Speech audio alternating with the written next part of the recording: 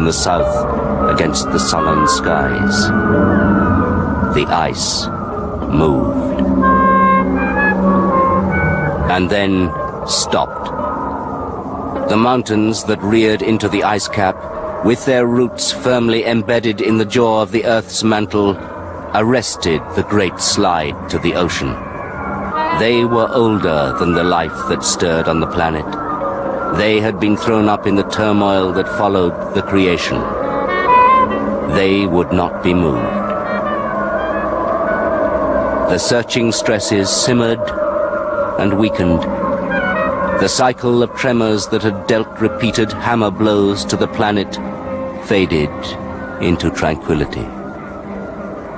The ice fell silent. The imprisoned mountains, deflected by the remorseless movement, settled to their eternal task of stemming the march of the ice to the sea. The ice was patient. 5 million years passed before the ice was ready to renew its challenge to the mountains.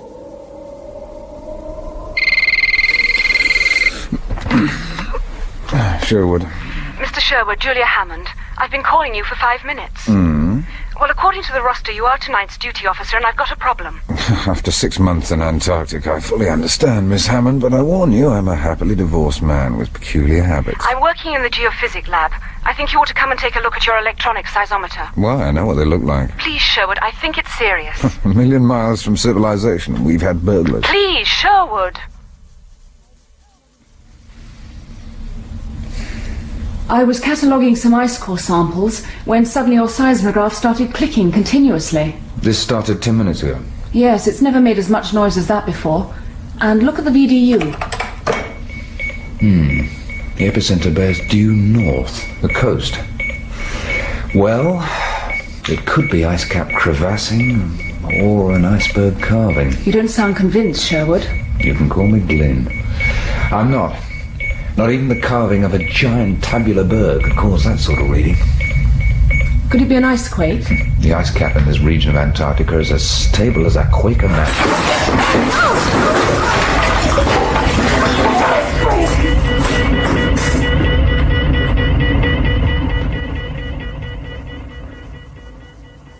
Let's get some idea of the damage. Mr. Johansson? Yeah, all the hoods are pretty okay, Mr. Brill. The generator's come off its piles, but I reckon to have that checked up today. And number 2 diesel tank? Looked in a bad way. Yeah, split. But near the top. Only about 500 litres lost. Tank's off her cradle, but she's okay. We've enough oil for the generators to last us until July. Yeah, no problem, if we're careful. Thank you, Mr. Johansson. Stevens? Nothing disastrous. Smashed signal generator. All the radio gear is okay. No more films, though. The television monitor fell on the video recorder. Oh, well, we'll see if we can stretch our budget to cover research into reviving the art of conversation. Well, everyone, it looks like we've come through an ice quake relatively unscathed. Mr. Brill? Miss Hammond? All my samples were lost, and I don't have even a single test tube left. How long will a relief supply flight take to get here? Have you any idea how much it costs the Rosenthal Foundation to charter a Hercules from the Royal New Zealand Air Force? Anyway, the airstrip is unusable at this time of year. Why not contact the American South Pole base? Wouldn't they provide an airdrop? If it was a matter of life or death, I wouldn't hesitate to ask them, but I have no intention of prevailing on their generosity just to keep us in test tubes.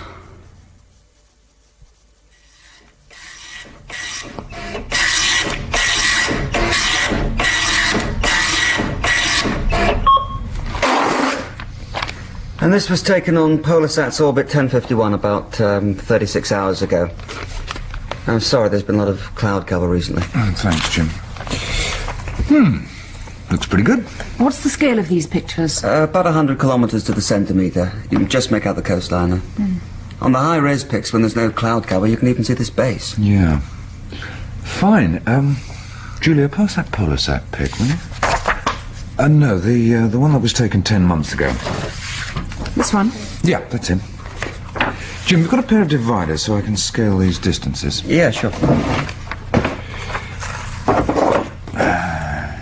Okay. I'm make this bay roughly 180 miles across by 90 miles deep. So? So it's a new bay. What? 300 miles north of us, smack on the epicenter of our icequake, is about 7,000 square miles of coastal bay that wasn't there 9 months ago. For God's sake, see reason, Sherwood. The coastline of Antarctica is changing all the time. Icebergs are being carved continuously. Not here. The entire region's been stable ever since the first survey by the Scott Polar Institute back in the 30s. Seismograph records and recent satellite pictures show the ice cap to be stable. There's hardly been any significant iceberg carving along the entire section of coast. And you think the icequake was due to the sudden carving of a whole mass of icebergs? Yes. Okay, so where are they? They don't show up on these latest PolarSat covers. That's exactly why I want to survey the area. Our job is to survey Antarctica by the most economical means possible. The PolarSat satellite can be used for the sort of work you have in mind for 1,000th of the cost of an expedition. There might not be a break in the cloud cover for weeks, months. We can't afford the fuel. There's plenty of diesel for the snowcat I've checked. Look, I don't care how many there are, we are not interested in icebergs.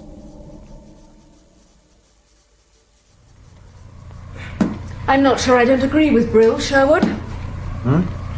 Is it so important? Hang on. Well, I can't think of many things that are more important than the stability of the Antarctic ice cap. And please, call me Glenn. What? Ice is only important to the whalers, Sherwood. You know, back home in Norway, work the factory ships, we curse the stuff. Shot. The stability of the Antarctic ice cap concerns every man, woman and child on this planet. It contains 90% of the Earth's fresh water. Were it not for the ice cap, mean sea levels throughout the world would be 20 metres higher than they are now. Shh. All I need is a double two. Got it. Well done. That's me out. You're over-dramatising, Sherwood. A massive carving of icebergs doesn't mean the cap's about to melt. Oh, maybe not. Thanks. But if a section that's been stable for millions of years, probably since the Cretaceous period, has suddenly shed a mass of icebergs, I want to know why. You're the geologist. Could it happen again? Damn. That's what frightens me. Okay, so we take a look. Hey, Sherwood? Hey? We take a snowcat. Take a look. I'll say I'm taking the cat out to test the new grousers. She's already loaded with drums of extra fuel. Take you two along as extra weight. So, going's good. Might be different next week. We'd be shocked. We've all been here for our 2 years, so the Foundation won't be renewing our contracts anyway. Oh, well done. Good shot. Both of you out. Fancy a trip to the beach, Miss Julia, so I can have my wicked way with you under the merciless tropical sun? I'll pack my suntan oil, Sherwood. I do wish you'd call me Glyn. You lose, Sherwood.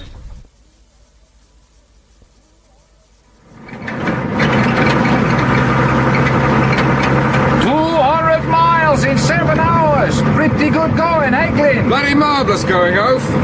Turn the heating down, it's stifling. I test drilled in this area when I first came out here. The ice cap's as stable as the Rock of Gibraltar, but we'll have to ease up when we're near the coast. Why is that? Well, I don't know what the coastal ice fields are like, and if there has been a massive iceberg carving, what's left of the field might be unstable. Keep it short, Oaf. We don't want him getting a DF fix on us.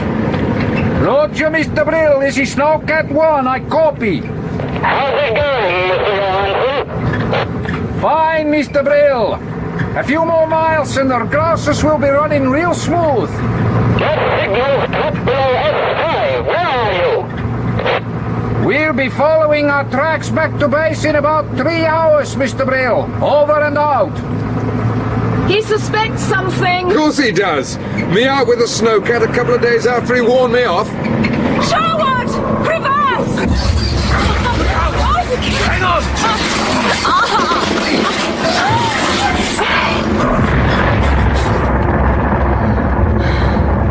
Christ. We're jammed. No one move. No one move or breathe or do anything.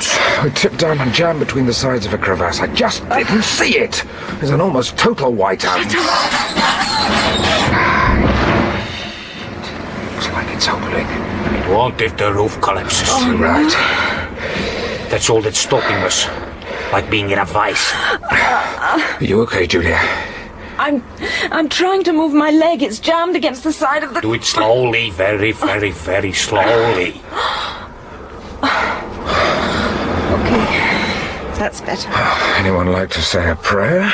Say something into the radio. That might be more sensible. Okay. Rosenthal, this is Snowcat 1. Do you copy?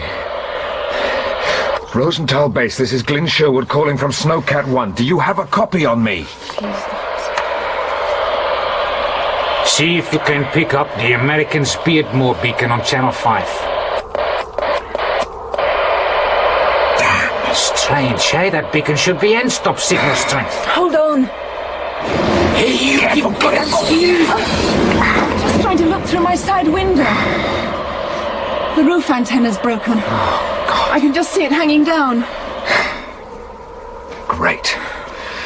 Well, anyone any ideas?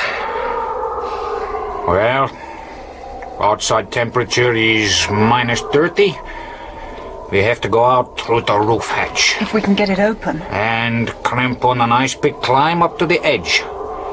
I have to get into our ECW suits outside. Cause too much movement in here. Okay, see if you can get the hatch open, Ove. Okay. No one breathe.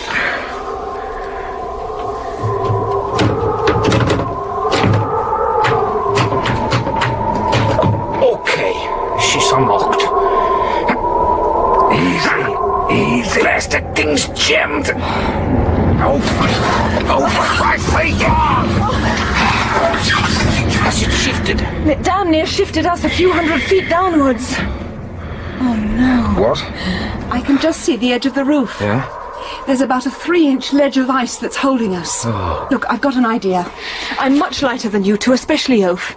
If I go out, I could tie a cord onto the front power winch shackle and climb up to the ice field. The back end of the cat's about level with the brink, so it won't be a difficult climb. No, it's fast. And I could bury a couple of spades in the ice, well away from the brink with the winch cable tied around them. No, it's right. much too dangerous. It's not as dangerous as sitting here waiting for 3 inches of ice to give way. At least an anchored cable might stop the cat from slipping any further. That ledge is bound to give once you two gorillas start moving about. I won't let you do it. She's right, Glenn. There's no way in the world I'm going to let Julia go out there alone. No way in the world.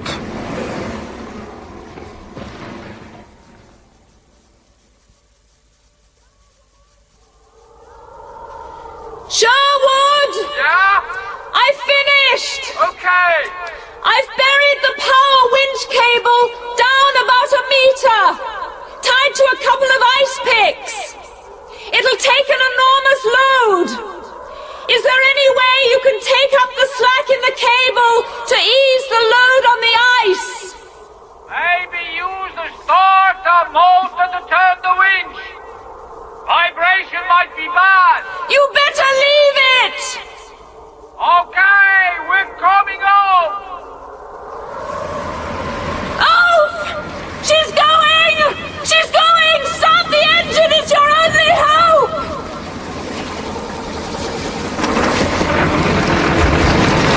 It's working, Sherwood! It's working! She's winding herself up on the winch! Come on! Come on, another 5 feet! 4 feet! She's nearly there!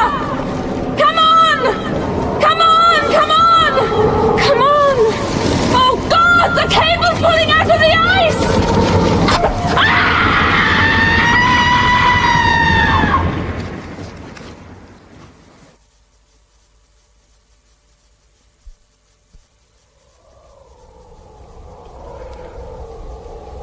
Hey, she's awake. Thank God. Julia? Oh, pretty tough kid, eh? You take care of her. I fix the antenna. Okay.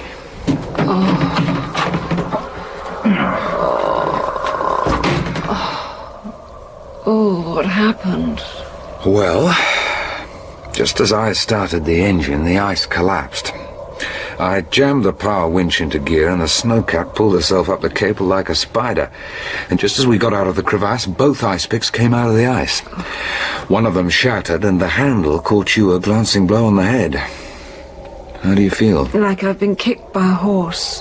Oh, sorry a brontosaurus. Well, at least there's no permanent damage to your stunning beauty. Oh, shut up. You were very lucky. What's the damage to the snowcat? Not too bad.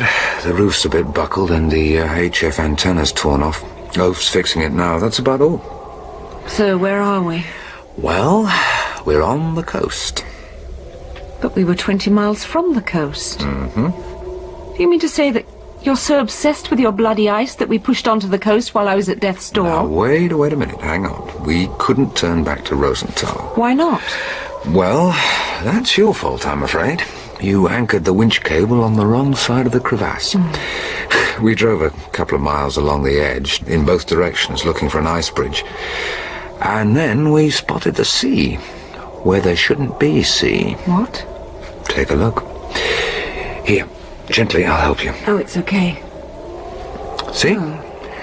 Coast, where there shouldn't be coast for another 20 miles. So it looks like you were right. Well, I just don't know, Julia. Nothing makes any sense. If there has been a major iceberg calving event, then where are the icebergs? The big ones might have had enough momentum to carry them into deep water, but where are the growlers, the small icebergs? There should be thousands of them aground in the bay.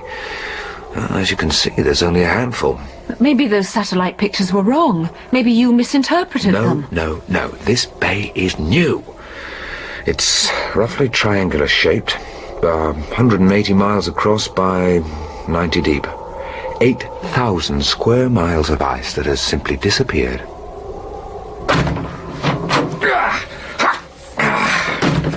Okay, maybe the radio works now. I've fixed a wire antenna. Great. I think I can make a shrewd guess as to what Angus Brill is going to have to say to us. During my 5 years as director of the Rosenthal Antarctic Survey, I have never known such arrogant insubordination. The only thing that interests me is fulfilling our United Nations contract, and that involves core sampling the ice cap, not chasing icebergs. For Christ's sake, Brill, we're talking here about a major fracture. We are talking about you three blatantly flouting my orders. For God's sake. The second thing that interests me is getting you off this base as quickly and as cheaply as possible. What? Sherwood, you have about 300 tons of core samples for dispatch back to the UK, correct?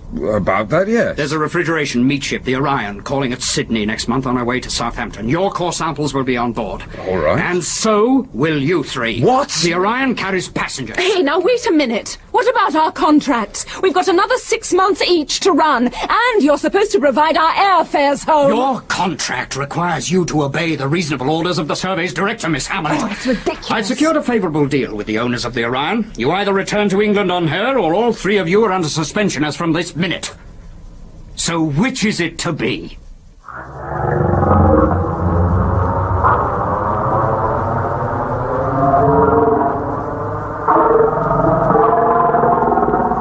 The ice moved.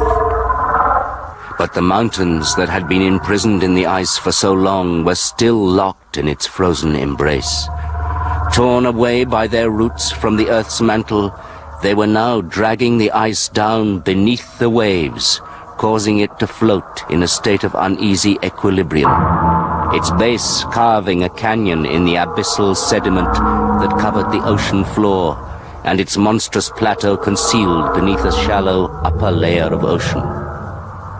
Slowly and inexorably, the west wind drift current established supremacy. Unseen, the ice moved northwards.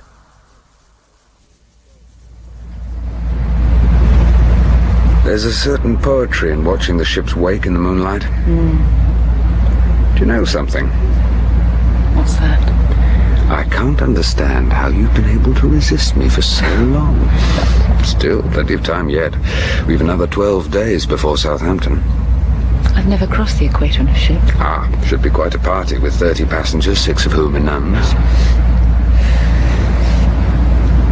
Cold? A bit. Come here. There, better?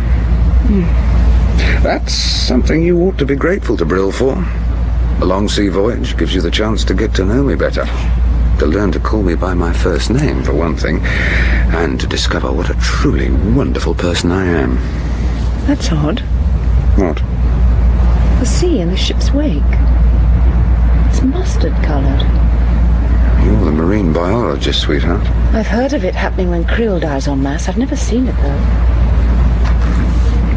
Probably an optical illusion. I suppose. Good evening. Oh, hello, Oaf. Ah, it's a nice dress. Ooh, a compliment from Oaf. I shall treasure it forever. Anyway, sorry to be unsociable, but I'm off to bed. See you in the morning, folks. Okay. Good night. Sleep well. You see the color of the sea? Julia just commented on it. Ice. What? Ice. I can smell it. Oh, come off it, Oaf. You can't smell ice. All whalers can smell ice. You know when it's there, it does something to the air. You can feel it, smell it, taste it. Oaf, we're a day's sailing north of Cape Town, 400 miles or more. There's no way that an iceberg is going to survive long enough to reach this latitude. Maybe, but it's out there. Pretty damn near, too.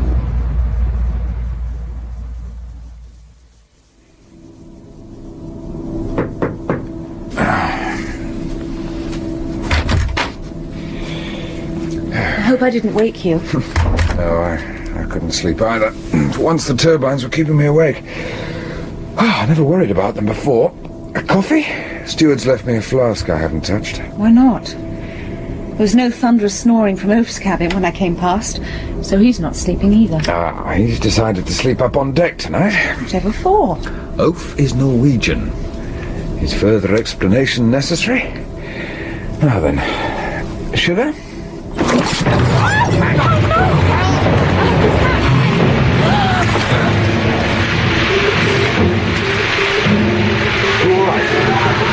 Oh my God, she's listening! Door's jammed. Sherwood, there's water coming in under the door! Grab the table, help me. That's it. One more.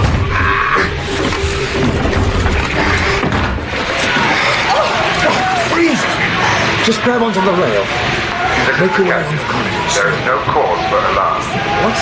All deck crew to the emergency station. All cabin crew to check cabins. Are you two All okay, passengers to assemble on deck. Yeah. What the hell's happening? I don't know, sir. I don't know. Please use the right-hand command and way on your way there. I'll be with you when I've checked all the cabins. You need help? Designated lifeboat drill station. Start. Oh, she's going over! Get yourself on waiting for water gets in the eye out. Turn right to the end. Follow the signs. Oh! The water's freezing! It shouldn't be this cold! Here's a companionway. Hey, clean Julia was just coming for you this way. We're supposed to evacuate on the starboard side. What damn idiot's way she's going. She's going to burn on a storm with G-men. Under the life raft. Like a 24-man big one. Come on. Okay.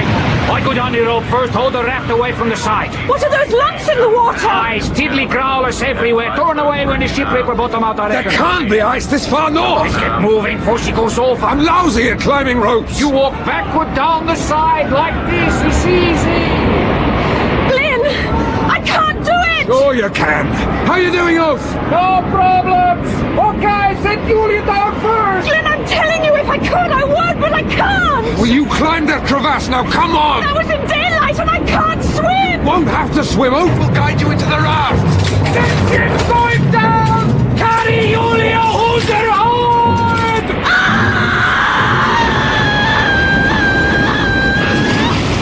Damn fool! I said order!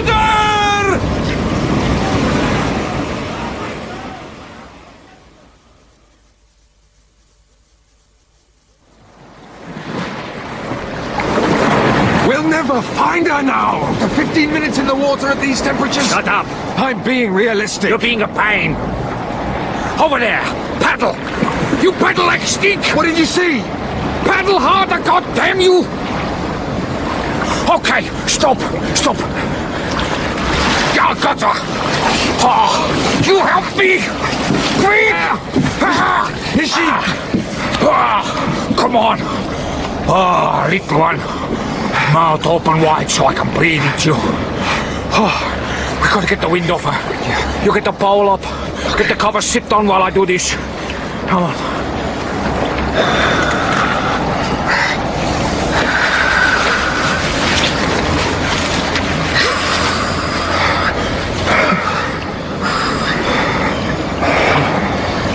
Okay. She's breathing. Thank God, thank God. Only just. Doesn't sound like she's got water in the lungs. Lucky. What the hell are you doing? Gotta get all her clothes off. What? You pull her tights down. God damn it, you wanted to live, eh? Just do it. Oh, the colour of her skin. Seen worse. Okay. Now we get our clothes off. What? What for? We get all our clothes off. We break open those bags of blankets. We roll ourselves up in them with her in the middle. If we don't get her warm bloody soon, then she dies.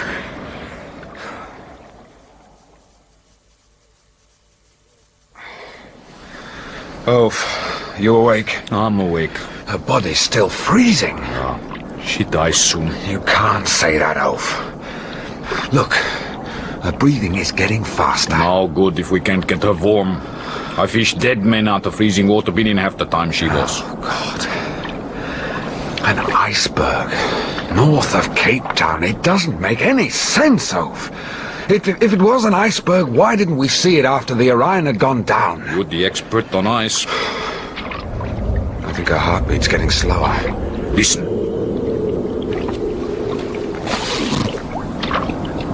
Fog. Oh, that's all the search and rescue teams need. That reminds me, there must be a radio beacon of some sort. Oh, yeah. Got it. Now, what does it say? Sarah, search and rescue and homing, extend antenna, float unit in the water, secured to life raft by the lanyard. Operation of the beacon is fully automatic. I wonder what its range is. You shut up and listen. Sounds like breathing. Yeah, coming from over there. Now we paddle, and we don't make any sound.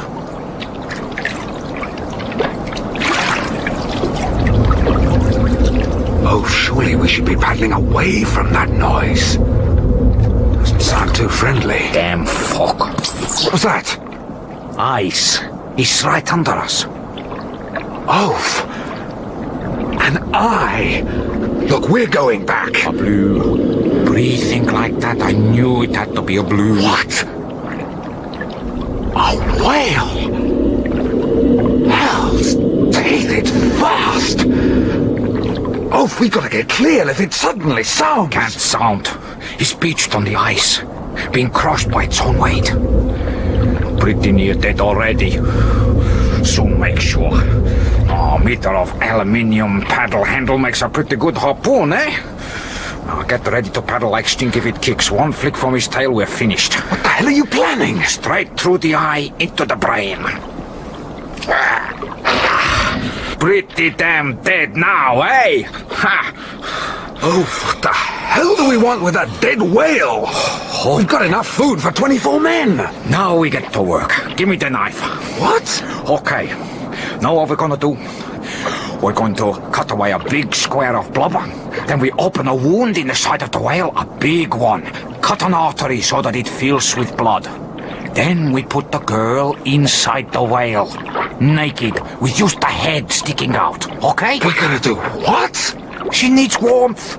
And the blood of this whale is going to be warm for hours yet. We give her a long soaking in a blood bath. Oaf. Her color's coming back and she's breathing better. Ah, she's looking pretty good, eh? Better than she did 30 minutes back. Oaf, you're a genius. Ah, thank God she survived. Yes. Hey, helicopter. Great! Do you reckon they've seen us? Bright yellow raft with little radio gizmo squawking away. Sure they seen us. U.S. Navy.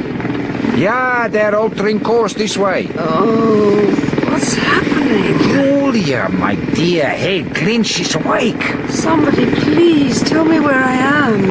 That's gonna take a lot of explaining.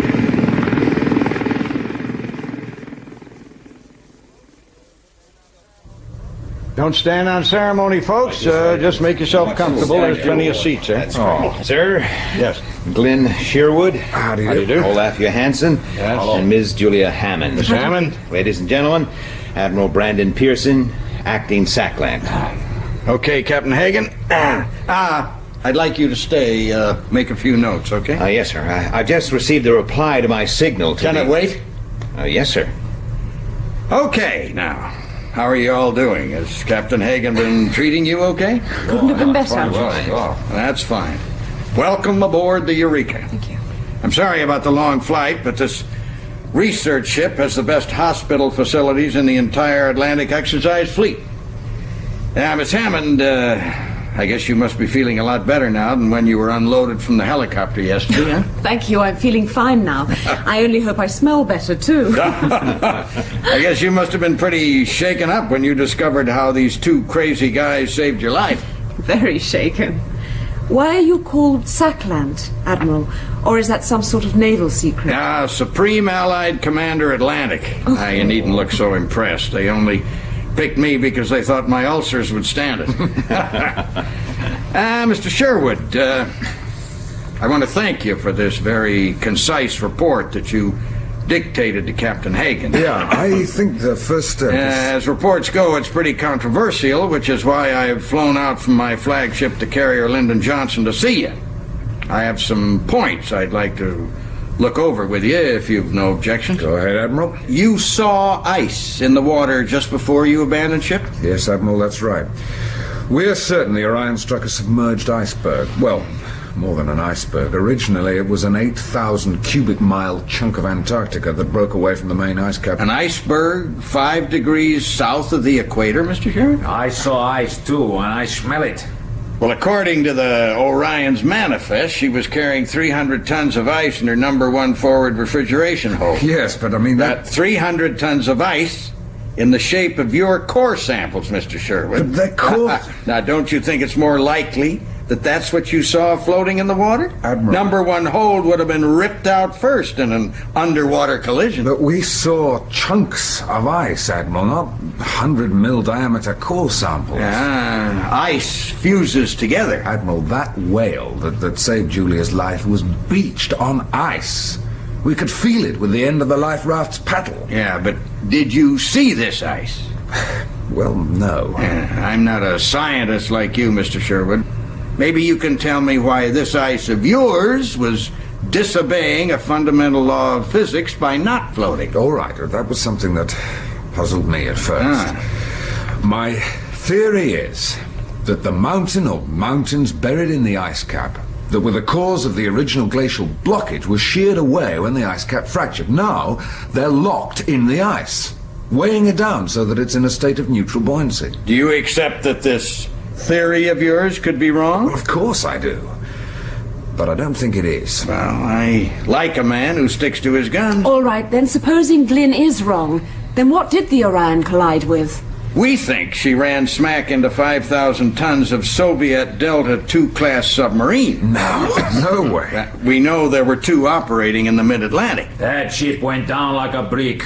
Bottom ripped right out. Ice did that, not a submarine. Well, now, just supposing you're right. How big was your iceberg when it was calved? Well, my best guess is about 180 miles by 90 miles. So? How did it get here? Well, my belief is that it was carried on the west wind drift current in the Southern Ocean. It then picked up the Benguela current that flows northwards up the coast of Namibia. Now, by now, it would be being pushed northwest across the Atlantic by the North Equatorial current. Towards the Americas? Yes. Okay. That's all for now. I'll see about fixing you up with transport home. Thank you. I won't be flying back to my flat top until tomorrow, but you'll join me for dinner this evening? That's very gracious. Thank you very much. Yes. Watch that step. Yes. Thank you. Thank you. See you later. My God, I've been asked to swallow some stories in my time, Hagen. So what was in the signal?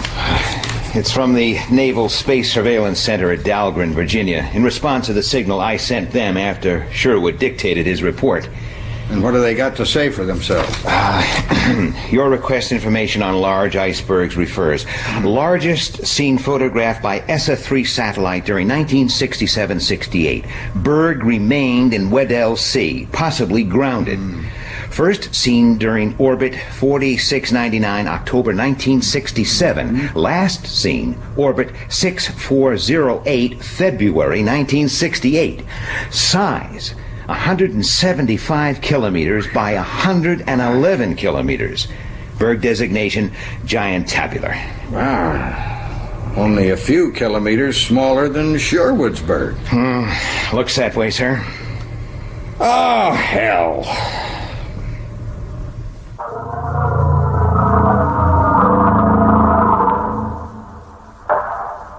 The ice continued its slow, inexorable migration. It was still weighed down by the mountains that it had held imprisoned for 5 million years. The seas supporting and surrounding the ice became steadily warmer until it was shedding 100 million tons of its mass each day. But such a loss, when compared with its stupendous bulk, was a mere nothing. The ice had already celebrated 90 days of freedom by destroying a fine ship. On the 120th day since its birth, it crossed the imaginary line that men called the equator.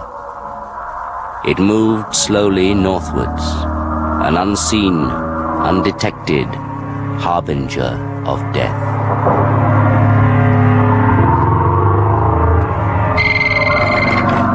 Hagen. Mason, sir. Signal from the Johnson. An RAF Charlie 130 on a flight from UK to Ascension has sighted the Vegan. Is that a star or a ship, Tony? It's a UK-registered sailboat. Crew of 15 kids on the homeward run of an attempt on a round-the-world record. She hasn't kept her radio skits for 3 days. The RAF circled her for 20 minutes. No one showed on deck, and she didn't answer visual or radio signals. Her last known position, speed, and course should be on your screen. Yeah, I've got it. So, what are we supposed to do? Because she's coming up astern, Johnson wants us to intercept and report. Yeah, okay, Tony. You got a course and speed? Yeah, we'll have a visual on her in 4 hours 20 if we head 35 at 15. Okay, let's get to it. Vegan, Southampton. No doubt about it. There's got to be at least one person on watch, so why the hell doesn't she acknowledge? Search me, Tony. Admiral Pearson says we can board her. Huh, she's hacking along at 15 knots on a tack that could take her clear across the Atlantic. Did he say how we should stop her? Well, you'll have to be your usual expert self with the scuba boat, Tony. Let Sherwood and the Norwegian guy, Johansson, be the first aboard, huh? Why's that? Well, if that sailboat is out to break records, maybe having us stomp all over her is going to disqualify them. Better a couple of foreigners go in first, huh?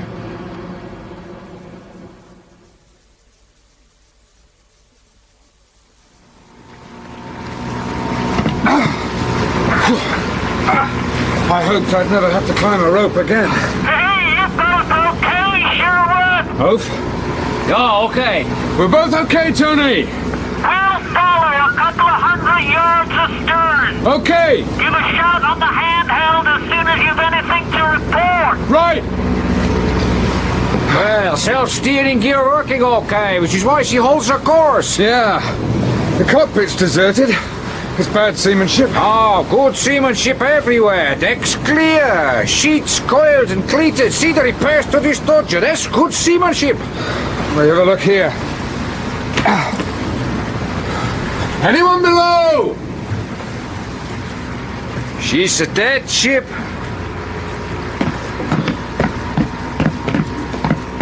You and your Nordic superstitions.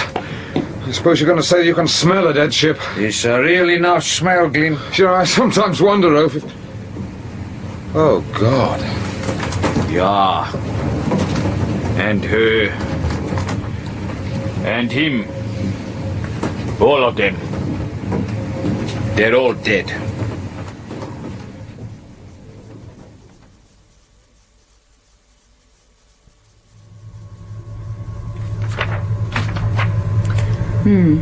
July the 27th. We've all had this silly feeling that home is just around the corner, even if we are still in the South Atlantic. Noon. Wendy says that her... something is better. I can't make out her handwriting. It could be tooth? Yeah, I think it is. Do you want me to read all the details? Well, the girl was such a compulsive gossip. Every word, please, Julia. Right. South Africa's Springbok radio is still very strong here. I wish they'd play more pop. 1400. Only 2 stars with Peter today. There wasn't time for 3. 1700. Something really weird. The seas suddenly become the colour of mustard. A sort of reddish brown. Everyone's baffled. Graham and Donald said that they'd never seen such a thing before. We've heard of it, Captain Hagen. So have I. Keep reading. Oh, this is her last entry. July the 28th. The sea's still mustard-coloured. There's tuna fish everywhere. Hundreds of them all charging about like there's no tomorrow. Really weird behaviour. One stunned itself on the hull, a tremendous crash. Roy and Tina gaffed it aboard. Fresh, fried fish for dinner tonight. There's a few more sentences, but I can hardly read her handwriting. This is terrible. 2 something. Food poisoning? Maybe. Tried getting Graham to work radio, but he's not something. And the last few words are such a scrawl, I don't think anyone could read them. No, I can't make them out either. Well, I've had the remains of their meal put in the freezer. We don't have an analyst on board. I'm a marine biologist, Captain. I'd like to use one of your labs to take a look at that tuna fish. No problem.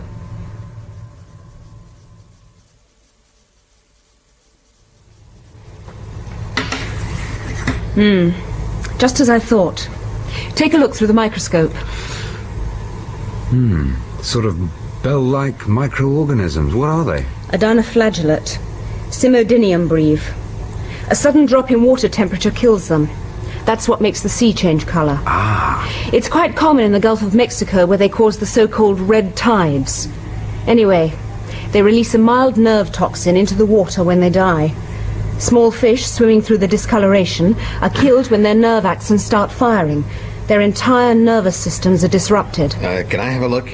Anyone eating that fish, well, neural toxins are tasteless. You mean these things turn the sea into a sort of nerve gas when they die? Temporarily, yes. But the tunas are bloody great fish. And people are even bigger. Take a look at the concentrations of our dinoflagellate. See what I mean, Glyn? Millions of them in that sample alone. And you think it must have been the iceberg that killed them? No other explanation makes sense. We've got to persuade Admiral Pearson to warn all shipping to stay away from the area the vegan was in when they captured the tuna fish. Well, Pearson won't do anything until Krantz has pronounced his verdict. Krantz? Who's he? Walter J. Krantz, Deputy Vice Commander, International Ice Patrol Headquarters, Governor's Island, New York. He's the world's greatest authority on icebergs. Yeah, I know him from my days with the International Ice Patrol. He's a prickly, self-opinionated, pompous bastard, and that's a moderate summing up. Well, he's on his way out here.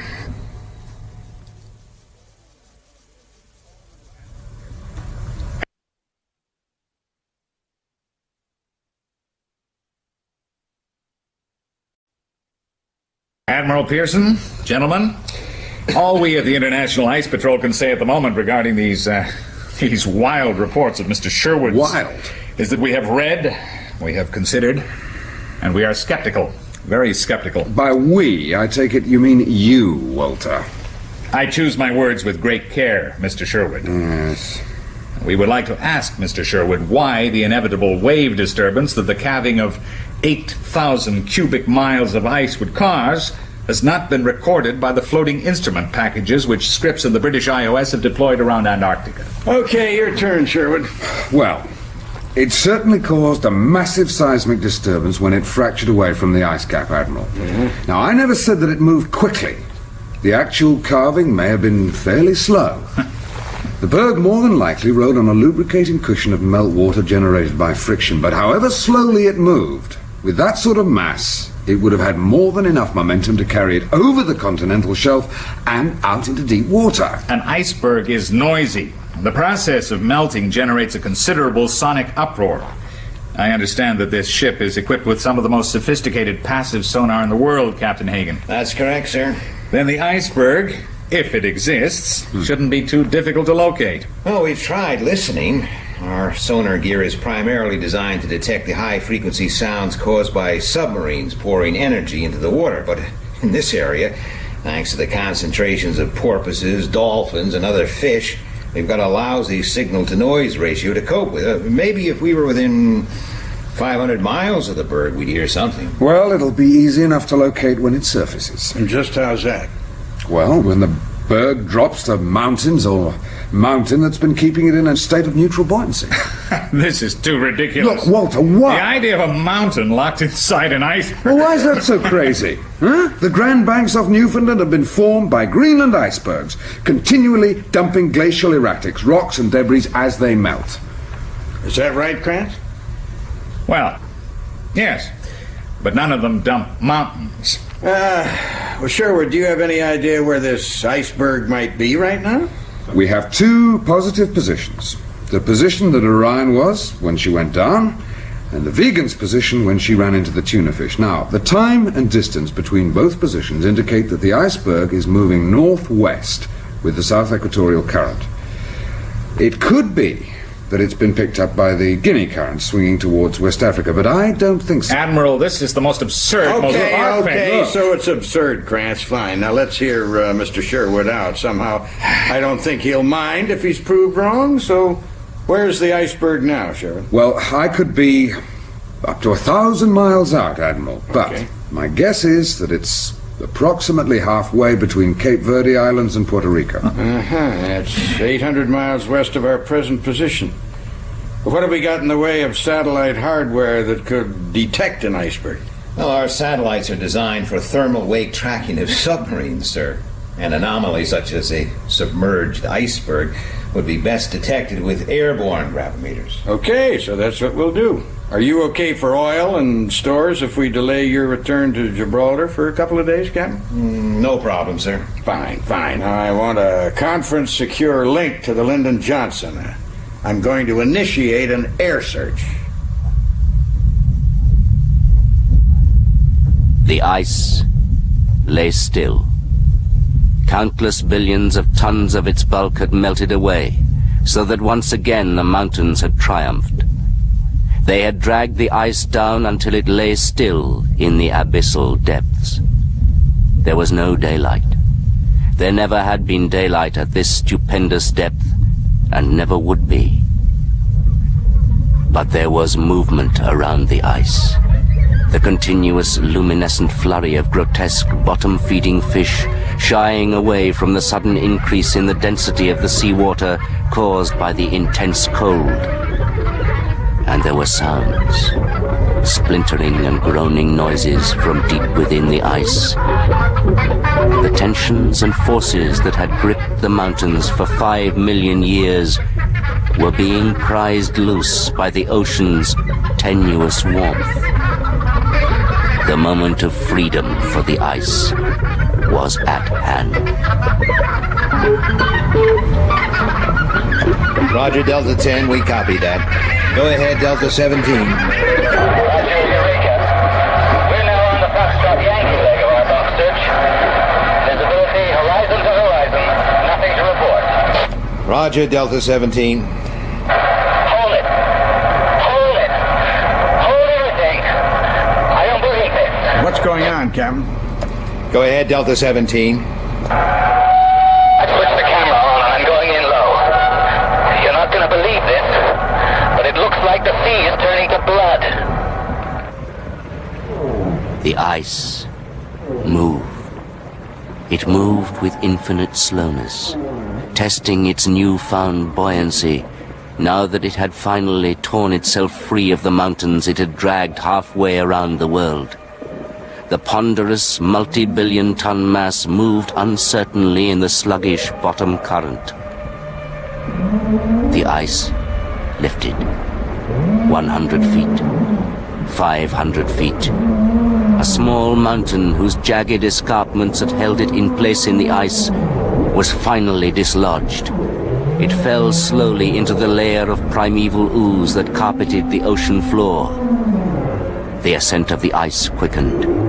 It gently but irresistibly shouldered aside the billions of tons of seawater of its own displacement. Suddenly the movement of the Colossus became an accelerating, exultant surge of freedom. This is amazing. I estimate that the sea is changing color over an area. It's hard to say. Maybe 25 miles by as much as 1,000 square miles. God help us. The surface of the ocean was lifting and changing its red hue to a maddened welter as if the sea was boiling. It continued to heave upwards, swelling into a mighty hump like a gargantuan cancer on the face of the ocean. And then the ice erupted with shocking suddenness into the dawn sunlight.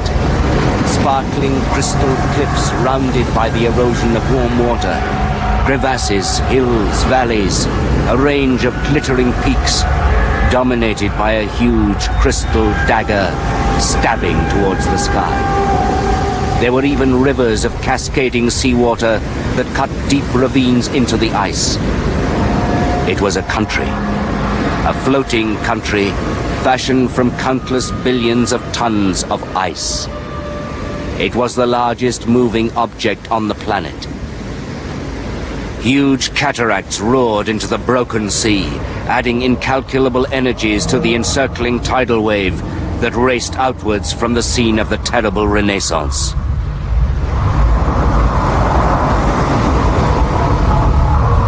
A remarkable sight.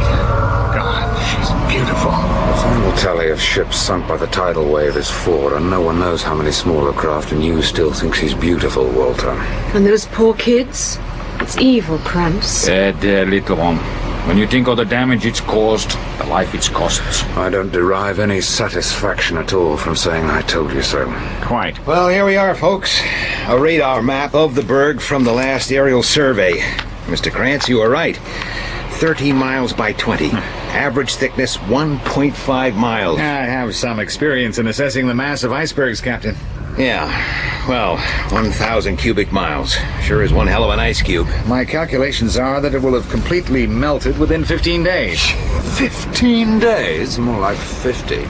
If you've produced some figures, Sherwood, then let's see them. Look, with the greatest respect, Walter, you're basing your calculations on Greenland bergs moving south, correct? Ice is ice, north or south.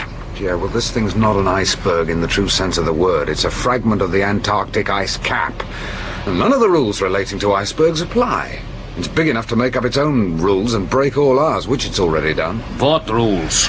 Well, for one thing, we're in the subtropics. It's calm and can remain so for days at a time. There's not the high wind factor here that we have in Baffin Bay. Now, that means the berg is moving at the same speed as the current. It's as one with the current, if you like. And therefore the insulating cushion of cold meltwater is completely surrounding it. How about the sound? Surely that's going to speed up the melt rate. Not significantly. Look, ice is a very efficient solar energy reflector. The only way the sun can make a serious impact would be if we were to cover the entire iceberg in black polythene, 600 square miles of it. I agree there. Well, at least you two can agree on something. We're making progress. So it's the iceberg. What was yesterday's drift distance? 48 miles northwest. If you're right, Sherwood, and it keeps that up, we're going to have one hell of a problem on our hands. Admiral Pearson to see you, Mr. President. Good. Send him in, will you? Mr. President, good morning, sir. Good morning, Brandon. Grab a chair. Thank you, sir. Where's that damned iceberg right now? It's off the coast of Florida, Mr. President, approximately 300 miles due east of Jacksonville. You know the press have dubbed it the White Atlantis? Yes, sir. White Atlantis, the great geological miracle. Coming soon to the beach near you, the eighth wonder of the New World. There's even a piece in this paper by a mountaineer on the best route to the Central Peak. Well, technically, we don't have a legal responsibility to stop people who want to break their necks by climbing White Atlantis. It's in international waters. It's not even over our continental shelf. What concerns me is if it gets into New York Bay and breaks up. Then we'll be dealing with thousands of icebergs. Suspension of tanker and freighter movements in and out of the eastern seaboard ports will cause irreparable damage to trade and the nation's economy. And any extension of the ban on deep-sea fishing is going to cost us several $1 billion. Well, sir, we have a rough forecast. About the only thing Krantz and Sherwood have managed to agree on is that the iceberg will eventually be picked up by the Gulf Stream and pushed northwest, and that it will eventually disintegrate in the mid-Atlantic between 40 and 50 degrees west. It'll miss New York Bay? Oh, yes, sir. Yes, the prevailing wind is holding it about 400 miles off the Delaware coast. Mm-hmm. So how big is White Atlantis now? Well, 5,000 million tons. About the size of Long Island.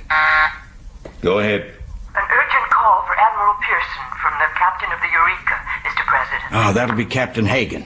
Okay. Hook him through. Go ahead, Brandon. Hagen, this had better be good. It's not good, sir. White Atlantis has altered course. She started swinging northeast an hour ago. Oh, hell. The wind hasn't changed. We've contacted the Scripps Institute. There's a northeast subsurface current that's stronger than the surface current. How does this affect our forecast? Sherwood and Krantz say that we don't have a forecast. Not now. Oh, okay. Clear for now. I'll come back to you in about 30 minutes. Yes, sir. We go ahead, Brandon. A clean 1 megaton device buried deep in the iceberg. We'll miss all the excitement. I told you, it's a bloody stupid scheme. It'll never work. Or couldn't we stay until afterwards, Captain Hagen? We may be able to help. Sorry, Julia. Admiral Pearson's orders. Only essential personnel in the area during the test. You'll be able to watch it on TV in a swank New York hotel. All expenses paid, plus your plane fares home. We're very grateful for everything that you, Glenn, and Ulf have done. TV camera crews are essential personnel, I suppose. By American standards, they are. Oh, well, maybe it's not such a bad idea after all, Julia. I can see it now. Dim lights, the television flickering in the corner, you and me on the sofa. Stop it, Glenn. I think I should miss New York. Fly straight back to Norway. A helicopter will take you straight to JFK, no problem. Oh, you can't go back right away. Why not, my little one? Well, we need you. You saved my life. And you saved mine, and Clint's. Without you, I would never have lived to see my home again. You have given me back its mountains and its forests. Oh, please. Captain Hagen, I've thought of a way that Julia and I could save the American taxpayers some money while we're in New York. What's that? We could share a hotel room. Goodbye, Julia.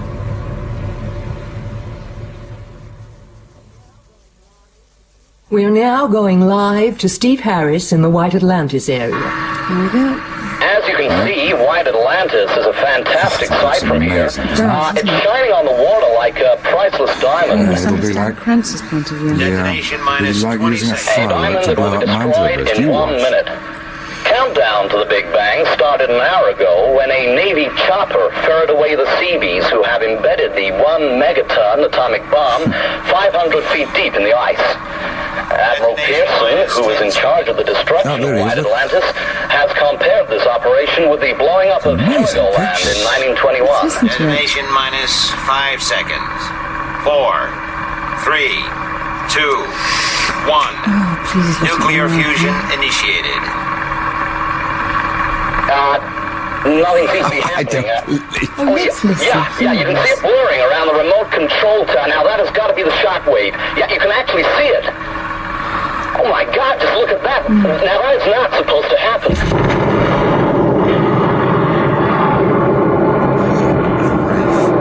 Oh, this is unbelievable.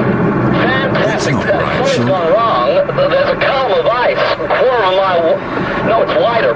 Blasting into the sky. Get a camera on that. My God, this is just incredible. A Roman candle of ice shooting up, and it's not stopping. Now, we're 5 miles from White Atlantis, and our chopper is pulling out real fast. What's happened? Does anyone know? And still there's ice blasting into the sky. This is just unbelievable. We don't know what's happening. Maybe we can get to see something now that the debris is falling back. Hey, hold on. Nothing's happened. White Atlantis still, it's intact. It is intact. A 1 megaton bomb's been exploded deep in its gut and nothing has happened. There's a crater. A huge crater. It must be 2 miles across. Twice the size of the crater in the Arizona desert. All they've done is blow a damn great hole in it. A hole that size must We'll be have going done straight something. back to White Atlantis for an update right after these messages. See, the ice they blasted out doesn't amount to more When you're than home for the losing a day's day hunting anyway. with that So what will they do moose now? across the hood, There's nothing they can do. then you need a The White Atlantis will go aground on the continental shelf of New York Bay and start breaking up. everyone needs when That'll there's cause a no end of moose in the shipping road. chaos for a few weeks. When you need a freezer. Anyway, it's no longer our problem. You need a glass of freezer. Come on, I promised to show you my old apartment on 10th Avenue. Well, we've only got a few hours left. I'd much rather go up the Empire State Building. It's not the tallest building in the world anymore, you know. I don't care. I can't go home without seeing New York from the top of it. All right. Empire State it is. And why don't you put some clothes on? You look a bit silly like that.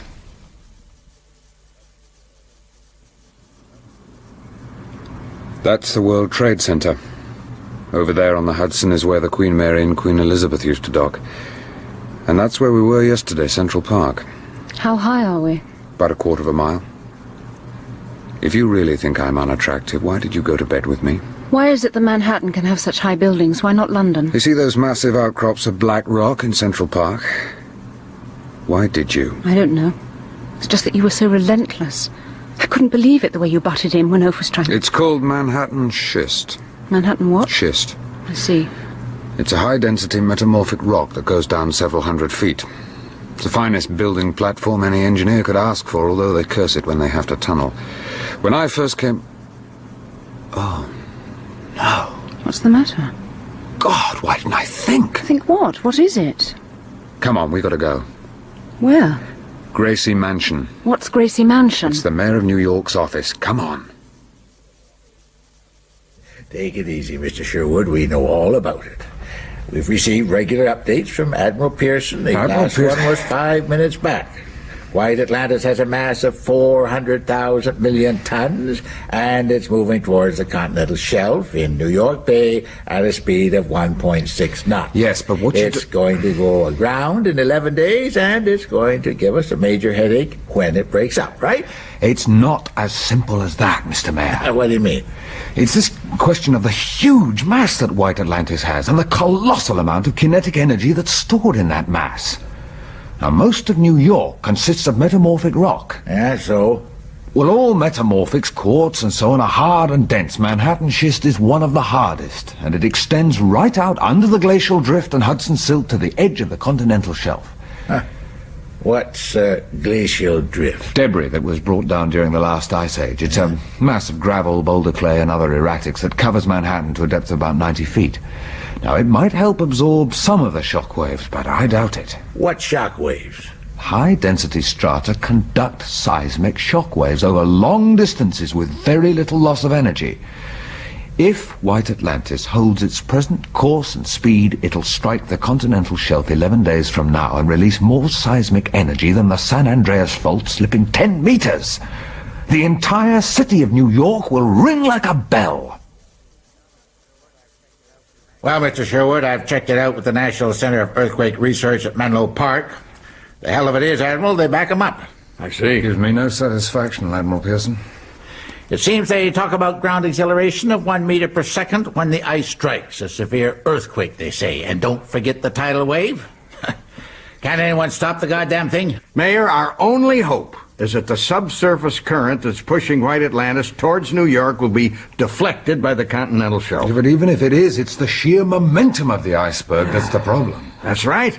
And we know next to nothing about subsurface currents. Well, you gotta come up with something. Otherwise, God only knows how, we're gonna have to evacuate New York. Well, when I lived here, Manhattan seemed to evacuate itself every evening between 4 and 6. What kind of a stupid remark is that? I'm sorry, Mr. Mayor. I tell you something, Mr. Sherwood. Manhattan covers 21 square miles and has a population of around 2 million. Brooklyn is double with the size of a population of 3 million. Yes. The Bronx, 41 square miles, another 2 million. And then there's Queens. You know how big Queens is? No, 118 square miles and 3 million. Take the whole area and you've got 12 million people. 12 million? People, Mr. Sherwood. People with homes, backyards, families, businesses, roots. And we're going to have to move them. 5% of the population of the entire United States. Glyn, Yeah? that radio is keeping me awake. Sorry. It's okay for you. It's damned uncomfortable on this sofa. I see you can't sleep, so nobody else is allowed to. I need a drink. Do you want something? Yeah, if you like. Anything except a Manhattan cocktail.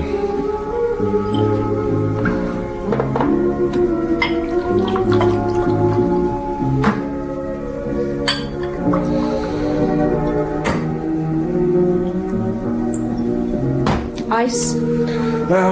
Yes, please.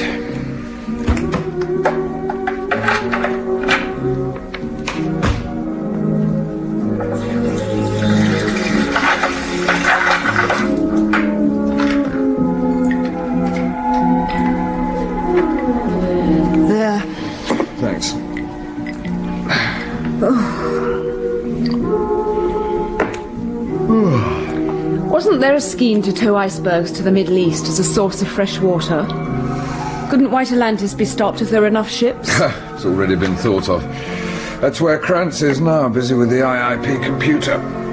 The collective power of the whole world's merchant fleet doesn't begin to add up to the power needed to stop White Atlantis. I once read a book on karate. You know the sort of thing. How to take advantage of your opponent's superior weight when he's pushing against you and you're shoving back. You suddenly change your push to a pull and down he goes. A 1 megaton karate chop didn't seem to make much of an impression. I'm not saying you could stop it, but couldn't it be deflected? You know something? You're not only beautiful, you're brilliant.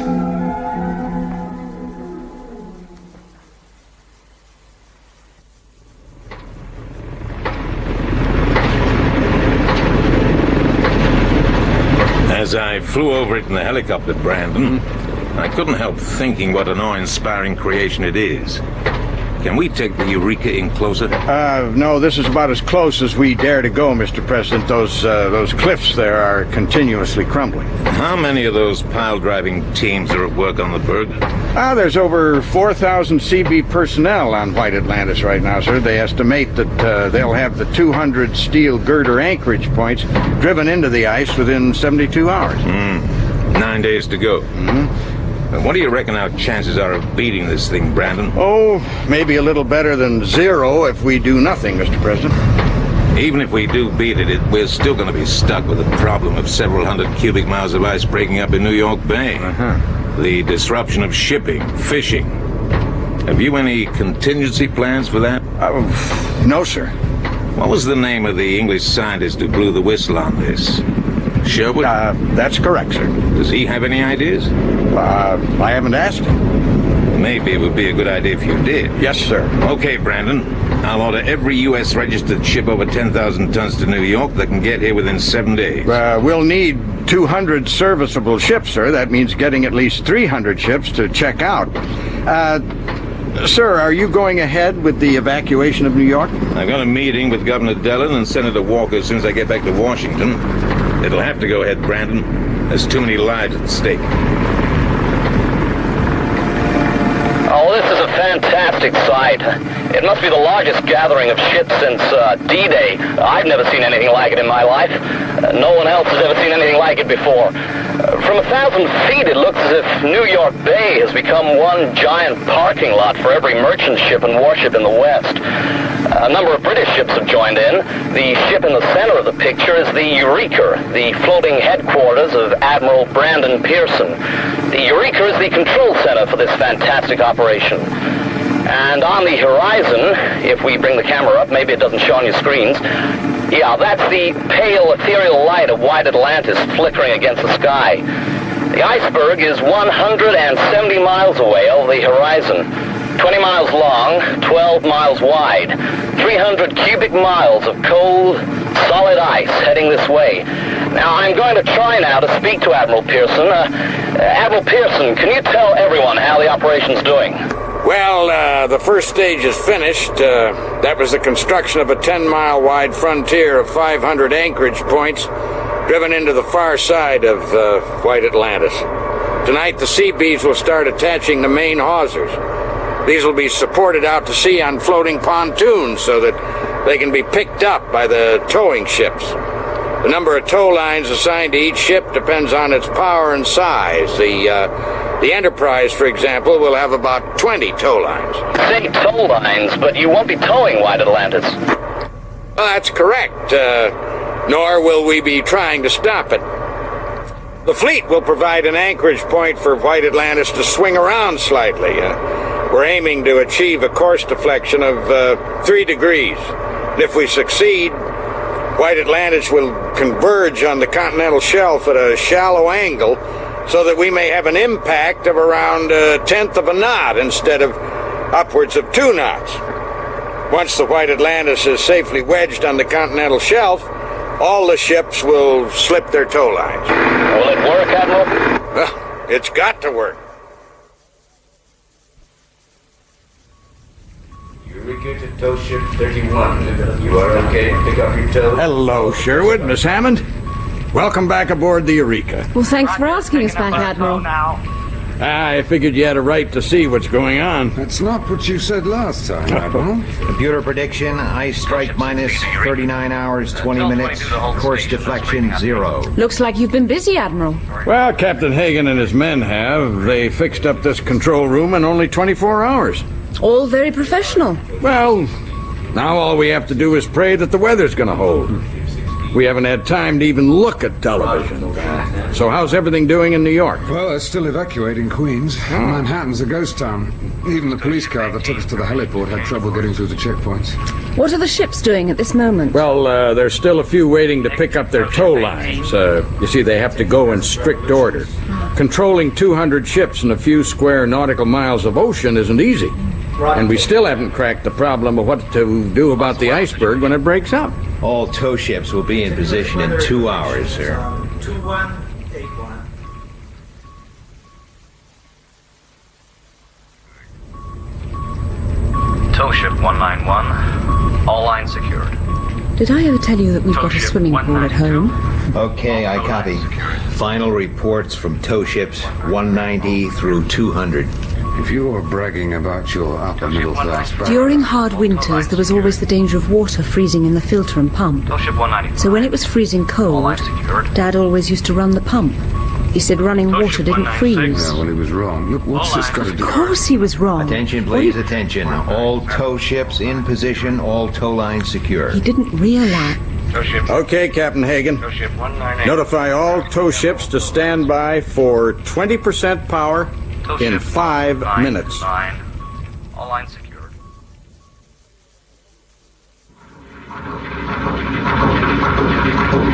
Blimey, Chief. 20 odd hours at maximum revs. This old rust bucket? Aye, that's what they reckon, laddie. These ancient old oil guzzlers blow up after 2 hours. That's what I told the captain.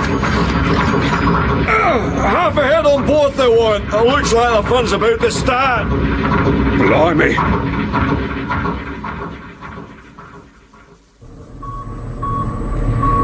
All ships have reported, Admiral.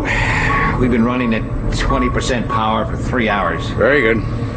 All the anchorage points on White Atlantis are holding. Tow ship 32 has got a shaft bearing running hot. What? They're working on it now. Well, tell them to cut and run. I say it's not serious. Well, I don't give a damn. I don't want any ships breaking down when we're towing under full power, and I tell them to cut and run right now. And then we go to 50%. And there they are. There's the first group of 20 ships just coming into your picture. You can see their tow lines. Each one of those cables is as thick as a man's leg, and yet, compared with these stupendous mass of White Atlantis, they could be cotton threads. The ships are pulling at 50% power now. They're going to hold that for another 10 hours just to make sure that everything is okay. The real test comes at first light tomorrow when Admiral Pearson will give the order for all ships to give it all they've got. Glyn! Wake up! What? Glyn! You have to wake me. You weren't so keen in New York. I want to talk.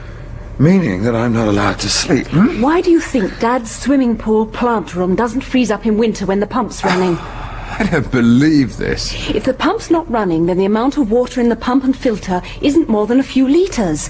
And being only a few litres means that it doesn't contain much heat, and therefore can freeze up easily, right? Right. But switching the pump on creates a larger system that includes all the water in the pool, which contains a huge amount of heat, even though the temperature might be quite low. In other words, the water passing through the filter and pump is constantly replaced before it has a chance to give up its heat and freeze. Are you listening, Glyn? I'm hanging on to every word. Remember when I mixed your drink in the hotel room? I couldn't get the ice cubes out of their tray. I held them under a cold running tap and they dropped out immediately, remember? Yeah. Those ice cubes were still floating around in the bowl an hour later, and yet an ice cube which I held under the tap disappeared almost immediately. It's easy to see why. The ice cubes in the bowl were sitting in cold water of their own making, which slowed up their melt rate, whereas the water streaming out of the tap was being constantly replaced. The tap water was cold enough, but it was warm in comparison with the ice cube. Well, do you see what I'm driving at? Julia? Yes? I think you've got something.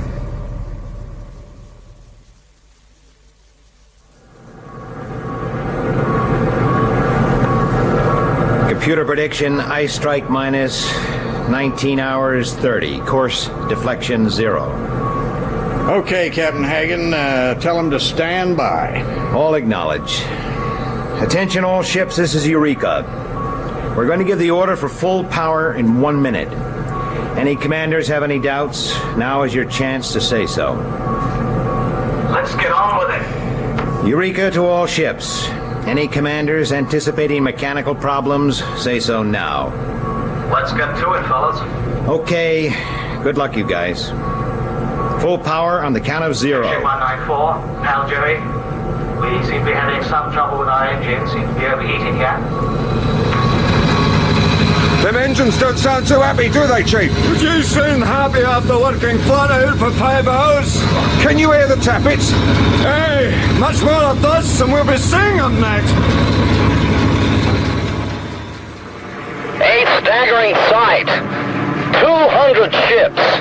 Their mighty screws pulverizing the water to a maddened white foam as they pour millions of horsepower into the heaving ocean and throw themselves into the teeth of a strengthening wind in their desperate attempt to deflect White Atlantis' titanic bulk from a course that could cause untold damage to New York. Now, for 10 hours now, these iron Lithians have been hurling their combined masses against their hawsers. For 10 hours, men have sweated in engine rooms or waited on bridges, all praying for the word from Eureka that they are winning their unremitting struggle. But the Eureka remains silent, save for the endless weather reports and exhortations to the battling ships. And while the Eureka stays silent, so the engines of the 200 ships pound on. And we remain on watch to bring you the latest happenings as they happen. INS computers are showing a course deflection. What the hell they are? Course deflection. Look at that board. 33 minutes of arc east. All right. 40 minutes. 45. We're doing it, sir. Okay. Now let's just see if we can maintain that deflection before we start throwing our hats in the air. That's a new noise, Chief. You better get clear, laddie. Get clear! Get clear! The fourth going! Ship 127, Pal Joey, this is Eureka. Fire your explosive bolts, drop your hawser now, and auxiliary will tow you clear. Admiral, that's the third ship that's had to drop out. How long now to ice strike? Computer prediction is ice strike minus 6 hours 20. Course deflection, that can't be right. What? It is right.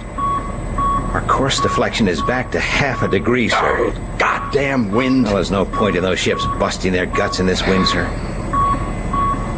Sir? Issue a general order. All ships to 25% power. It's all over. Although there's been no official word from Eureka that the battle is lost, the sight of those wallowing ships on your screens, and that we're now 30 minutes from ice strike, must tell the sad story for us. Well, at least we tried.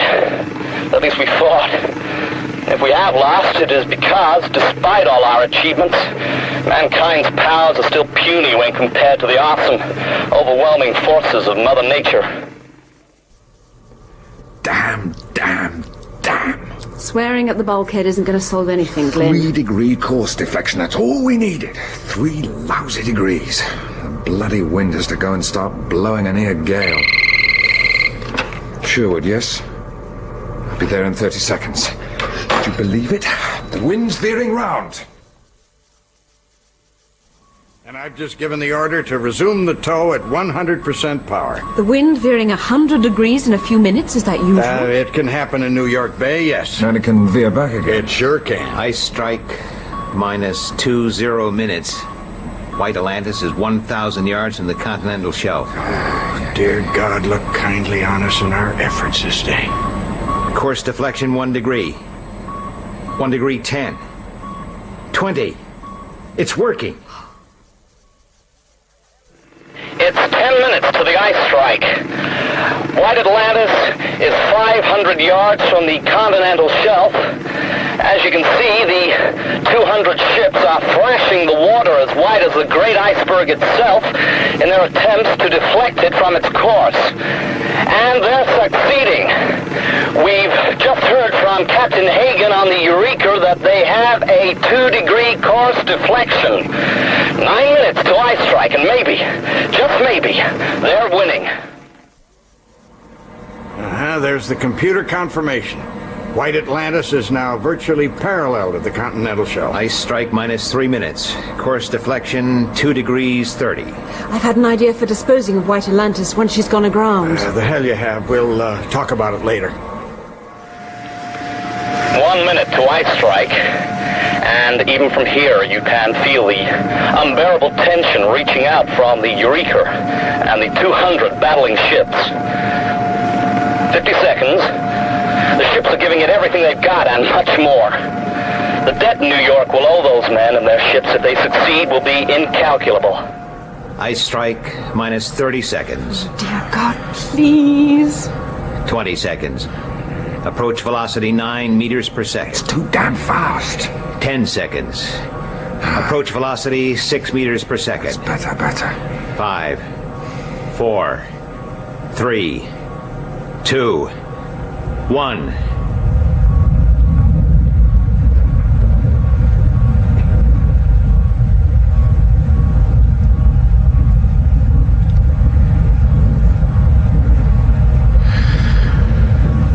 I think we've done it. Ladies and gentlemen, we have ice strike at a velocity of 4 meters per second. Eureka to all tow ships. Fire your explosive grenade. We've done it! Go, Navy!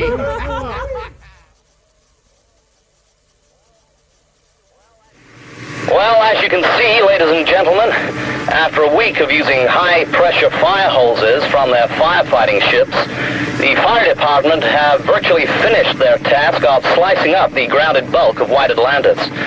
The once massive bulk of the largest object ever to move on the surface of our planet, all that remains now are a few small icebergs which are being allowed to drift away into nothingness. The party which Admiral Pearson is giving on the Eureka this evening marks the official end of the White Atlantis War. Glyn, there you are. Hi. I've been looking for you. Americans certainly know how to throw a party. This place is packed. I suppose it was your idea to use ice from White Atlantis for the drinks, hmm? Yes. You all right? Yes. Well, no, not really. Look, Glyn, Miss Hammond, Mr. Sherwood, do you have a moment? I would like to present you to the President of the United States. Oh, how do you do? It's an honor to meet you two. America's in your debt. It was nothing. Brandon, we could use these two guys. Offer them jobs. Aye, aye, sir. That's very kind of you, sir. Oh, no, it's not really necessary. Good. Great to have you aboard. Now, if you'll excuse me, I see old McGuire's going a bit heavy on the scotch. Gotta make sure you leave some for everybody else. Come along. Yes, sir. See you later. Glyn, I must say this before anybody else interrupts. I feel really bad about the way things worked out between us. Well, it's just that so much has happened since we've known each other. Everything seemed so unreal, and then when we finally got to New York, we were so alone and... I know. Thrown together in a strange city, eh? Something like that. Yeah. It was my fault, really. I knew it wouldn't work. I just couldn't let it go somehow. I'm sorry. Me too. Any idea what you're going to do next? Any plans? Well, I don't know. The President's offer's very tempting. Americans pay good money. Don't you want to go home? No, there's nothing to keep me there now. What about you? No. I don't think I'll go home either. Why don't you stay on here? I was thinking about going to Norway.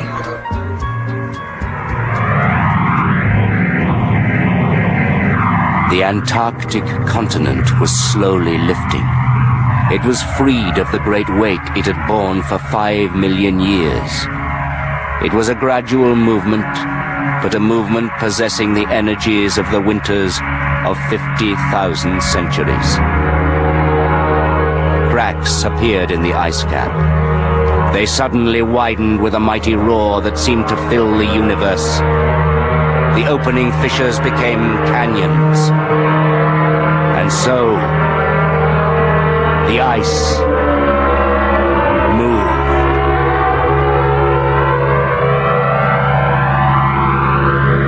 In Ice, the part of Julia Hammond was played by Carol Drinkwater.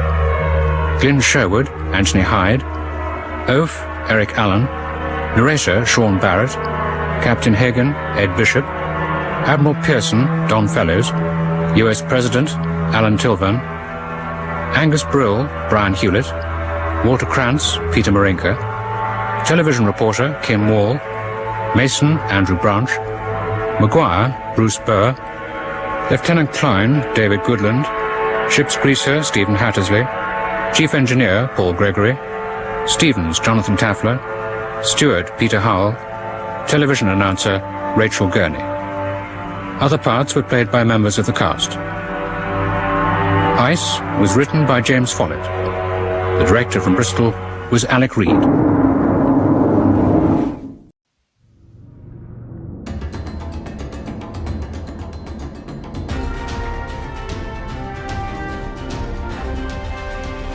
To the Ends of the Earth.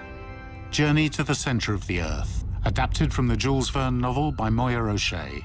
Episode 1.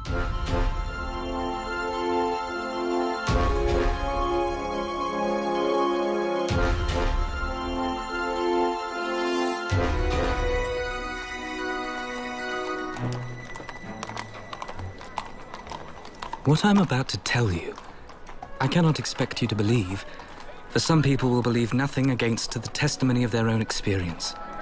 For the purposes of clarity, I must take you back to the 24th of May, 1863, when my uncle, Professor Liedenbrock, rushed into his little house, number 19 Königstrasse, one of the oldest streets in the oldest portion of the city of Hamburg. Axel! Axel! The house where he lived with me, his nephew Axel, his goddaughter and ward from Veerland, Gräuben, and our servant, Martha. Oh, it says here, Martha, the new zoological gardens are something of a success. We thought we would... Professor Liedenbrock, back so soon? And the dinner not ready? Oh, Mr. Axel, I will run and hide myself while you argue with him. Axel! Perhaps I will hide too. Axel. Uncle Liedenbrock. In my study, now. But Uncle, I was... Not come yet! On my way. A geologist with the keen eye of a mineralogist, Otto Liedenbrock was professor at the Joanneum and was also the curator of the Museum of Mineralogy. Wait till you see what priceless treasure I found while rummaging in the shop of Hevelin the Jew. A remarkable book. Did you ever see such a binding? And after 700 years. Magnificent. And the title of this marvellous work? This work is the Heimstringla of Snorri Sturluson. Snorri Sturluson? Really, Uncle, if you'll excuse me, I have work to do. Just now, I was busy... The most famous Icelandic author of the 12th century. It is the chronicle of the Norwegian princes who ruled Iceland. You don't say. Of course, it's a translation. What shall I do with a translation?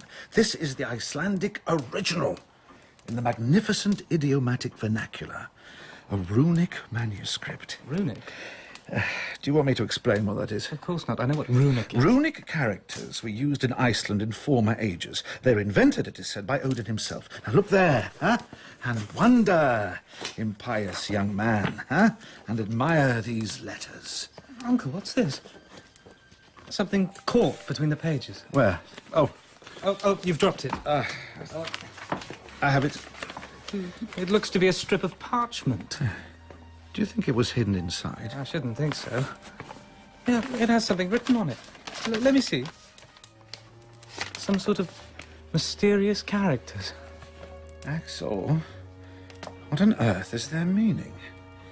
They're most certainly old Icelandic, like the book that we must try to discover for. Professor Liedenbrock, dinner won't be too long. You infernal woman. Take your soup and go where it will boil away to nothing. I'm sorry, Professor Liedenbrock. Poor Martha. I will go and eat. You will not, and sit there.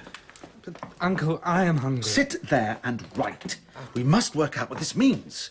Here, I will dictate to you every letter of our alphabet which corresponds to each of those characters. Now, take care you make no mistake. I will try my best, Uncle. I know my runic alphabet well enough to be sure this first character translates as a double M. Double M. Then we have a full stop. Full stop. Yes, an R. R. N. N. L. L. L. L. S. S. And the next word is E. E. S. S. R. R. Axel. This is a cryptogram or cipher in which the letters are purposely thrown in confusion, I would guess, but when properly arranged, reveal their sense. It is a hidden message. Indeed. I am led to imagine that some possessor of this book wrote these characters. Perhaps his name is to be found somewhere inside. Yeah, well, nothing discernible. Well, pass me my lens, Axel. Here, Uncle Liedenbrook. I can just make out Arne Sarknesum. Who? Why, it is the name of another Icelander, a savant of the 16th century, a celebrated alchemist and the possessor of the book. Well done, Uncle. So what is this Sarknesum concealed in his cryptogram, I will neither sleep nor eat until I find out, and nor will you, Axel. Oh. First of all, we must find the key to this cipher, the way to unlock its meaning. But here, I must confess, my mind wandered, and for very good reason, as my eyes had fallen upon a charming painting of Gräuben, who was at this time at Altona staying with a relation. And in her absence, I was very downhearted, for the pretty Virlandaise and the professor's nephew loved each other with a patience and a calmness entirely German. What are you looking at, my boy? You're in love with Gräuben? Yes. No. You love Gräuben. Now, although the characters on the parchment are runic, this Sarknesum was a very well-informed man, and I would guess he would naturally select that language which was currently adopted by the choice spirits of the 16th century. You think the message is in Latin? Yes, I do, and I'm going to try something. I'm going to take the first letter of each word, then the second, then the third, and so on, and see if that spells something. Now take this down. Double M.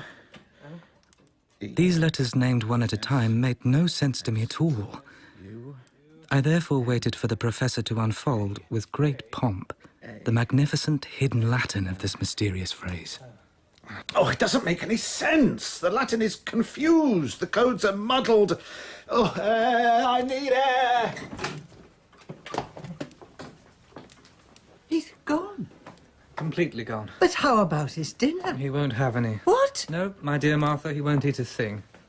Uncle Liedenbrook is going to make us all fast until he has succeeded in deciphering an indecipherable scrawl. Oh, my dear.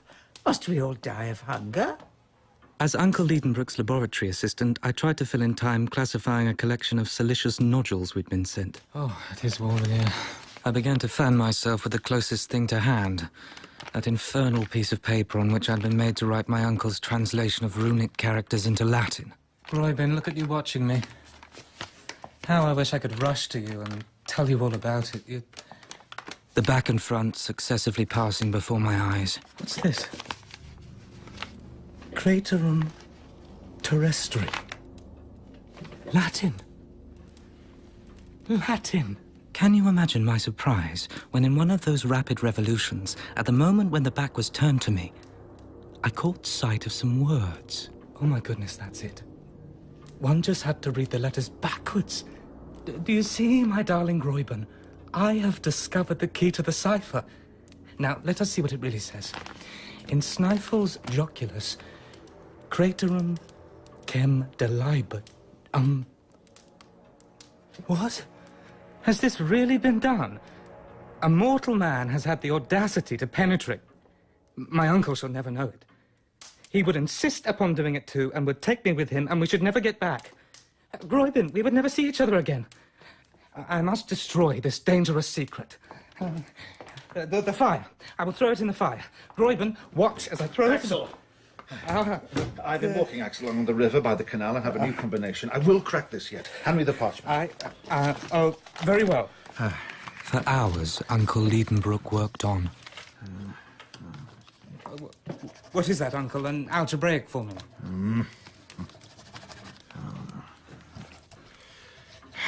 No, that's not it. The next morning, The indefatigable worker was still at his post. No, no. But I resolved to keep quiet, for he would insist upon going. Nothing on earth could stop him.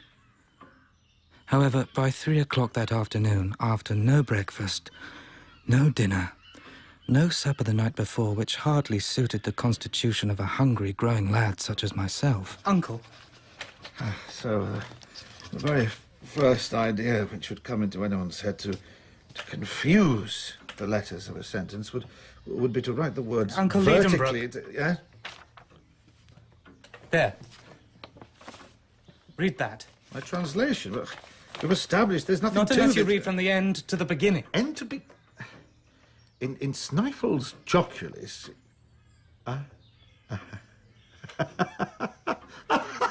Clever, Sarknessum! You have written your sentence backwards! In Snifel's Joculis, Cratrum cem delibat umbra scataris, Julie... Oh, this really is quite appalling Latin. But the meaning, Uncle. Descend, bold traveller, into the crater of the Jocle of Snæfell, which the shadow of Scataris touches before the calends of July, and you will attain the centre of the earth, which I, Arne Sarknessum, have done. Jocle? Snæfell? What is this Scataris? Axel, take down the third atlas on the second shelf in the large bookcase. Series Z, plate 4. As requested. Here is one of the best maps of Iceland, that of Henderson. Now follow my finger from Reykjavik, the capital. Now what do you see there? A mountain rising out of the sea. That is Snæfell. It is a mountain 5,000 feet high and an extinct volcano, which last erupted in 1219, and one of the most remarkable. If its crater leads down into the centre of the earth. Hopefully it is a term applied to all eruptive mountains in Iceland. Scataris? Scataris, let me think. Snæfell has several craters. It was therefore necessary to point out which of these leads to the centre of the earth. Uncle, none of them will lead to the Sarknessum must have observed that at the approach of the calends of July, that is to say the last days of June, one of the peaks, Scataris, flings its shadow down the mouth of that particular crater. Could there possibly have been a more exact guide? What time is it? 3 o'clock. Is it really? It's past dinner and I'm half dead with hunger. Come on! And after dinner... After? After dinner, pack my trunk. What? And yours. With these words, a cold shiver ran through me. I ran out of my uncle's study. Bread, beautiful. Good afternoon, sir. Some bread for your supper, freshly baked. Goodness, yes, give me a loaf. Finest bread in all of Hamburg, sir. Yeah, thank you. You are hungry.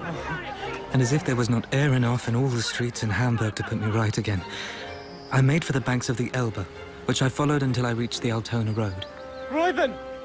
Gräuben! And espied my little Gräuben, bravely returning with her light step to Hamburg. Axel! Have you come to meet Lisa? Oh, my darling Gräuben!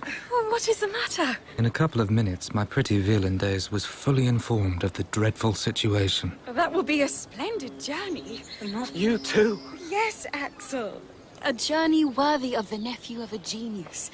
It is a good thing for a man to be distinguished by some great enterprise. Won't you dissuade me from such an undertaking? I will not, my dear Axel. And I would willingly go with you, but I would only be in your way. Women and young girls. How incomprehensible are your feminine hearts. It was night when we arrived back at the house in Königstrasse, where the front hall was encumbered with rope ladders, knotted cords, torches, flasks, grappling irons, alpenstocks, pickaxes, iron-shod sticks, enough to load 10 men. All afternoon, the philosophical instrument makers and the electricians had been coming and going. What on earth is... Father... The parlour. Take them through to the parlour. The parlour is full. Axel, you miserable wretch. Hello, Gräuben. I haven't seen you for a while.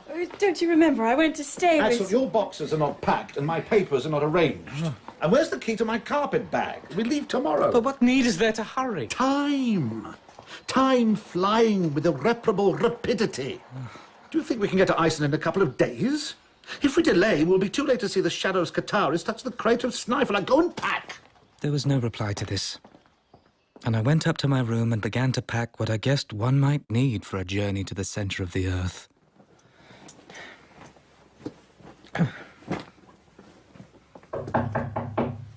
Axel? May I come in, please? Groyven. I have had a talk with my guardian. He is a bold philosopher, a man of immense courage, and you must remember that his blood flows in your veins. He has confided to me his plans, his hopes, and how he expects to succeed. Oh, my dear Axel, what honor will fall upon Professor Liedenbrock, and so be reflected upon his companion. When you return, you will be a man, his equal, free to speak and to act independently, and free to... Marry me. My dear one. At 10 o'clock, I fell upon my bed, a lump of inert matter. All through the night, terror had hold of me. I spent it dreaming of abysses. I awoke the next morning with shattered nerves and washed and dressed, trembling and weary, and headed downstairs with my portmanteau. Take this out and come back. Ah, here he comes now. Your case, Axel? It's packed. Good morning, Groyven. Good morning, Axel. Then make haste, or we shall miss the train. Let me take that for you, sir. We'll find room for it somewhere. Very good. How fine you look, my dear Axel. A night's rest has done you good. A night's rest? Groyven, I leave you in charge whilst we're away. Certainly. You have explained everything most fully. Farewell, my dear. Goodbye. I will miss you. And remember, silence upon the whole subject. And let no one get to the centre of the Earth before us. I understand. Arthur, goodbye. And I can depend on you. As always. Goodbye, Martha. Well, down you go, sir. Groyven. Go, my dear Axel, go. I am now your fiancée, and when you come back, I will be your wife. Farewell, my pretty Veland days. Yo! Away now! Farewell! Farewell! Goodbye, dear Groyven. What can I say? Our journey had commenced. Was I resigned to it? Oh, no. No, not yet. We travelled by train to Kiel to catch a steamboat to Corsa, a small town on the west coast of Zealand, where we would transfer to another train which would take us to Copenhagen. We'd only just set foot in that city and had settled into our hotel, when my uncle dragged me out to visit the quays with the object of finding the next vessel to sail. I was yet in hopes there would be no means of getting to Iceland. We sail the 2nd of June. And the Valkyrie has 2 berths spare? Last 2, sir. Oh, hooray. Marvellous, just marvellous.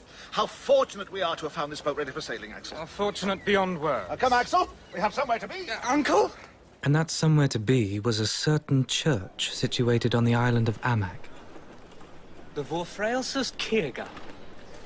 An unremarkable house of worship, I would say, Uncle. But the spire, dear boy, the spire.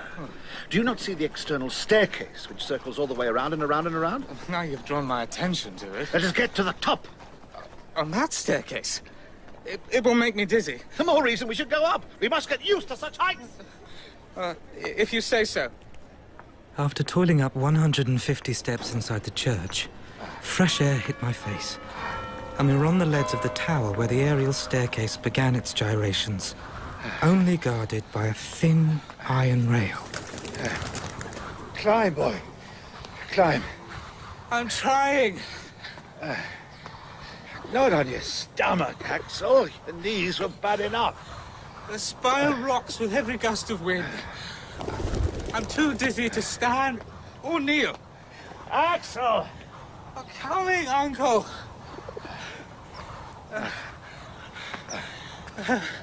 Am I at the top? Oh. Open your eyes.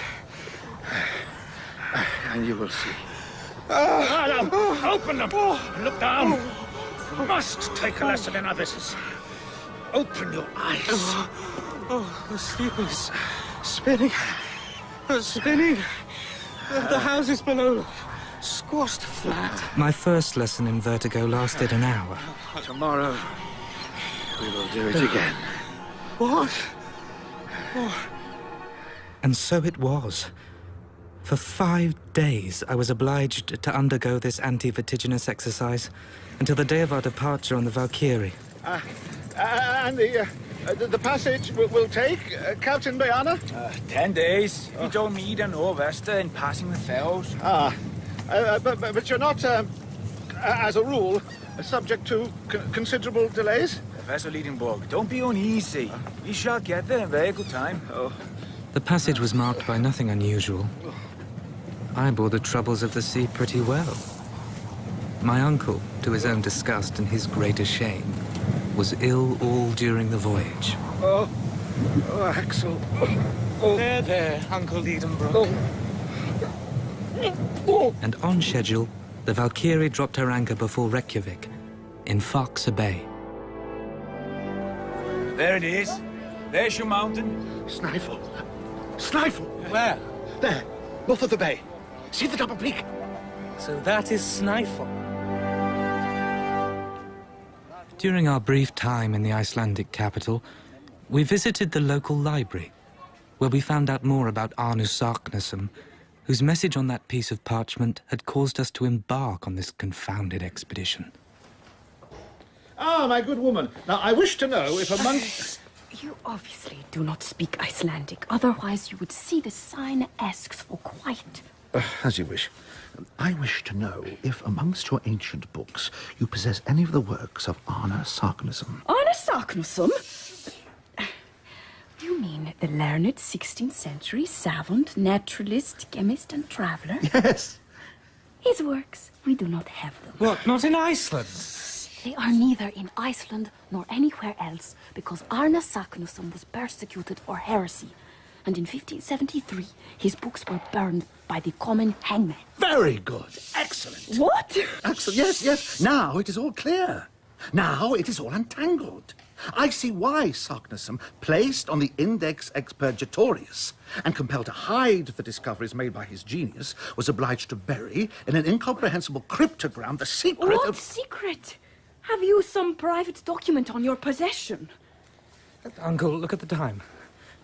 We have to see about a guide. Come, come. A guide, yes, I'd almost forgot. Yes, we must go. What secret? As the next part of our expedition would be by land only, above and below it, we engaged a guide who came highly recommended. Axel, I would like you to meet Hans Bielke. A tall man of robust build, strong and intelligent. His whole appearance bespoke a perfect calmness, which nothing in the world could astonish or disturb. How do you do, Mr. Bielke? Axel, Hans does not speak one word of our language. Not one? Nephew, you know I'm not prone to exaggeration. His language is Icelandic, but he can get by in Danish. And, being something of a polyglot, so can I. Hans, det her er min novo Axel Liedenbrook. Wacht de murder, Axel. Hans says, how do you do? Call him Hans. Yeah, Hans. How do you do, Hans? Hans is a hunter by trade. A hunter of the eider duck. Oh. He does not look like the type who's likely to frighten game or even get near it. Have no fear. He only hunts the feathers, not the duck, eh? Oh. Hans was engaged for the whole period of my uncle's scientific research, for the remuneration of 3 riksdollars a week, about 12 shillings. Hans is a first-rate fellow, Axel, but he little thinks of the marvellous part he has to play in the future. So he is to go with us as far as... The centre of the earth, Axel. But it was an express article of the Covenant that his wages should be counted out to him every Saturday at 6 o'clock in the evening. Hver lørdag aften klokken 6. Time being against us, we left Reykjavik immediately. It was already the 16th of June, and headed to the village of Starpi on the south shore of the Snæfell Peninsula, at the very foot of the volcano. A journey of 7 or 8 days. There stands the giant I shall conquer. Ja, det der er Snæfellsjökull. Ja, Hans, ja. Uncle Liedenbrook, I was thinking, there's no proof Snæfell is extinct. Who can assure us an eruption is not brewing at this very moment? Does it follow that because the monster has slept since 1219, he must never wake again? And if he wakes up presently, where will we be? Yes, I was thinking that too. You were? But you see all those volumes of steam, Axel, there and there, curling up into the air, are what the Icelanders call kver? Yeah, the Inquire. Issuing from thermal springs. Now, they demonstrate we have nothing to fear from the fury of a volcanic explosion. Am I to believe that?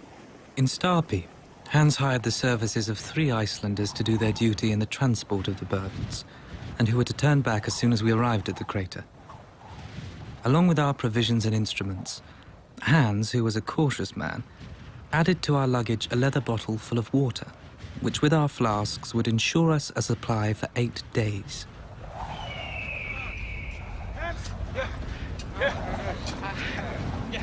Sniffle is 5,000 feet high, and the ascent was arduous, the cold excessively keen. The wind lashed pumice and sand and dust onto the side of the cone to which we were holding. But it was at 11 on a sunlit night. The summit was reached, and I had time to observe the midnight sun at his lowest point, gilding with his pale rays the island that slept beneath my feet. Here we are, Axel, at the top of Sniffle, and here are 2 peaks. Hans will tell us the name of the one we're on. Hans, vad heter denna bergtopp? Den här Skataris. Skataris. Did you hear that?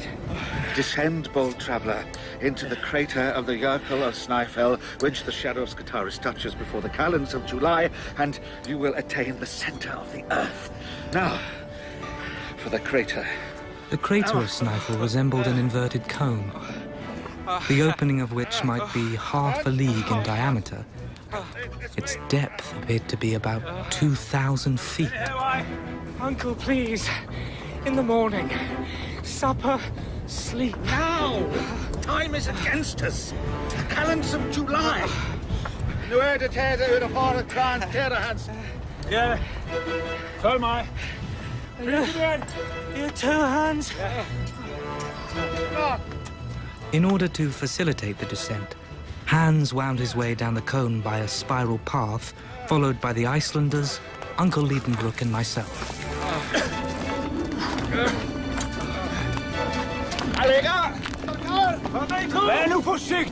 At particularly dubious passages, we were obliged to connect ourselves with one another by a long rope, in order that any man who missed his footing might be held up by his companions. I'm all right. Hold my arm, Axel. I will, Uncle. Hours later, we arrived. We are here now. So, bottom of the crater at last. And I raised my head and saw straight above me the upper aperture of the cone, framing a bit of sky very small in circumference. Just on the edge appeared the snowy peak of Skataris. We gave our thanks to the Icelanders. Goodbye. Safe journey back. Thank you for your help. And turned our attention to 3 chimneys, through which, in its eruptions, Sniffle had driven forth fire and lava from its central furnace. Each of these chimneys was around 100 feet in diameter and gaped before us, right in our path. Which one, Axel? Which one will lead us to the center of the earth? I can hardly bear to look into any of them, Uncle. Let alone contemplate the thought of descending into one. Which? I don't think I... Aha! What's this? Uncle? Axel, come! What? Har du fundet noget? What, Uncle? Look, scratched on this rock. Hans, see her. Runic characters. Oh no, this thrice accursed name. Arno Sarknasum. Do you yet doubt? What could I say? Here was crushing evidence. Of the 3 ways open before us, one had been taken by Sarknasum. The indications of the learned Icelander, hinted at in the cryptogram, pointed to the fact the shadow of Skataris came to touch that particular way during the latter days of the month of June. the peak acting like a giant sundial, which on a certain day would point out the road to the center of the Earth. Accursed clouds! Go! Go away! But now, no sun, no shadow, and therefore no indication. Here was the 25th of June. If the sun was clouded for 6 days, we must postpone our visit till next year.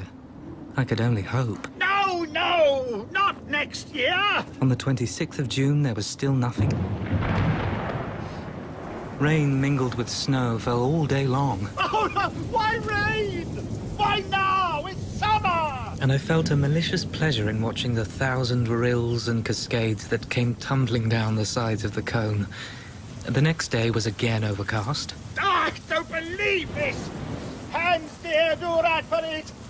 But on the 28th of June, the last but 2 days of the month, with the change of the moon came a change of weather. No, son. Go away. Please go. What did you say, Axel? Son, it is coming out! And the sun poured a flood of light down the crater. Hooray! Oh, Axel! Did you ever see a more welcome light? Since you asked. The sun! The sun! Look, Hans, the sun! And with that, Scartaris laid down his sharp-pointed angular shadow which began to move in the opposite direction to that radiant orb. There it is. There it is. And at noon, being at its least extent, it came and softly fell upon the edge of... The middle chimney. It's the middle way. Nu till Johans in the rock, Jana. As I feared. Nu till Johans in the can. Farmer, forward! The center of the Earth. I had not yet ventured to look down into the bottomless pit into which I was about to plunge. I might now either share in the enterprise or refuse to go. Yes. That's it. I could refuse to go. Axel. But I was ashamed to recoil in the calm, indifferent presence of the eider-down hunter. My heart flew back to my sweet Veilon days. For you, darling Gräuben, I do this. And I approached the central chimney. Oh, it's so dark. So deep. Voorzichtig, Axel. Thank you, Hans. Dizzy. So dizzy. I suppose I did not take as many lessons in heights on the steeple. Axel? I'm all right, Uncle. But I look down there, and the walls are almost perpendicular. A rope fastened to the edge of the aperture might help us down. But how are we to unfasten it when arrived at the end? Now, see here, Axel. This coil of rope is 400 feet long. Now, I drop down half and pass the rest around this lava block. Yep. Yep. Like so. Should hold fast. Then throw the other half down. Each of us can then descend by holding both halves of the rope, which would not be able to unroll itself from its hold. When 200 feet down, it will be easy to get possession of the whole of the rope by letting go one end and pulling down the other. This exercise can go on ad infinitum. Ad infinitum? Good idea, Hans? Good idea? Yeah, my good idea. But what about our things? Well, I will divide them into 3 lots. Each of us will strap one on his back. I mean only fragile articles. Hans will take charge of the tools and a portion of the provisions. You, Axel, will take another third of the provisions and the arms. I will take the rest of the provisions and the delicate instruments. But the clothes and that mass of ladders and ropes, what is to become of them? Aha! Watch. Help me, Hans. Hans, help me. Oh, my goodness! See? They can go down by themselves.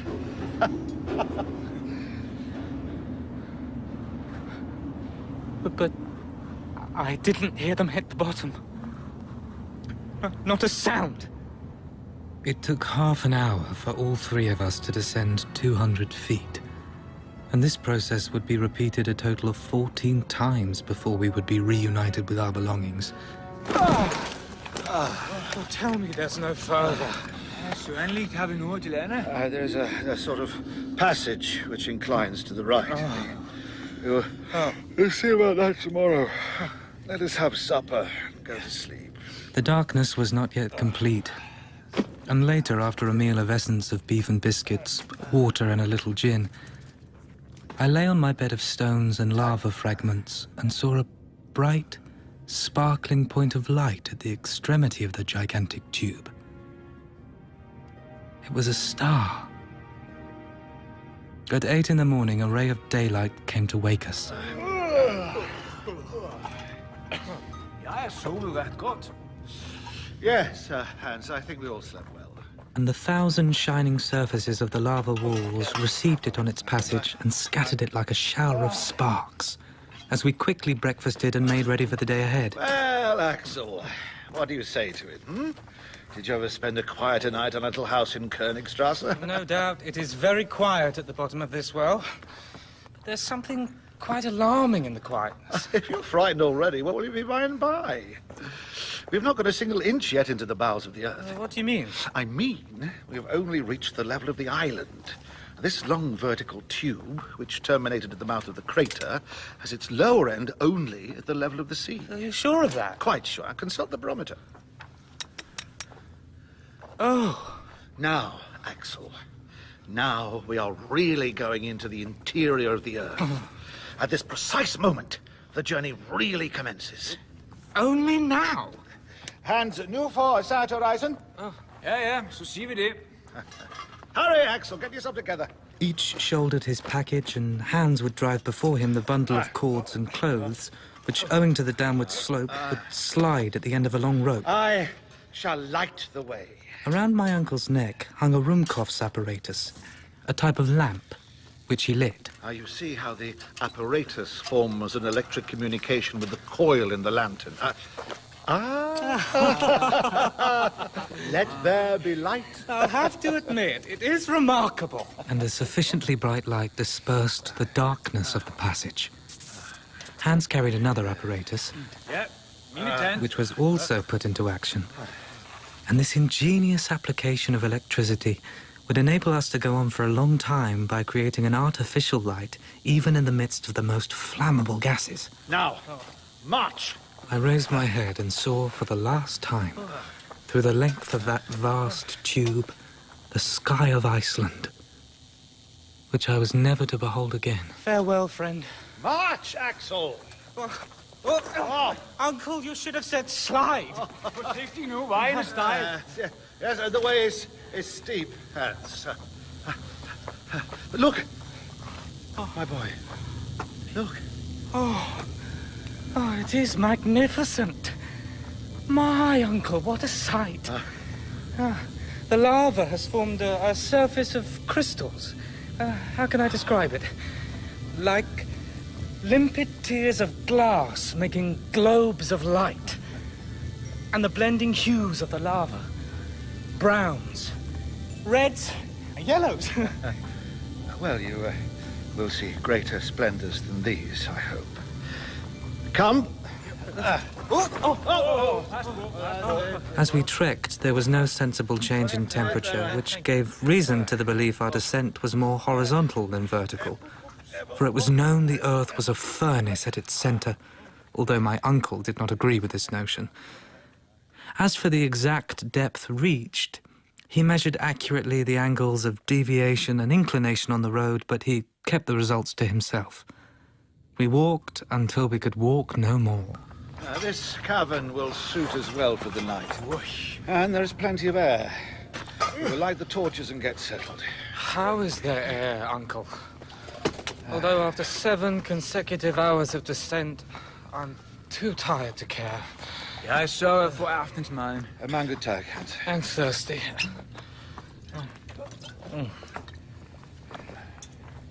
Although, perhaps I should not drink so much. Are you surprised by the lack of springs? Don't be uneasy. We shall find more than we want. When?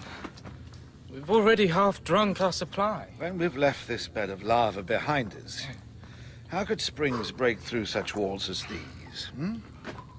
Perhaps you're interested in our arrangements for sleeping.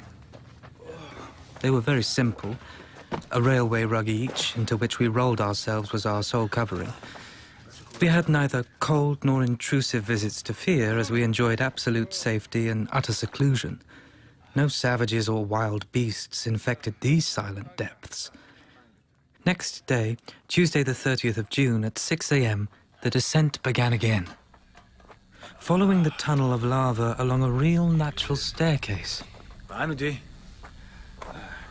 Hey, det er Hans. Hvorfor stopper du? Ja, det er 2 veje valg imellem. Hvilken en skal vi tage? Uncle?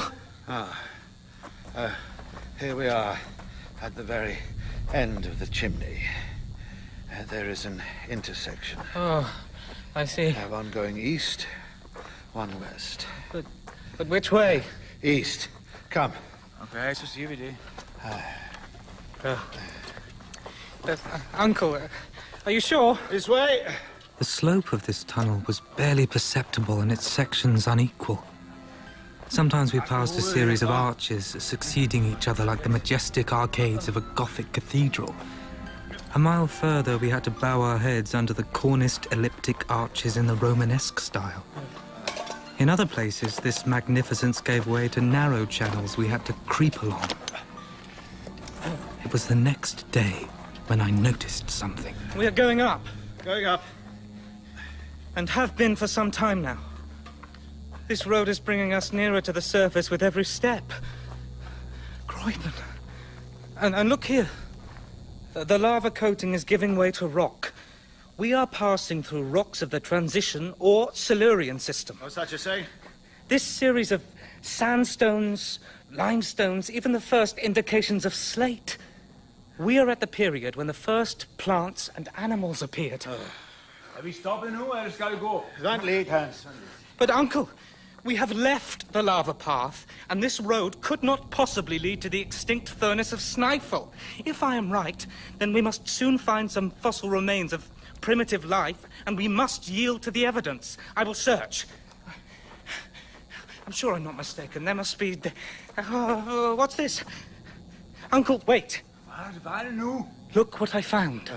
Very well. It is the shell of a crustacean of an extinct species called a trilobite, nothing more. But don't you conclude... Just what you conclude yourself. Yes, I do, perfectly. We have left the granite and the lava. It is possible that I may be mistaken and should have taken the west path and not the east, but I cannot be sure until I have reached the very end of this tunnel, where I await one of 2 events. Either the appearance of a vertical well, down which our descent might be resumed, or that of some obstacle. You are right in doing this, Uncle, and I should quite approve of your determination if we were not threatened with a danger growing ever nearer. What danger? Well, the want of water. Well, Axel, we will put ourselves on rations. And this, indeed, we were forced to do. Our provision of water could not last more than 3 days, and to our sorrow we had little reason to expect a spring in these transition beds. For 2 days we walked, and I observed a singular deadening of the reflection of our lamps from the side walls. Marble, schist, the limestone and sandstone were giving way to a dark and lusterless lining. It was cold. And... Uncle, I'm beginning to think this tunnel must be endless. It isn't. Isn't what? Endless. How do you figure that? Vi er nået til ende. Because we are at the end. A dead end. Oh. Well, now, at any rate, we shall know what we're about. We are not on Sarknessum's road. And all we have to do is go back. Let us take a night's rest, and in 3 days we shall get to the fork in the road. 3 days? By tomorrow we will have no water. Not courage either, Axel. Courage? As I had foretold, the water failed entirely the next day.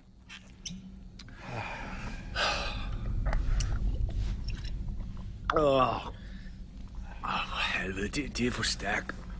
Her, drik, professor Lichen. Tak, Hans.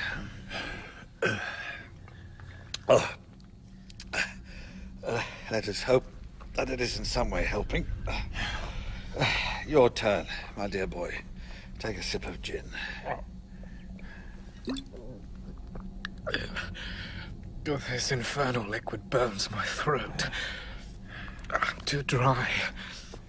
And the air in here is stifling. Fatigue has paralyzed my limbs. Hans, Ja. vi bliver nødt til at hjælpe. Ja, selvfølgelig. Come, Axel. We will help you. Come. But you are too tired. Too tortured with thirst yourselves. Axel, quiet, Ja, boy. vi har dig nu. Ja, vi har dig. Hold on to me. Ja. There we are. Kom, ja. That's it.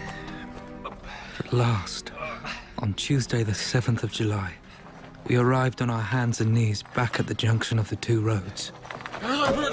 Axel! Lift, Hans. Lift. Come, Axel. Poor boy. Drink. No more gin. Draught of water. But it is the very last. Here. Last. Drink. I kept it as a precious treasure at the bottom of my flask. 20 times, nay, 100 times, I have fought against a frightful impulse to drink it. My dear uncle, thank you. Thank you. We have no water. We must return. Return?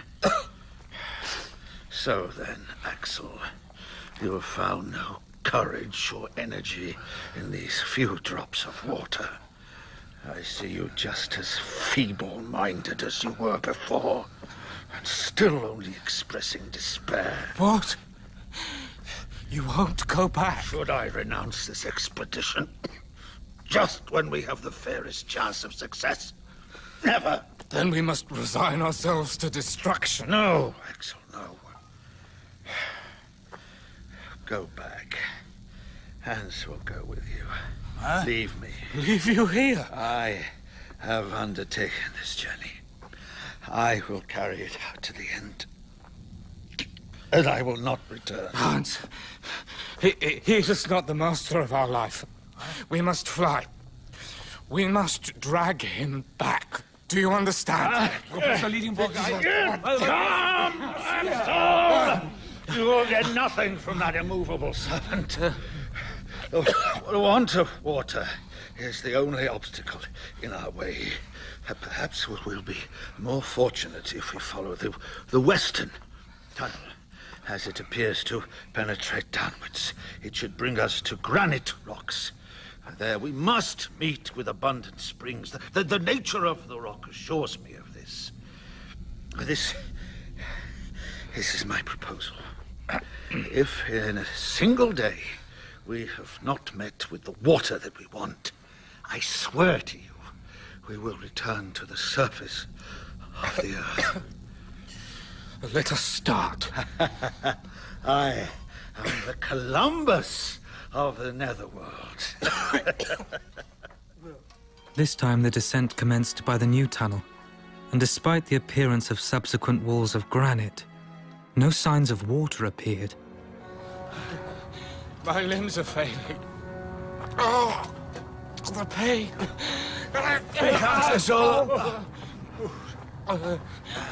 Come to me. I'm dying. Axel, it's over. We're finished. We can never make it back now. Never to see my Gräuben again. My pretty field days. Hush now, Axel. Close your eyes. Let death take you. Shh. Prøv lige at høre efter. But Hans hears something. I do too. I can't hear. Verne! Verne! Verne! Axel! It's water. Verne! Se her! Her er vand! It's a torrent. There be no doubt. Subterranean river is flowing around us. Behind this wall of granite. We're safe. Yes. Hans is right. capital fellow. His pickaxe will do the trick. Who would have thought of it? Yes, who but Hans? Such an expedient, however simple, would never have entered my mind or that of my uncle. I tried not to think that the blow of a pickaxe in this part of the Earth's structure might cause some displacement which would crush us all. It is taking too long. We cannot wait. I will help too. Where's my pickaxe? Here. Stand back, Hans. Let me have a go. Husband.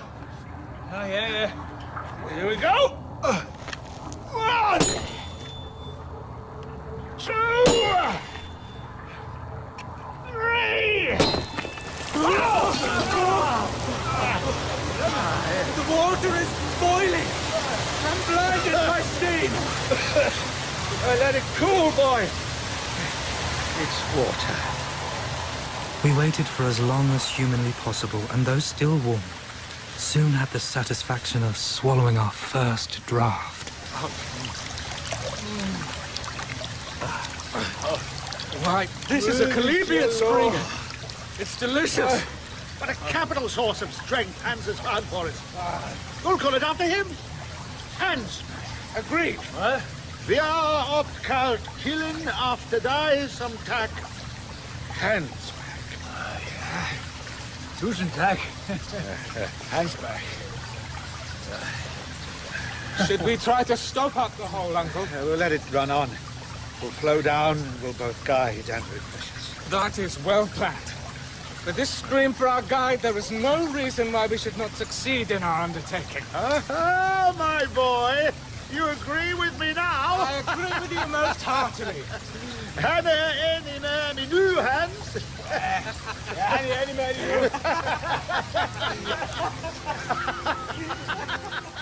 By the next day, we had forgotten all our sufferings. I felt wonderfully stronger and quite decided upon pushing on. Why should not so firmly convinced a man as my uncle, furnished with so industrious a guide as Hans and accompanied by so determined a nephew as myself, go on to final success?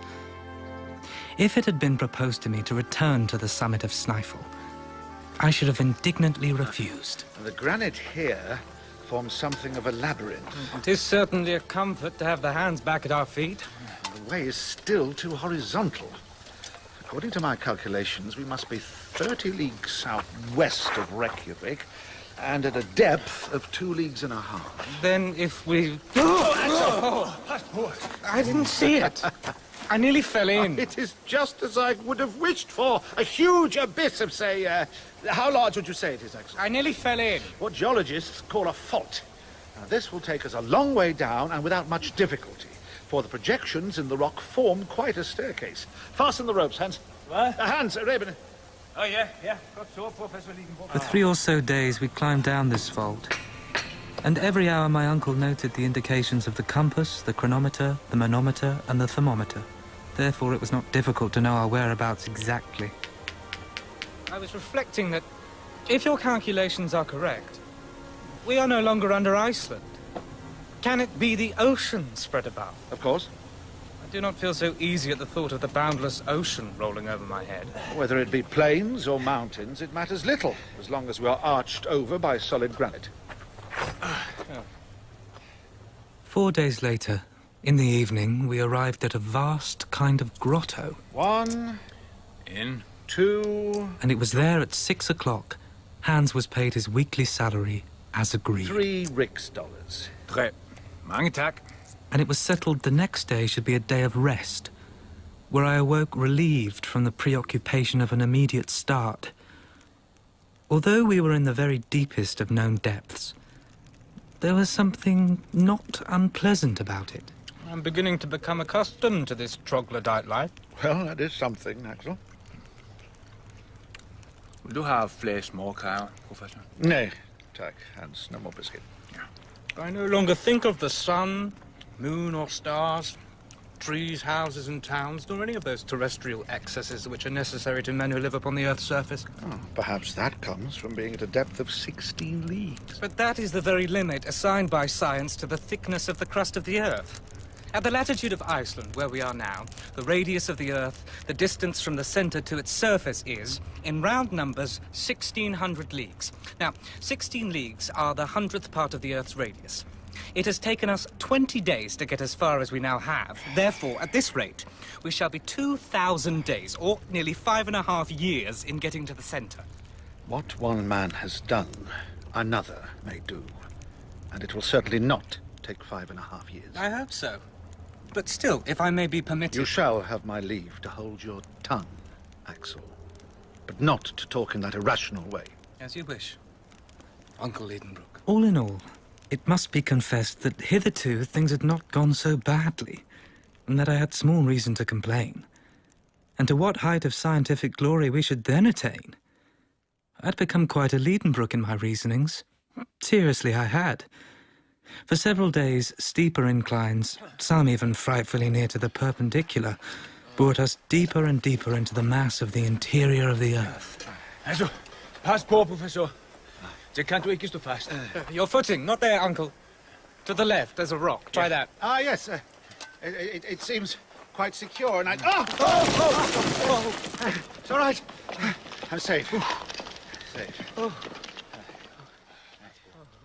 By August the 7th, the tunnel went down a gentle slope. I was ahead of the others with the Ruhmkorff's apparatus. The beds of granite are remarkable here, Uncle. See here, the grain is quite large. I would say larger than before, and the colour... Uncle? Uncle? Hans? Where are you, Uncle? Have you stopped? Hans? I must have been going too fast. Stay where you are. I'll come back to you.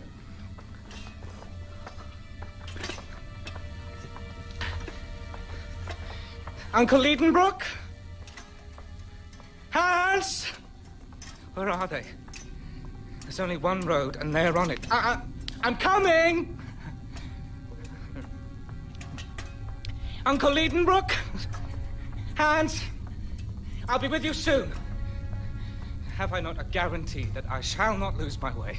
A clue in the labyrinth, one that will lead me back to you, my faithful stream, Hans back.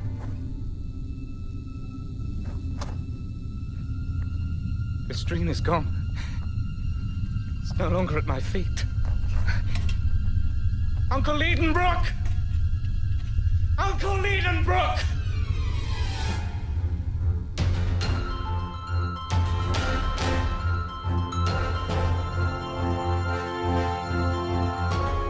In Journey to the Centre of the Earth, adapted from the Jules Verne novel by Moyer O'Shea, Axel was played by Joel McCormack, Professor Liedenbrook by Stephen Critchlow, Hans Gudmundur Thorvaldsen, Gräuben Nicola Ferguson, and Martha Elizabeth Bennett. Other parts were played by Nick Underwood, Sam Riggs, Tom Forrester, and Scarlett Brooks. Original music was composed by Neil Brand, and the director was Tracy Neal.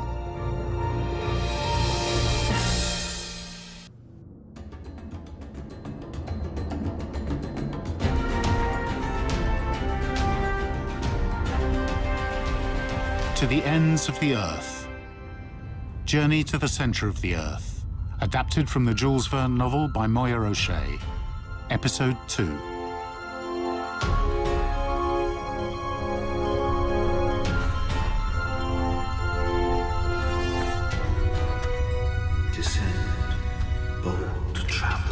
Go, my dear Axel. Uncle Liedenbrook! Descend, bold traveler. Go, my dear Axel. Go. And you will attain the center of the earth. Uncle Liedenbrook! Go, my dear Axel. Go. Come and find me, please! On the surface. Am I to die down here, the most dreadful of deaths? Who will find my petrified remains years from now? Uncle Liedenbrook! Hans, where are you? To describe my despair would be impossible, but one word described my position. Lost! I am lost! I will tell you this now. I was buried alive. The 30 leagues of rock above seemed to weigh upon my shoulders with a dreadful pressure. Should I go up or down? Up, of course. Continually. I must find the stream. With the stream at my feet, I might hope to regain the summit of Snæfell. How had I become separated from my uncle Liedenbrock and Hans, our guide? I was ahead. Perhaps they thought I was behind. How had I left the course of the stream at the Hans back, which had gone with my companions away into unknown depths? I must get out. I must find my way to the lamp. No! No. Don't go out. No. Don't leave me in this darkness, please. Stay. Don't die. Don't. Dear God, no! The last glimmer. I drank it in as if I could preserve it. The last sensation of light my eyes were ever to experience. I must get out of here. Oh, my darling Gräuben, what have I done? What if I never see you again? Gräuben, no! No! Help! Help! Uncle Liedenbrock! Hans! I'm here! I'm here!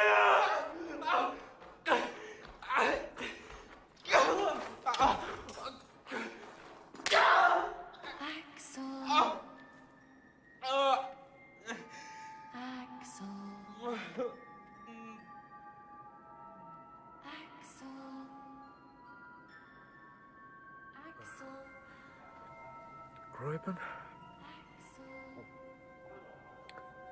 Gräuben? Take a wrong turn. That sound. A delusion? That way, I think. Who is that? Someone speaking. Help! Help! What was that? Thought I heard something.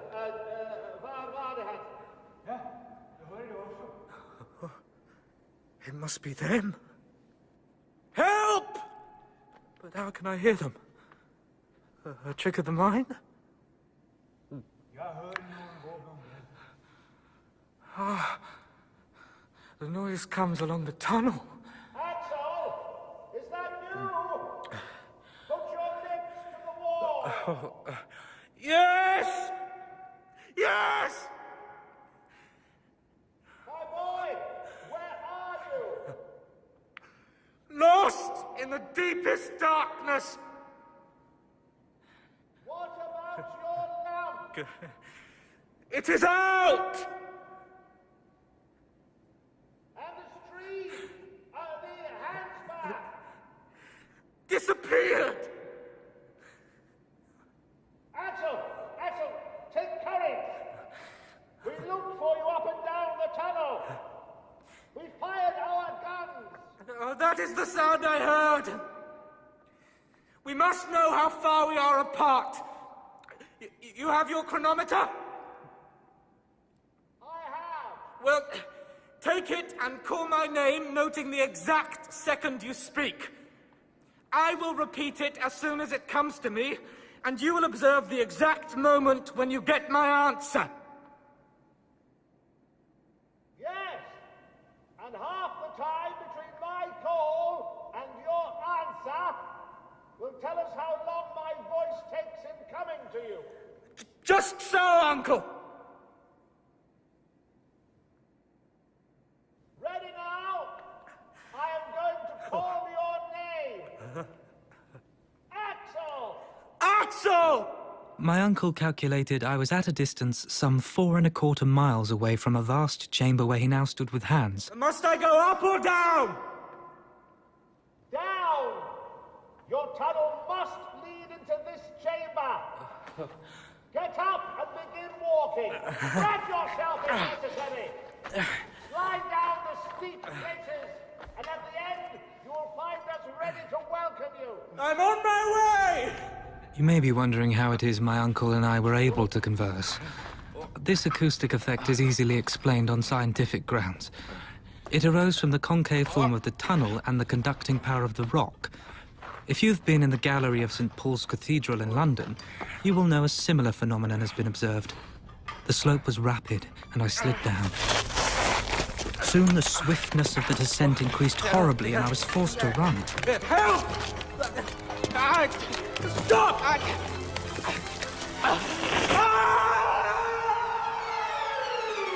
I felt myself revolving in the air, striking and rebounding against the craggy projections of a vertical tunnel.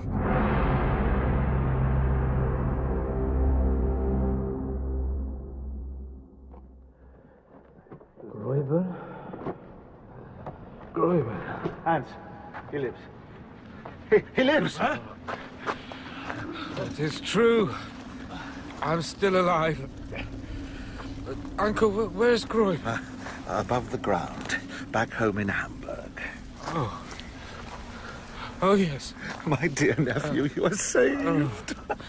I keep the blanket close to you. No. Good day, Axel. Hello, Hans. And now, Uncle, tell me where we are. Tomorrow, Axel.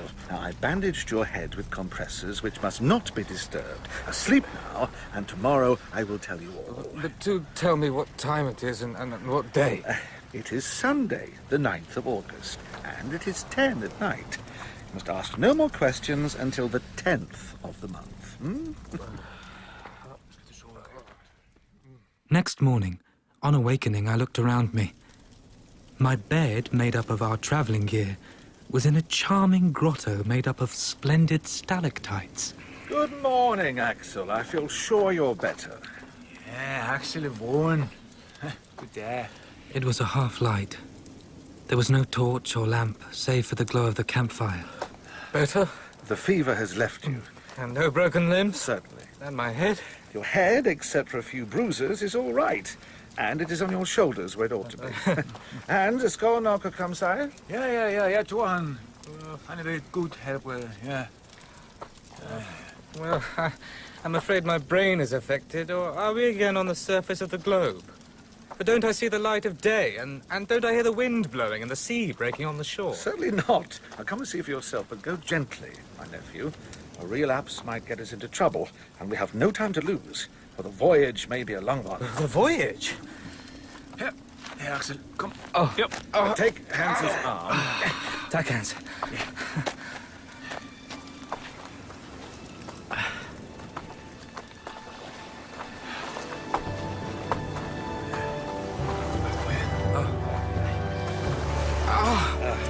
Such light! I'm not used to it. What is... sea? The Wyndham Sea. I don't suppose any other discoverer will ever dispute my claim to name it after myself as its first discoverer. Lydenbrook Have. Yes. Spray. I can feel the spray on my face. Have! It's quite an ocean, isn't it, Axel, with the irregular shores of earth, capes, promontories, worn away by the ceaseless action of the surf. It is frightfully wild in appearance. We were, in reality, shut up inside an immeasurable excavation. Its width could not be estimated, since the shore ran widening as far as the eye could reach. Nor could its length, for the dim horizon bounded the new. As for its height, it must have been several leagues. But the light! It is not the light of the sun. I believe it to be electric in origin, like the aurora borealis. Above. See? That cloud must be at least 12,000 feet. A far greater height than that of any terrestrial vapor. The word cavern does not convey any idea of this immense space. Do you feel strong enough to walk a little way now, my boy? Certainly, and nothing could be more delightful. Hans, have you got into? Yeah, got so. Take my arm, Axel, and let us head inland.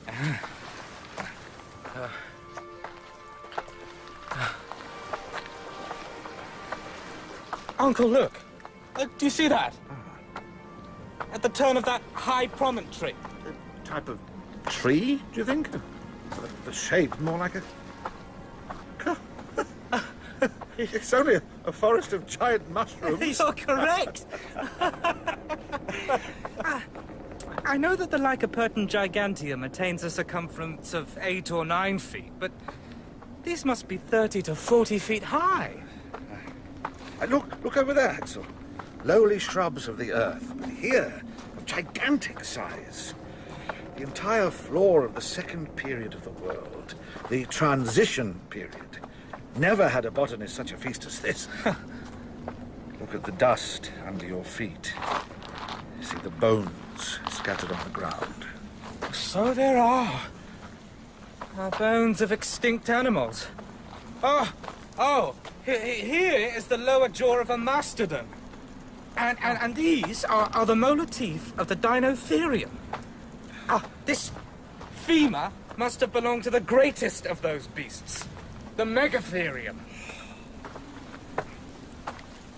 Uncle, where would you say we are? Here, on the map. Have a look for yourself. The Highlands of Scotland are over our heads, and the Grampians are raising their rugged summits above us. It is rather a heavy weight to bear, but a solid arch spans over our heads. But how are we to get down below this liquid surface? Well, if all oceans are, in reality, only lakes, since they are surrounded by land, then this internal sea will be surrounded by a coast of granite. And on the opposite shore, we shall find fresh passages opening. We shall set sail tomorrow. Set sail, shall we? I should like to see a boat first. And how long do you suppose this sea to be? Well, 30 or 40 leagues. And it would not be a boat at all, but a good, well-made raft. A raft would be just as hard to make as a boat, and I did see anybody... I know you don't see, but you might hear if you would listen. Don't you hear the hammer at work? Hans is already busy. What? He's been felling the trees. Oh, the trees are already down. Come and you will see for yourself, beyond the promontory. Hey, Hans. Du går I gott stycke arbete. Ja, tack. A raft. Hans is making a raft. Ja, godt tilfreds med hvordan det går. Hans is pleased with how it's coming along. By the next day, thanks to the industry and skill of our guide, the raft was made. A mast was fashioned from 2 poles spliced together, a yard was made of a third, and a blanket borrowed from our coverings made a tolerable sail. That's it. Cast off. Newselter's Abster, Hans. Yeah. Hans had fitted up a rudder to steer the vessel and took the tiller. Sail works well. Wind's caught it. This fine harbour which has given us such kind shelter must have a name. Port Axel. I have a better one to propose. Groyben. Let it be called Port Groyben. It will look very well upon the map. Port Groyben it is. So named August the 13th, 1863. And with that, the cherished remembrance of my Veerland days became associated with our adventurous expedition. The wind was from the northwest. We went with it at high speed. At this rate, we shall make 30 leagues in 24 hours, and we shall soon sight the opposite shore. Quickly, we entirely lost sight of land, and Professor Liedenbrock entrusted me to keep a log of our sea trip. Axel, you are to register every observation. Make entries of interesting phenomena, the direction of the wind, the rate of sailing, the distance accomplished. In a word, every particular of our singular voyage. And here are my daily notes exactly as I wrote them. Friday, 14th of August. Wind steady, northwest. The raft makes rapid progress in a direct line. Nothing in sight before us. Intensity of light the same? Jeg skal nok fiske. Hans is going to try fishing. At noon, Hans prepares a hook at the end of the line and baits it with a small piece of meat. For 2 hours, nothing is caught. Are these waters bare of inhabitants? Can it be that What do you need? Something tugged at the fishing line. Yes, I saw it.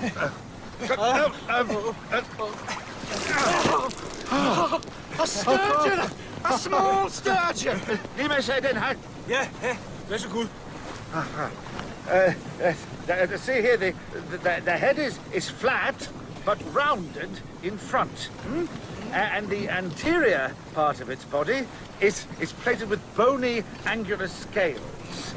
It has no teeth, its pectoral fins are large, and it has no tail. And that this fish belongs to an extinct family of which only fossil traces are found in the Devonian formations. What? Have we taken alive an inhabitant of the seas of the primitive ages? It is so, Axel. But this one displays a peculiarity confined to all fishes that inhabit subterranean waters. It is blind. Not only blind, but actually has no eyes at all. Nothing could be more certain. But supposing it might be a solitary case? Hans, please bait the hook. Oh, Hans, can do. Oh, yeah. Yeah, it's enough fish good. Within a couple of hours, we have taken more fish. This unhoped-for catch replenishing our stock of provisions. Saturday, 15th of August. The sea remains unbroken all round. No land in sight. The horizon seems extremely distant. 1, 2, 3, and tre rigsdollars. Here, Hans, tusen tack. Yeah, mine tack. You seem anxious, Uncle. Anxious? No, not at all. Impatient, then. We are going very far. What does that signify? I'm not complaining the rate is slow, but the sea is so wide. We've travelled 30 leagues more than 3 times now. We're not descending as we ought to be. Since we have followed the road that Saknussemm has shown us... That is the question. Have we followed that road? Did Saknussemm meet this sheet of water? Did he cross it? You're really not the best of travellers, are you, Uncle? Sunday, 16th of August. Nothing new.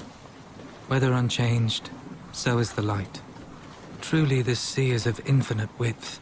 It must be as wide as the Mediterranean or the Atlantic. And why not? My uncle has taken soundings several times. He ties the heaviest of our pickaxes to a long rope, which he lets down to 200 fathoms. No bottom yet. He tries again. How deep is the Lindenbrook Sea? Axel, Hans, quick! Help me pull this thing up!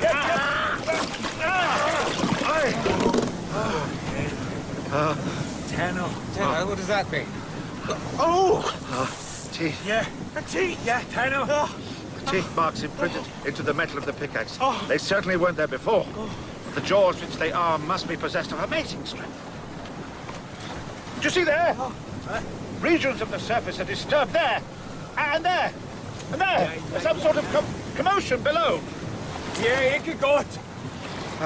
That we must be on the lookout. Of course, Uncle. I'll check the gun. Most wise. Tuesday, 18th of August. Evening comes. Or rather, the time comes when sleep weighs down the weary eyelids. For there is no night here, and the ceaseless light tires the eyes with its persistency as if sailing under the Arctic sun. Hans is at the helm. During his watch, my uncle and I sleep.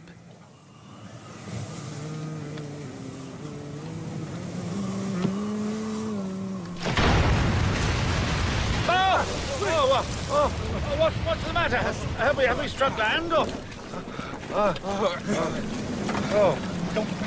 Hans. Yes.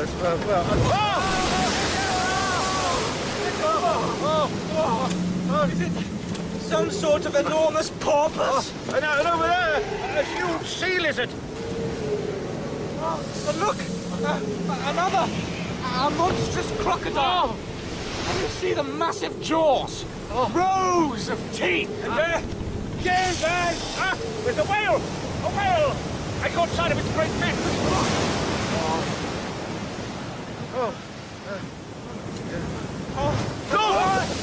Two blowholes! Creatures of supernatural dimensions!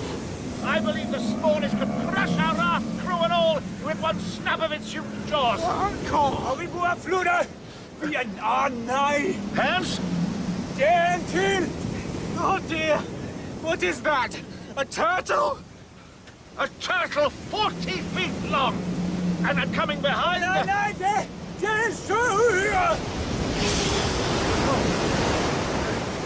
Yes, it is, Hans. A serpent. A giant one. Uncle, they're circling! Flight is out of the question. We'll never make it. They're coming closer. My rifle is ready. And what can a rifle ball do against the scaly armor that covers these beasts? They're coming! What? What did he say? He said, the serpent is coming! And over there is a crocodile! We're going to be caught caught in the middle. I'm going to shoot. Nay! Oh, my goodness. They didn't even see us. They're going to kill each other. The crocodile has the serpent by the head. Look at it. And they're two. They're back. And the whale. And did he say two? Yeah. Does he mean there are only two animals? Yeah. Axel, my telescope, please. Here, Uncle, here. Thank you. Hans is right. The first of the monsters has a porpoise's snout, and is its head. A crocodile's teeth, and hence our mistake. I believe it is the ichthyosaurus, the fish lizard. The most terrible of the ancient monsters of the deep. Not the news I wanted to hear. And the other? The other is a plesiosaurus, a serpent with the carapace and paddles of a turtle. He is the dreadful enemy of the other.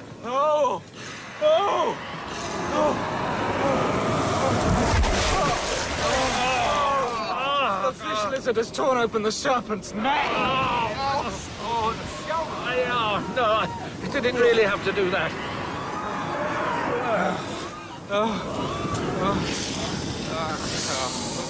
It was let go at last. And Ed, do? Yes, the serpent is dead, Hans. But where did the other one go? What if it comes back?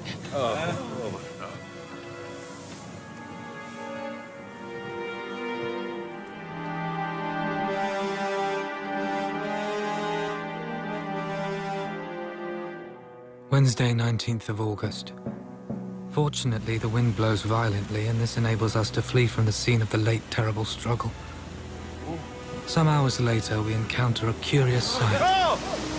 It's another sea beast. A sort of vast, inverted cone. Please don't get too close. In Holm. An island? That's not an island. There's nothing else. But that column of water? Geyser. A geyser on Axel Island.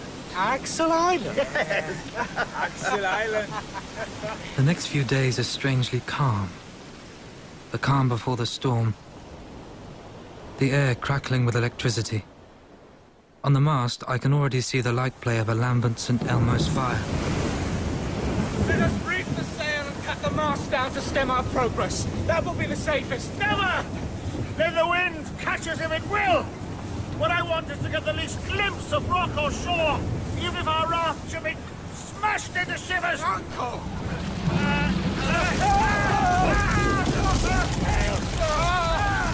Here the notes of my log became vague and indistinct. I've only been able to find a few, which I seem to have jotted down unconsciously. Sunday, 23rd of August. Where are we? We are driven forward at a rate beyond all measurement. The lightning flashes with intense brilliancy and never seems to cease for a moment. The lightning is striking the top of the cavern! What if the roof should crumble down upon us? We think things cannot get any worse, but within hours, the storm redoubles. Span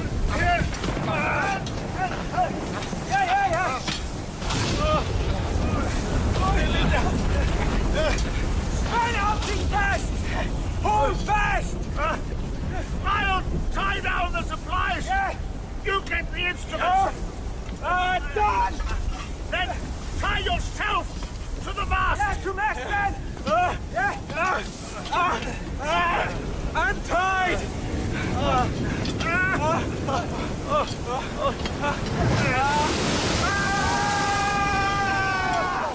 For 3 days we cling to our raft. Ceaseless fiery arrows darting amongst the flying thunderclouds. My uncle draws near to me. We are lost! We are lost! Let us lower the sail! I will do it, Uncle! And I pass more, Axel! Pass more! Axel! A fireball!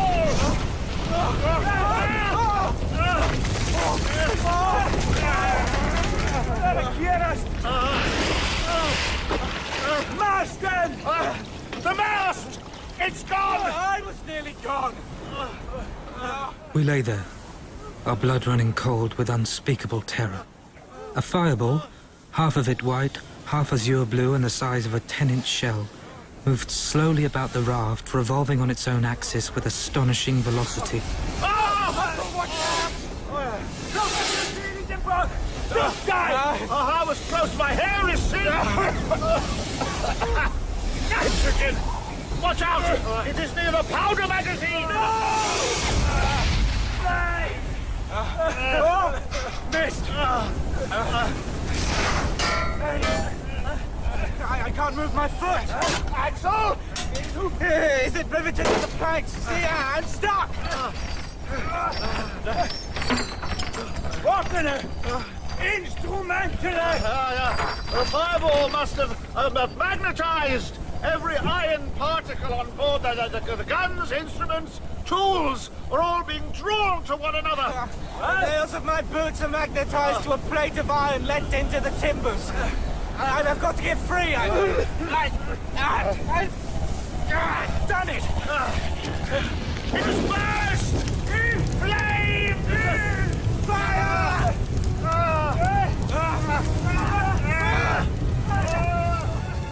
The fireball bursts, throwing tongues of fire around the raft, but as quickly as they came, they disappear.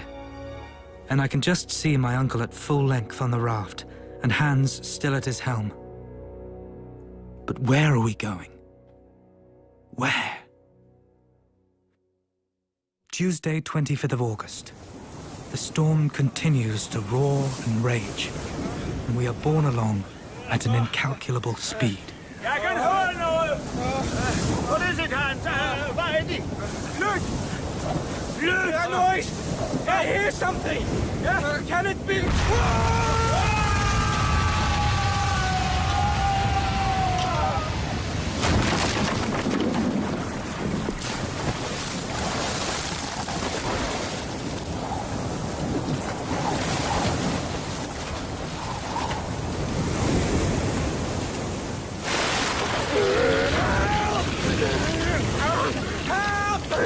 I can't swim! Come on, son!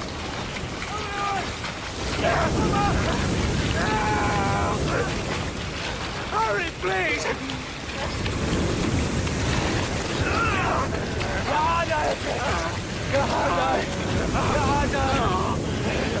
Thank God! Come so!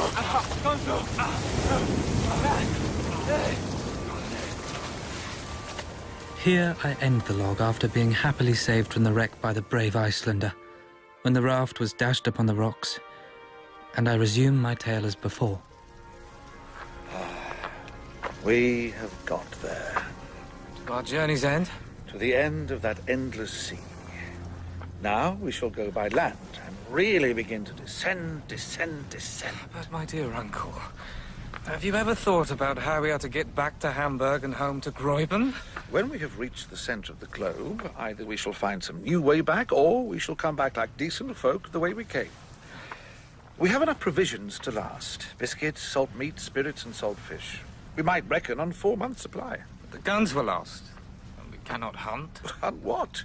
We still have powder. And the instruments? We have the manometer, the most useful of all. By means of it, I can calculate the depth and know when we have reached the centre. And we might very likely go beyond and come out to the Antipodes. But what about the compass? Here it is, in perfect condition, as well as the thermometers and the chronometer. Where do you think we could be? Now, let us consult the compass. Here. Now, let's see.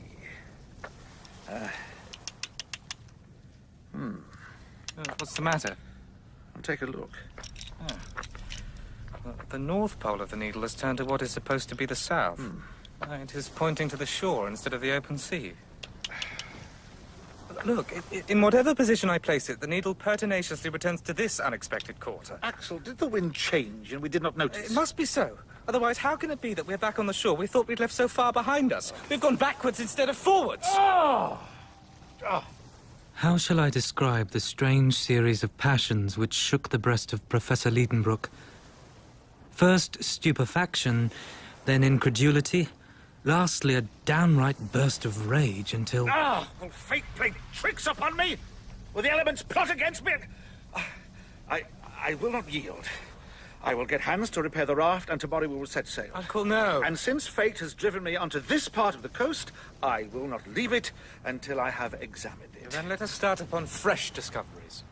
After leaving Hans to his work, we started off together, trampling over numberless shells of all the forms and sizes which existed in the earliest ages of the world. Uncle, this carapace must be all of 15 feet in diameter. The covering of a gigantic glyptodon or armadillo of the Pliocene period, of which the modern tortoise is but a miniature representative, dear boy. We traversed the shores of the Liedenbrock Sea for a mile, when we observed a sudden change of appearance in the landscape, where a field, nay, more than a field, a vast plain of bleached bones of animal life through the ages appeared spread before us. All sorts of extinct monsters assembled together for your satisfaction, Uncle Liedenbrock. And here, see, this must be a... Axel, a human body. A human body? Over there. Oh, why, so it is. Is there some particular soil like that in the cemetery of Saint Michel in Bordeaux, which has preserved it like this for so many years? The skin is like parchment. The limbs still have their shape, sound teeth, abundant hair, and fingernails and toenails of frightful length. Oh, how I shall enjoy sharing this with my students at the UNA! Uncle! Another remarkable thing. This fossil body was not the only one in this immense catacomb. We came upon bodies at every step amongst this mortal dust. In fact, it was a wonderful spectacle.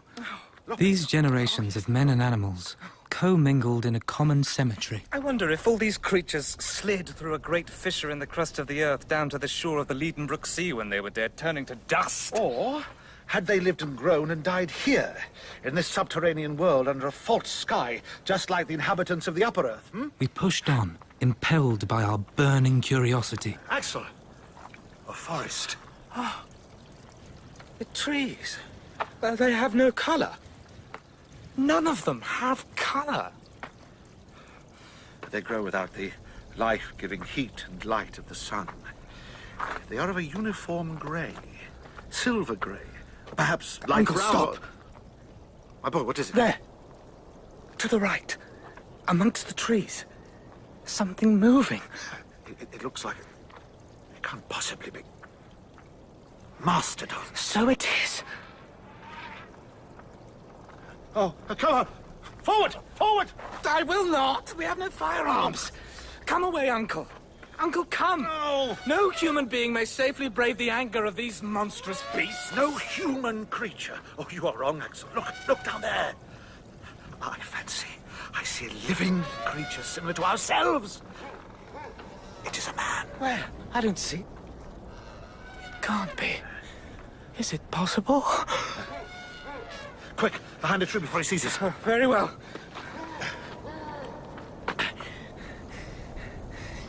He must be all of 12 feet high.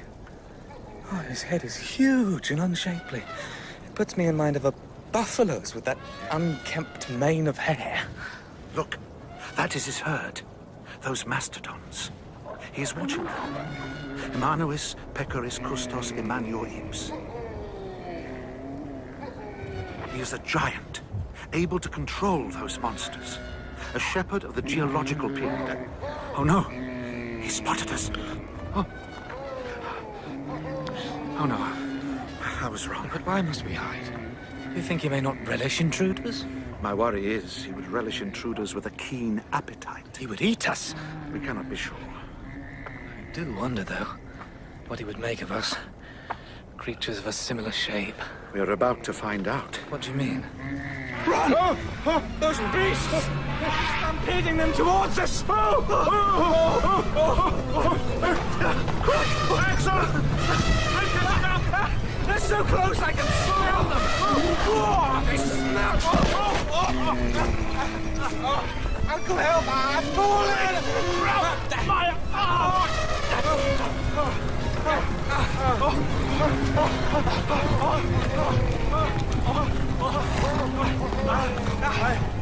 I think they may have halted their car. But I'm not stopping to find out! Axel, wait for me!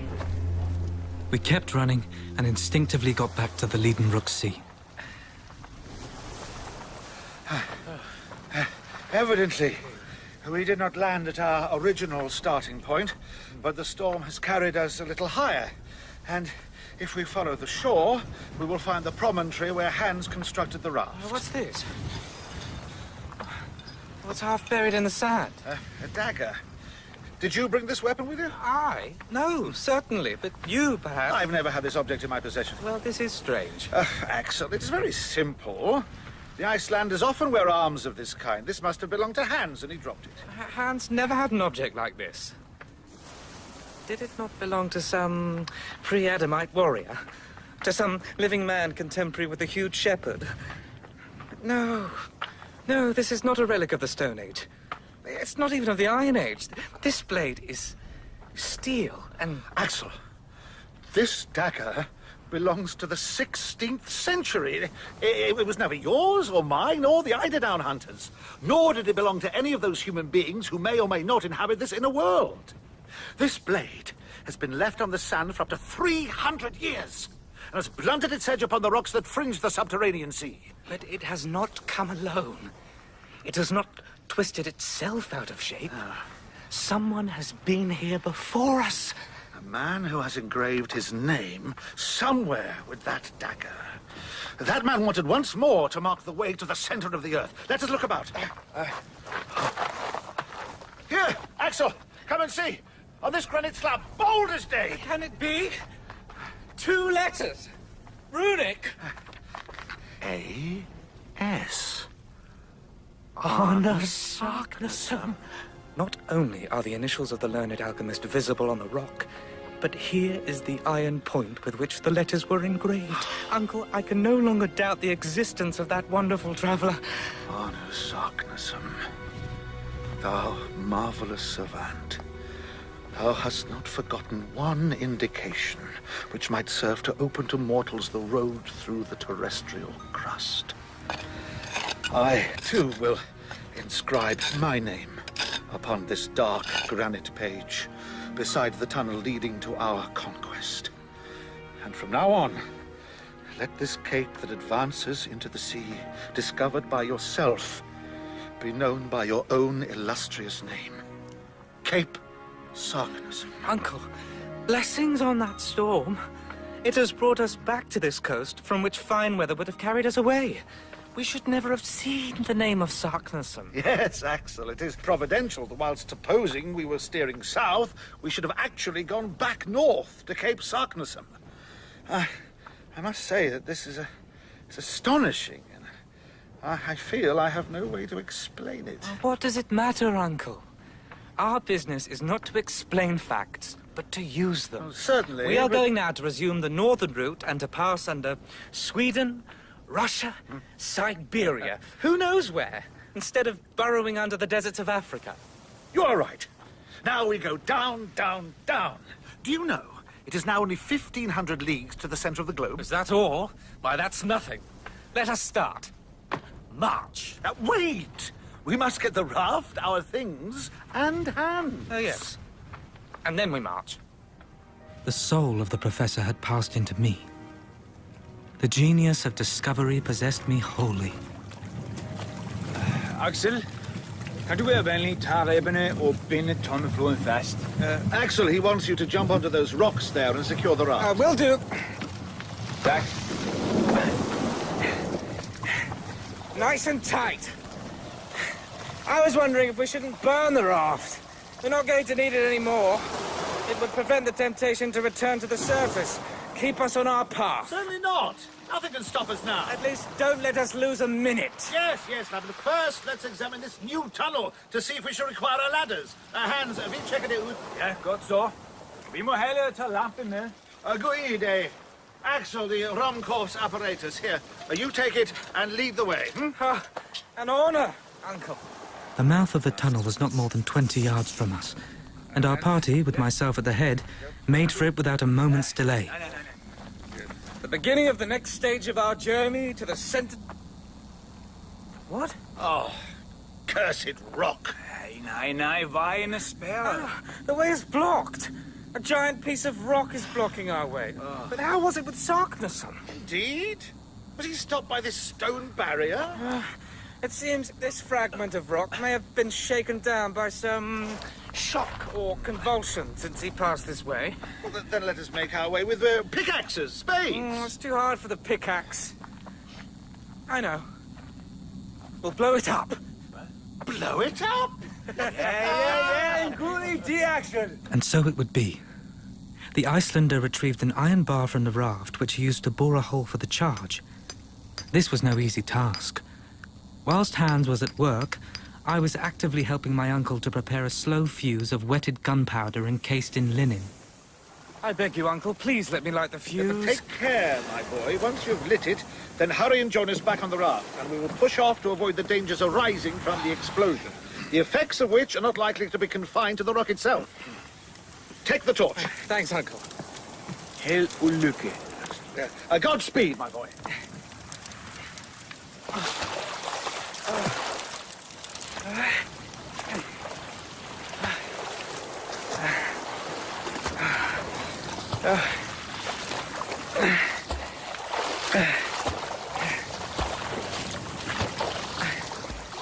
I'm here. Ready? We are! Put the torch to the fuse, Axel! With pleasure, Uncle.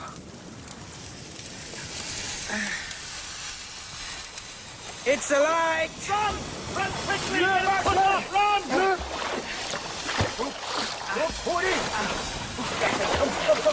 Quick! Axel! Jump aboard! Soon the raft was 20 fathoms out to sea. It was a moment of intense exhilaration. Down, rock. Down with you.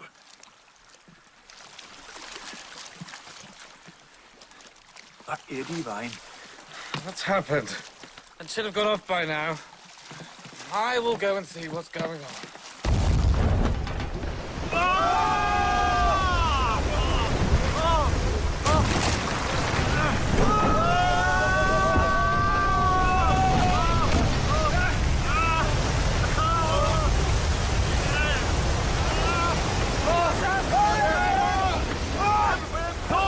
Towards the shore! The ground has opened up, and the sea's been sucked into it, and us along with it! Hold on, Axel! Hands! Hold on! The sea, lashed into a sudden fury, rose up in an enormous billow, on the ridge of which the unhappy raft was uplifted bodily into the air with all its crew and cargo. And in less than a second, we were in a deep, unfathomable darkness. I then understood what had taken place. On the other side of the blown-up rock was an abyss. The explosion caused a kind of earthquake! The gulf is open! Where are we going? I can't see a thing! This is no doubt the same road that Sarknison has taken, but instead of walking peaceably down it as he has done, we are carrying a whole sea along with it! I see something! A flicker! Hands is lighting the room!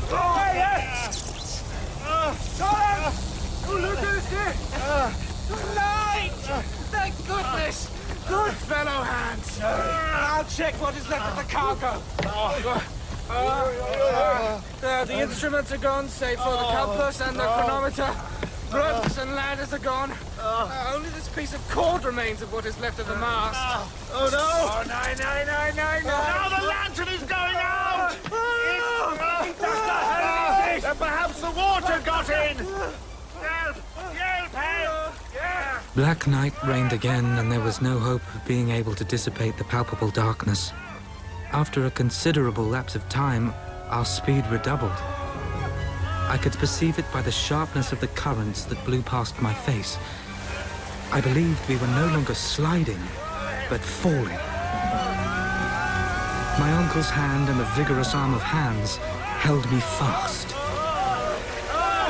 Don't let go, Uncle! Please, don't let go! It's all right, Axel! We have you!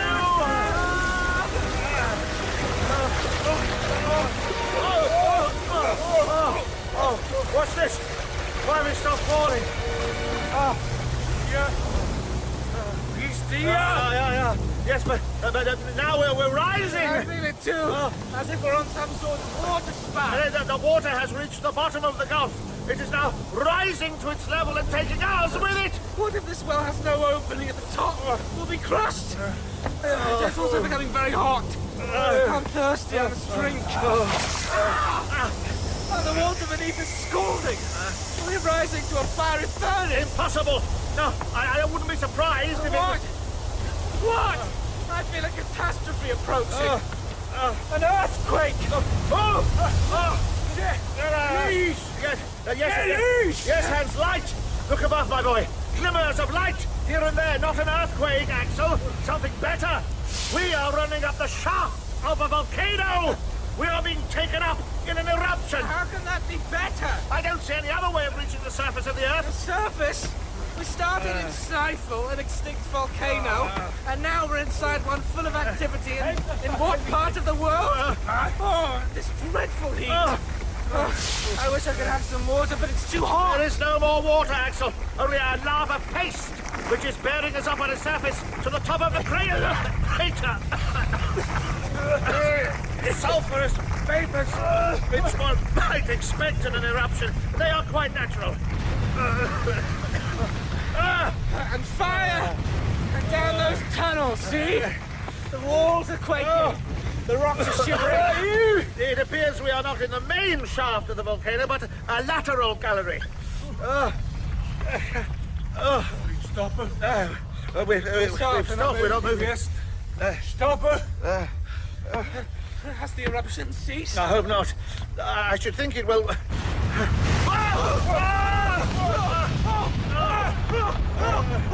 Hold fast! Hold on, Axel! Hands!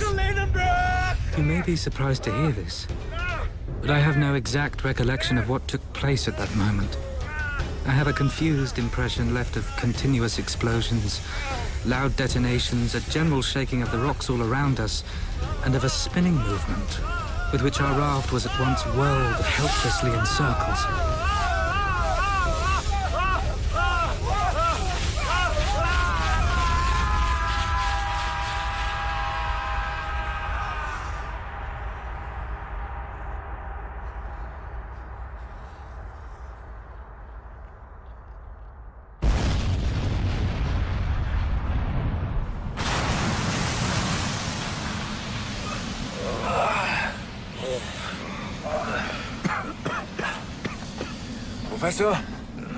Professor. Axel. My eyes. The light. Where are we? Is it Iceland? This sun, I can't see, it's blinding. What? Nej, det er ikke Island. Not Iceland. Nej. Hans must be mistaken. I must see. Open your eyes, Axel. This is no northern volcano. There are no granite peaks capped with snow. Look, down there, below the lava. It's a dream. A perfect bower of rich green. Se mod øst. Se. Det er en lille havneby, eller landsby. Yeah, you can God see it. Axel, over there, a small seaport or village. So there is. This spectacle is welcome to eyes long used to underground darkness. Hey, kom så. Det her er for farligt. Hans is right. We must get away. The explosions are going on still, and I don't think it would look well to have come out by an eruption and then let our heads get broken by bits of falling rock. Let us get down. Good idea. Come, Hans. We must be in Asia, on the coasts of India, in the Malay Islands, or in Oceania. Pass through half the globe and come out nearly at the antipodes of Europe. But the compass...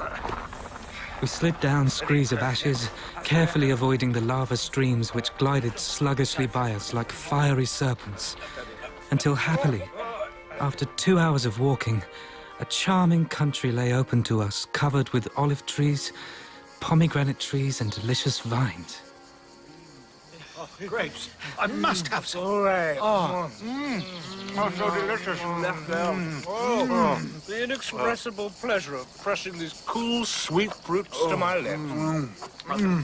Oh, look! There is a son of this happy land. Boy! Boy! He's running off. Jeg skal nok få fat på ham. Vent! Hey! Oh. Her er han. God go, Hans. Boy, what is this mountain called? Very well, I infer that we're not in Germany. Amiguito, ¿cómo se llama esta montana? Try French. Mon ami, quel est le nom de cette montagne? Now let us try Italian. Dove noi siamo? Stromboli. Stromboli? Stromboli! Oh, we were hardly thinking of that. Stromboli! Stromboli! Stromboli! We're in the midst of the Mediterranean Sea, on an island of the Aeolian archipelago. What a journey we have accomplished! How marvelous! Having entered by one volcano, we have issued out of another more than 2,000 miles from Stifle, and away from that barren, faraway Iceland. But the compass, it pointed due north. How are we to explain the fact? My opinion is that it's best not to explain it. We left the Grove of Olives and arrived at the little port of San Vincenzo, where Hans claimed his 13th week's wages. 1, 2, 3. En, to, tre. Here, Hans, and a manga tag.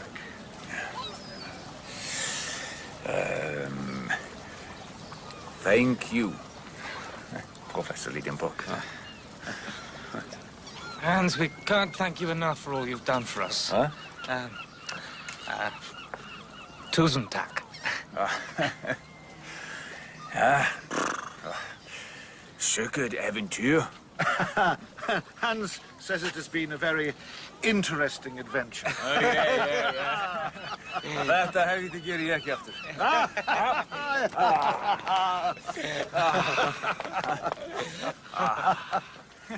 And then on the evening of the 9th of September, we arrived back in Hamburg. You're back! Both of you safe. We are indeed, Graham, and we can't wait to tell you of our adventure. Axel. Oh, Axel. You must have worried so, my love. But what? About me. Not really.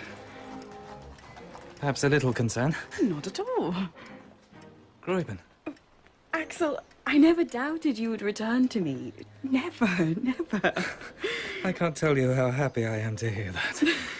And now you are a hero, you will not leave me again. Oh, no. My pretty feeling days, I will not. How can I describe the extraordinary sensation produced by the return of Professor Liedenbrock? My uncle was a great man, and I was now the nephew of a great man, which is not a privilege to be despised. And Hans, whether he knew it or not, was a great man too. I often thought of our faithful eiderdown hunter back home in Iceland, who will never be forgotten by those he protected, and I certainly shall not fail to see him once more before I die. To conclude, I have to add that this journey to the center of the earth created a wonderful sensation in the world, and was printed and translated into all civilized languages. But there was one dead fly amidst all this glory and honor. One fact, one incident of the journey that remained a mystery. And then one day... Uncle! Uncle! Axel, what on earth? Uncle, see the compass? Its poles are reversed. Reversed? I've only just noticed they point the wrong way. Of course. After our arrival at Cape Saknussemm, the north pole of the needle of this confounded compass began to point south instead of north. Evidently. Here, then, is the explanation for our mistake. But what phenomenon could have caused the reversal of the poles? The reason is clear, Uncle. During the electric storm on the Liedenbrock Sea, that ball of fire which magnetized all the iron on board reversed the poles of our compass. So it was just an electric joke? Yes. From that day forth, you must know the Professor was the most glorious of savants, and I was the happiest of men. For my pretty Wielandaise resigning her place as ward, took her position in the old house on the Königstrasse in the double capacity of niece and wife. What is the need of adding her godfather was the illustrious Otto Lidenbrock, corresponding member of all the scientific, geographical, and mineralogical societies of the civilized world, and venturer to the center of the earth.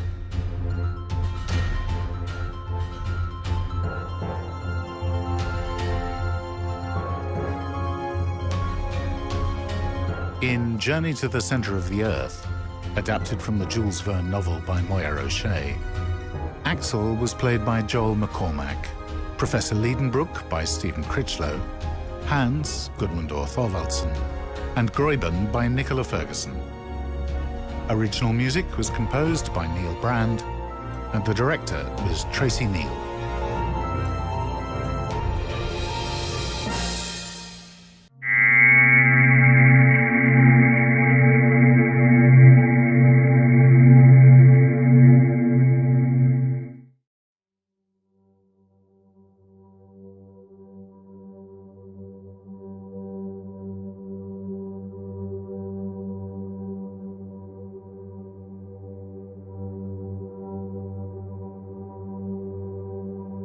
The last lock now, Endeavour. Copy that. Calvert, are you receiving? 5 by 5. Securing hardline and ready to go. EVA team, clear to go. EVA team, go. Manipulating lock handle. It's set in some kind of recess. Much larger than anything human. Lock turning and... So, Endeavour, not getting any image here. Sound is okay. There is no image. It's pitch. Suit lights have a 30-meter reach. I'm getting nothing in that radius, Endeavour. Nothing. Sense of space. You have a surface? We're standing on something. A surface, hold on. Smooth. Rock light? We're going to send up flares. Calvert? Captain? Million candle power, 2 at 45 degrees. That should give us a field of vision. Copy that. Ready on that, sir. Lock down sun visor. It's going to be getting bright in here. Endeavour? Endeavour ready. Private channel, Captain. Go on, Jerry. This is going to be networked system-wide once we get back. You should be aware of that. Noted, Jerry. Private channel out. Flares ready? 5, 4, 3, 2, and... Flares go. Oh, my Lord. Will you look at that? Will you look at that?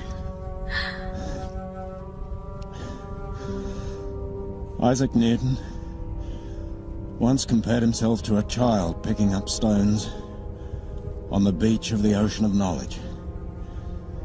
Today, we're standing before an ocean vaster than any we've known before. The crew of Endeavour have been drawn from many of the inhabited planets and moons of the system, and it will be in a spirit of amity and cooperation that we shall venture out into this ocean. Well said, sir.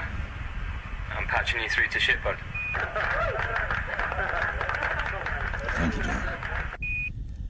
Private channel, Captain. Go ahead, Jerry. Well said, eh? Pity it's not true. Yeah. Maybe we'll have a chance to change that here. Private channel out. Now, should we get some work done here? We don't have much time.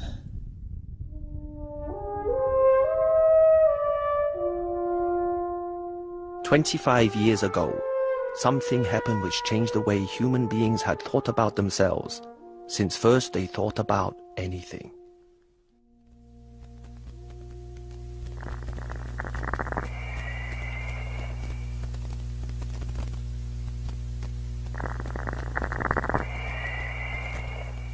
It was, I don't know, how do you say, how do you even come to terms with such an experience? I suppose all I could say is that as far as I was concerned, it was, like the biggest most important thing. Aruna Calvert, now ambassador from Mercury to the UP, then pilot-navigator aboard the survey vessel Endeavour. I've had 3 children, I've had 7 grandchildren, 5 great-grandchildren, and a great-grandson incubating now. And you know, to have children, to be part of generations, I mean, I suppose there's nothing at all that we can do as human beings that's so significant. But you know, this was just something else entirely.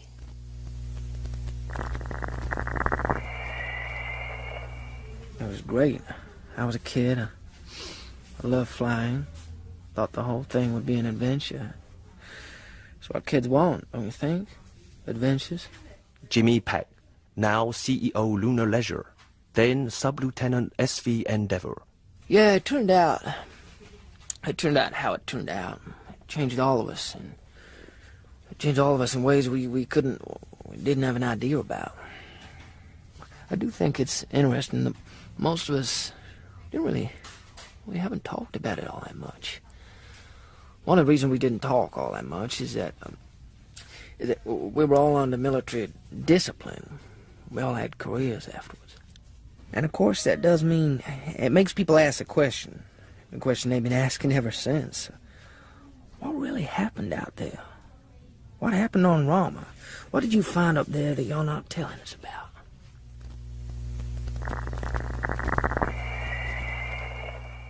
From studies done over the last 3.5 centuries, we can ascertain one salient fact about human beings. We love a conspiracy. Dr. Laura Ernst, now Professor Emeritus, University of the Outer Moons, then Surgeon Commander SV Endeavour. We hate chance, we fear chance, and we transmute our fear into certainty. The certainty that somebody or something made it happen.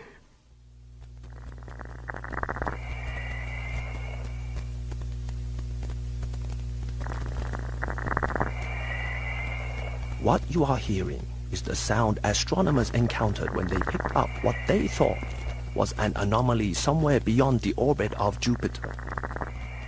Others had different ideas right from the start. At his Easter message that year, Pope Clement IV spoke to a crowd estimated at 100 million. In these times in which we live, all things are seeming to change, but one thing will never change. The gospel of our Lord Jesus Christ is changeless. Millions are returning to the true faith, and this new star in our skies is surely a sign of God's everlasting love for His creation.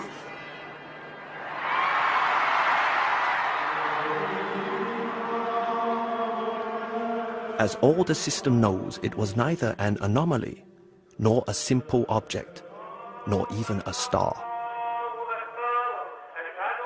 It was the Voyager that became known as Rama, a Voyager across unimaginable distances that entered our system at a time of great instability, social, political, and, above all, religious. 10, 9, ignition sequence start. 6. Since our first steps into space over 2.5 centuries ago, humankind has been continually pushing the envelope that binds us to the mother world.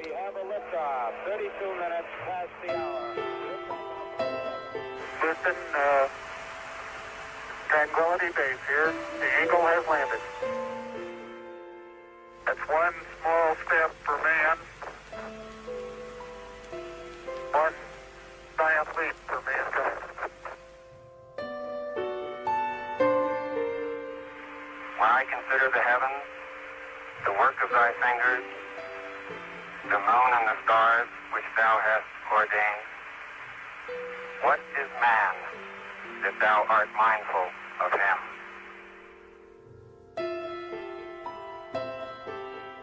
5, 4, main engine start, 2, 1, 0, and liftoff of the Delta II rocket with Phoenix, a distant science outpost seeking clues of the evolution at the polar region of Mars.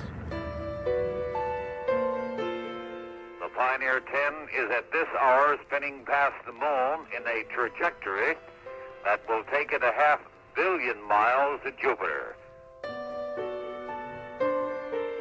Мы двигаемся в тень Меркурий. Сейчас мы находимся в полутени и начинаем нашего спуска. Это Меркурий. But more space did not lead to more peace. If there is another war, a planetary war, then it will be about one thing and one thing only. It will be about metals. Who has them? How much are they charging for them? Who wants them? How much are they prepared to spend on getting them? And that places the planet Mercury, with its vast mining operations, at the center of the system. Without Mercury, there is no solution. I think you're entirely wrong. If, and let us pray war never occurs, there is a conflict, it's going to be about belief. If minerals make mountains, belief moves them. And the peoples of the system are fed up with governments who have created a false god of reason when there is only one true God. It was an age of change, an age of anxiety and questioning.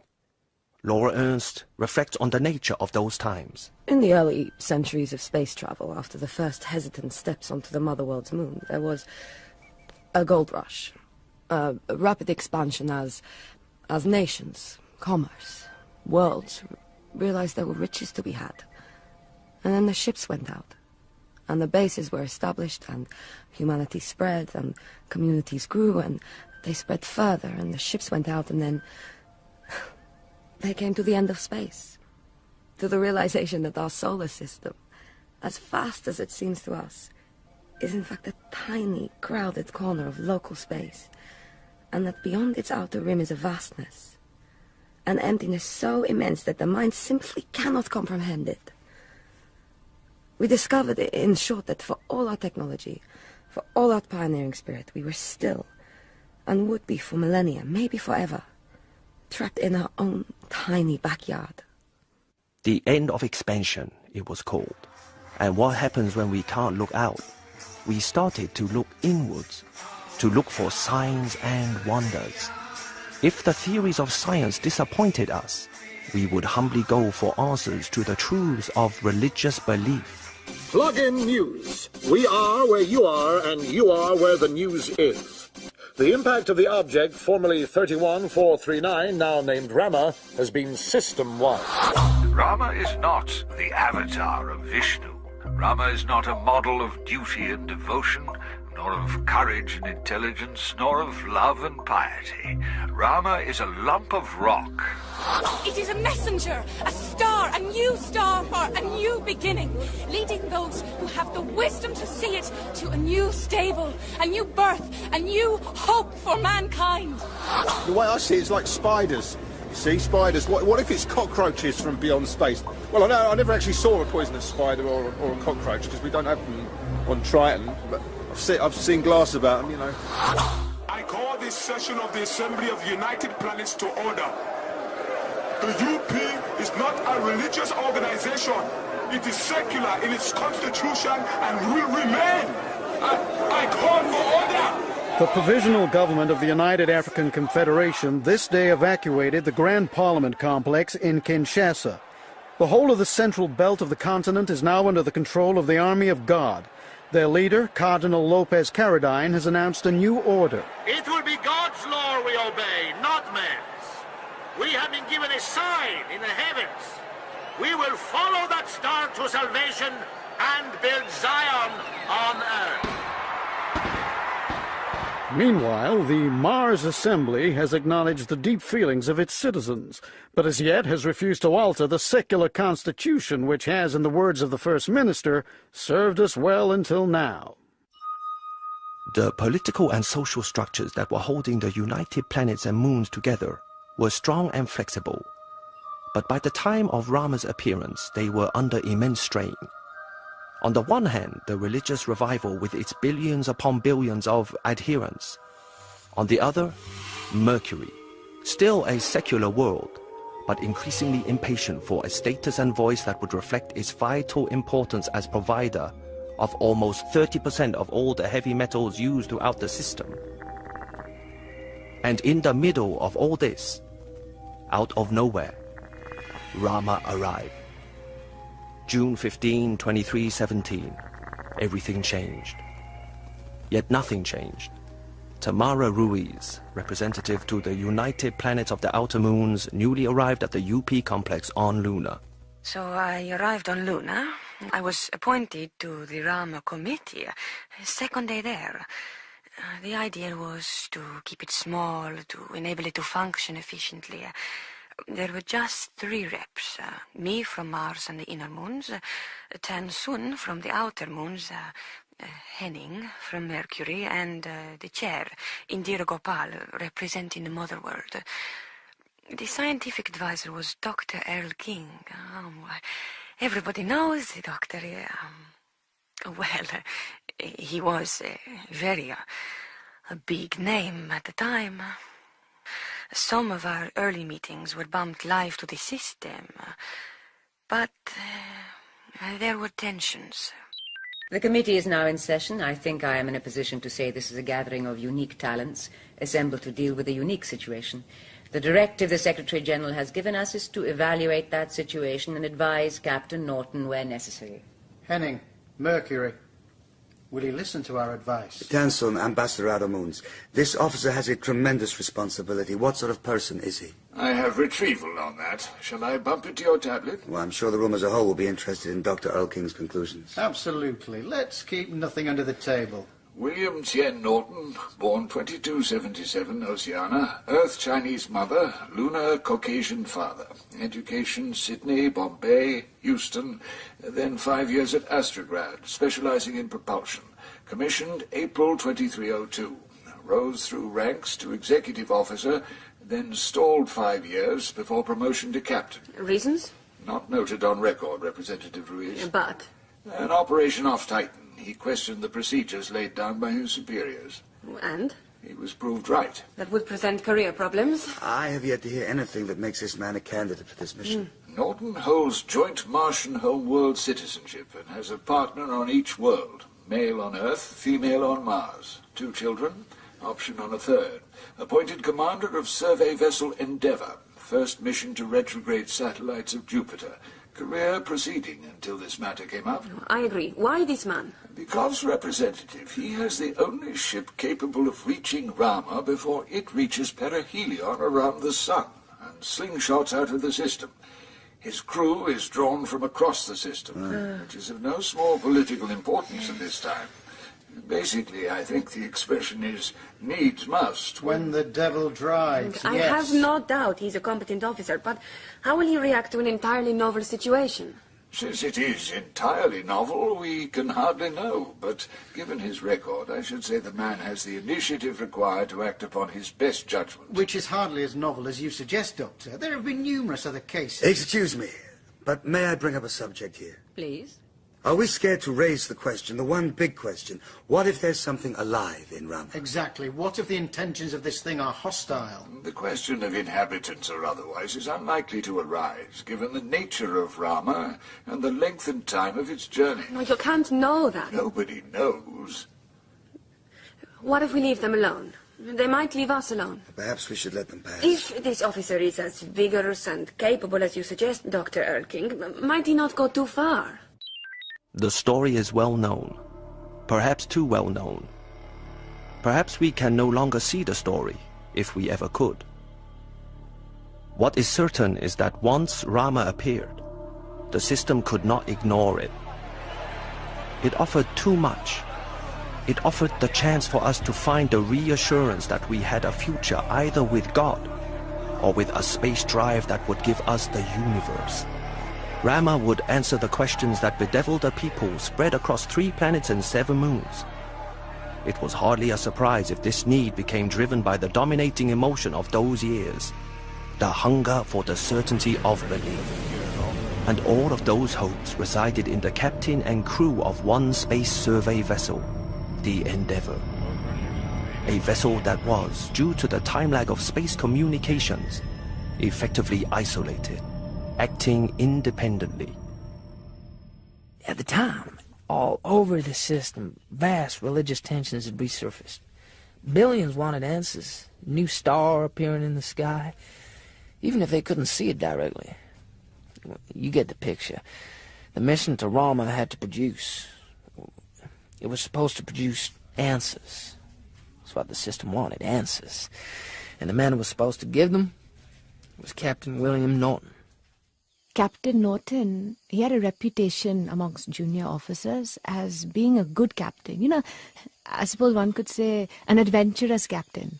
He should have been more senior by that time, but he tended to speak out. Not in public, but he would always say what he thought.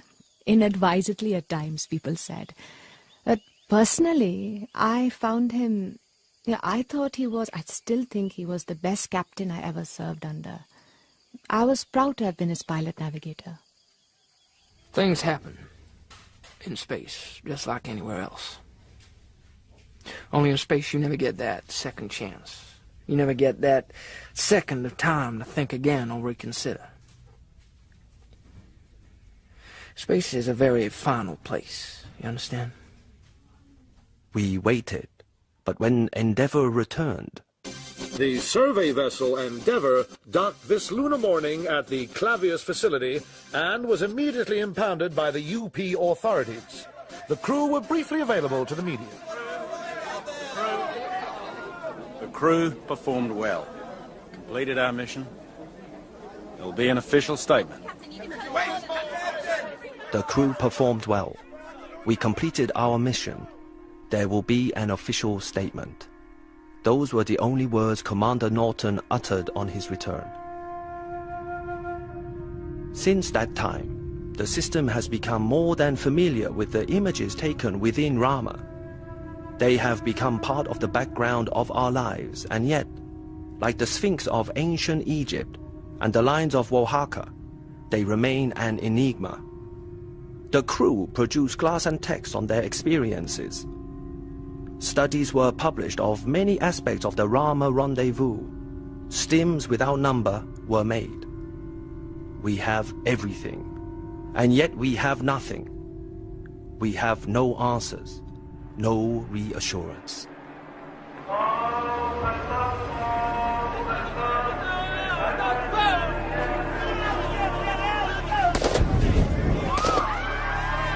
The system needed Rama.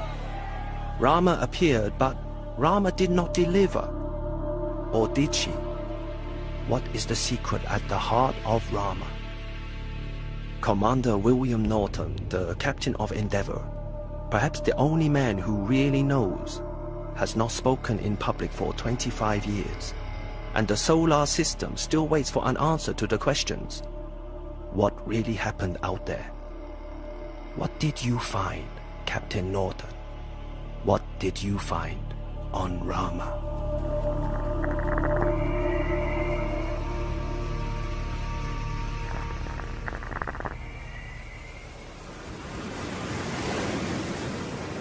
Captain Norton! They told me that you'll be down here, on the beach, watching the sea. They said you do that every day. Not when there's a storm, but the weather bureau don't tell us when they're working something up. They like surprises. Do you like them, sir? I'm too old for surprises. I was surprised when I received your message. Fetched you down from Mars, eh? It is Mars, isn't it? You've got the build for the gravity. Yes, sir. Born and bred. Find it heavy down here? Heavy enough, but I visit a lot. Sit down. Have a drink. Smoke if you want. I don't anymore. Don't drink either. Some sailor, eh? They bumped me your show. It was strange seeing them all again, hearing their voices, some of them. Do you meet them?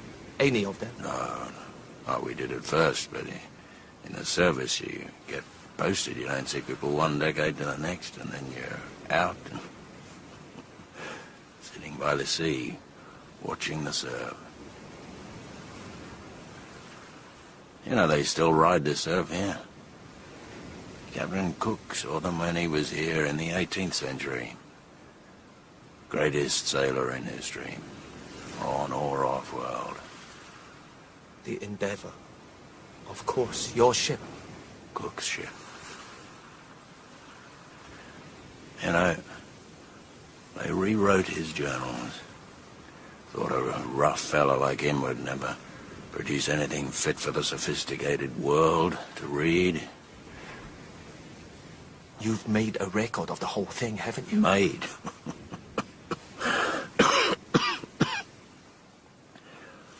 I am the record of all the things they don't want you to know. Why now? Oh, no, not now. When I'm dead. Don't worry, that won't be long. This thing... There are some things they still can't cure, thank the God of... what? Time? Decorum? That's why you're here, Mr. Quok. That's why I'm talking to you. Now you all own the poison chalice. It'll be your decision. And, yeah, well, they'll know. Make no mistake about that. They will know. There are rumors out on the nets. Always have been. Rumors of what? Rumors of wars that might have been, of what you really found up there, of what happened, what really happened, things I did not put in the stim. You know, in some ways, it wasn't all them, it was me as well. I never wanted to talk about it. It does something to you. Space. Cook knew. Once you made those voyages, crossed those unimaginable gulfs, found your unknown lands like star captains glowing in seas far darker and colder than any we know on our world. We were sailing amongst the great drifts, a million Ks beyond Mars.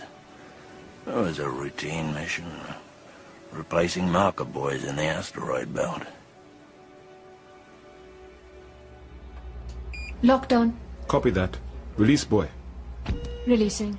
And 1, 2, 3, 4, and contact. Fixed? Fixed. Run it? Running. Beacon installed and functional, sir. Thank you. Oh, what's that? Down 30. 77 to go. I have a message coming in, sir. It's marked priority red. Whoa. Eyes only, Commander. Bump it direct. What happened? That's... We ever had a red before? Nobody uses that much bandwidth. Not unless it's a war, they don't. Sir? Don't ask me. I never had one either. Probably Mercury again. Those rock jockeys are never happy unless they are pounding something into dust. Hey, I have family on Mercury. Relax. No, don't relax. Sir? Shall I lay a course for our next intervention? Hold it for now, Lieutenant. In fact, hold it for good. Comms, give me the ship. You have it, sir. What's happening, sir? Seems we're not alone anymore, Peter.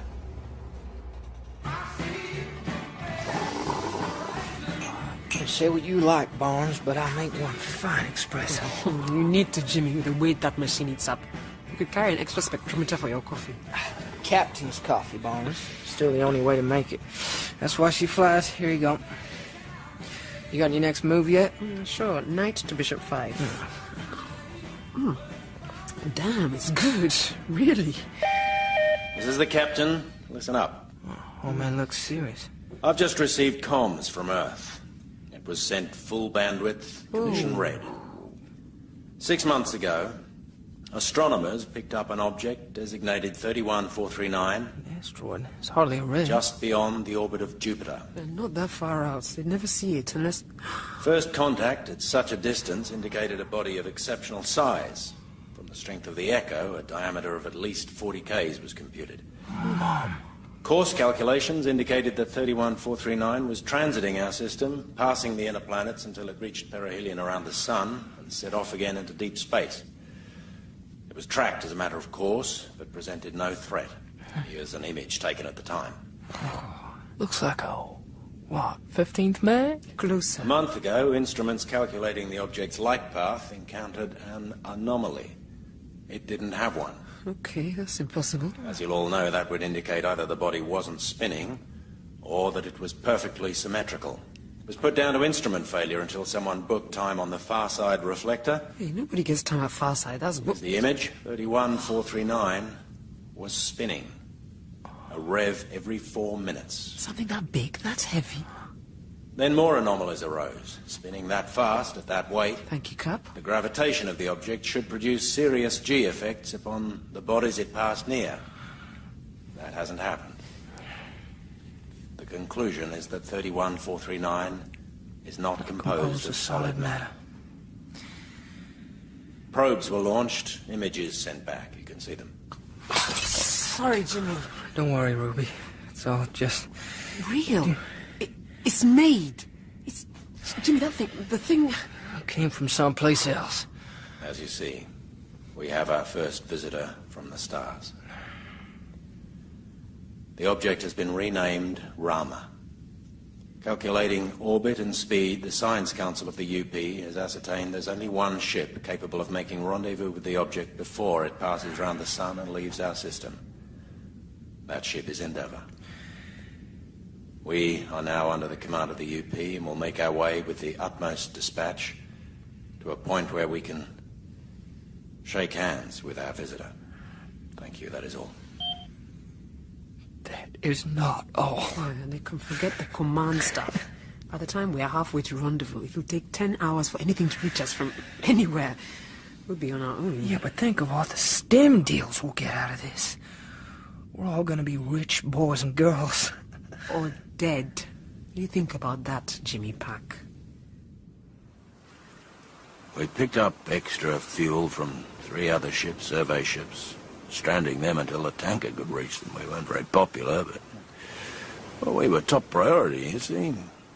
That's what they felt on Luna, at the UP building. Well, that's what they said. That's what they say, but things are never that simple.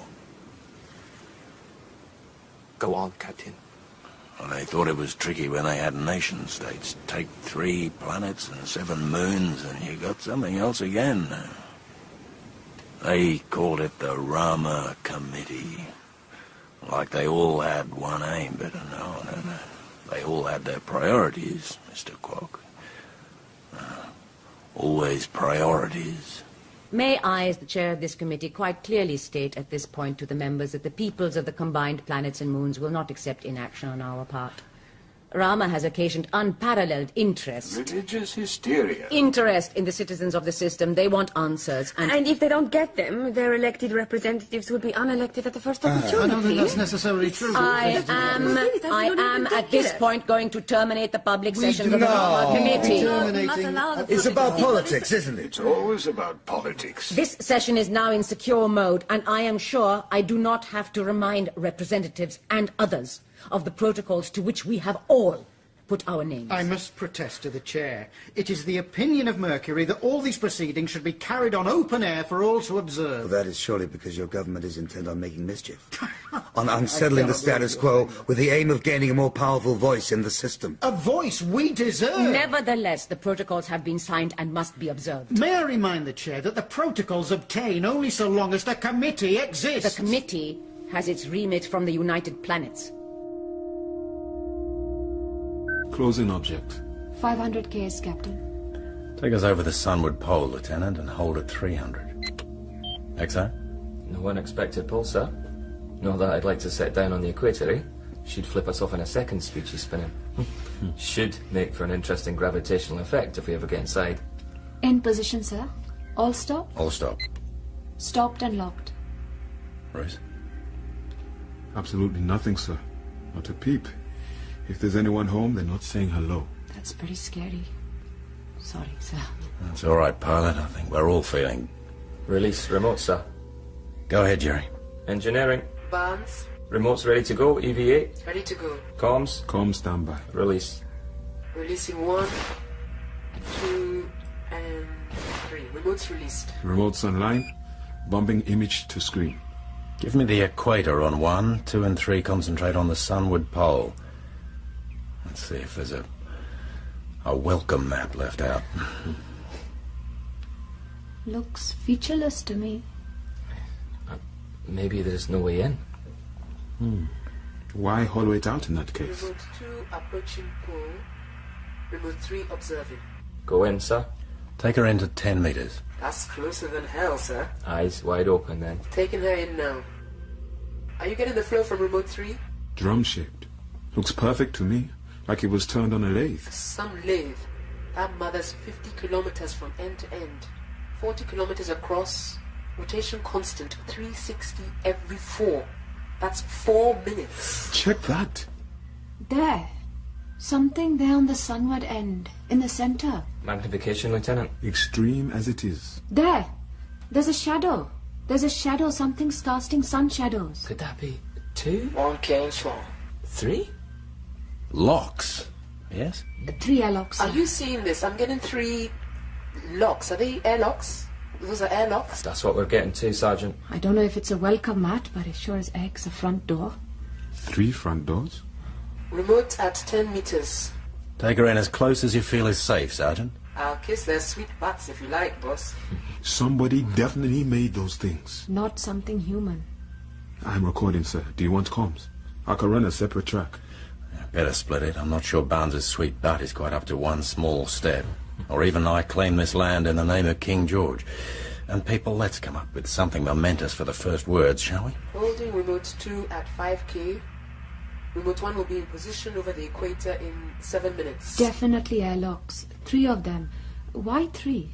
No iconography or orthography I can see. Looks pretty self-evident to me. Basic cylinder lock. Dr. Ernst, are you watching this? What do you think, Bill? Conclusions? On the evidence presented? None except for what I can see. Speculate. You're the biologist here. I think I'd like to take a closer look at it. I don't think it's hostile, but I don't think that means we won't get hurt if we don't go very, very carefully. Thank you, Doctor. Sergeant Barnes, take your remote close enough to operate the lock. Well, here we go. Extending auxiliaries. Contact. Which way do I rotate? This thing was never made for human hands. The mathematics work out. They're in a recognizable sequence. Go right. Going right. 1, 2, 3 revolutions and... Lock opening. Take remote 1 into the lock, Sergeant. Sir? Light her up and take her in. In we go. Saturday Night Lights. Is that another lock? Similar arrangements of handle? Set her down, sir. I have a solid surface. I can see, Sergeant. Now let's go right in. Are you sure about this, Captain? No, but we have very little time before Rama moves out of range and we need to leave. There's not a moment to lose, as Cook would have said. We lose the remote, sir, and the yards are going to have some questions. So we better find some answers. Gyros indicate the whole lock is turning 180 degrees, and we have a further lock. Minimal gravity, proceeding, and we have... We have sound, so there's no vacuum in there. Another lock. Rule of 3. 3 outer locks, 3 inner locks. Why? We don't have the data to answer that. Proceed, sir. Take her in, Sergeant. I'm using lights, but not getting much here. Tunnel. A corridor? How long? Barnes, bounce a laser off the far end, will you? It's half a K, Captain. Otherwise, featureless. Take us in. Give us a panoramic view. If that's half a K, then we're probably talking, with the triple locks as well, about the shell of the thing. Remote 1 still in position over the equator. Still bumping data. Still getting it, Ruby. It's all good. Seismic soundings indicate just above a half K for the walls. I'm at the extent of the tunnel, Captain. And guess what? More locks. Any bets on how many? No, but I'll tell you one thing. I'm certain that once through there, we're inside. I think we're losing the signal pretty much now. Go on, sir. No pull out. Let's put eyes in there for the big moment. And I want a hard line from the ship to wherever we establish a base inside that thing. So, who goes, Captain? You went first. Well, Captain's responsibility. Besides, if anything went wrong, they wouldn't need any orders of mine to get out of there. But you wanted to be first. Yeah.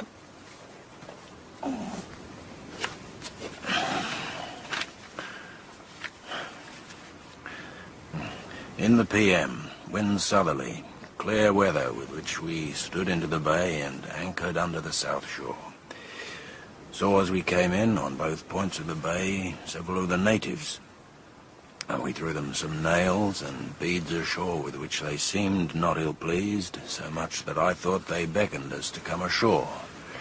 But in this, I was mistaken, for as soon as we put the boat in, they came to oppose us. Cook again. At Botany Bay. I'm sorry, I forgot you're not from here. First landing of a European on Australia. Opposed? You really thought you might win? Well, I didn't know. Nobody knew. And back on Luna, at the Rama committee? Well, they were still more or less united at that point. Obviously, the further we chased Rama, the longer the messages took to reach us, and the more out of sync we were with everything that was happening there. No, but we don't know. They should go armed. They should lay charges as they go. The representative for Mercury is altogether too forward with these suggestions. We know nothing about the intentions of this... Ark, I think. It's some kind of ark from who knows when. Though we have some ideas, obviously. Perhaps our advisor would share these ideas with the committee in a spirit of cooperation. If that is how the chair views this committee, we have on Mars and Moons yet to be entirely convinced of that. Representative Ruiz. May I remind our young colleague from Mars that, as the old saw has it, beggars can't be choosers. Professor, how long has Rama been traveling through space? We have a very precise determination of orbit and velocity. And assuming there has been no navigational intervention, we can calculate the last star it transited, an irregular variable, was something in the region of 200,000 years ago. Transited? He didn't originate at that time. Unlikely from an unstable sun. May be caused by that instability, if it is an arc. If current theories of stellar evolution are correct, the star would never have been stable, and thus would never have had a planetary system. No, Rama has been traveling for at least 200,000 years. Perhaps for more than 1 million. Then it must be a dead world. That depends on death being a universal. The heat death of the universe is second law of thermodynamics. Where my grandfathers originated, on the Motherworld, there were temples so old no one quite knew the kind of life their builders lived, but there were the temples all the same. They went on and on and on, endless speculation, and behind it all, politics. And you were about to step aboard with Aruna Calvin. What made you choose her? She was a pilot. She had a cool head. She was from Mercury, originally. She had family connections on Mercury. And Mercury was providing, what, 30% of all the heavy metal being mined across the whole solar system at that time. Seems like the committee was not the only one doing the politics. She was a good officer. And that was a good speech you gave. Newton picking up pebbles on the seashore. For public consumption, but it wasn't untrue. You've seen the shots, everyone has. You had them on your show. The vast space, the terraces, the stairways, and the darkness. Total darkness. You were going to have to install lighting, communications, which I know from the get-go were censored. All comms are censored to some degree. No one would ever step aboard a deep space transit if they had any idea of what the crew really talked about. And you were expecting trouble from the start, weren't you? You know about plans, do you, Mr. Quark? Go on. When I was a junior officer and involved in the peacekeeping effort after the the Venice business, our seniors had a phrase: no plan survives battle. We used to say no plan survives breakfast. Everything goes wrong. So, you done your first reconnaissance. What then? I consulted with Surgeon Commander Ernst. Laura? I've been waiting for you, Bill. I was busy. For 10 years? Well?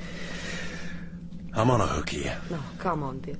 We have a job to do. We're the only people in the system who can do it. It's an opportunity. Don't give me the commander's speech to the troops. We wrote it together, I seem to remember. Well? This thing we're doing here, so far it's all been according to the regulations. But when I was in there, when Calvert and I threw those flares, I'm the medical officer. I know no one has slept well since we got here. Nightmares, anxiety, inability to compute, leading to... That can't happen, Laura. Not to your crew, Captain Cook. You give them lime juice, you give them greens, and they still complain? Oh, yes, it can. Endeavour isn't just making a rendezvous with Rama. It's driving full throttle into the unknown. So in answer to your question, Bill, you can't play this one by the rules. You have to trust your feelings. Well, then maybe it makes sense taking Russo for this leg. He's a believer. He should be comfortable with the unknown.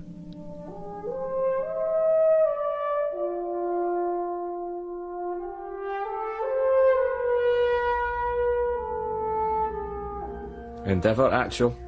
Position, please, Commander. We're through the last lock. 3 as usual. And looking out over the interior of Rama now from the pole, seeing nothing much except darkness. Huge darkness out there. Copy that. Sergeant Rousseau, are your systems up? Ready, sir. I'm attaching the floods now. Is Barnes online? Ready to roll on your word, Roos.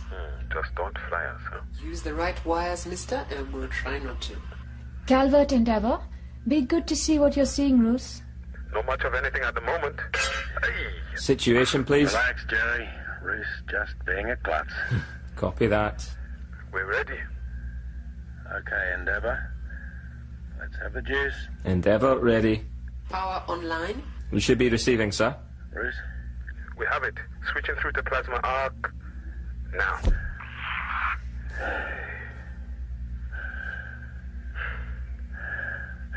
Are you getting this, Endeavour? We're getting it, sir. Not quite sure what we're getting, but we're getting it. That first view, well, partial view. They released it within days, virtually as soon as it reached the mother world. They were waiting for it. The whole system was waiting for it. You can have no idea, Captain, of the excitement, of the need there was for something wonderful.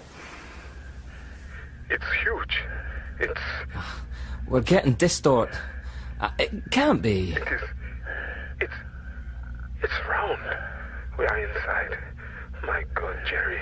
There are terraces, vast terraces leading out from the airlock here. They go right round. Over our heads. It's amazing. They fall away. Are you getting this, Endeavour? Stretching away from the light, into the darkness. And those 3 massive descending ladders, if ladders they were. Looks like rails.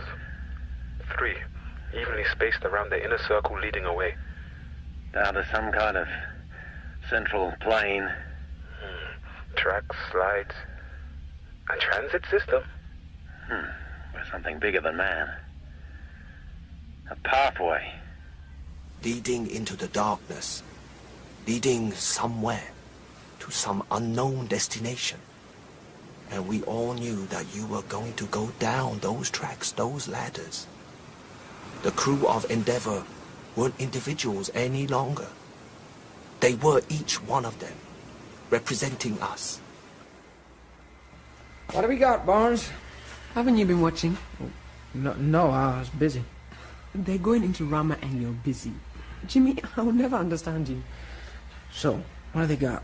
What's this? Stairway to something. They're going down now. I'm going to put a power sled together to save time. You're supposed to be smart with your hands. You can help me. Why don't they just fly in there? Oh, come on, you know why. The EVA is designed for 0G. In Rama, they've Coriolis and increasing Gs. So, what are we seeing here? Are they using plasma arcs? They've got them on auto sweep at the hub. How far in?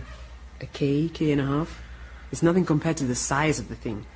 Just a couple of steps at the start of the marathon. Ernst, Endeavour. Captain, Mr. Russo, I'm monitoring your heart and respiration here, and they're climbing. I'd like you to slow down your descent for 10 minutes. We thought no one was looking. Someone's always looking. Endeavour Actual. Your visual feed is beginning to break up a little. Is there anything you can do about that? Nothing that I can see right now. No obvious cause. Barnes, you getting it too? It's integral to the signal, sir. Maybe if we slaved a channel through the hard line, we'd eliminate it. I don't know. Ship, are you copying temperature and air pressure? We are, Roos. What are you thinking? I'm showing just below freezing and 300 millibars. Seems to me it's increasing as we move away from the airlocks. We copy that. Mr. Russo? The air's almost breathable. That's incredible. It'll make moving about so much easier. It will that, but let's not be hasty. It's going to be fine, Captain. We could breathe it now. Lieutenant. Russo, don't do that. Keep your helmet on. It's fine.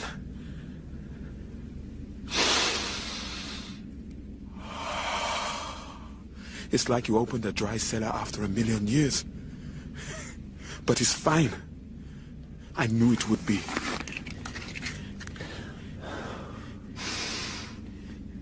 You believed it would be, Sergeant, and you were right this time. Next time, wait. We do not make decisions based on belief. This is a special place, sir.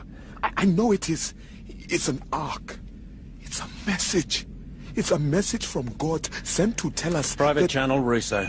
Pete, we're out of the comms loop right now, so I'll accept what you just said as your opinion. I know you're a member of a church. Fifth Church of Christ Astronaut, sir. Once we go back online, keep that opinion to yourself and remember who you are and what you are. Endeavour Actual. EVA party answer. Jerry. What's your position?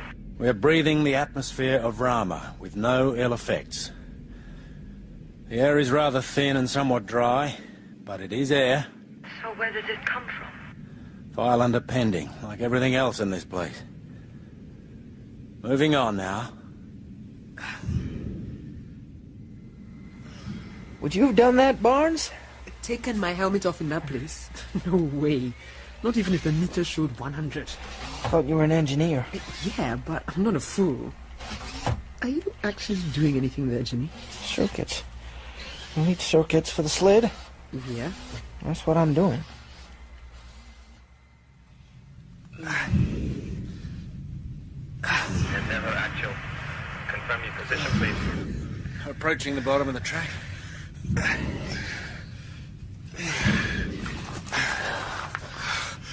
Grounded. One small step. Calvert Endeavour, we're still taking your image route, but it's definitely decaying the further in you get. We're going to establish base camp here. It should make climbing back easier without this lot.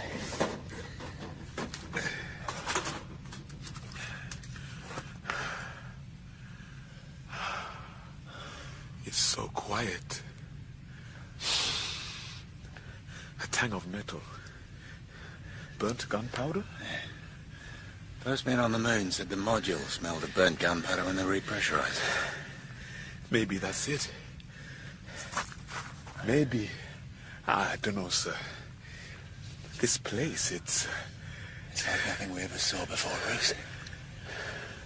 We don't have a ruler to lay along it. No. Something else. Something... It's like something is waiting to happen.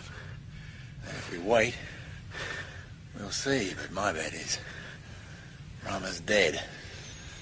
And has been for maybe millions of years. Ernst, Endeavour. More work. Let's talk, please. You're sending your levels up. Thank you. We'll keep it to a minimum.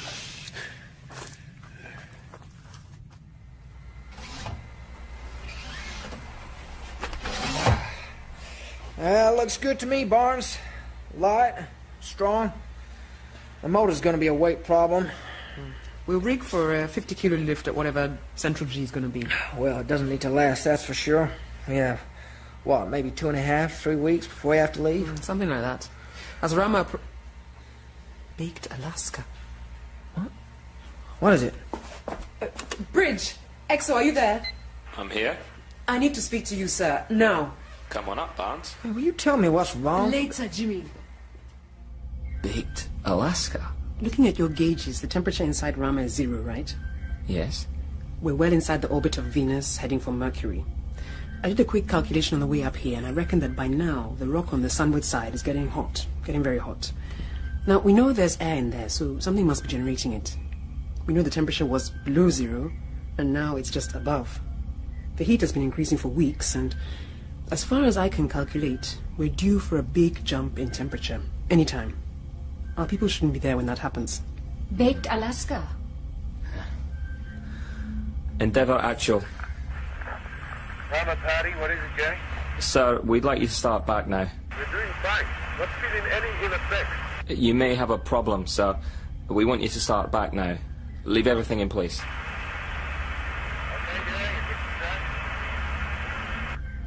Say again, Captain, you're breaking up.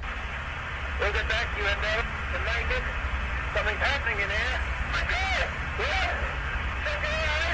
Shut your Rama. Rama, what is your situation? Rama, answer, please. Cover? Whiteout, sir. We're getting nothing on screen. Rama. Rama, what is your situation? Rama, answer, please. Rama. Rama, what is your situation? Rama, answer, please.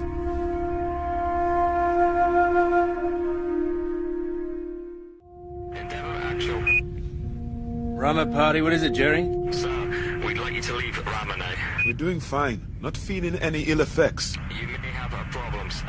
We want you to start back now. Leave everything in place. Okay, Jerry, if you think so. See, Captain, you're breaking up. We'll get back to you, Endeavour. If we can, something's happening here. Oh my God. Captain! Shut your eyes! Shut your eyes!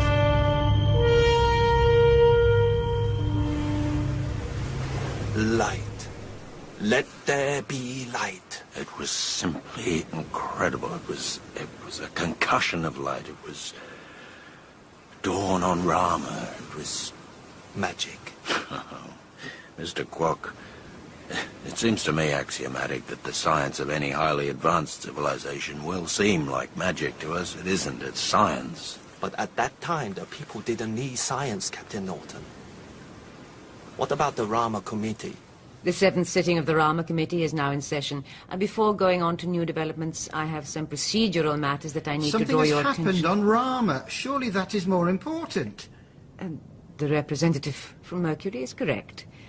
Though I'm not sure where your information originates. We detected a pulse signal from Endeavour, encrypted at the highest level. So you were unable to crack it, Henning? I do not, I am sure. Need to remind this committee that Rama and SV Endeavour are about to enter Mercury space. And when that happens, they will be within the area of our territorial jurisdiction. In your backyard? Not a yard you can effectively police, Representative. The distances... This is all talk. Will the chair inform us as to what has happened on Rama? The other moons, too, regard this as the most important business. Very well. We received this report from Captain Norton. When? I'm not sure that I can be exact. Or that you care to be exact. Has the report been doctored in any way? We'll open it to your experts, Henning. The quality is not of the best. Sunspot activity is particularly high at the moment. As of 1313 Earth Standard, 3 suns, if that's what I can call them, more like immense strip lights, as you can see from our imaging, came online or were ignited within Rama. We suspect the sun temperature creeping inwards from Rama's hull has something to do with this effect. We do now have light, and this will immeasurably aid our attempts at exploration. It's incredible. Quite literally. No, it makes perfect sense. A self-initiating, self-sustaining system. What you're seeing is a view along the central axis of Rama. 56 k's from the airlock, which we call North Pole, to the South Pole at the far end. You can make out a spike, or a tower, maybe 10 k's long, surrounded by a ring of smaller spikes projecting from the South Pole towards our POV. What they are, we don't know. Some propulsion system, perhaps. Internal climate monitor? The 50k long section between the curving poles, we've named the central plane. I know it's strange to call something cylindrical a plane, but it makes perfect sense to us when we look at it.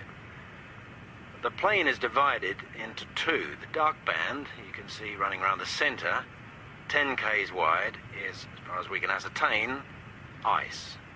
We call it the Central Sea, though whether the heat will cause it to liquefy and into what, again, we do not know. This is fascinating.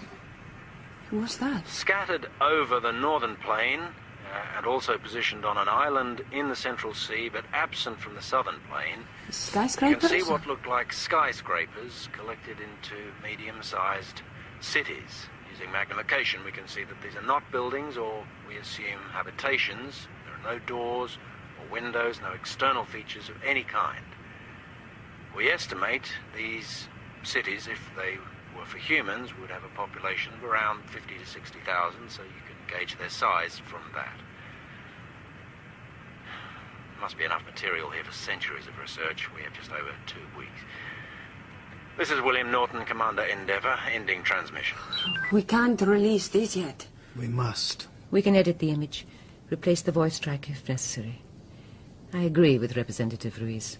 The system has a right to see this. Agreed, but let's not frustrate people. Things are at a delicate stage system-wide. People want answers. Not answers. The religious right is gaining power every day. Reason is everywhere in retreat. The mood is dangerous. If we show them mysteries, they will want a revelation we may not be able to deliver. Observations will not be good enough. Nobody goes to the cross for a reasonable explanation of events. We have to control this news and see what else comes from Norton and Endeavour. We now have a huge advantage with the light, and I intend to press on with exploration using all personnel we can spare. Jerry, I'm afraid you'll have to stay with the ship. We must have at least one person aboard at all times, and you're most qualified. As long as I get a tour before we leave, sir. Guaranteed. You'll operate hub control. I'm going to divide the rest of us into groups of 2. Surgeon Commander Ernst and Lieutenant Calvert will push towards the Central Sea. Sir? Russo and I will attempt to examine the cities. Captain. Sergeant Barnes and Sub-Lieutenant Pack will provide technical and logistic support where needed. Yes, sir. We'll operate from base camp at the foot of the ladders. I want everything recorded, and keep in touch with the relay station at hub control. I don't want anyone out of contact at any time.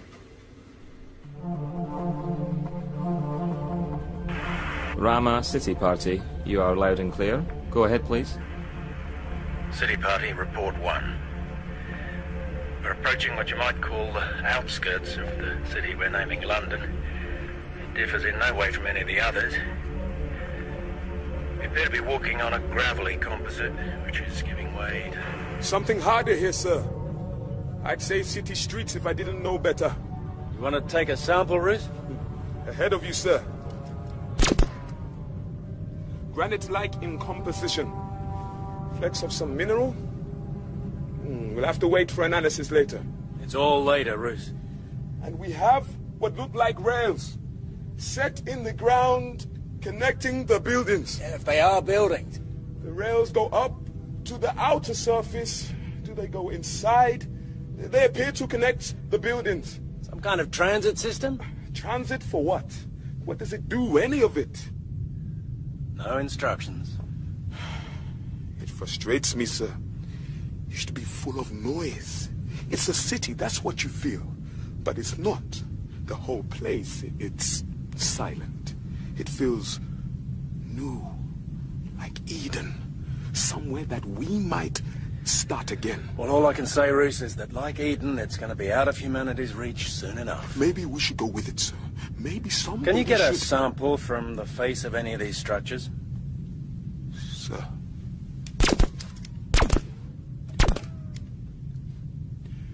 Nothing, sir. Not a scratch. Hub control, can you bump me through to Barnes? Bumping you. Barnes, Captain. I'd like you to take a look at the material composing these structures, see if there's any way we might gain entry. Cart our way in. Is that wise, sir? I don't know, but I'd like the potential. Will do, sir. We're pretty much set up at base camp now. Do you want us to install a defensive perimeter? Lay down motion sensors, but nothing aggressive or that might be interpreted that way. Sir, I'm not really sure what a spacefaring race who are capable of pushing a billion-ton rock for who knows how many million Ks across the universe might interpret as aggressive. Well, you got me there, Barnes, but I'll leave it to your initiative. Rama Party 2, I have you now. Go ahead, Doctor. Report planes, Party. Calvert and ants approaching central frozen sea. The surface of the land appears to be uniform. A clay-like substance with what might almost be peat deposits. Peat-like at any rate. They've taken samples and we'll see later. We are going to bump up a laser off the frozen surface to check the height of the cliffs here. 50 meters, give or take. Nothing, really. These things, built precisely. Can you sight on the far shore? Yes, sure. Hold on, huh? Exactly how much higher are those cliffs? 500 meters. Why so much higher?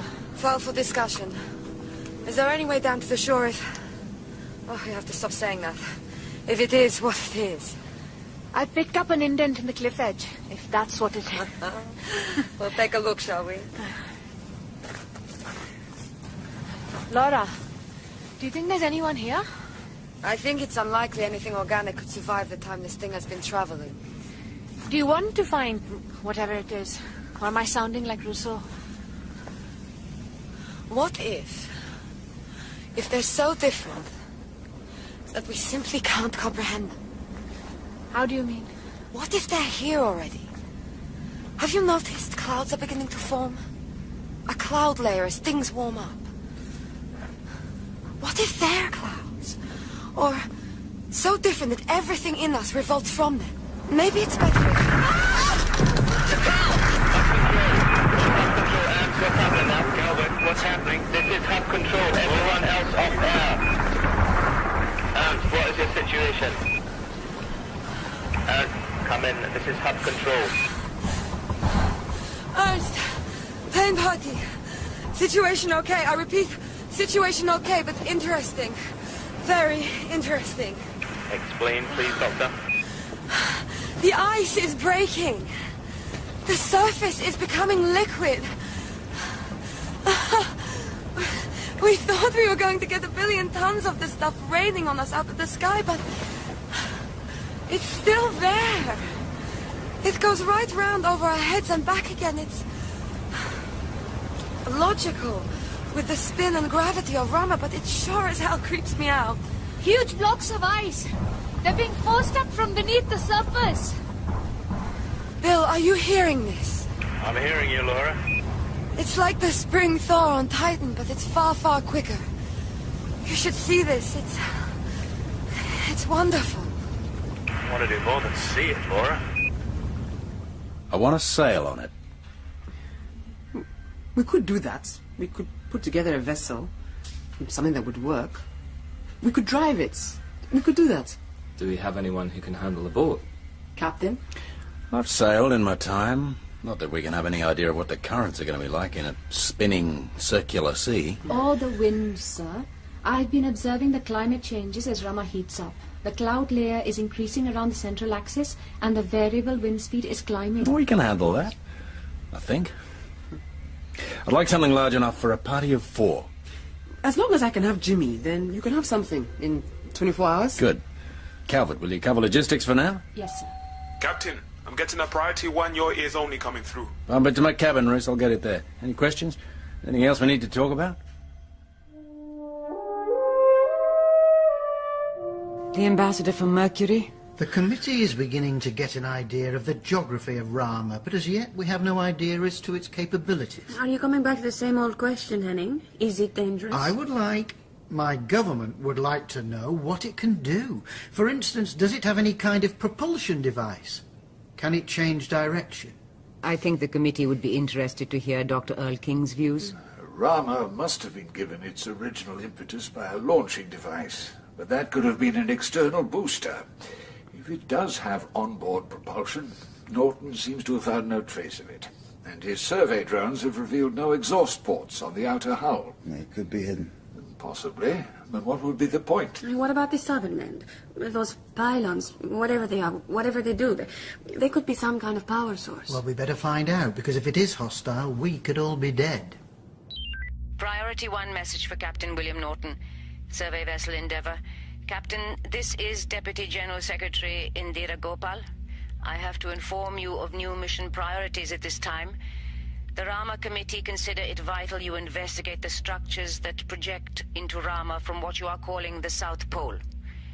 You are to ascertain, to your best ability, what they are and what their purpose might be. The committee is aware that time is short. However, the committee wishes to make it clear that this mission is of overriding priority. Captain, I apologize for the nature of this message, but things down here are getting very difficult. The political climate is being seriously unbalanced by the questions posed by Rama. We need some answers. Message ends. That's new. I never heard that before. It makes sense. Of course it does. Surf's getting up. Wind too. Maybe they're giving us a storm. You should see it when the swells come in here. We were explorers. We needed to explore, but there were other priorities. Of course, that's what you say. Not that we didn't want to know what they were ourselves. So many questions, so few answers, so many problems. That's what being a commander is, I suppose. You got your boat. We all remember the images you sent back. Sailing the circular sea. Look out there. Look at the horizon, and imagine what it would be like if that sea reared up and up, right over your head, and there it is, hanging there. Strange waters, Mr. Quack, very strange indeed. Hold her steady, if you can. During the best, currents are tricky, not like anything I've ever known. Preliminary analysis indicates that the sea is alive. What? Alive? Single-celled microorganisms, like prehistoric plankton on the Mother World. They're releasing chemicals into the water. Life? If you fall in, keep your mouth shut. It shouldn't harm you, but I'd rather not take any chances. Hub control. Receiving your images, sir. Breakup is greater the further you go. We're approaching the southern coastline, Jerry. We're going to attempt a landing, see if there's any means of ascent. Look out, coming about. Don't fancy climbing those cliffs. Scanning, but I can't see any deviation. 500 meters all the way around. Why so much taller on this shore? Why not the same? Barnes base camp, sir. We're picking up your image probably clearer here than hub control. It looks like Aruna, Lieutenant Calvert is right. They're uniform height. That's what it looks like, Barnes. So I was thinking about Rama moving. I mean, however it moves, when it moves. If it picks up speed, no matter how slowly, if the sea was still liquid, then you'd need something to stop it sloping over as Rama moved forward. Outstanding, Ruby. Sounds good to me, Sergeant. Though it would tend to mean there are no breaks in the cliff. No point if there were, sir. That's going to make any investigation of the South Pole difficult. Not necessarily. Sub-Lieutenant Park wondered if he might have a word with the captain when he gets back to base camp. What is it, Lieutenant? I know how to reach the southern plain. Maybe even the South Pole. How? By flying, sir. We've looked into that. We don't have an EVA vessel for gravity work. It couldn't leave the axis. I know that, sir, but I... Well, go on. You know I competed in the Lunar Olympics last year. I think I heard, yes. You were a skybike jockey. I didn't place, but I have hopes for Mars. The gravity there... I don't see what this has to do with anything, Lieutenant. We don't carry skybikes and we can't put one together. Or can we, Jimmy? Well, actually, sir, You smuggled a bike aboard, knowing it's a court-martial offence to load unlisted weight of any kind. It weighs far less, actually, sir, than your espresso machine. I happen to be the captain, Mr. Pack. You are the most junior person aboard this ship. But I can fly, sir. All the way, under my own power, I can pedal Dragonfly to the South Pole and back. This is the 17th session of the Rama Committee. I have received a message from Rama. They are going to investigate the South Polar regions. Commander Norton has found a way over the cliffs. We have all seen the communique. I imagine we've also all seen Norton's conclusion that the higher cliffs predicate some kind of movement on the part of Rama. It is moving now. It has achieved an equilibrium. If it speeds up or changes course... The ambassador from Mercury is for once right, I believe. It seems quite likely that the Rama can navigate, whether it will or not. My government will be watching developments closely. Everyone is watching. The Pope has broadcast a new bull, stating that Rama is a herald of a coming good, and that humanity is about to face a great decision as to its spirituality. The same message is coming from religious groups throughout the system. May I remind the committee that on Mercury we have no truck at all with sentiment. We are realists. Except that you think the sun is your personal property. No, Miss Ruiz. Because we mine the materials that are giving you air on Mars and allow the rest of you to indulge your fancies. And get paid a good price for them, Henning. But not any price. Not the price of our own territorial integrity. May I remind the committee... May I suggest the committee wait upon events? At least until Commander Norton and his crew can inform us further on the south pole of Rama.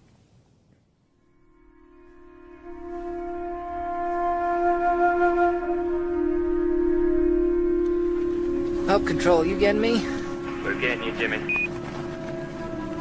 I'm over the southern plain, stretching away. You can see. Is the camera getting this? You getting this, Help control? Copy that, Dragonfly. We are receiving visuals and comms. Quality is variable.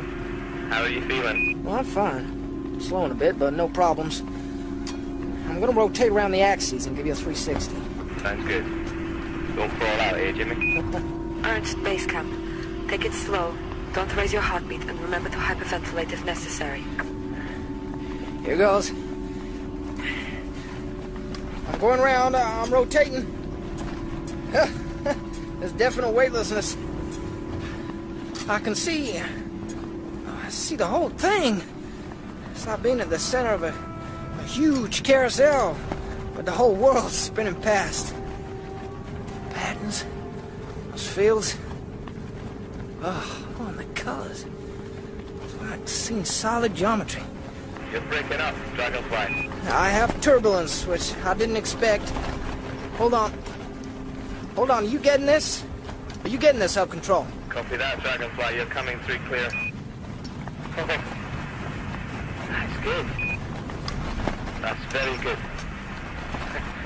Jimmy, I wish I could be there with you. Barnes Base Camp. Jimmy, we're seeing what look like patterns of fields. You're doing great. Keep it coming. Beautiful, Jimmy. It's beautiful. And we're all glad you're over land, eh?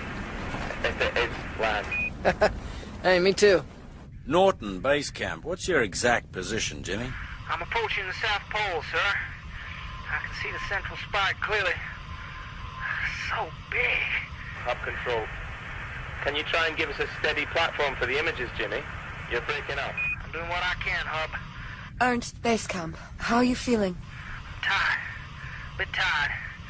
Well, this is all so incredible here. Can you see this? We can see it, Jimmy. We're getting that too. It's good work, Jimmy. Is that the central structure? I'm coming in on it now. It's incredible. Must be 10 k's long easily. It's vast. In the end here. I'm drifting in towards the end. Getting this clear. Try and touch down, Dragonfly. Secure an anchor and see if you can get a sample. Up control. Jimmy, I want you to make a complete scan every half K. Copy that, Hub.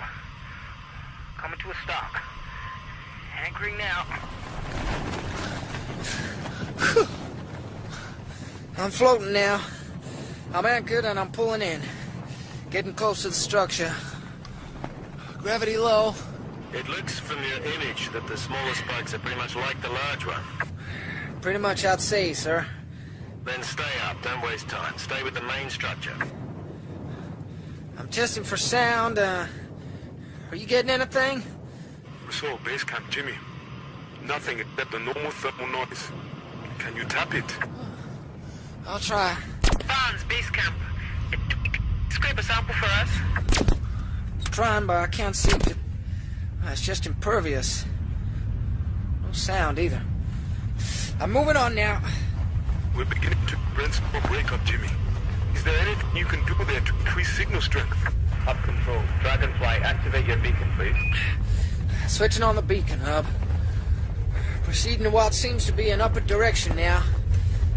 It's like flying up into the top of one of those old cathedrals. All the arches join in. Understand only partially. Repeat, please, Dragonfly. Approaching base or top of main structure. Can you... Is there some... Can you hear that? Losing you. Can, please. Will you count numbers? 1, 2, 3, 4, 5, 6. Can you hear that noise, Hub? Okay, again, someone else can hear it. Like, open it up. Some kind of very intense field. Probably magnetic. It's about 10 cycle, maybe? Get out of bed. You're enough to be dangerous. Pull out now, Jimmy. Copy that. Turning now. I'm heading out for the pole. Keep a steady pace, Jimmy. Do not overexert. Don't worry, Skip. I'm used to this. It's easy. Whoa! Whoa! What is it, Dragonfly? I think there's a static charge building up around me. I think I can feel that. Are you picking up anything your end? Barnes, are you there? You getting anything? Jimmy, we're reading a major build-up of static. What's your progress? Now, heading back up southern plain towards the sea. Repeat, the point is behind me. Up control, can you clock the wind speed? Higher than I'd like. It isn't built for storms. Keep on coming, Jimmy. Not sure I can. Oh, losing control. What the hell was that? Hold on! Hold on! Hold on! Discharge of power from the South Pole. Something big. Something big. It's off the scale here. I can't quantify This this. is Hub Control. What is your situation, Dragonfly? Come in, Jimmy. What is your situation? Going down! I can't get control. I'm going down! Oh, yeah! Hub Control, this is Hub Control. Come in, Dragonfly. Can you answer, Dragonfly? We still have your beacon. Can you hear me, Dragonfly? What just happened? Jimmy. Barnes? I think something pressed the starter on the motor, and the motor started. Dragonfly to Hub Control. Oh, he's still with me. Hub Control. Say that, please, Jimmy. I'm down. I'm in one piece. Dragonfly's pretty much a wreck. The comms still work. I'm sort of sitting in a pile of carbon fiber.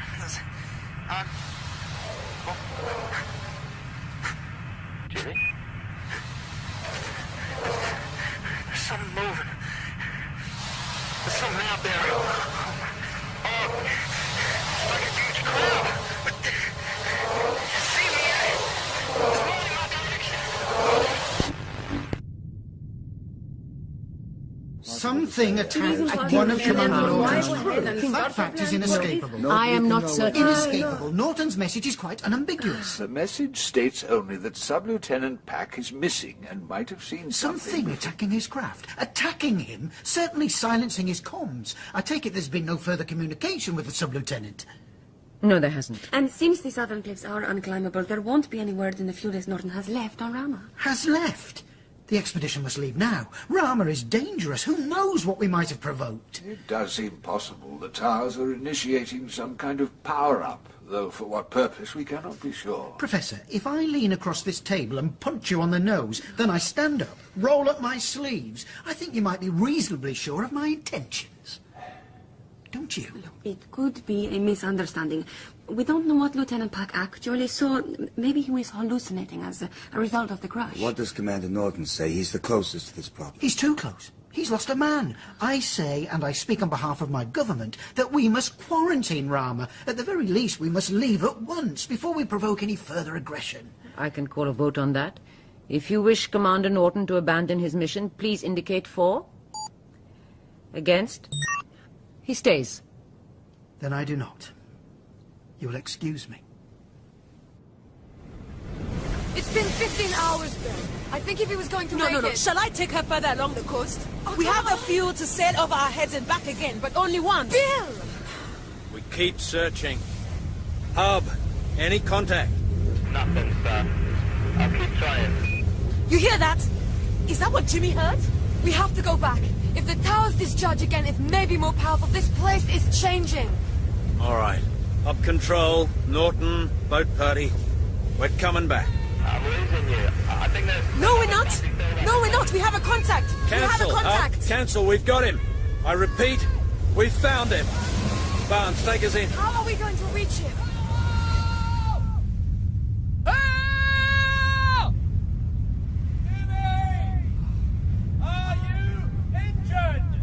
No, sir! Okay, we're gonna get you down. How, sir? You're going to jump. What? It's 500 meters! Crazy, sir? Sir, I don't get it! Low gravity, Jimmy. In this atmosphere, you'll have low terminal velocity. Open your jacket, spread your arms and legs, and straighten up before you hit the sea. I don't know if I can do that, sir. You can do it. No, I really don't think I can. You can do it. God damn, it's back! Okay, here I come.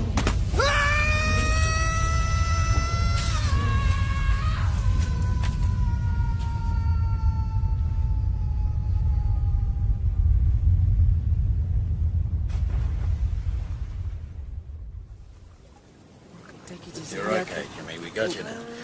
Drink more. Well done, Lieutenant. It's okay. That's good. That was most impressive. Thanks. I was talking about the scream of pure fear as you jumped. Thanks. So, can you tell us what that thing is up there? I think it's pretty much like one of those. Whoa! It doesn't swim. What is that? Is it the shark? Is it alive? I don't know. I don't think so. I think they're machines. After I crashed, this sort of crab thing appeared. I picked up the bits of the skybark and sort of ate them. All of them? I couldn't even get to the cams. I'm sorry, sir. I tried, but I didn't want to get too close in case it hits you. You did fine. More to the point, that one out there, is that going to clean up this boat? Not if I can help it. It doesn't seem to be approaching. I mean, this is so weird. First contact with a garbage truck. They'll never believe it. Rama traveled 1,000,000 miles to clean up the garbage. Full party coming. This is Hub Control.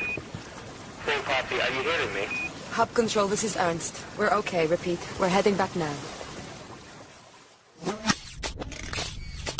They started appearing at about the time Jimmy jumped off the cliff. Well, suddenly they were there. Oh, they weren't. We call them spiders, three-legged spiders, anyhow. I think it's the closest There we're... you- Ooh, You put anything down and it's gone. Jimmy thinks they clear things up. these ones pick things up, then put them down. They inspect things. They haven't harmed anyone yet. According to Jimmy, there are things growing in the south. Plants? Plant-like. He took a couple of samples, but they got lost during his jump. We'll know more when Dr. Ernst lets him out of sickbay. She's not taking any chances. Absolutely not. And she'd dearly like one of your spiders if you can get her one. We could trap one. With respect, sir, we're guests here. We should behave as such. Oh, come on, Roos. They're machines. We don't know that. I seem to recall Captain Cook and his crew killed what they called nondescript species to examine them. I'm sorry, sir, but you can't pick and choose which life you respect. It's all or nothing. That could sound like refusing to obey an order, Lieutenant. Only if you gave the order, sir. And I don't believe you will. Carry on, Lieutenant. Roos, you're a fool. You knew he'd give the order, so why raise the thing? Because it was right. There are no moral facts, Roos. And besides, the captain knows me well enough to realize that if I didn't speak out, it would be because of hypocrisy or ambition, neither of which he'd respect. If I didn't know better, I'd be calling you a Jesuit. They're all particle physicists now. Look, let's go and see if we can find an injured spider. Hey, wake up, sunshine. Huh? I wasn't asleep, man. Just lying there with your mouth open, making odd noises.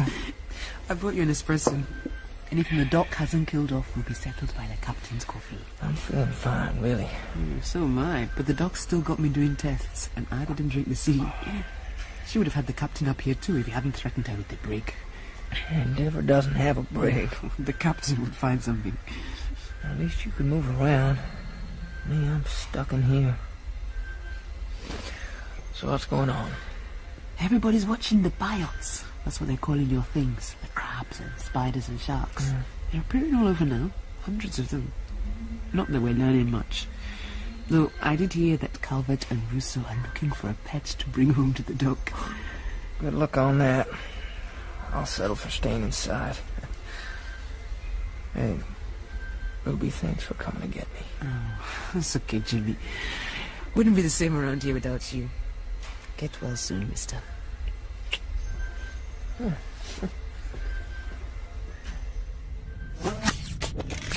Is that all they do? Look at things? Seems to me. Uh-oh. What is that? I don't know. An elephant digger? What's an elephant? Something big that could squash you. Well, I think it was. Is that recycling the ground? It's yeah. Look, it's hitting the... Hey! I think we just got our broken spider. So let's get it back to the ship before some damn garbage crab eats it up. So what is it, Laura? Baffling, which is what you'd expect in the circumstance. Machine or creature of some kind? It's organic, though the chemistry differs from ours. It contains considerable quantities of light metals, but I wouldn't call it an animal.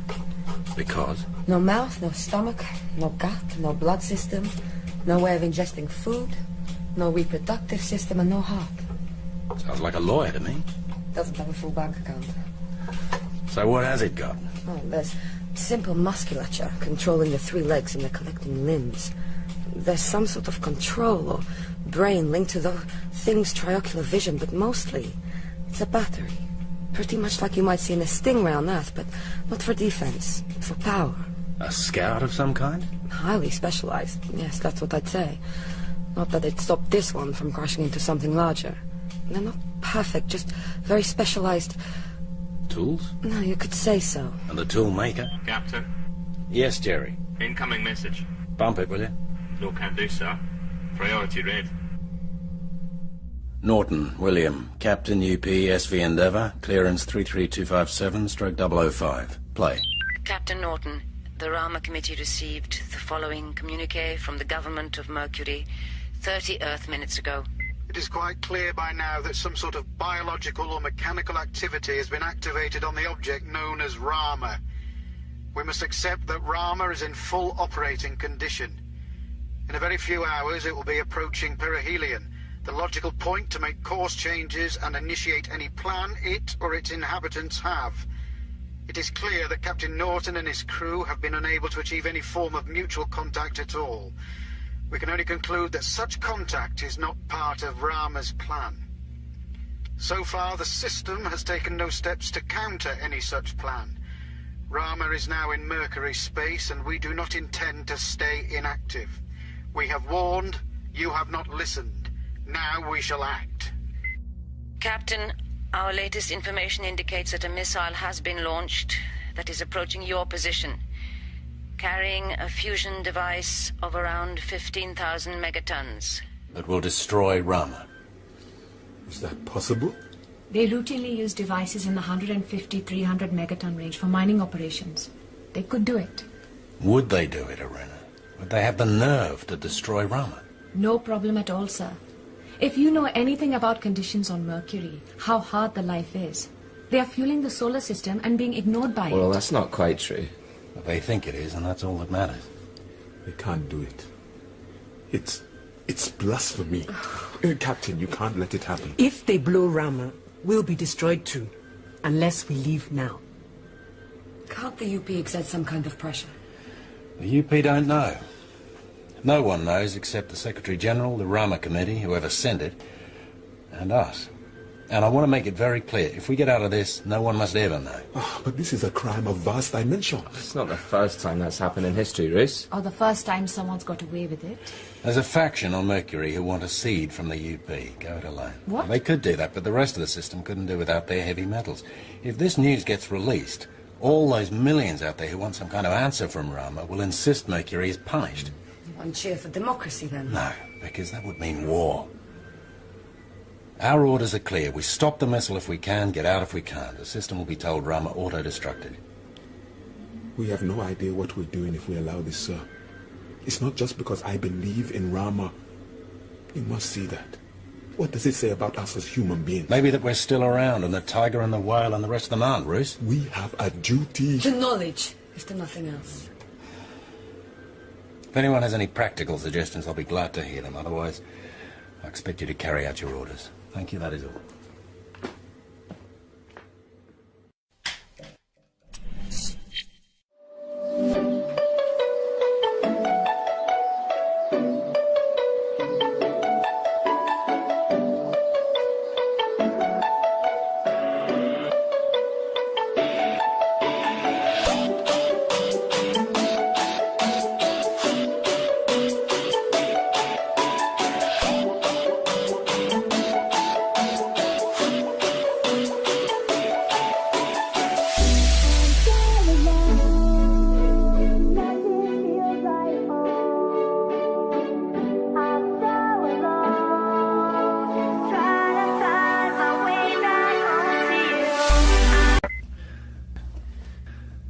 We've been thinking about the missile, sir. And? There's no way to disarm the bomb without setting off what we assume would be a counter-trigger. They've probably got at least 3 rigged. I'd come to that conclusion myself. But we doubt they'll have rigged the guidance and navigation systems either to self-destruct or counter-interference. There'll be programs in place, Roos. Antivirus, you name it. Well, they can stop anything we try to download, no doubt about it. But not a bloody great wrench and pair of pliers. What? If Barnes can get me to the missile... Match trajectories as it slows. I can get in. I can alter the navigation manually and send it off into the sun or wherever it's safe. They'll have images, Ruth. They'll see what you're trying, and they're not just going to sit and watch. But by the time the signal reaches them, the job will be done and Rousseau will be back on board. And since nobody knows about it... Nobody will miss it. I can rig an EVA sled to get him there. We can do this, sir. If you do, and if you succeed, then beyond a very few people, nobody can know. You realize that? No medals, no parades. I believe Rama is important to all of us, sir. Even if we don't know why yet. Barnes? It's the job, it's what we do. Very well. I'll let you know. Thank you. You said what? I haven't made my mind up yet. Don't hang around, Bill, one way or the other. What if they're right on Mercury? What if Rama's intentions are hostile? I told Rousseau a couple of weeks ago that we don't base decisions on belief, but on what we know. Is that why he's going out there? If he's going, it's because I'll send him. And the decision is mine. And?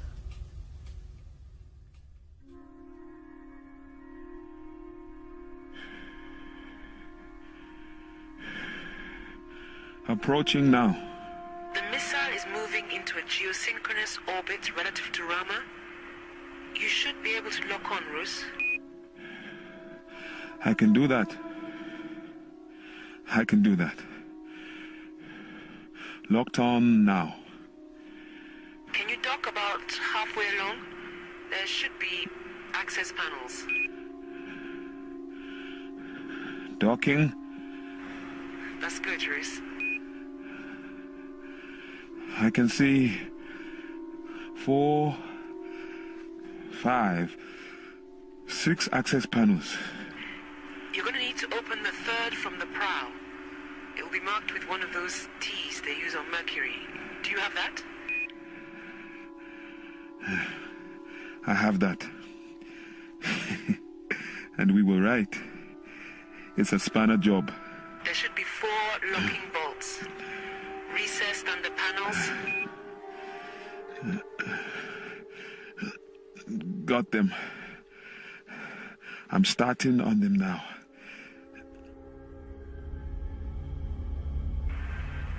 The panel is free. It's on a tether, but it's free now. I can see my way inside. Not a lot of space. There should be enough. How's he doing, Barnes?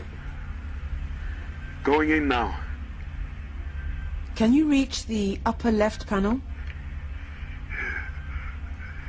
Trying. It's a tight fit. It's... Okay, I have it. The core is exposed. Copy that. Now you're going to have to dump the files and manually take over the guidance system. Yes. I can see that. I'm dumping the files. Starting to dump the files. Okay. You have declension and right ascension. Let's send this thing into a star, Barnes. Fine by me. Captain? Go ahead, Reese. It's done. I have override on the ignition control. I've got enough fuel left here for one good kick that'll send us on our way. Tell him to get out now. That's good, Bruce. Now you need to get clear. That's not going to be possible, Barnes. The drive will ignite, but the nav system is strictly manual. I had to cut out too many connections. It won't work without someone at the wheel. I'm going to have to fly this mother home. Be like Jimmy and the Dragonfly, yeah? We can wreck something. Not before they get the news back on Mercury. Sir, this is the captain. I want you to return. Sir, you know once they see what we're doing, they're going to blow the bomb. Either I take it clear now, or Rama and Endeavor are dust. That isn't going to happen. You know that's the case, Captain. I do, Lieutenant. Permission to proceed, sir. You may proceed, Mr. Russo. Bruce, we can think of something else. No, you can't, Ruby. Sometimes there's just no choice. Rousseau out.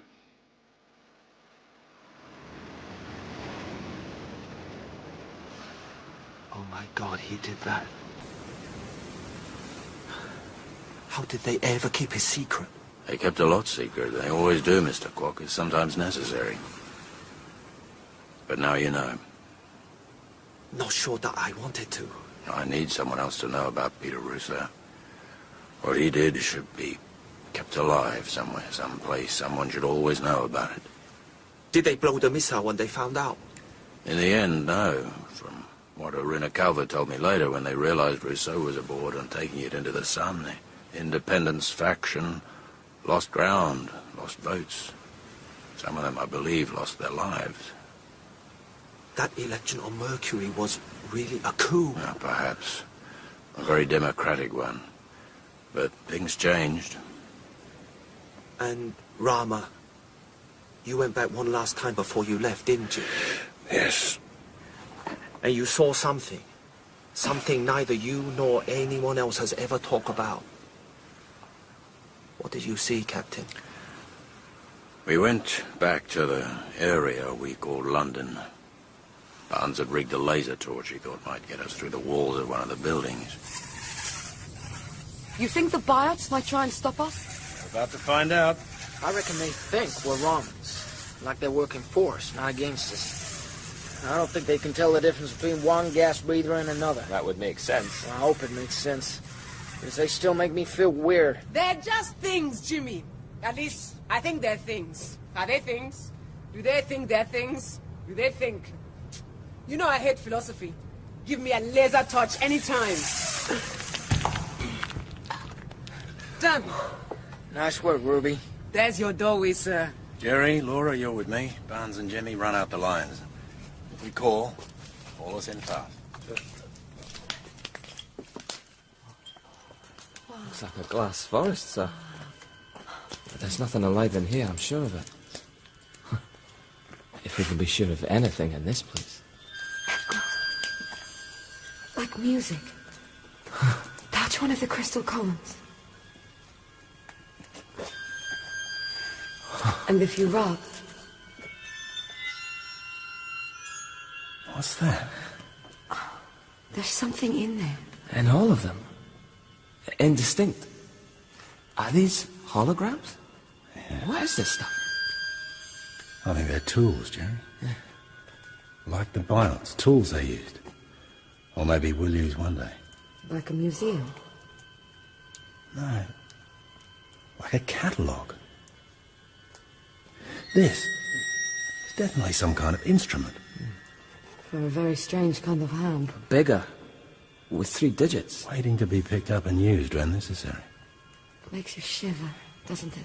Like maybe a Raman might wander in at any moment. Barnes here. Progress reports. We're fine, Barnes. Moving through the columns now, they seem to go on. No, wait. There's a central space. Difficult to make out. We're going to investigate, huh?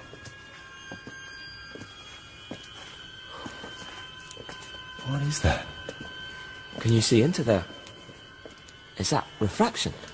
It's from the columns. They're amassing light. I don't know how else to put it. They're directing it towards that area. All right, I'm going in. Stay clear, both of you. Is that safe, sir? Sir? This is Barnes. Something's happening. You need to get out of there. We need to leave. Calvert called from Endeavour. It looks like Rama is realigning itself. Increased power line activity at the South Pole. Storm coming up. Endeavour actual. Watching the red gyro. A microradian per second. She's definitely turning. Sheesh. We're pulling out. Now, Verne, when we reach the slides, can your sled take us all? With no extras, just about. Endeavour actual. 5 microrads. You have to move faster, people. This shouldn't be happening now. It's too far away from perihelion. Maybe Rama has different ideas. Maybe we should have let the bomb through. Sounds like a warning if ever I heard one. Endeavour actual. Hub control cams are showing me the biots heading back towards the water. They're toppling over, falling in.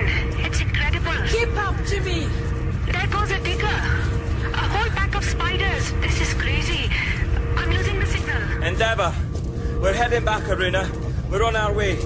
Make sure the ship's fully prepped. Endeavour actual. Copy that. Ready to fly. 10 microrads.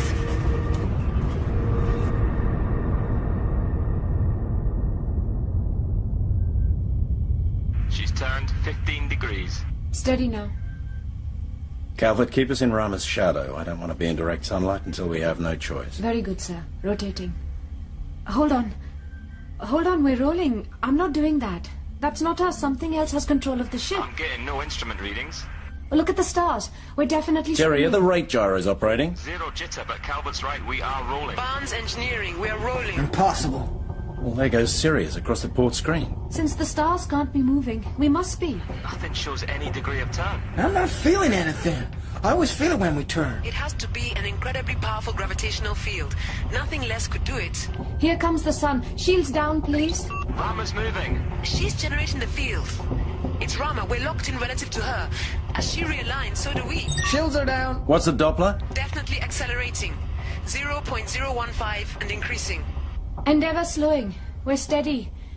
Steady now. Rama, let us go. We have 0 roll.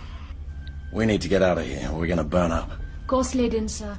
Jimmy, are you all right? I'm okay. I'm fine. I can do this.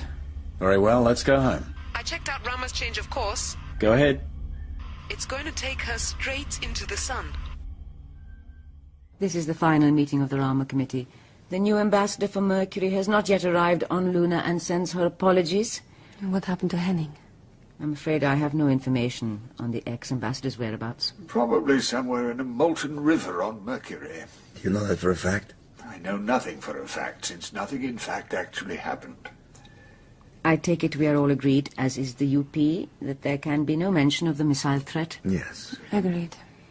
Which brings us to Commander Norton's final report. His observations are verified by our instruments.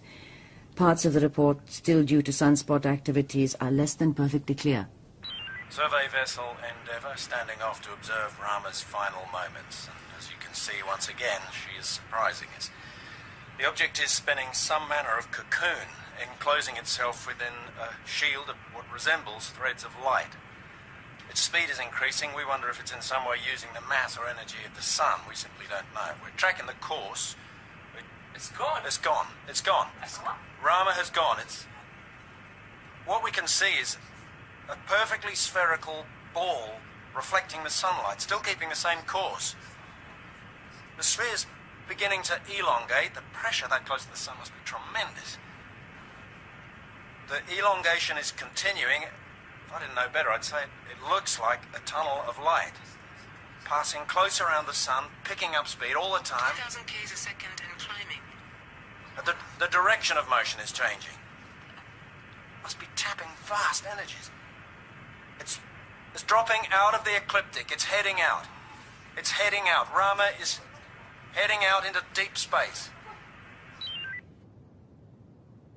I think that answers any questions about propulsion. And harm. Rama was a visitor, no more or less. And an enigma. That does bring us to a rather important question. This system, much of it at least, is waiting for a revelation. What do we say to them?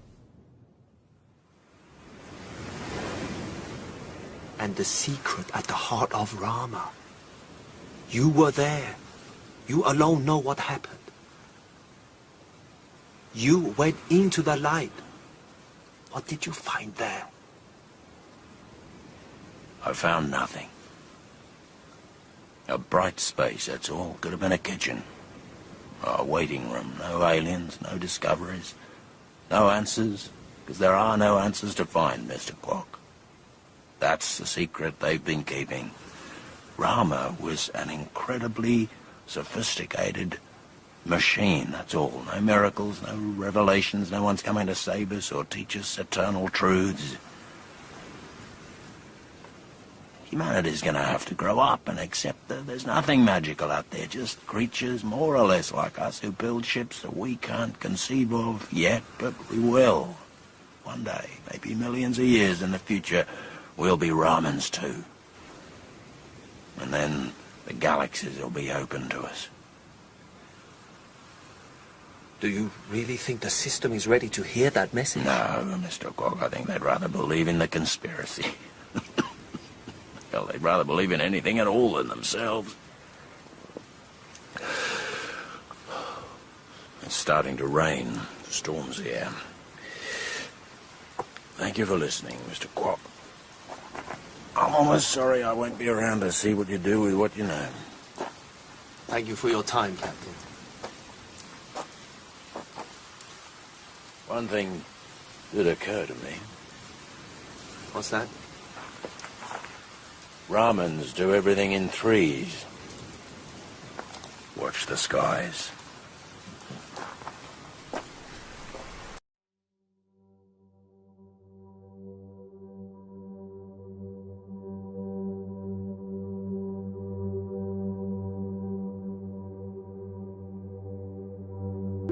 In Rendezvous with Rama by Arthur C. Clarke. The crew were Captain Norton, played by Richard Delane, Rousseau by Jimmy Akingbola, Jerry, Inam Mirza, Barnes, Janice Aqua, Jimmy Pack, Robert Lonsdale, Dr. Ernst, Anya Sawinski, and Calvert, Archie Punjabi. The Rama Committee were Gopal, played by Shelley King, Henning, Paul Ryder, Ruiz, Jill Cardo, Earl King, Peter Marinka, and Tan Sun was Jonathan Taffler. Lee Kwok was played by Paul Courtney Hugh. Rendezvous with Rama was dramatized for radio by Mike Walker, and the director was Mark Beebe.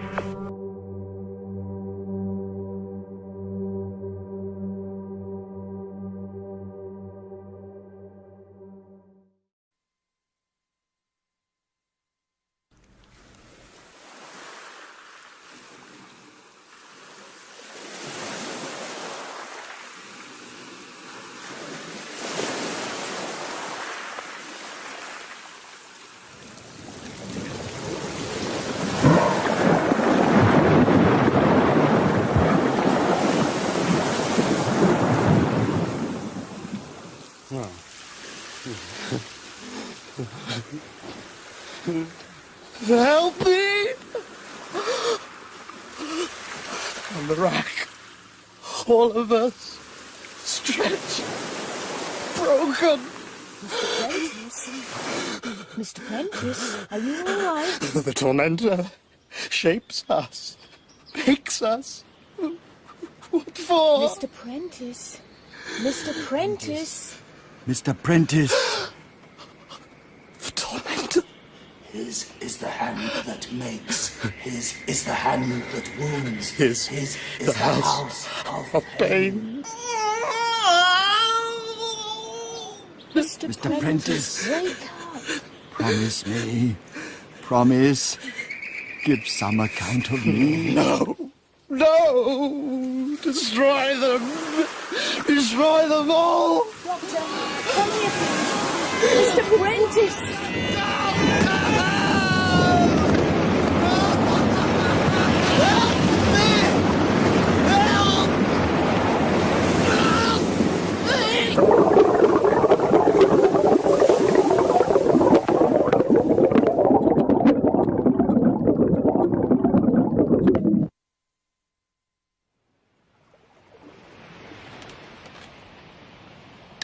Prentice.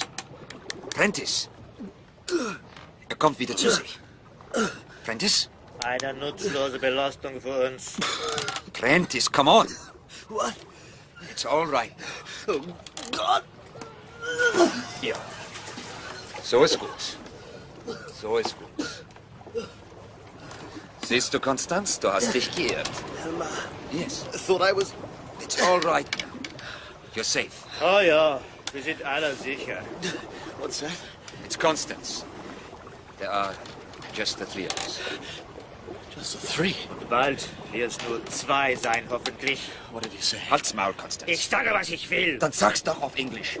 Rama, the ship. What's happened to her? Gone. She's gone. Look behind you. There. That's the last you'll see of the Lady Vane.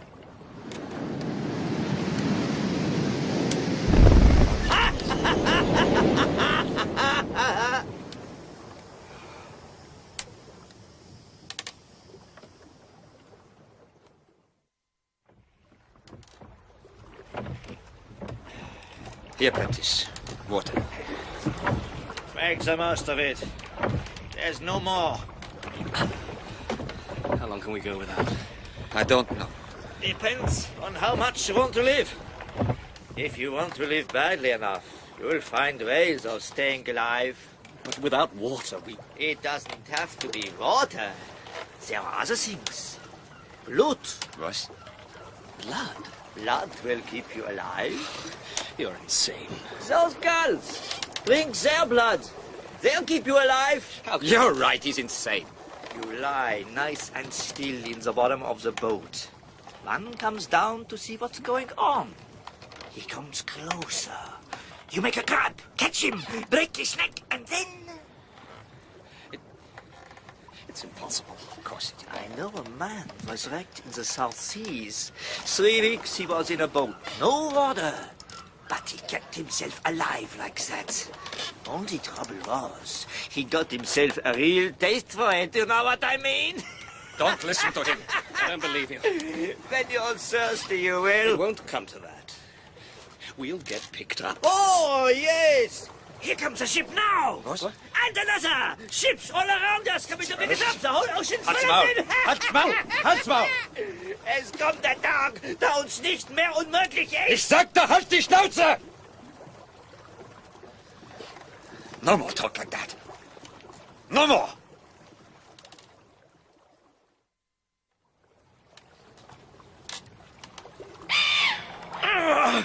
Scheiße!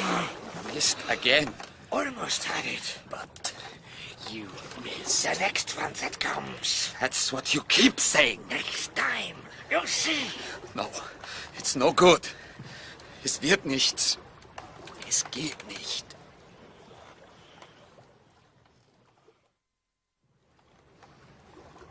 Prentice, do you agree? Es bleibt ihm keine Wahl. Talk in English, damn you. You have no choice, Mr. Prentice. Prentice. No. muss. You have to, Prentice. I won't do it. It's monstrous. There's nothing else we can do. We're not animals. It is our only chance. For two of us, at least. I can't. If you won't draw lots, Mr. Prentice, then we'll choose you. No! Not like this. Come on. Keep back. I've got a knife. You don't have the strength to use it. I'm warning you. No, the gun. Try me. Hood off! Hood off! Stop! Stop now. If we do it, it must be done properly, fairly. We must be civilized. Civilized like gentlemen? Yes! Like men!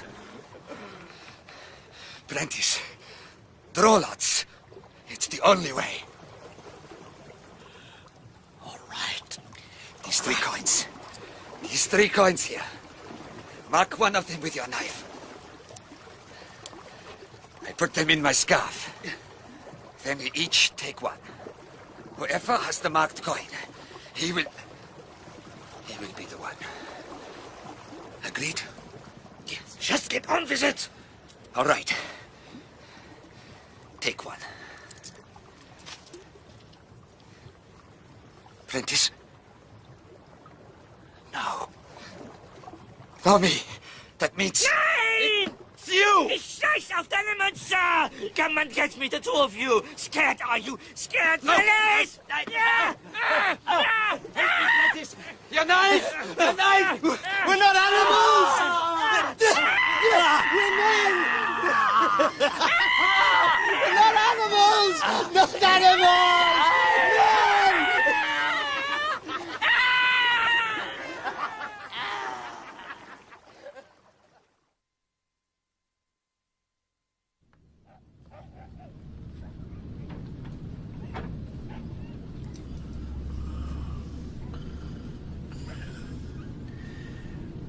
I brought the food.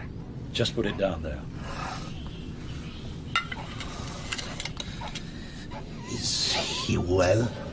Better than he was. Looks like he'll be waking up again sooner. You'd better get back on deck. Keep an eye on the animals. Master, they say... What? The men, they say to me... It's coming right up. Go on, Billy. We don't want you to be the first in the sea. But, Master... What's the matter with you? Get up, I tell you. Frighten the poor bugger to death. Helmer? That's the 3rd time you called me that. I keep telling you, my name is Montgomery. Montgomery? That's right, you're Good Samaritan. Ah, Montgomery. Yes, I remember. There was someone else here. Was there? Looking down at me. A face. It Well, that would have been my servant. Now then, you think you could eat something? No. You must. You've had quite an ordeal. It's just some soup and bread. In a moment. See that you do. Doctor's orders. You're a doctor. You could say that. I didn't give much for your chances. You were in a bad way when we picked you up. God knows how long you've been alone in that boat. Alone? Yes. Or was there someone else with you then? Helmer? Never mind. Don't talk about it now. Maybe later if you feel up to it. What's that noise? Noise? Animals. Oh, nothing for you to worry about. Rest's what you need. And food. Damn it. What's he doing from there? Montgomery.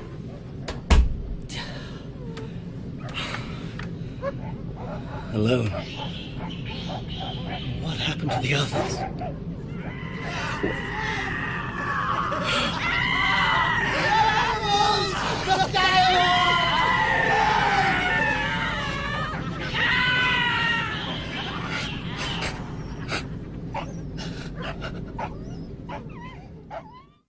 I discovered my uncle's narrative some days after his rather sudden death. As his nephew and sole heir, I had begun the somewhat arduous task of sorting through his many papers, when I came upon this book, written in his own hand, at the bottom of a large trunk. The trunk was filled with cases of butterflies and moths, obviously collected during his journeys through the tropics. I have ascertained that there was indeed a steamship called the Ipecacuanha that sailed from South America with a jaguar and other animals on board, and that it would probably have been in that part of the ocean where my uncle's ship went down. It may well have picked him up after the wreck of the Lady Vane. But I can find no record of a man named Montgomery being on board, nor his strange-looking servant. And in view of my uncle's account of what followed, I really expect to find none. Oh, it's good to be up on deck at last. It's becoming unbearable down there. Yes, this crate's not really equipped for carrying passengers. Not human ones, anyway. Where's she bound? Java, Sumatra. What about you? Home. England. Haven't been there in 10 years. I've been away for 2. I can't wait to get back. Yes, I sometimes think I wouldn't mind seeing the old place again. You've no plans to go back? No, my home's out here now. That's where they're taking me. And I thought you were the ship's doctor. This ship hasn't got a doctor. I'm a passenger like you. Oh, I see. Where is it? Your home? An island. It's about a week away, I'd say. What's its name? I don't know. I don't think it's got one. What's going on back there? Oh, Maling, what's he got himself into now? I better go and see. Get him off! Get him off! Oh, look what he did! Went for his throat, bloody animal! I'm bleeding! My face, you bastard! Leave him alone! Look what he did to me! Ain't gonna get away with that! Keep away, sir. Anybody else want to try? I was looking after the animals. Going on. Back to work, the lot of you. Move! Montgomery, if you lay hands on one of my crew again... You tell your crew to keep their hands off my assistant, Davis. Captain Davis to you, mister. And I don't need you to tell me to keep my crew in order. Someone needs to. That man's a passenger. Yeah. God help me. I wish I'd never agreed to take either of you, all you stinking animals. How dare you. This is my ship. I'll do and say what I like. Leave him, Montgomery. He's drunk. What's new? What's that? What's that you said? You! Castaway! Are you referring to me? Not enough to have him and his bloody animals. I get lumbered with you and If all. you don't mind, Captain. Clean ship this was. Respectable ship. And a good crew. Good enough till I took you on board. That's enough. You and that bloody devil of yours. I'm warning you. No, Montgomery. He's not worth it. How right you are. What are you, eh? You're nothing. A piece of bloody flotsam. Shut up! Shut your bloody noise! Shut up!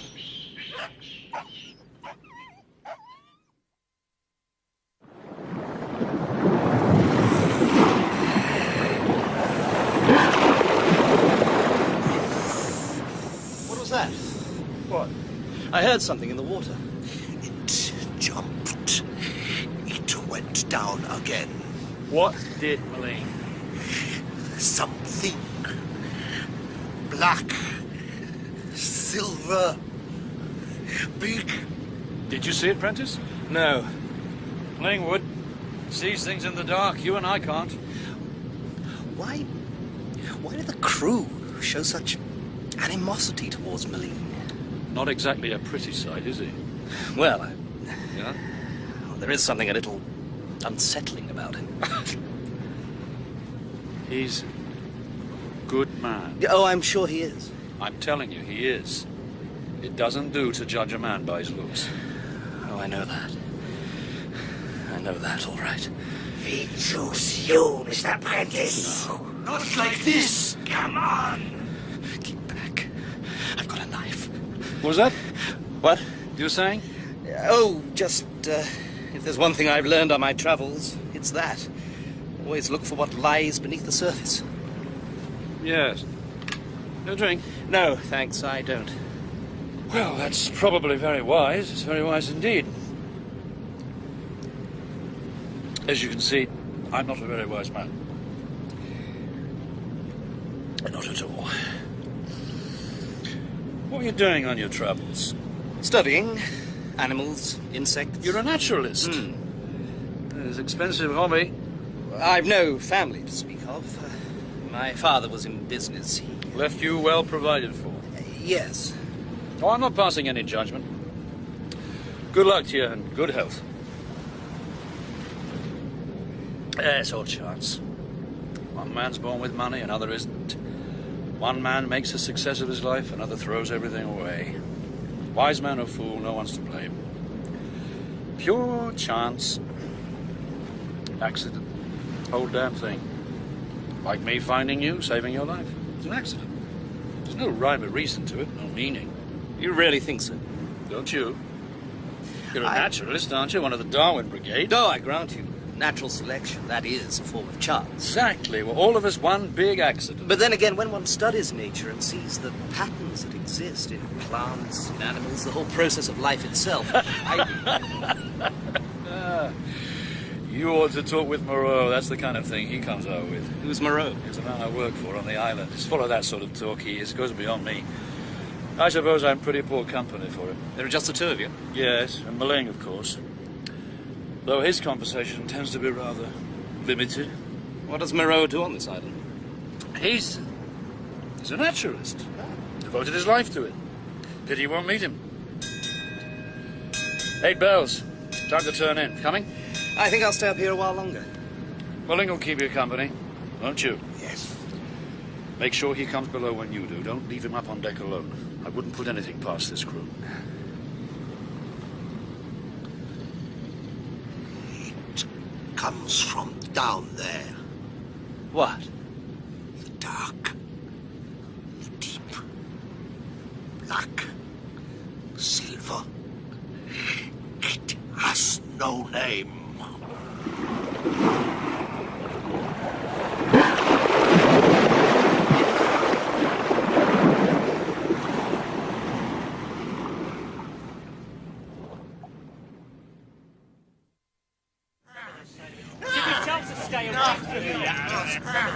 Careful with that cage! Hurry it up, lads. Captain, will you tell your men? I'll tell them what I like, mister. I don't want that creature dropped in the ocean. You can all drop in the bloody ocean for all I care. Drop in it and drown. Are you there, Montgomery? Yes, Moreau! Tell them to be careful in this cave. I have told them! Lower away. We'll have ourselves a clean ship again soon. You want any help, Montgomery? No, thanks. That Shaggy was the last of them. Is that all, mate? Yes! Come on, then. I'm on my way! Before you go, I just want Don't to say anything, nothing to be said. all the same, I'm... Goodbye. That's all, and good luck. What are you waiting for? Nothing coming now! Say hello to England for me! I will. You two, What? get off my ship. What do you mean? I'm cleaning this ship out, and you're going with the rest of them. You can't! I bloody well can. I never picked you up. I never wanted you on board. This isn't a passenger ship. Captain Davis... Hey! Belay there! There's another one to come. What's that? Your friend. Take him with you. This is monstrous! We can't! Who says? I say. We've no use for him. Neither have I. It looks as though we've no alternative, Captain. Take him, lads. What are you doing? Throw him over. Captain Davis, please! I'm sending him over. Pick him up or not, as you like. For God's sake! Over the side. All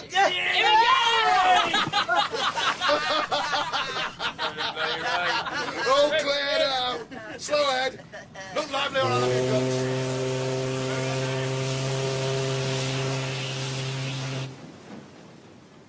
I have discovered that after leaving South America with its cargo, the steamship Ipecacuanha, under a Captain Davis, was never seen or heard of again, lost, somewhere in the ocean during its voyage to the Far East. We can only guess at its fate. But we must assume that as my uncle refers in his narrative to this vessel and its captain by name, it did indeed pick him up after the wreck of the Lady Vane. We must also assume that he was at some point deposited on this island he writes of, for he must have lived somewhere during the time before his eventual rescue and return home. And there is indeed such an island in that region. I've researched this with the utmost care. It is called Noble Island. But it is, and to all human knowledge always has been, completely uninhabited. Mr. President. Yes? As you appear to have been foisted on us, you may as well make yourself useful. Of course, but I'd like to change out of these... Help Montgomery transfer the rest of the animals to their cages. Mr. Moreau. Doctor. I'm a doctor. I'll see you later at supper. Make sure you lock everything, Montgomery. Yes. 10 years and he still doesn't trust me. Give me a hand with these and I'll find you some dry clothes then. Ling, don't just stand there, come on. Yes, master. He's scared of them. Can't say I blame him. What does Moreau want with them all? Part of his work. He built this place himself. Not the compound, we built it together, just the two of us. And what about the natives, the ones I saw down on the beach? Oh, they're not from here. The island was uninhabited when we came. Moreau brought them later. From where? Unlike any people I've ever encountered. What do you think you're doing, Ling? Easy with them! Sorry, master. Bloody fool. I'll take my whip to you next time, do you understand? Yes, master. I've never had to use it on him yet. The threat's enough. This is the hand that burns. You can be sure it is. Right, that's done. Now let's go across to the house. Fancy a bite to eat? I'm famished. Yes, sir. Sorry, sir. What? Maline, just now. Oh, I don't know, some nonsense or other. Don't worry yourself about it.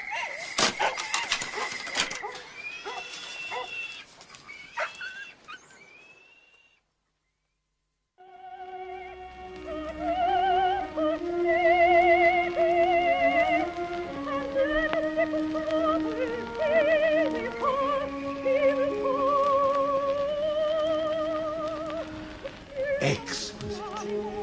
Quite exquisite. Don't you think so? Quite. Bloody record. Are you fond of opera, Mr. Prentice? I'm not that well acquainted with it, I'm afraid. I've never really had much time for music. One should always have time for music. Music is the peak of human achievement. It's the voice of the soul. It must be I haven't got one then. It can reach such heights of perfection. Those heights for which we all strive. Until it starts to run out of steam. Montgomery tells me you're a naturalist, Mr. Prentice. Well, yes. Oh, he doesn't drink either. You've spent some years travelling, studying. That's right. I was on my way home Well, when... perhaps you may be able to assist in my work here. It could be some time before you're able to leave. Ships don't call here very often. What is your work exactly? I would take time to explain. More time than I can spare at present. Spend a few days acquainting yourself with our dwelling here, and after that perhaps we'll discuss the matter further. Very well. And now, if you'll excuse me, I have to get on. Feel free to wander within the compound, but if I were you, I wouldn't venture outside unless Montgomery is with you. Are there wild animals? None that's dangerous. Only the jungle's rather deep, and it's easy to lose one's bearings. I don't want to waste valuable time organising rescue parties. Montgomery, I'll require your assistance. I'll be over in a minute. Now. Thank you. Good night, Mr. Prentice. Good night.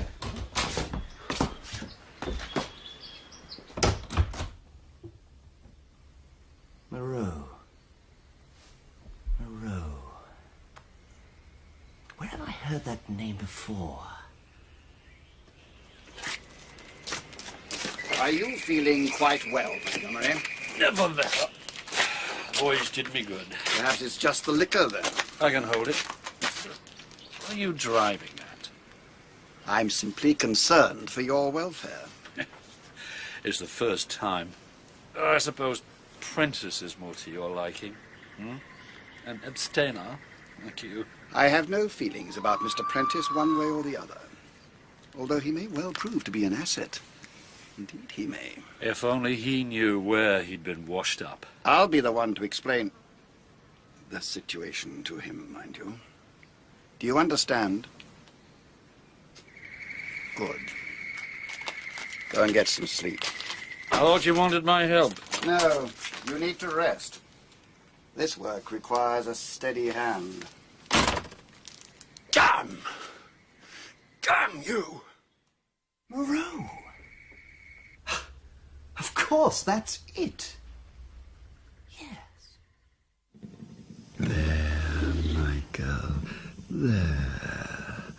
All's well. All will be well.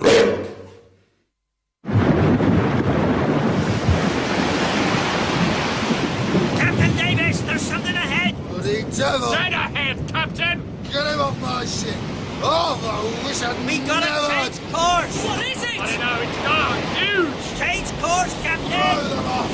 Blow them all off! He's bloody drunk! We're heading straight for it! Down to the bottom! Down to hell!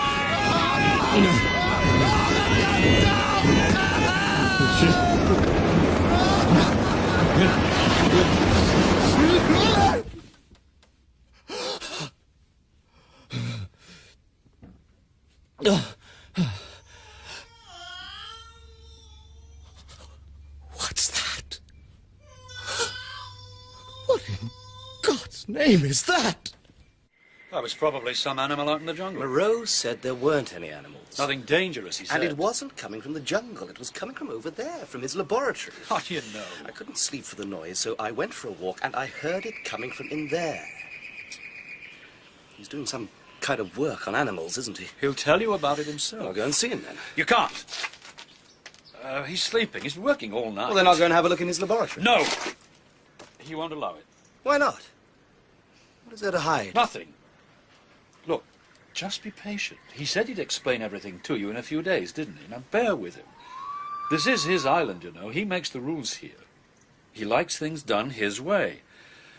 And I can tell you, he's not a man to be crossed. There was a Moreau. A physiologist of that name was working in London some 30 years ago, and it appears that he was highly regarded and respected by his contemporaries, not only as a man of science, but also as a man of wide learning and culture. For a time he was professor of zoology at a famous city institute, but then, quite abruptly, he gave up his post and left the country. Of where he went, and what became of him thereafter, there appears to be no record. Pain? There must be pain. Out of pain comes... You will understand. You'll come to know the pain is nothing. Nothing.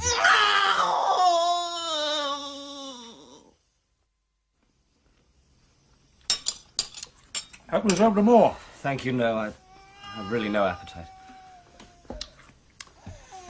Don't let that noise get to you. I hardly notice it now. You get used to everything in time. Does he always work at night? Night and day. Once he starts, never rests. That's why he came to the island. No interruptions. And why did you come here? Chance? Accident. He helped me out of a fix. I had to get away. From what? Isn't there always something? Doesn't everyone have something they need to... I mean, what about you? Well, what do you mean? That little boat of yours. Well, we'd sunk. I was... There's always something.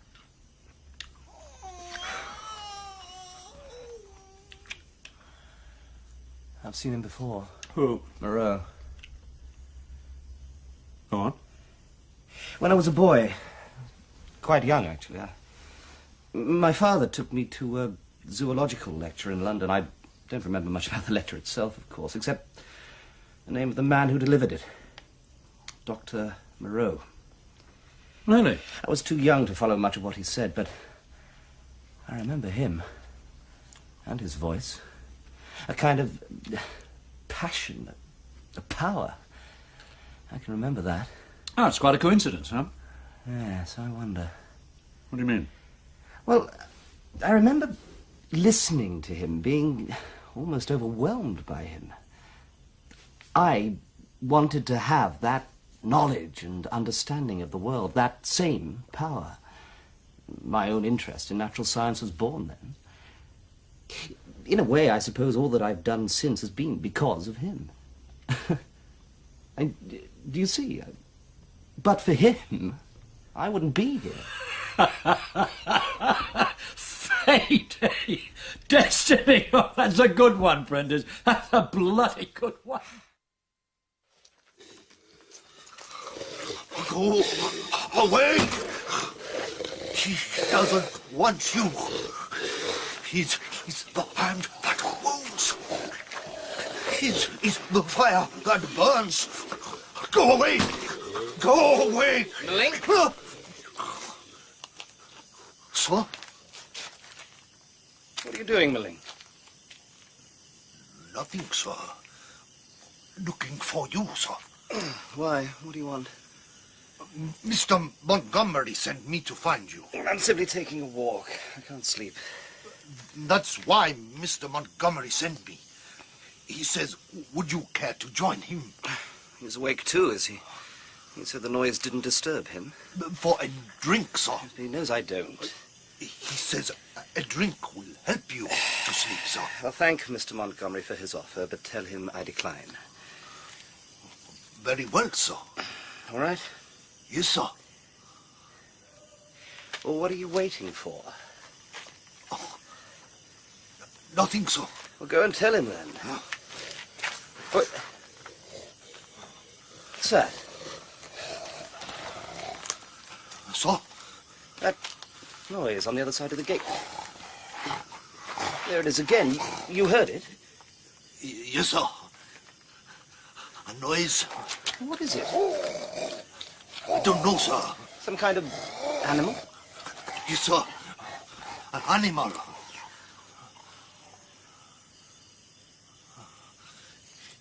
It's gone now, sir. Yeah. I go on. Tell Mr. Montgomery, sir. An animal? What kind of animal?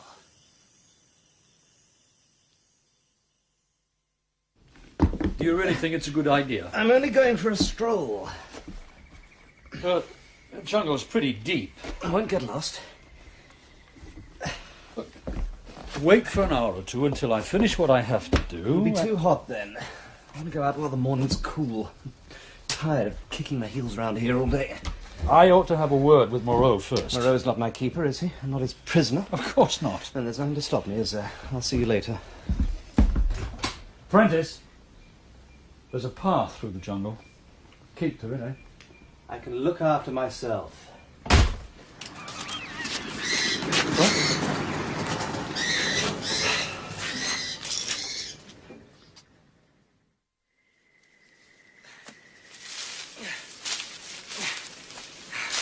Keep to the path. Where is the damn path? What?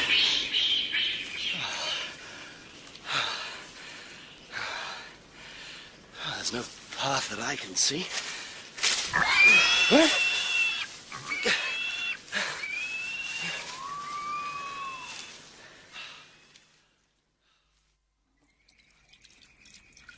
Why did you allow him to go? How could I stop him? He's suspicious enough as it is. Yeah. I suppose no harm can come of it. What if he comes across one of our friends? Well, that's not very likely.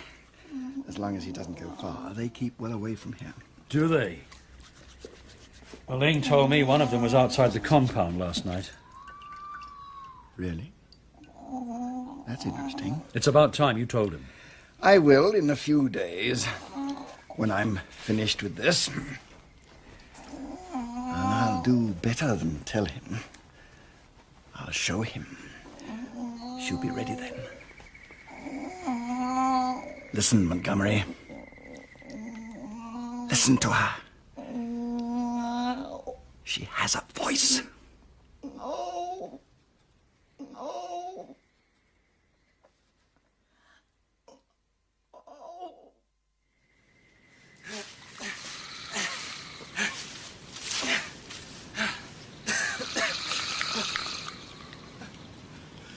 Who's that? Who's there? Ling, is that you? You. Huh? Who are you? Man. I am a man.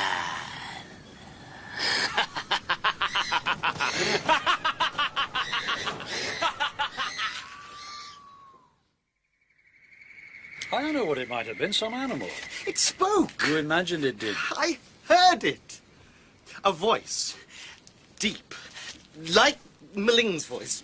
Only... Must have been one of the natives there. But the way it ran. What of it? It was big. Too big for a man. The shadows in the jungle, they can play tricks. I know what I heard. I know what I saw. Well, that's more than I do. Montgomery, you know what it was. Why won't you tell me? What's going on here? There's nothing going on. Oh, damn you. Where are you going? To see Moreau. You can't. He's working. Yes. And what kind of work? What's he doing in there? He'll tell you when he's ready. He'll tell me now. You're not going in. Get your hands off me! You are not going in. Please. Now look. You've been through it these last few weeks. Your nerves are on edge. Go and rest. I can't. I'll give you something to help you sleep. God. I saw it. Trust me.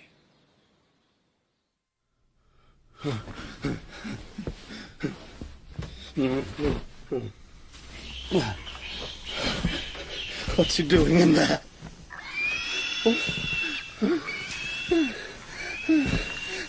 Animals. No. Animals. Who's there? Who is it? Not animals. None. No!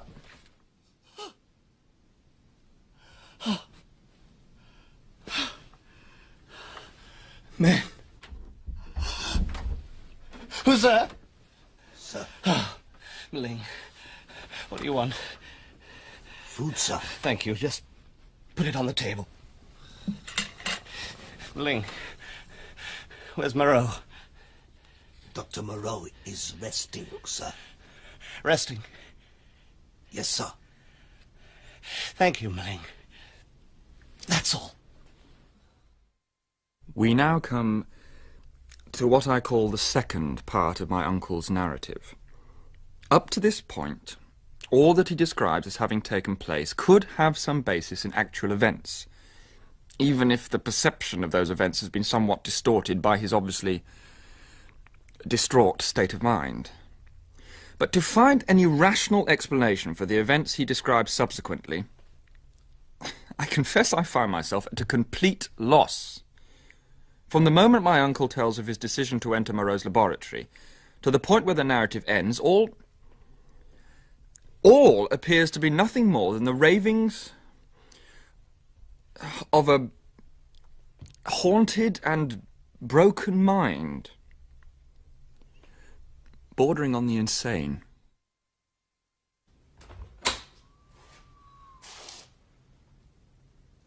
Moreau? Dr. Moreau?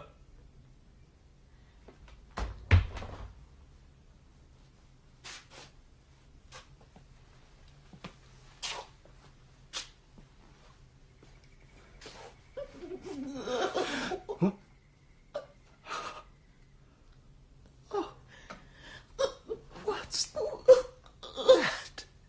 Oh, my God. Poor creature, what has he done to you? What are you doing? What is this? Get away. What has he done? Come on, outside. Tell me. I've seen enough. Come out quick before he hears. How did you go in? Why couldn't you wait? For what? Until he'd finished, he was going to show you. Show me that. That creature. It's human. Or it was once. No. I saw it. You don't know what you saw. A human being. Cut. Mutilated. You've got it wrong. I know now. Maling. Those on the beach. That thing in the jungle. All human once until he got his hands on them. Let me explain What kind of a monster is he? Will you listen? Me. He wants me in there, too. Don't be But I won't. ridiculous. I won't be one of his experiments. Shut up! I won't. For God's sake, Prentice. Oh, you bloody fool. Keep back. Give me my gun. I mean it. Don't think I won't use it. I've killed before. What do you think happened to those men in the boat, eh? All right. So what do you intend to do now? I'm getting away from here. As far as I can. This happens to be an island. I've survived on my own before. I can live out there till a ship comes. That could be a long time. If either of you come looking for me, I'll kill you. Now, we're going over to the gates, and you're going to open them and let me out. All right? All right. Whatever you say. You let him take your gun. He took me by surprise. Yes. Yeah, he's taken us both by surprise. Indeed he has. What are we going to do? Fetch him back, wouldn't you say? I think that might be a good idea. Yes, I better take my gun, hadn't I, seeing that you've been relieved of yours?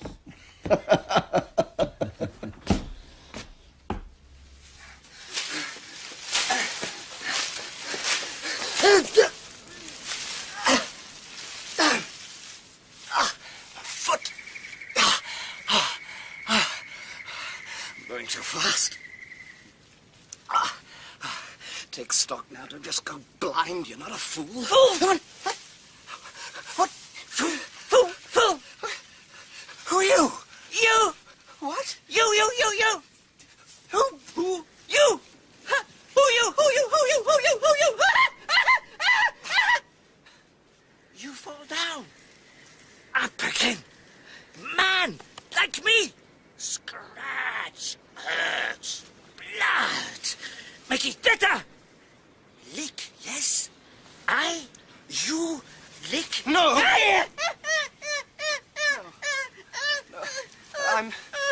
I'm sorry. I didn't. Me. Only one head make better. Yes, it's all right. I'm not hurt. Friend.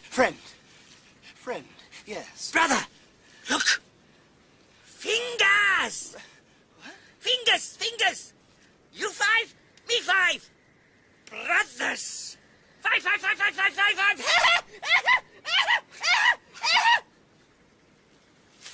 This way. Follow. Where? Food, shelter, others. What others? Friends, brothers. This way, not far. How many others? Many. Hungry? Eat men's food, not meat. No, evil are those. Come this way, follow. What did you find, Bling? They meet here.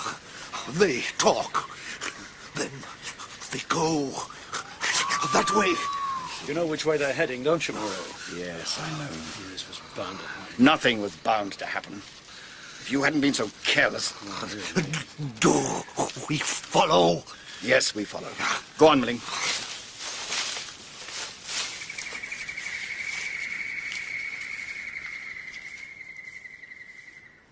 Up here. There. The cave. Our home. The others are in there? Yes. Home. Not for animals. No, for people. We dig the ground. Plant food like people. We are people. All people in there. Come now. You meet them. Friends. Brothers. I go ahead. I tell them. Hey. Don't go in without me. Wait. Is it a man? A man. Yes. Look. Here is he. A new man. A new man. I saw him. He was running away from there. He escaped. None escaped. Follow me. I said, meet the others. He is a 5-finger man. Like me. You have come to us. You must learn the law. The law? The law. You must learn the law. Say the law. The new man. Say the words. The law. The law. I am the sayer of the law. I speak the words of the law. Listen. These are the words of the law. My uncle describes the creatures he claims to have encountered in the cave. What he says struck him most of all was a sense of deformity about them. As his eyes grew used to the dark, he saw that the cave was filled with these people, each one having its own peculiar characteristics, some small and sleek, some large and heavy with powerful arms and shoulders. All were human, and yet he writes there was something about them too of the animal. These are creatures from a nightmare, creations of some fantastic delusion, that is all. They're not real, no, they cannot, could never be. Not to go on all fours. That is the law. Are we not men? Not to suck up drink. That is the law. Are we not men? Not to eat flesh or fish. That is the law. Are we not men? Not to claw the bark of trees. That is the law. Moreau, listen. I hear you. This say the law. We'd better go in and get him out. Not yet. Wait. in a while. Why? Let them finish. Is the house of pain. His is the hand that takes. His is the hand that wounds. His is the hand that heals. His is the voice that commands. His is the eye that sees. The lightning flash. The thunder roar. The wind in the trees. The heat of sea. The fire that burns. These are the stars in the sky. I am the sinner of the law. If you come to live with us, you must know the law. Learn the law. Obey the law. Evil are the punishments of those that break the law. None escape. None escape. None escape. None. I did a wrong thing. I stopped talking. I made noises. He took me to the house of pain. He is great. He is good. He is great. He is good. Let me see your hand. What? Your hand, let us see. He has little nails, not claws. It is well. He is a man. Stop! He has broken the law! He has a gun! I didn't see! Wait! He comes to kill! No! Not to drink blood. That is the law. Listen, evil are the punishments of those that break the law. You don't understand. He must go to the house of pain! This is the house of pain. No! His Wait! No! His is the hand that No! He is here. He is great. He is good. His is the eye that sees. His is the voice that commands. Leave him! He has a gun. He has broken the law. Did you hear what he said? Go back! Come over here, Prentice. I'm not going with you. If I gave them the word, they'd bring you to him. Not while I got this. For God's sake, Prentice! I know what's going on. That thing in your laboratory, these people here. You're not going to do the same to me. I've no intention of doing anything to you. You won't get the chance. What chance do you think you'd stand if you fired that? Give it to me. No! All right. Here. Take my gun. What are you doing? I'm showing Mr. Prentice that we mean him no harm. Take it. There. Now Montgomery and I are going back to the compound. You may follow us if you wish. I should if I were you. I promise you, if you return with us, I'll explain everything to you. You'll find it's not what you think. No harm will come to you. You have my word. Well? All right. But keep ahead of me. All the way. As you wish. Come on, Montgomery. Does he go to the house of pain? No, he does not. But he has broken the law. I make the law. Mine is the voice that commands. Mr. Prentice? Go on. I'll follow you. Very well. Come, Montgomery. Wait, with me. This must... What does this mean? He came with a gun. He goes with the gun. His is the voice that commands. But the other did not listen. He broke the law, and he goes free. What does it mean? It means... What? I will think. What? It means... He goes unpunished. He goes free. He goes free. He goes free.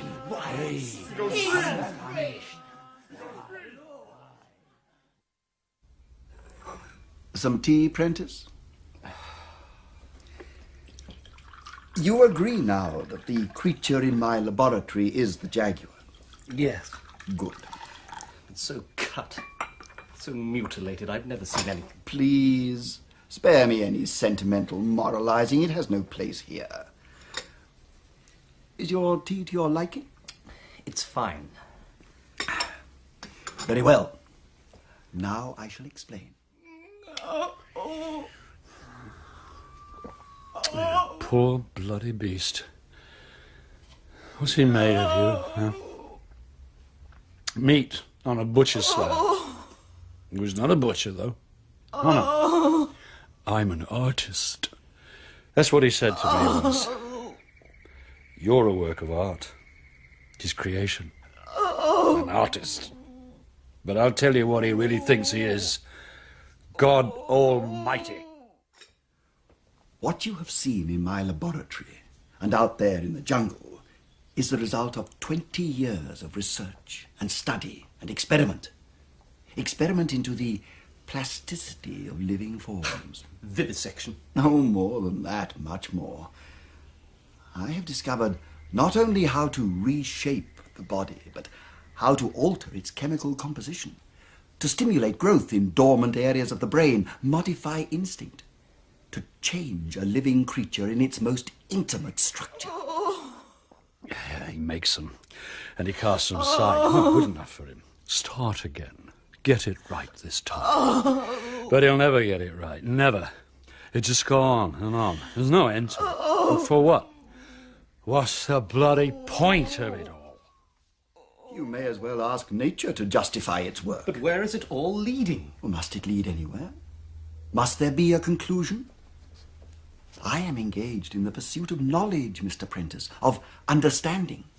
And I pursue it endlessly and without remorse. When one studies nature, when one undertakes such a task as mine, one must become as ruthless and pitiless as nature itself. Not to eat flesh or fish, that is the law. Not to chase other men, not to root in the earth, that is the law. That is the law. For some. No, the law is for all. You say. Where are you going? It is dark. Yes, dark. And I go. Are we not men? I go free into the dark. Not to drink blood, that is the law. Are we not men? Not to eat flesh, that is the law. Are we not men? The history of the human race is the history of our struggle to be free of our base instincts, to rise clear of them, like Daedalus rising from the earth towards the sky. We struggle to destroy the animal within us and attain a purity of mind and spirit. And those creatures of mine out there, they too are now engaged in that struggle. But I fail. Each time I see it grow in them, something at their very centers I cannot touch. Cravings, instincts, animal desires, the mark of the beast, a darkness in their very souls that evades me. It stares out at me in mockery at my failure. But I do not despair. I go on, letting the work lead me, drawing me closer, nearer to the center, the heart of it all. And each time I dip a living creature into the bath of burning pain, I say, this time I will burn out all the animals.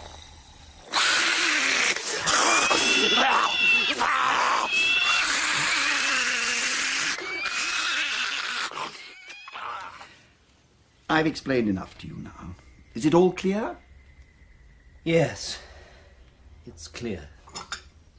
And I think you understand. A little, at least. You will come to understand more in time. It's late, you must be tired. I'll go and get some sleep. Good night, then. Good night.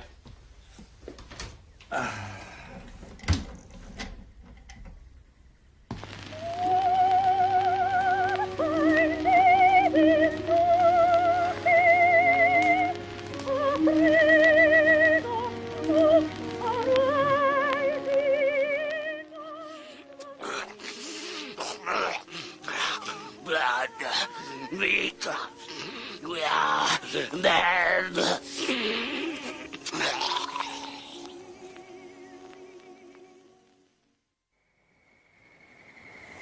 Their law? Moreau taught it to them. What for? As a way of keeping them in check. Stop them from giving in. Does it? Most of the time, it's a struggle for them, though. Sometimes they go under. And then they're taken to the House of Pain. Yes. That and Moreau are the two things they dread. So, he rules them with pain and fear. Not much different to anywhere else, is it? Isn't that how we're all kept in check? What? Here. See? What do you want? Look! What's she got there? I found it in there, in the bushes, hidden. God's name, what is it? Oh, a pig. What's left of it? I smelled it. Badness, wickedness under the leaves. Was this you? No, not me. I saw you, the two masters. I brought it. Not to eat flesh. That is the law. Bad, wicked, evil are the punishment. Come on, we'd better go and tell Moreau. What will he do? I don't know. Nothing as serious as this has ever happened before. Call them all together, I suppose, and find out which of them did it. And then make sure they don't do it again. The House of Pain. Not to drink blood. That is the law. That is the law. That is the law.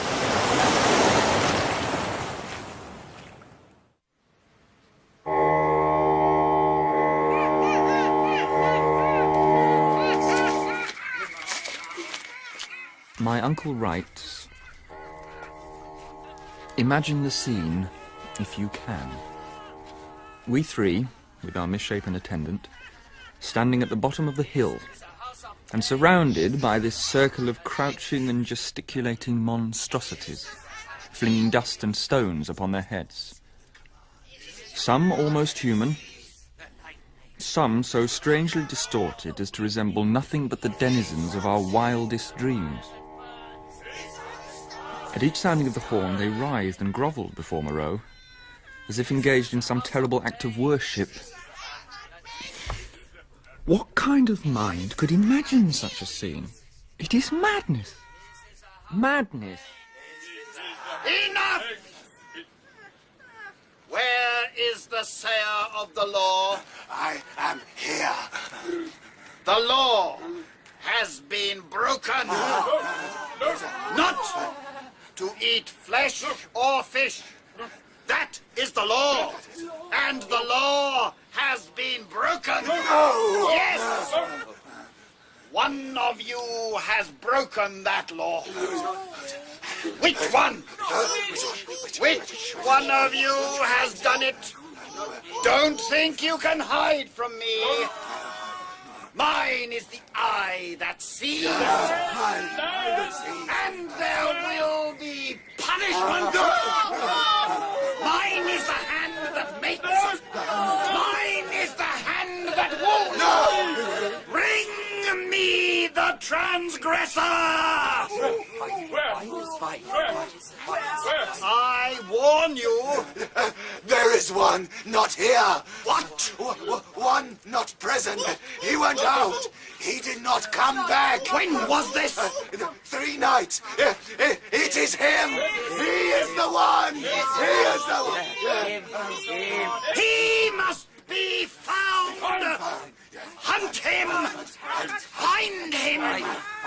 The one who breaks the law goes back to the House of Pain. Not escape. He must go to the House of Pain.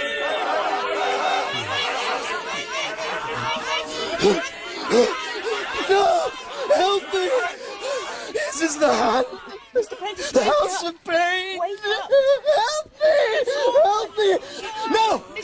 No! No! No! He is here. The one who broke the law.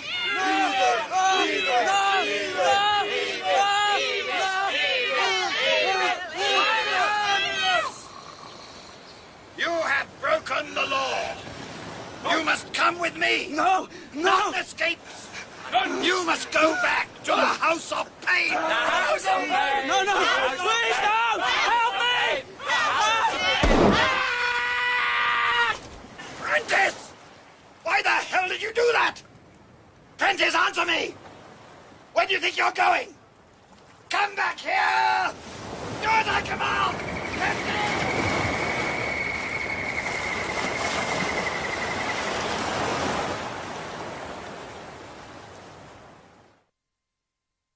In the days that followed, my uncle writes, I fell into a morbid state, deep and enduring, which has left permanent scars on my mind. Seeing nothing but the island and its suffering and painful disorder, I lost faith in the sanity of the world. A blind fate, a vast, pitiless mechanism seemed to cut and shape the fabric of existence. What's it all for? If there was some point, some aim, I could understand it. Poor buggers, all of them, struggling to hold on. My poor uncle. What privations he must have suffered, and what agonies of mind and body must have driven him to create this hellish fantasy. But there's no point, no aim, no direction. Just his damned curiosity, that's all. And for us too. The same. A struggle not to go under. This is the confession of his own despair. He writes of lost souls, for he himself had become a lost soul.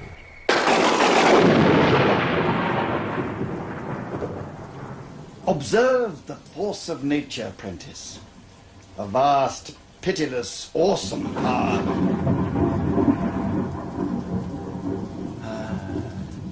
It would sweep us from the island, from the face of the earth, with no more thought than you or I would give to swatting a fly. But without cruelty, Prentice, without malice. I was angry with you for what you did the other day, but not now. Though I am still a little concerned about the possible consequences. What consequences? The undermining of my authority. Your authority? Is that all? It's all they have. My authority, my law. That's their only bond. I sincerely hope that your action has not weakened it. I don't give a damn. Intrigue me, Prentice. I'm curious as to your motives. For what? Killing that creature. That's quite simple. I felt sorry for it. I wanted to save it from your torture. I am not a torturer.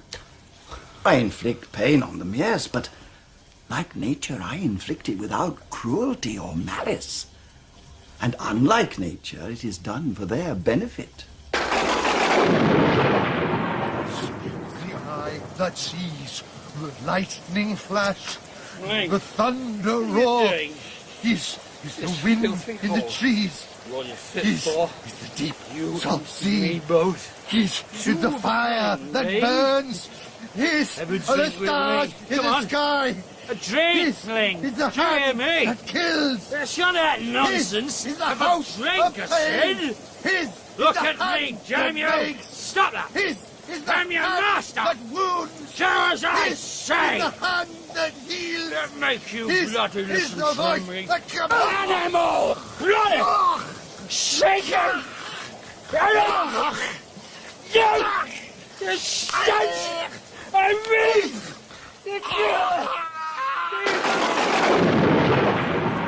I've seen human cruelty, Prentice. It's the face of the beast that dwells in us all. In 1916, I served in Flanders as a medical officer. I saw what human beings can be reduced to through their own bestiality.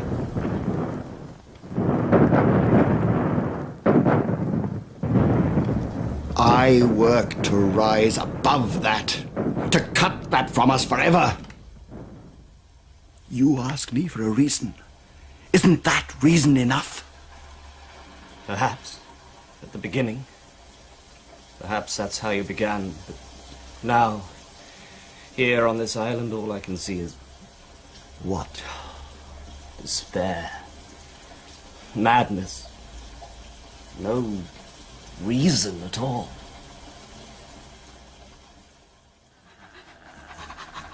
Oh, wicked thing! He has killed.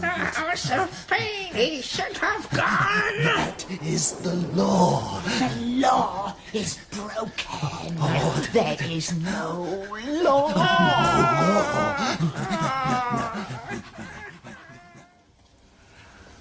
I want you to understand, Prentice. Understand what? My work. It mustn't finish with me. It's too important. There must be someone to carry it on. What about Montgomery? Montgomery is nothing more than an errand boy. It's you, Prentice. You must carry it on. Surely you see that now. That's why you came here. You will be my successor. Mine! Where are you? I'm sorry! Come back! I didn't mean it! Bling!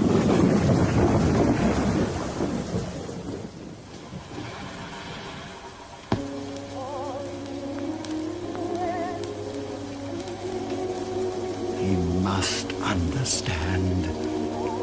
He's the one. There's no one else. When he sees what can be done, I'll finish it tonight. And tomorrow he'll... Yes. Yes.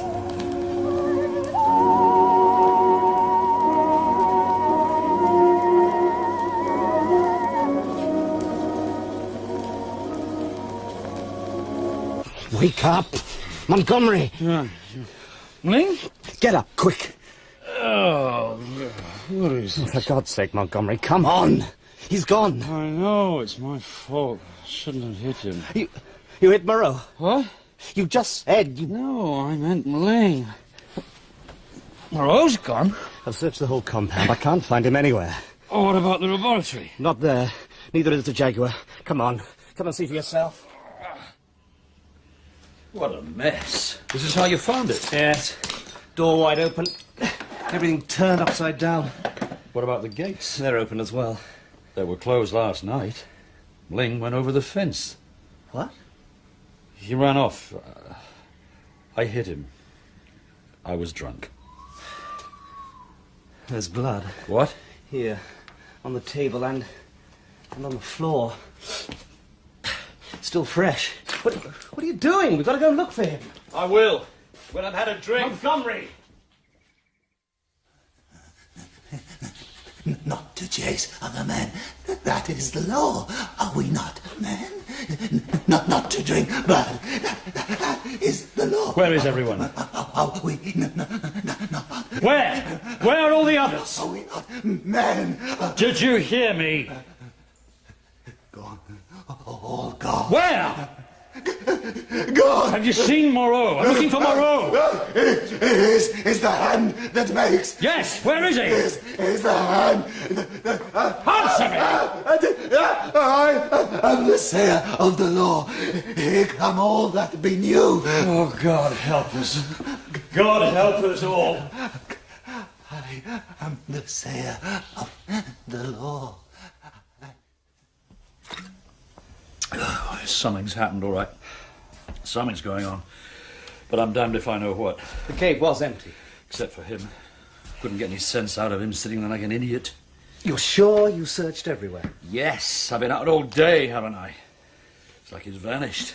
Maybe that's what happened. He spirited himself away. Talk sense.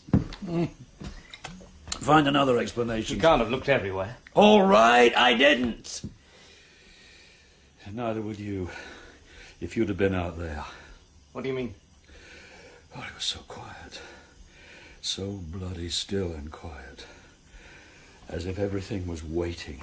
You got scared. Damn right. I lost my nerve. When it started to go dark, anybody would have done. Put that bottle down. Stop drinking for a minute. I'm all right. We've got to think what to do. You think? I'll drink. Put it down, I said. Give me that. You've had enough. I've had enough of you, Mr. Bloody High and Mighty. I'm not taking orders from you. Shut up. Listen. What? I heard something. Outside. Well, I didn't. Listen. There's someone there. Who's there? Moreau? Watch out! No, Master! Ling! Don't hit me, Master! Ling, Don't let him hit me! Ling, I'm sorry. No! What's the matter with you? Can't you see? He's scared of you. There's no need. I was drunk. You're drunk now. It's all right. It's all right, Ling. He won't hit you again. I'll see to that. It's all right. It's all right. Now, start again, Maling. Take your time. I run into the jungle. The sky shouts, there is white fire. Go on, Maling. I run fast, far. I want to get away from the noise. I go where I have never been before. Many rocks. I climb them, find a hole. I go in. I am tired. I sleep. I wake, and it is light, quiet. I hear voices. Below me there are people. They do not see me. I listen. He is dead. No, he breathes. The other is dead. She who bled and ran screaming. He killed her. He cannot die. His is the hand that makes. I smell his blood. Blood? His blood. He wakes. No, we must go. No. It was Moreau. Yes. Alive? Yes. The other was dead. She from the House of Pain. She must have turned on him. Where is he? Still back there? I pull him into the cave. I cover him with leaves and then come here. We'd better go and bring him back. In the morning? Now. It'll be safer when it's light. Could be dead by then. We go now. Hold him up. He's a bloody weight. It's not much further now. Stop. There are others. Here. Close. I hear that they won't dare hurt us. I wouldn't be too sure. What do you want? You come to give us a hand. Get out of here. Come on, you. Damn them. Let's just carry on. I'll make them move. Hold on to him. What are you doing? I'll show them who's still master around here. Montgomery. You want a taste of this? A lightning flash! You'll make more trouble. Stop it! Thunder rock! Montgomery, the fire that Look back! Move! Yeah! Stop it! For God's sake, stop it! That fire that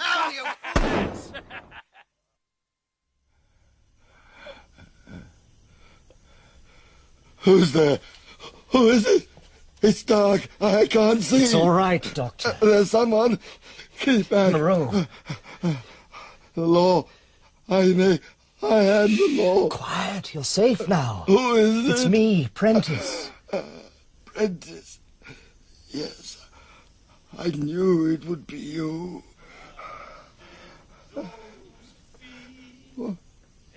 What's that? It's just Montgomery. He's been drinking. A clown. A fool.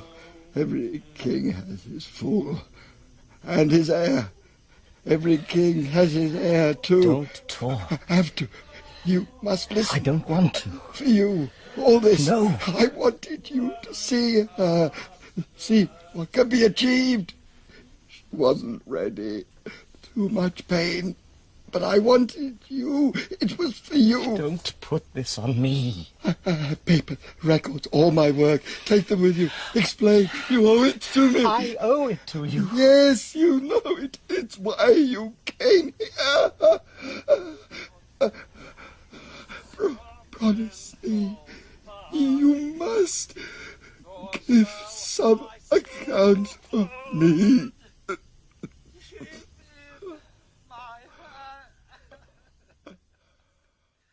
Till we have built Jerusalem.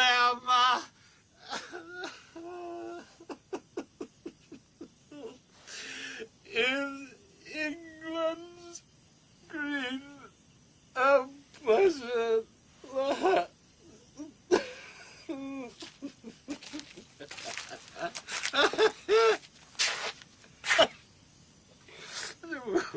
Get up, Montgomery.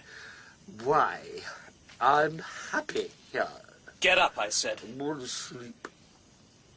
Give your orders again. I only take orders from Moreau. He's dead. You hear me? Moreau's dead. Ah. So you'll take orders from me. Go and clean up. They won't have any respect for you if they see you like this. Who will? His people. We're going to see them. I'm calling a meeting.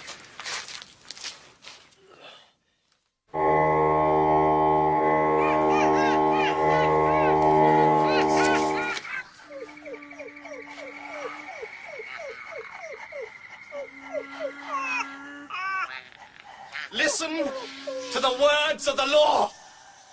His is the hand that makes. His is the hand that wounds. His is the eye that sees. He sees you now. He watches you now and always. He is everywhere. And he has commanded me to tell you this. He has left his body. It was old and no longer of use to him. His body must be burned so that his spirit may be released to watch over you for all time. You will see him no more, but he will be with you in the trees and in the rivers, in the wind and in the waves. He has left you his law, and he has left me as keeper of the law. My voice is his voice. When I speak, it is him speaking to you, and I shall be obeyed. Fear him. Fear me. Fear the law. Fear the law. Fear the law. Fear the law. Fear the law.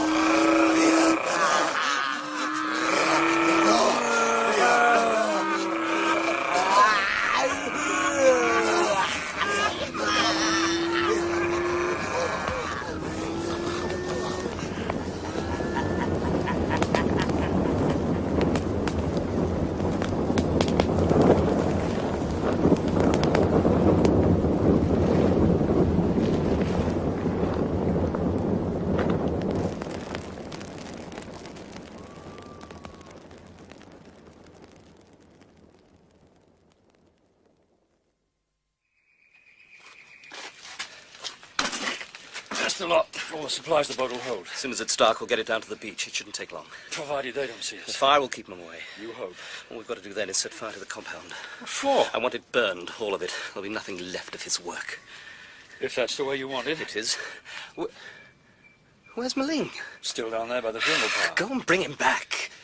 We need his help.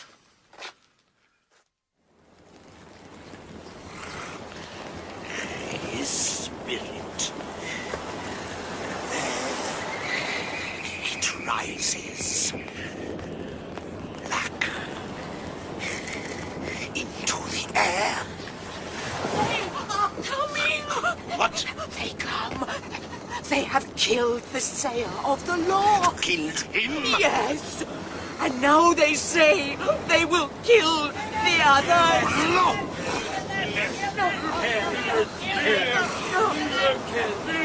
We have tasted blood! Blood! Blood! We have tasted. It is good. Good! Good! It is forbidden! Nothing is forbidden. Nothing! Nothing! The keeper of the law has spoken to you! There is no keeper. There is no law. No law! We have killed No law! Not to drink blood! That is the law! So much for the fire keeping them away. I was sure that... I could have told you. All right. Looks like there's going to be trouble. We better close the gates. Not yet. I'm going down there. What for? To help Maling. Leave him. There's nothing you can do. I owe it to him. Montgomery! There is a new law.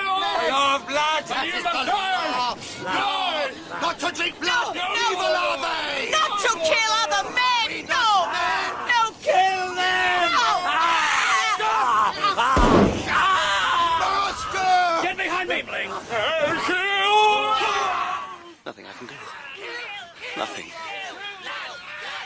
you there, Moreau? Do you see? It's your doing. Is this what you made them for? Moreau? Answer me!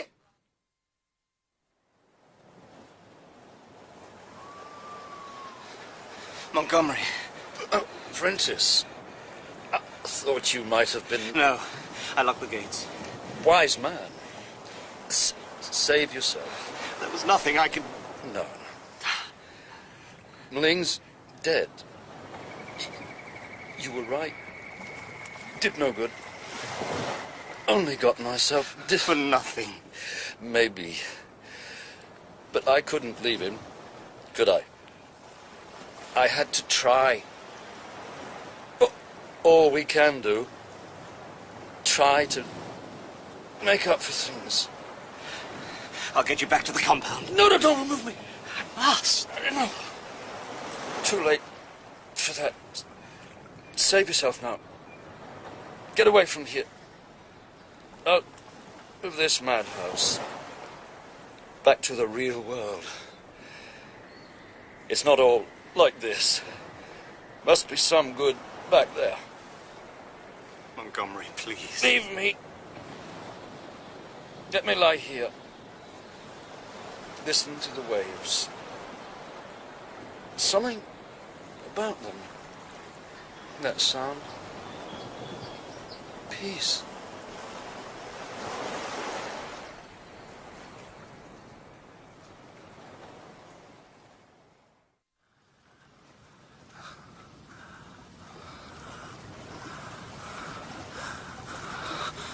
On the rack. God, the rack. All of us. Stretched. Broken. The tormentor. Shapes us. Promise me. Promise. Makes us. For what? Don't let my work die. No purpose. None. Give some account of me.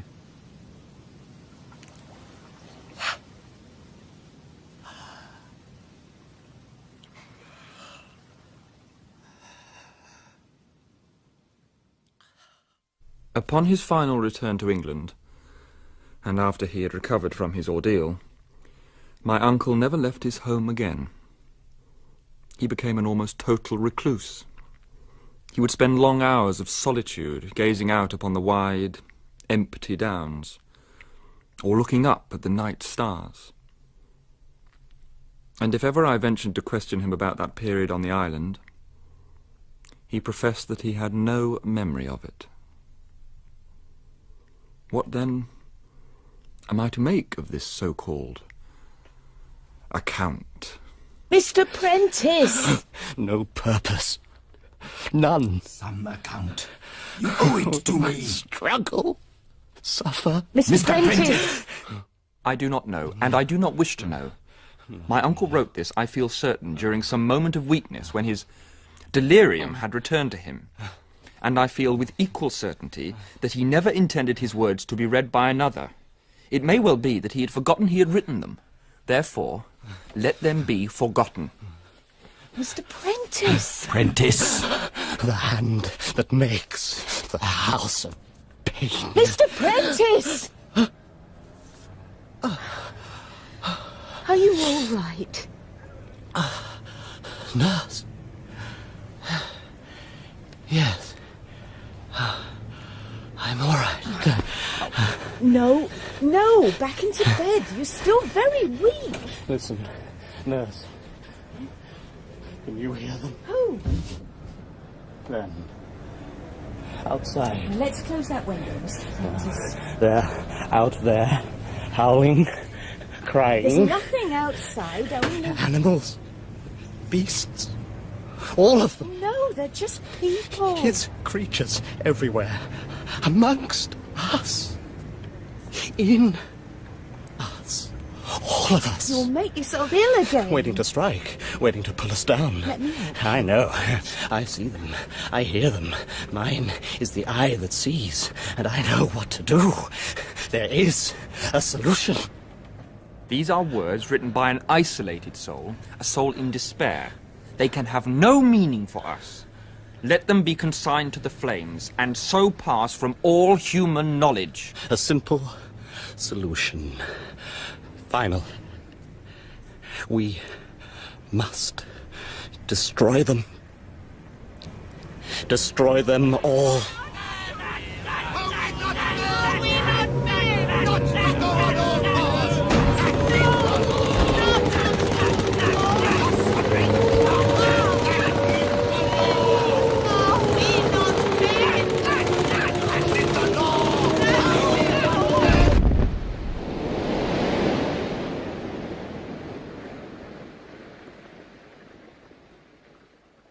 First published in 1896, H.G. Wells' classic adventure story was dramatised by David Calcutt and starred Kenneth Cole as Montgomery. Neil Foster as Prentice's nephew, Garrard Green played Dr. Moreau, Peter Meakin, Captain Jones, Richard Mitchley played Helmar, Terry Malloy, Maling, Danny Schiller, Constance, Kim Wall played Prentice, Janet Dale played the nurse, and other parts were played by Alex Jones. The Island of Dr. Moreau was directed by Nigel Bryant.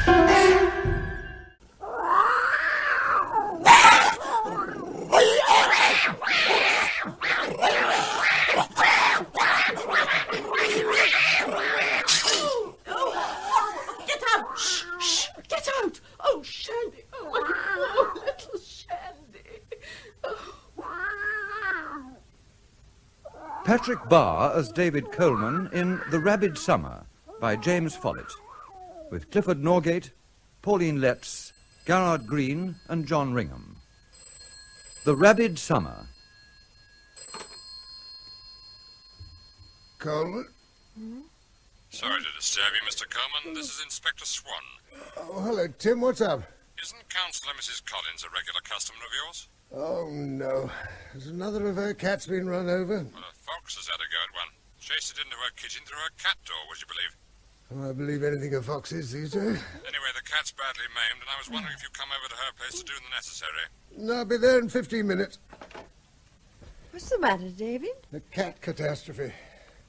Go back to sleep. I won't be long.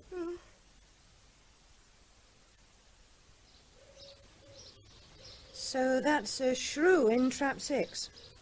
Male, 16 grams. And according to the mark, it was the same shrew we caught in trap 3 last week. Which means his territory ranges well over 2 hectares. Mm-hmm. Something else for the local zoological society to ponder on. Which trap's next? Number 7, Dad, over by that hollow tree. Right. Yeah, it's good to have you back, Tess. Muriel and I still haven't adjusted to the idea of having you for the whole summer. Oh, except for my month in Spain. Yes, when is that? In 6 weeks. Last 2 weeks in June and the first 2 in July. I wish it wasn't for so long. We hardly ever see you, know? You'll be sick of the sight of me come September. Anyway, my thin blood will be craving that Spanish sun. So would yours after 2 years in Iran. Well, won't you come back here when your contract expires? Well, I've heard a whisper. It'll be renewed. Oh? In any case, I wouldn't want to live here. Oh, it's a lovely place to be brought up in. All those beaches. But I can't see myself ending up marrying a farmer who's forever complaining about the weather and the government. Now, those complaining farmers and sick cattle have paid for your education, my love. Ah, but they're not paying so well now, are they? I knew it was a mistake letting you tackle my paperwork. Well, I have to keep my hand in. Well, the point is, Dad, that although you're the only vet serving the town, business isn't doing so well now, is it?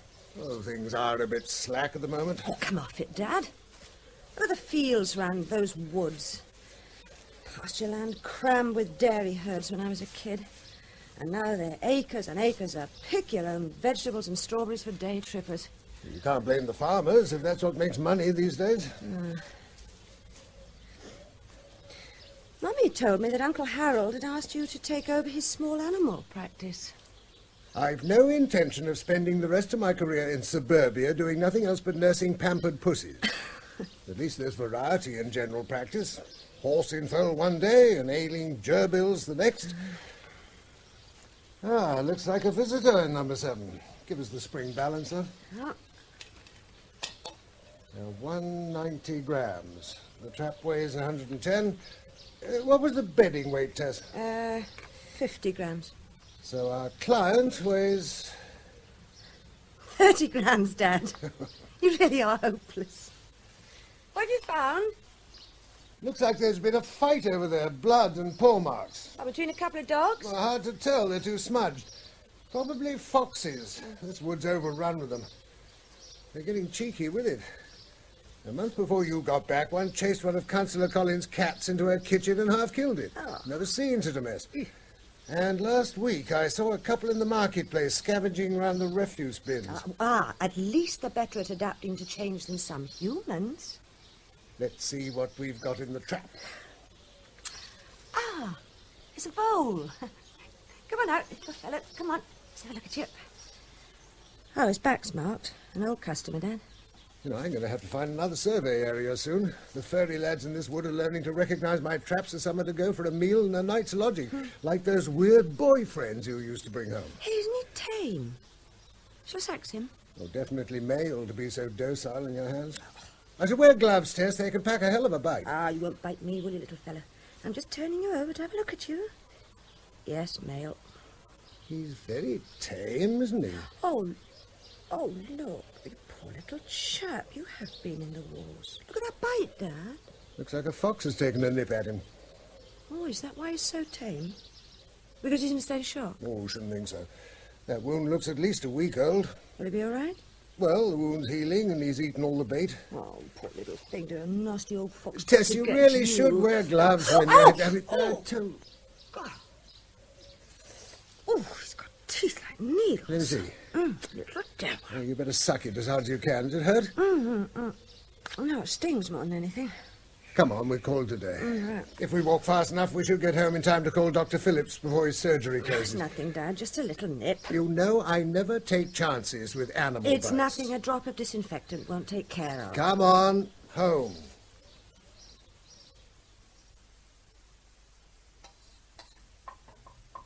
Smells good. Oh, yes. For once you're early. Lunch isn't for another hour.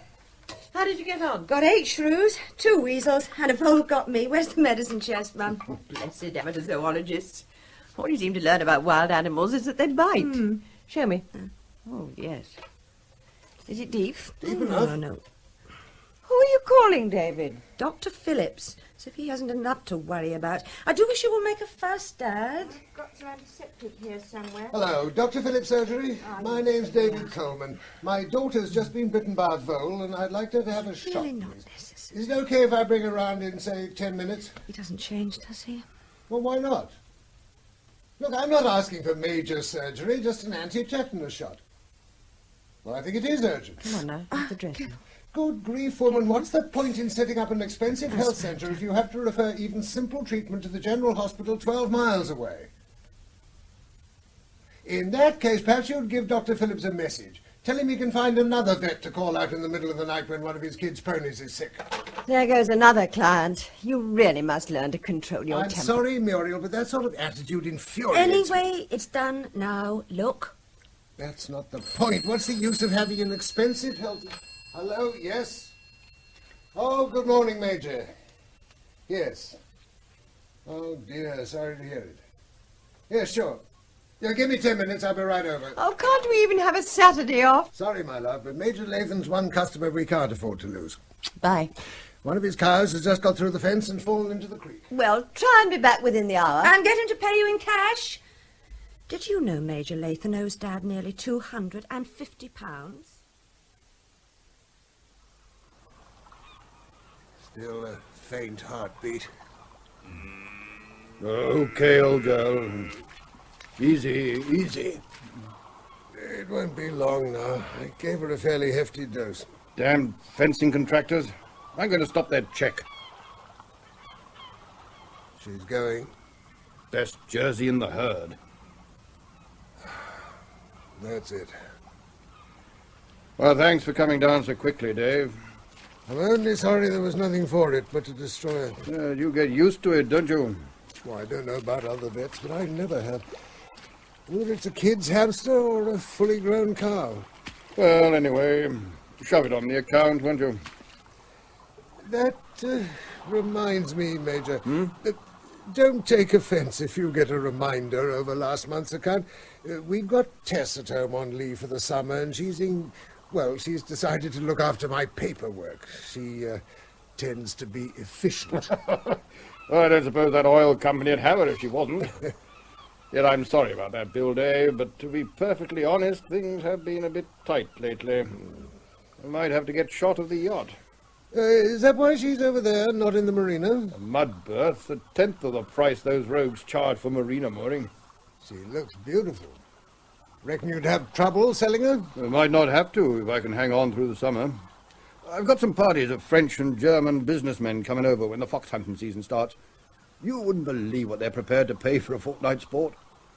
I suppose I'd better bring the pickup down. Damn nuisance, that Jersey. What's happened to Bess? Don't often see you without her at your side. She's on heat. I have to keep her in. So soon after her last letter? Have you found homes for them yet? I drowned them, Dave. They were curs. Well, didn't you leave Bess at least one? Look, I wish you'd let me deal with them. Oh, I can't afford you for non-essential work. I'd willingly have done it for nothing. Anyway, he's a sturdy cat, Mrs. Collins. Bring him along to Tuesday's surgery and I'll have a look at him. But I'm sure he'll be fine by Monday. Well, I just can't be too careful after what happened to poor Shandy. Oh, dear, I've just remembered.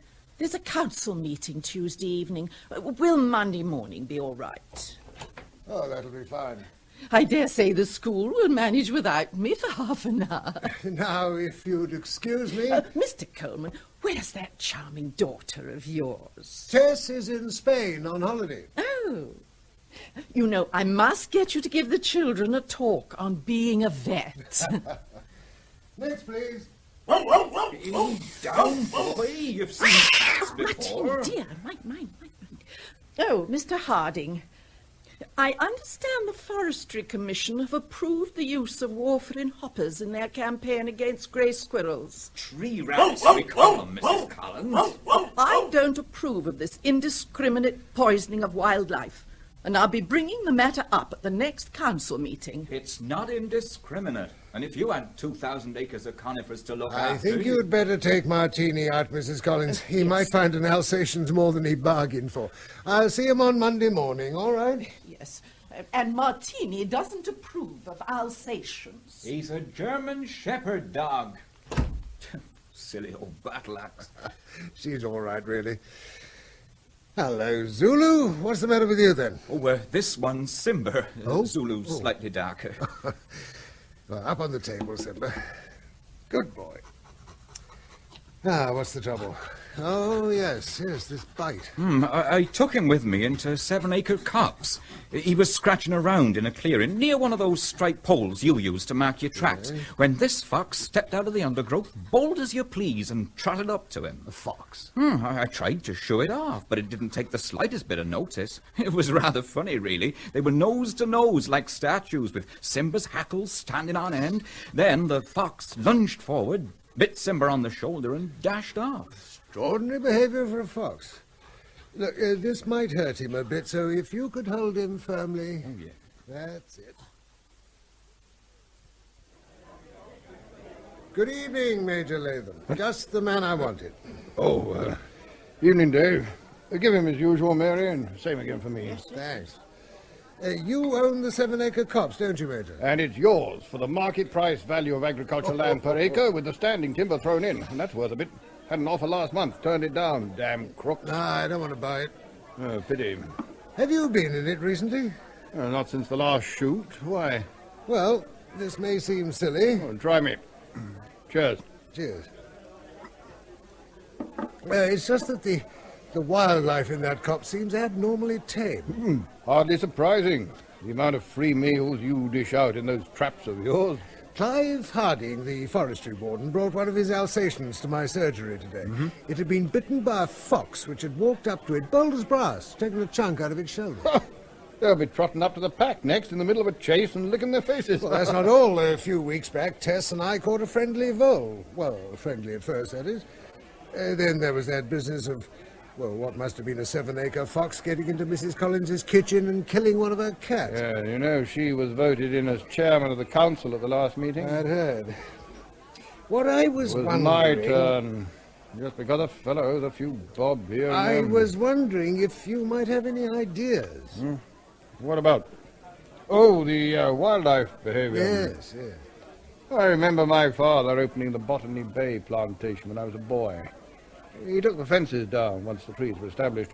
The animals in there weren't used to people. Rabbits and squirrels used to eat out of your hand. Surely you've heard of such cases? Yes, but... Not that many people go to 7-acre copse these days. Too far from the main road. Oh, well, maybe you're right. But I still think there's something very odd about the wildlife in that copse. David? David, I want to talk to you about Harold's offer. Not now, Muriel. All right, then. I'll put a time in your appointments book, shall I? When we finish breakfast. No. Look, we've been here 26 years now, ever since Tess was born. It suits us, a small town on the coast. You mean a dying town? Look, you've always said that it's the small animal vets who are making money these days. Harold's practice must be doing well for him to contemplate retiring at 55. It's a marvellous offer which you're crazy not to jump at. Well, this practice keeps me busy. Well, filling in all those silly record cards which aren't even necessary. You'd be better occupied chasing a few outstanding debts. Tess told me that some of the farmers round here owe you a small fortune. Oh. Post. I'll get it. Maybe Major Lichen has finally paid his bill. Oh. Another postcard from Tess and several bills. Well, leave them in the office. Okay. Nearly as hot as Iran. Spaniards better behaved than Italians. Return flight arrives 1750, your time on the 10th of July. Has Major Lichen paid his bill yet? Oh, she shouldn't put things like that on a postcard. Can you meet me, please, love, Tess? Well, that's odd. She said she'd be returning on the 18th. Oh, maybe the tour operators made a mistake. 10th, that's the day after tomorrow. We could be at the airport by 5:30 if I shut up shop at 4:30.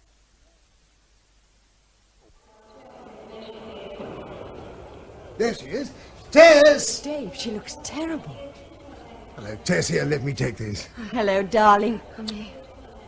Tessie, are you feeling okay? I'll be all right. I expect it was the flight. You don't look at all well. Oh, leave the luggage, Dave. Bring the car round to the front entrance. Is there anything I can get her? Just get the car.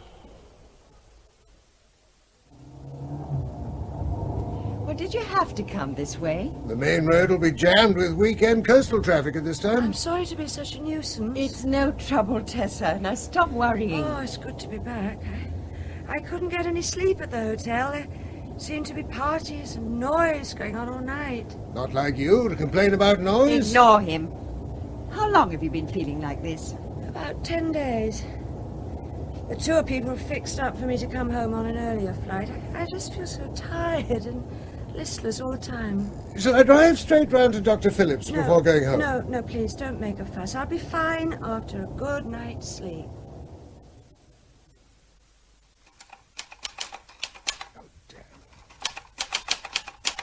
Cup of tea? Oh, thanks, love. Oh, I'm going to do a salad for this evening. It's too hot for cooking.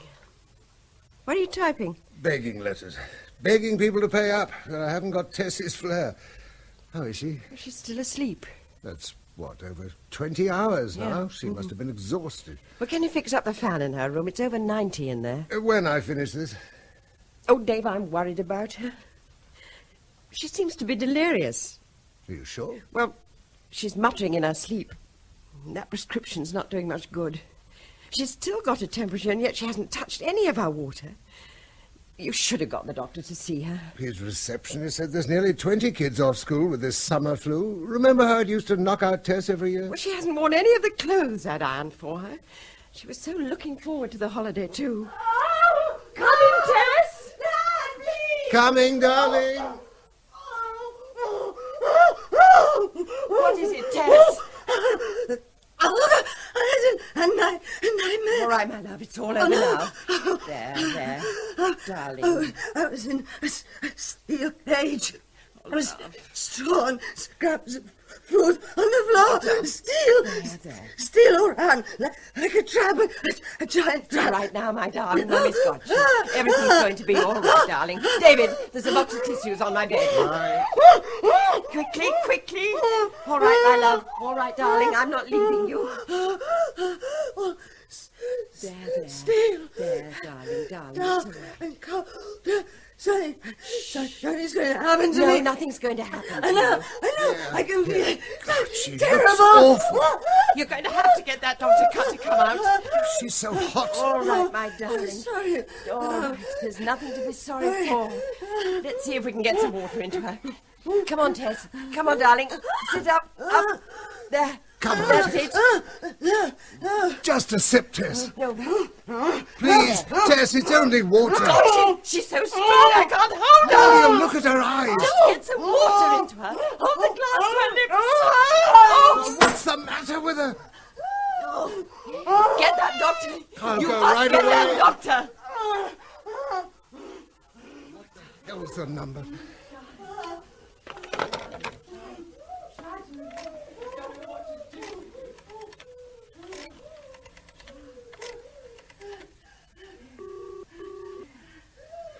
Oh, come on.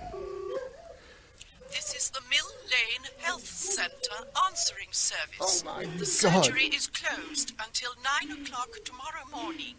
Urgent calls should be referred to the emergency doctor on 421. Oh, the hell with it. Oh, for God's sake, hurry up! As quick as I can.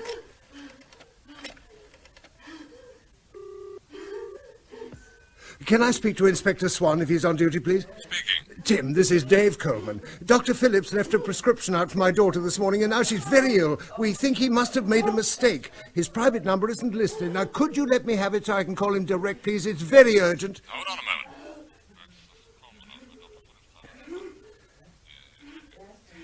Did the doctor see your daughter this morning? No, we called too late for him to make a house call. His receptionist thought the symptoms sounded like this flu bug and got the doctor to leave a prescription out. Please hurry, Tim. Look, I can't give you his number, but I'll call him for you. It sounds as if you'll need an ambulance. Have you called one? No, we didn't want to move her too far from Dr. Phillips, as he's the only one that knows what he put on that prescription. Well, I'll call one and get the doctor round to your place right away. Thanks, Tim. Thanks a million.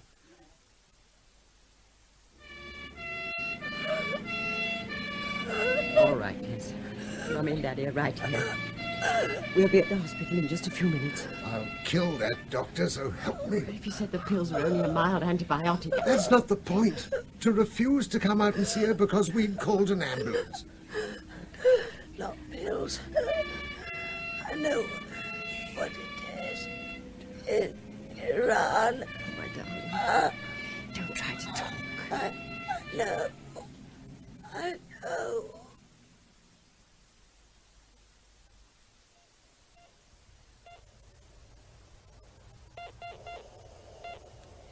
There is nothing we can do now, nurse, but wait. 5 minutes 30 since the last seizure, Doctor.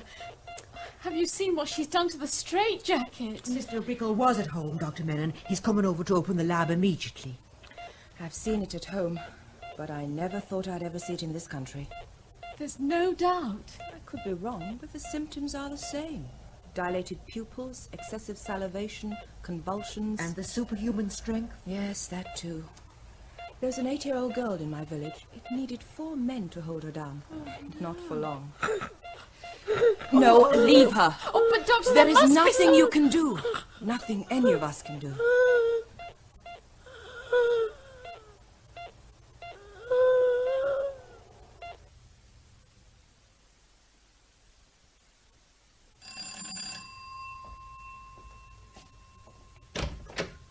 Mr. David Coleman? Yes? Good morning. I'm Martin Willis, the Medical Officer of Health, and this is Mr. Ian Margent. Oh, yes, you rang an hour ago. Come in. Thank you. We're extremely sorry to have to trouble you at such a time, but the point Through is... here. I'm sorry everything's in such a mess.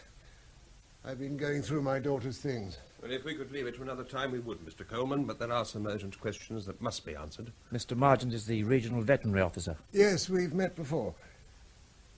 The doctor at the hospital gave my wife a sedative last night, but if you'd like to see her, I expect Oh, she'd be no, awake. please don't disturb her, Mr. Coleman. Have the hospital Well, confirmed? I'm expecting a call from them. I gave them your number. I hope you didn't mind. No. A fluorescent antibody test on brain tissue, the same test as for animals? Yes, that's right. I've been reading about it. We understand that Tess had just come back from a trip to Spain. When did she arrive in this country? The day before yesterday, July the 10th. And she went when? Oh, you better have this. It's her itinerary from the tour operator. Torremolinos. Yes. Well, there was a case in 75. Nothing since.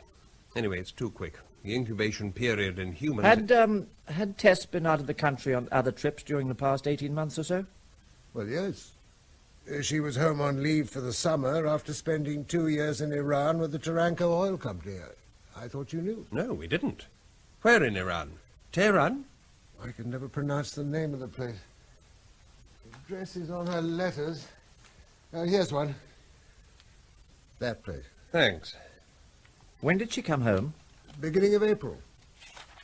Yes. Yes, it's listed. 21 cases the year before last, 29 last year, and 33 confirmed so far this year. No, excuse me. Coleman? Yes, he's here. The hospital for you, Mr. Willis. Thank you. Willis? Yes? You're certain? I see. No, I can't talk now. We'll see you in the hospital in an hour. Fine. Thank you for calling.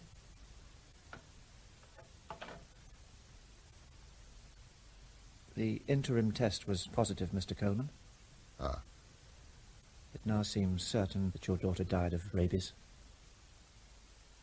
And this is a photograph of her left ankle. Mm-hmm. You see that faint trace of scar tissue? Oh, yes. As far as I can see, that's the only possible infection site. Naturally, I can't be 100% certain. It's healed well? Yes, well. Once the rabies virus enters the nervous system, it leaves no trace at the infection site. Normal healing often does take place in the case of long incubation periods. I suppose this mark could have been caused by, say, the girl injuring herself in coral when swimming. But it's the only skin lesion on her body that accords with a dog bite. And dogs are the main vectors of the disease in Iran. How old is the bite? If that's what it is, and I think it is, I'd say between 6 months and a year. Is it likely that this bite occurred after her return from Iran? April? No, most unlikely. You can see how well it's healed. Ah, yes. If she'd spent 2 years in Iran up until last April, then that's where she got this bite. I'd stake my reputation on that.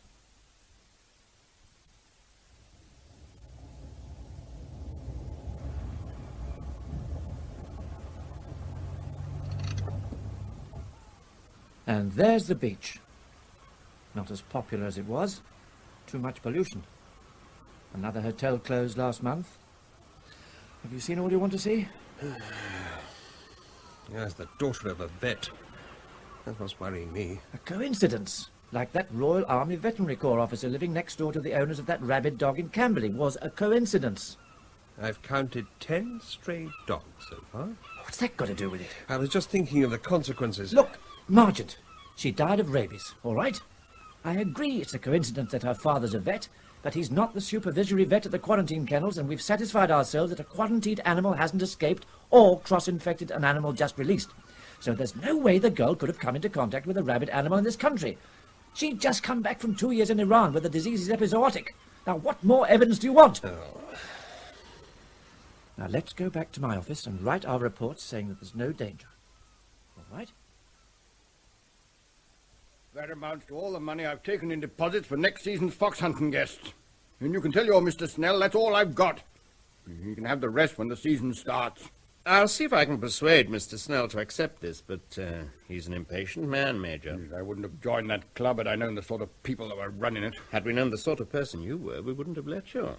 When members win, as you have in the past, then they rightly expect to be paid immediately, just as Mr. Snell expects to be paid immediately when they lose. You'll just have to wait, Kemp. I'm sorry. This is a very pleasant farmhouse, and what, 3,000 acres? Quite a sizable estate. That's why Mr. Snell allowed you to run up such a debt. It's worth a damn sight more than I owe that little crook, so you can think again. You do the thinking, Major. Think about the two methods Mr. Snell can use to obtain his money. There's the legal method, which means you would be declared a bankrupt, and this estate would be sold over your head to pay what you owe. Or Mr. Snell's preferred method, which may seem a little unorthodox, but it's less harsh in the long term, although it might not seem so at the time. I don't understand.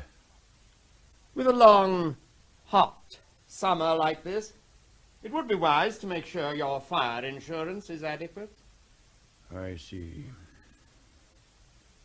My gun dog's disappeared. I suppose it was you who took her. I only handle the accountancy side of the business. A beautiful view. Is that your yacht in the creek? Would Snell accept that? Mr. Snell already has a yacht, Major. What he doesn't have is the money you owe him. I suggest you get your German and French businessmen to pay for their hunting in advance. The day the season opens, you'll have 2 visitors with instructions to collect. The flowers were beautiful, Harold. Yes, without a hitch. No, don't worry. We know how busy you are.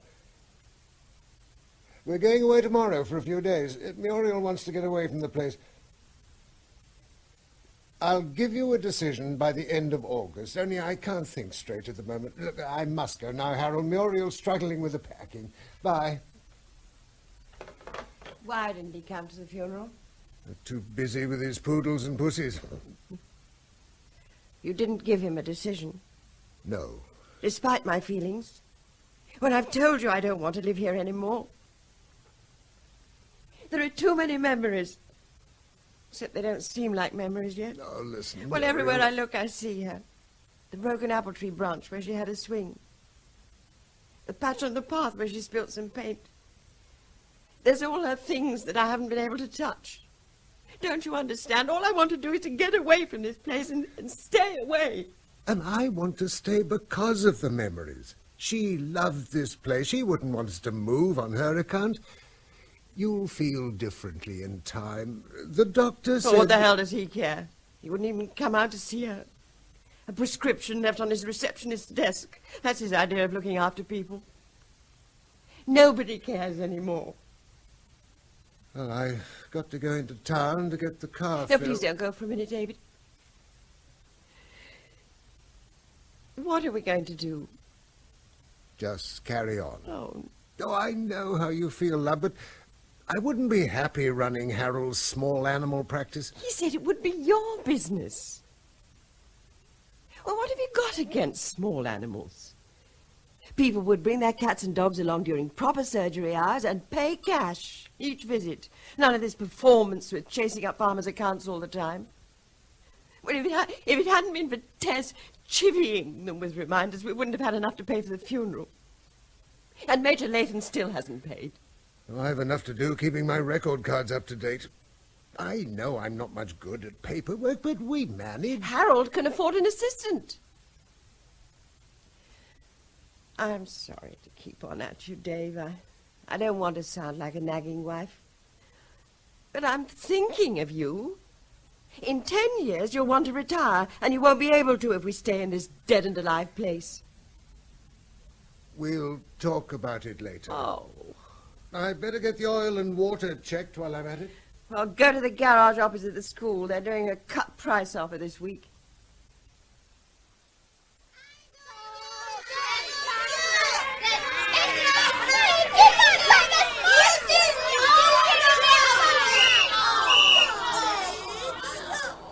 Perfectly still, please. moving, Angela. And you, John. Now wait for it. Nice straight lines, please, children. Thomas and Gwen, were you in task? Oh, no, miss, there's an outside. Now there's a dog in the playground, and you ignore it and it will ignore you. Quiet at the back. Right. Lead on, class 1.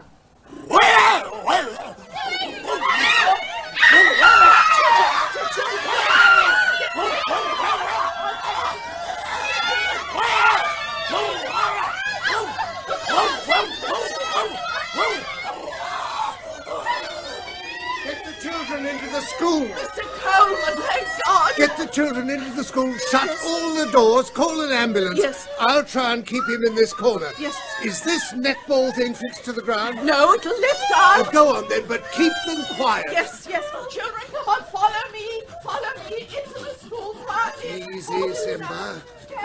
Easy, boy. All right, boy. Not going to hurt you.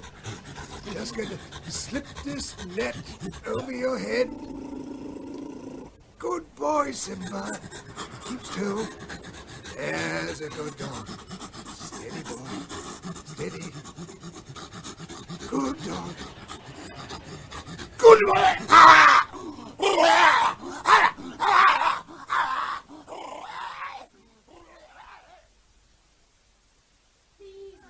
The doctor must have room to see all those children that have been bitten. This is the last one, Doctor. Michael Thorne, aged 10. The dog knocked him down and bit him on the back of the neck. Hello, Michael. Just turn your head a little. That's it. Ooh, that's a nasty bite, isn't it? I'm just going to give you a little jab in the tummy, then you can join your friends in the ambulance. Have you ever been in an ambulance? Hold his head, nurse. There we are. This might hurt a little, Michael, but I'm sure you're a brave boy. There we are. There's a good boy. We've finished here now, Mr. Swan. We're taking the 4 children who've been bitten back to the hospital for observation. Good. I've already given them the first injection in the rabies post-exposure vaccination program. What are their chances? Well, even if the vaccine doesn't work, they're very good. Oh, why? Human beings are not particularly susceptible to rabies. In my country, only 1 in 10 of those bitten by rabid animals actually contract the disease. That's the world average. Oh, Dr. Menon, this is Mr. Margent, the regional veterinary officer. Mr. Willis is on his way. Yes, we've met. Where's the Alsatian? Mr. Coleman managed to shut it in the boys' toilets. He's now guarding the entrance. It's through that door. You can just see him through the window if you climb on that pipe. Right. Respiratory movement stopped about 5 minutes ago after paralysis set in. See him? Yes. Saliva all over the place. And he's damaged his teeth on something. He was gnawing frantically at a waste pipe under one of the hand basins before he went into a comatose state. 4 kids in that ambulance. Yes, well, he certainly looks dead, but I'm not taking any chances. Oh, George! Perhaps you go and fetch my dog catcher for me. It's strapped to the roof rack on my car. A 10-foot long aluminium pole with a running noose on the end. Oh, and there's a large polythene sack in the boot. Okay. Got him. No reaction. I'm certain he's dead. Yes, well, you're probably right, but I'm damned if I'm going to bend over him with a stethoscope. There. Hold the sack open, would you?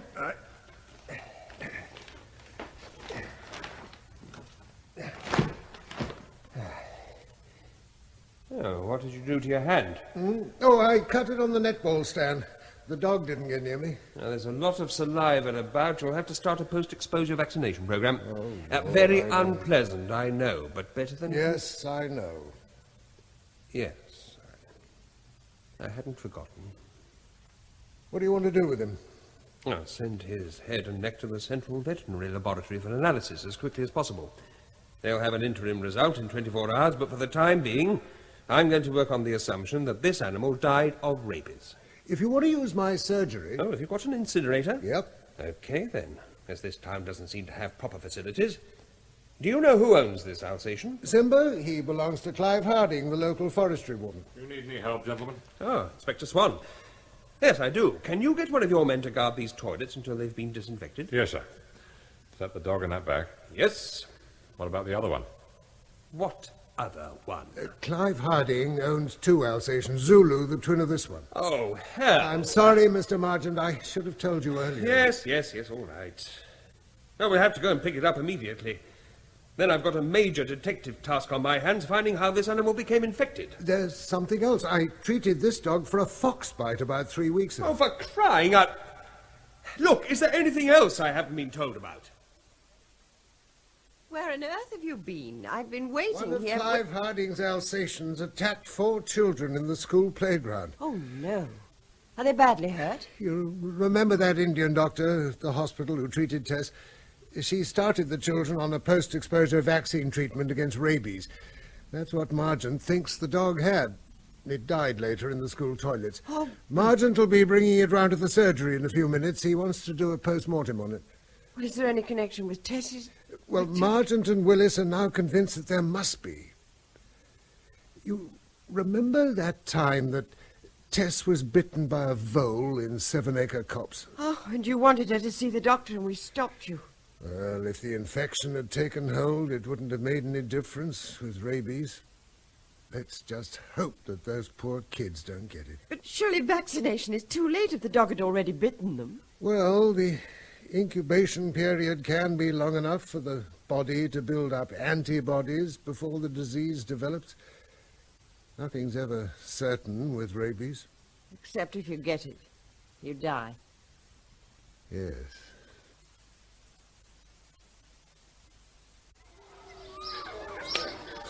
Oh, a good boy. Won't be long now. Major Nathan! Yes? Good afternoon. My name is Blanchard. Some men working in the field said I would find you here. What do you want? We are camping in this country and would like to spend a few days with our tent by your river, just down there. Well, yes, I don't see why not. We will close all doors to the fields and not make litter.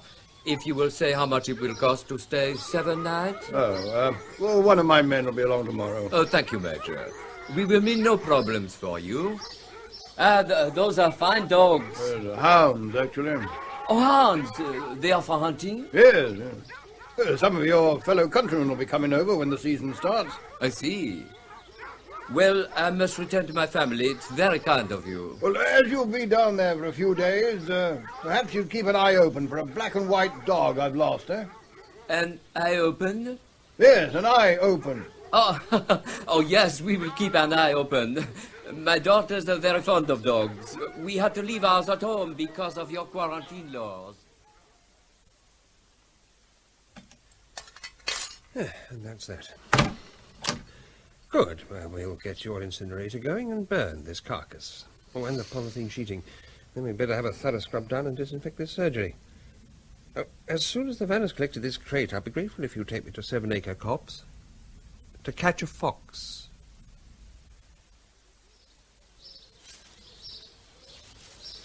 We'll be upwind of the earth at the top of that rise. You should have a good view. If the foxes are using their earth. Whew. God, it's hot. I wouldn't have thought an air rifle was much use. Well, this one is. It's got an extra powerful spring so that the kinetic energy of the pellet is above the legal maximum. Ministry idea? No, my idea. It's quiet. If rabies is enzoic in the wildlife in this wood, then the last thing I want to do is frighten it off. There's the earth. Near that oak, about 50 yards away. Ah. Well, might as well make ourselves comfortable. Damned hot. What'll you do if wildlife rabies is confirmed? Shoot everything as you did at Camberley? Oh, no, we've learned a lot since 1969. Are you still keen on amateur zoology? No, not now. Oh, yes. Still, your knowledge of the local wildlife might come in useful. Now, if rabies is confirmed, my assistants and I will have to carry out a major fox extermination program. They're the main vectors of the disease. Now, we'll use everything except free bullets. Gassing of earths, preferably when the vixen is nursing cubs. Bait, treated with poison, and even gin traps as a last resort. Wildlife rabies dies out when the fox population drops to 1 per square kilometre. It's a lot more than that here. My survey of 2 years ago indicated in the region of 20 to the square mile. As many as that? Their scavenging in the town and housing estates is on the increase. Everything is in its favour. Fox furs are no longer fashionable. Hunting has become too expensive, and what hunting there is wrecked by anti-blood sports amateurs. The old steel dustbin is a thing of the past, and local authorities are cutting back on the frequency of refuse collections to save money. The only thing we can be thankful for is that at least a rabid fox in the furious stage doesn't travel long distances. A rabid dog will. But they become exceptionally tame. Yeah, they can do. And that's one of the biggest dangers. Children are naturally attracted to usually timid animals when they show signs of friendship. 20 to the square mile. And there's one not 4 yards to your left, watching you. So the holiday's off? It looks like it.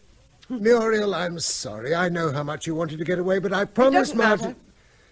Look, as soon as all this is over, we'll... I thought you and Mr. Martin had finished with the surgery. He's removing the head of a fox we caught about half an hour ago. Oh. Oh, Tim Swan rang while you were out. He's at Clive Harding's cottage in Blackdown Forest. He said he went there to collect Harding's other Alsatian and was having trouble. What sort of trouble? Well, he wouldn't say, but he sounded worried. I might have guessed. Clive thinks the world of those dogs. What time did Tim call? An hour ago. Well, why didn't you tell me earlier? I forgot. Oh. Just as you always forget to give your brother a decision about taking over his practice. I'd better get over to Blackdown. You might tell Martin when he's finished where I'll be. Oh, but you haven't had your dinner. I'm not hungry. I see no point in staying in the house with you spoiling for a fight. What time will you be back? Oh, damn. Anyway, he must have guessed what the steel crate was for. We were within 50 yards of the cottage when he appeared at an upstairs window with a rifle and loosed off a couple of shots over our heads. The stupid idiot. Does he live alone?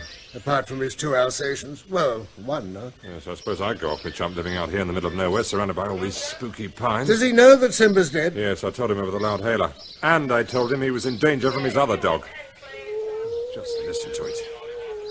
Do you want me to speak to him? Yes, look, see if you can get him to see sense, but don't make promises concerning his treatment. He's shot at police officers, so the matter's out of my hands. Once we get him out... How do I work this thing? But hold it to your lips, pull the trigger, and speak normally. Right. Clive, this is David Coleman. Can you hear me? Go away. Listen, Clive, it's important that you let me see Zulu. He's sick, Clive.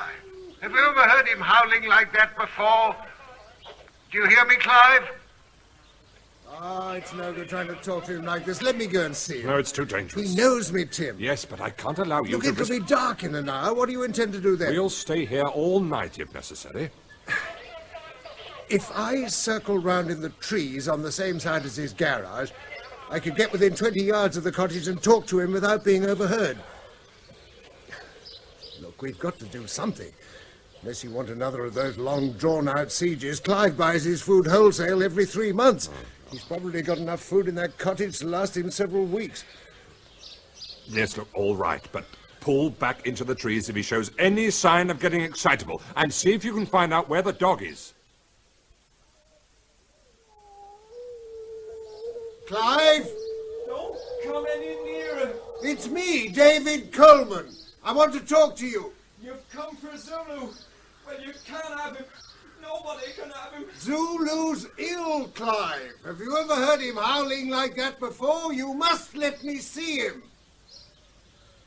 He's in the garage, isn't he? You killed Simba. Simba died of rabies, just as Zulu's bound to if Simba's infected him. The best thing you can do is let me put Zulu to sleep. No. No. Believe me, Clive, if you really love that dog, that's the best thing you can do for it. Simba died in great pain. He may have passed the infection onto the 4 children he bit. Nobody's going to blame you for that, but you will be blamed if Zulu gets loose and bites someone. Do you want a kid's death on your conscience? Clive! Clive, can you hear me? Oh, blast.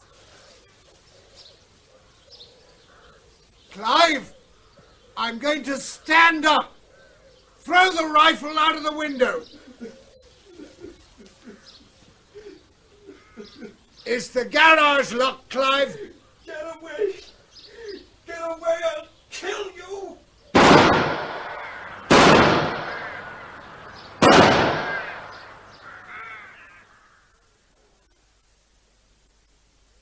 The shots went about 20 feet over my head. I was never in any danger. Nor were you earlier, Tim. The dog's in the garage. I'm fairly certain it is. Definitely in the garage, sir. I can hear it scratching. And its howling is blowing my eardrums out. That's a rifle microphone Mathis is holding. He claims he can pick up a gnat's burp at 100 yards on his headphones. You seem to have brought in a good deal of extra equipment while I was gone. A night sight image intensifier so we can see in the dark, CR gas grenades and a launcher, plus 3 LA-39A1 rifles. Why rifles? You reckon that dog's Rabid? Yes. That's what the rifles are for, just in case he takes it into his head to let it loose. I suppose you think we're overreacting. No, Tim, I don't. Thanks for coming. Can I stay? He's an old friend. Going to be a long night. I don't suppose I'll be able to sleep at home in this heat anyway. Wake up, Mr. Coleman. What's the time? 3 a.m. Oh, The dog stopped howling, but we can still pick up a faint noise it's making on the rifle mic. Look, if you'd have a listen on these headphones, maybe you can tell us what's the matter with it. These? Yeah. Do you need a bit more volume? No. Well? Seems to be having difficulty with it breathing. I wish Margent was here. He'd know what's happening. Now it's scratching at something. Whimpering. At least he had the sense to shut it in the garage. Light gone on downstairs, Mr. Swan. Yeah, he's going down to see why it stopped howling.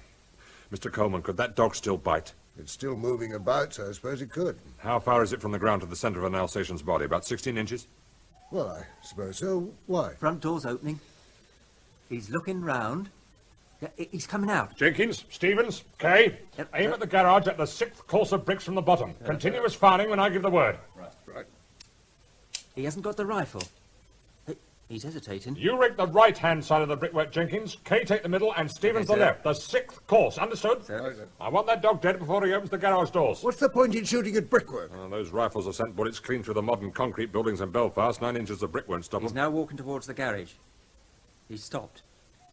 He seems to be listening. Steady, lads. Can't make up his mind. He's moving towards the garage again. Fire! He's firing! He's firing! What's he doing now? Can't see.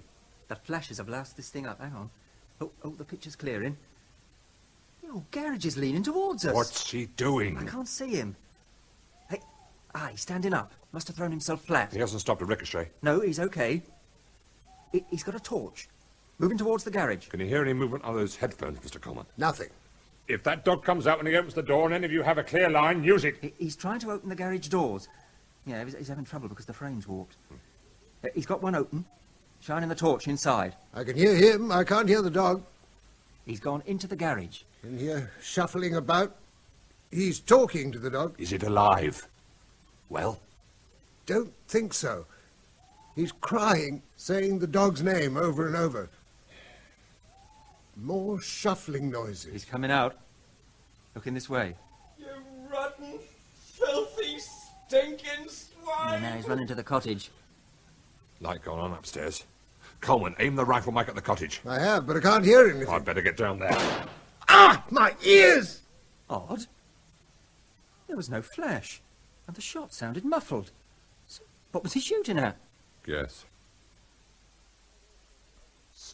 Stupid idiot. All for a dog that was going to die anyway. Man's best friend. Yes, and we all know who his worst enemy is. Summer madness. I might laugh at that one day. Excuse me, sir. There's a Mr. Margent outside who'd like to see you, sir. He says he's the regional veterinary officer. Okay, Mathis, I'll see him outside. I met him once over the sighting of some warfarin hoppers. He was having a major battle with tree rats. You look how I feel. Well, I've just got back from the Central Veterinary Lab. Been driving all night. They were very good.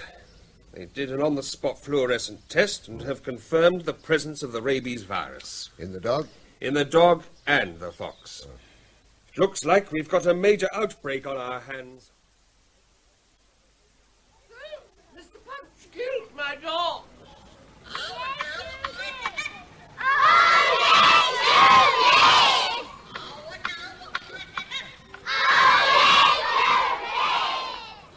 This is a police announcement. There has been an outbreak of rabies in this area. All dogs must be kept on a lead and muzzled. Please take your dogs to your cars and shut them in. Muzzles are available from Jacob's Pet Shop in the High Street. No animal can be moved in or out of this area. This is a police announcement.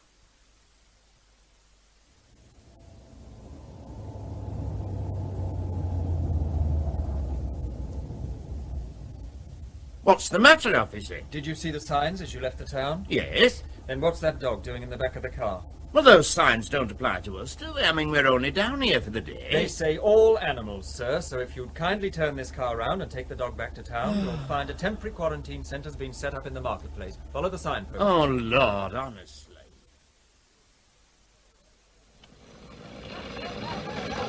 My porter cabin should be here in an hour, Mr. Willis. I'd like them set up on this side of the marketplace near the main entrance, please. All right. I'll tell the post office engineers. They've said you can have 6 lines. Look, I'm sorry about having to include the beaches in the infected area, but David Coleman's seen foxes scavenging down by the creek. Oh, hell.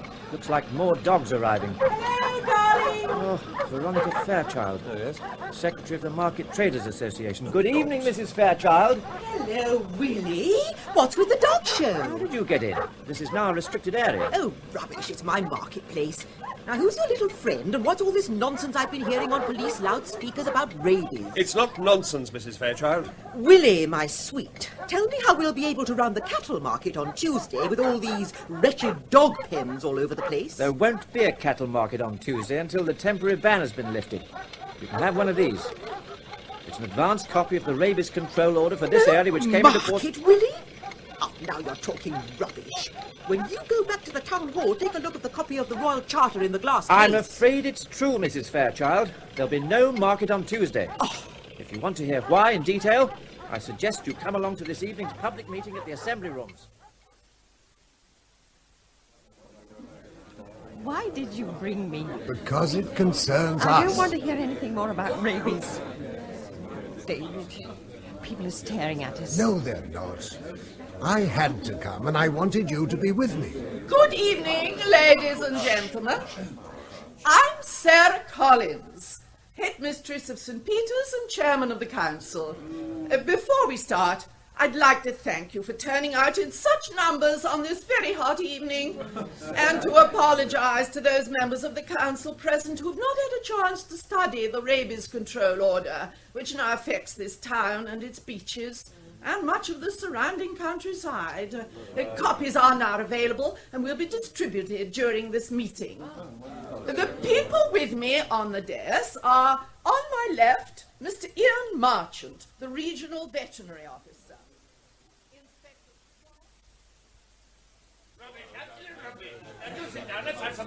At least let Mr. Marchant finish what he has to say.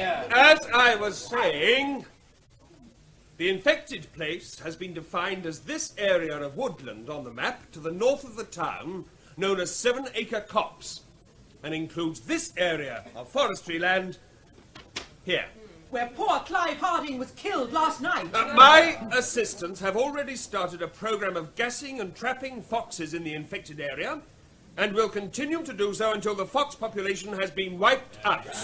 Is the place closed to the public then? Yes, it is. The police are putting up warning notices, but the area's too large to fence off at short notice. Why pick on the poor fox? Hasn't there been enough indiscriminate destruction of wildlife as it is without... There'll be plenty of chances for you to ask questions at the end of the briefing. The fox is the main vector of wildlife rabies. Destroy foxes and rabies dies out. Rabies has spread across Europe to the French coast at an average speed of a mile a fortnight. A speed which tallies with the known territorial movements of the common red fox. Also, by pursuing a policy of strict fox control, the Danes have eliminated rabies from Denmark. There is a huge weight of evidence pointing to the fox as the principal spreader of the disease. You said gassing and trapping. Now, what sort of traps? Gin traps? If necessary. You do that, Mr. Margent. And as chairman of the local Wildlife Protection League, I'd have a summons slapped on you so far. The order empowers the minister to allow methods which would otherwise be unlawful, madam. The infected place is shaded in red. Now, this line on the map, starting at the Coast Guard station and sweeping in a horseshoe around the town to 4 miles west of the river mouth, defines the infected area. An area of about 40 square miles. Quiet!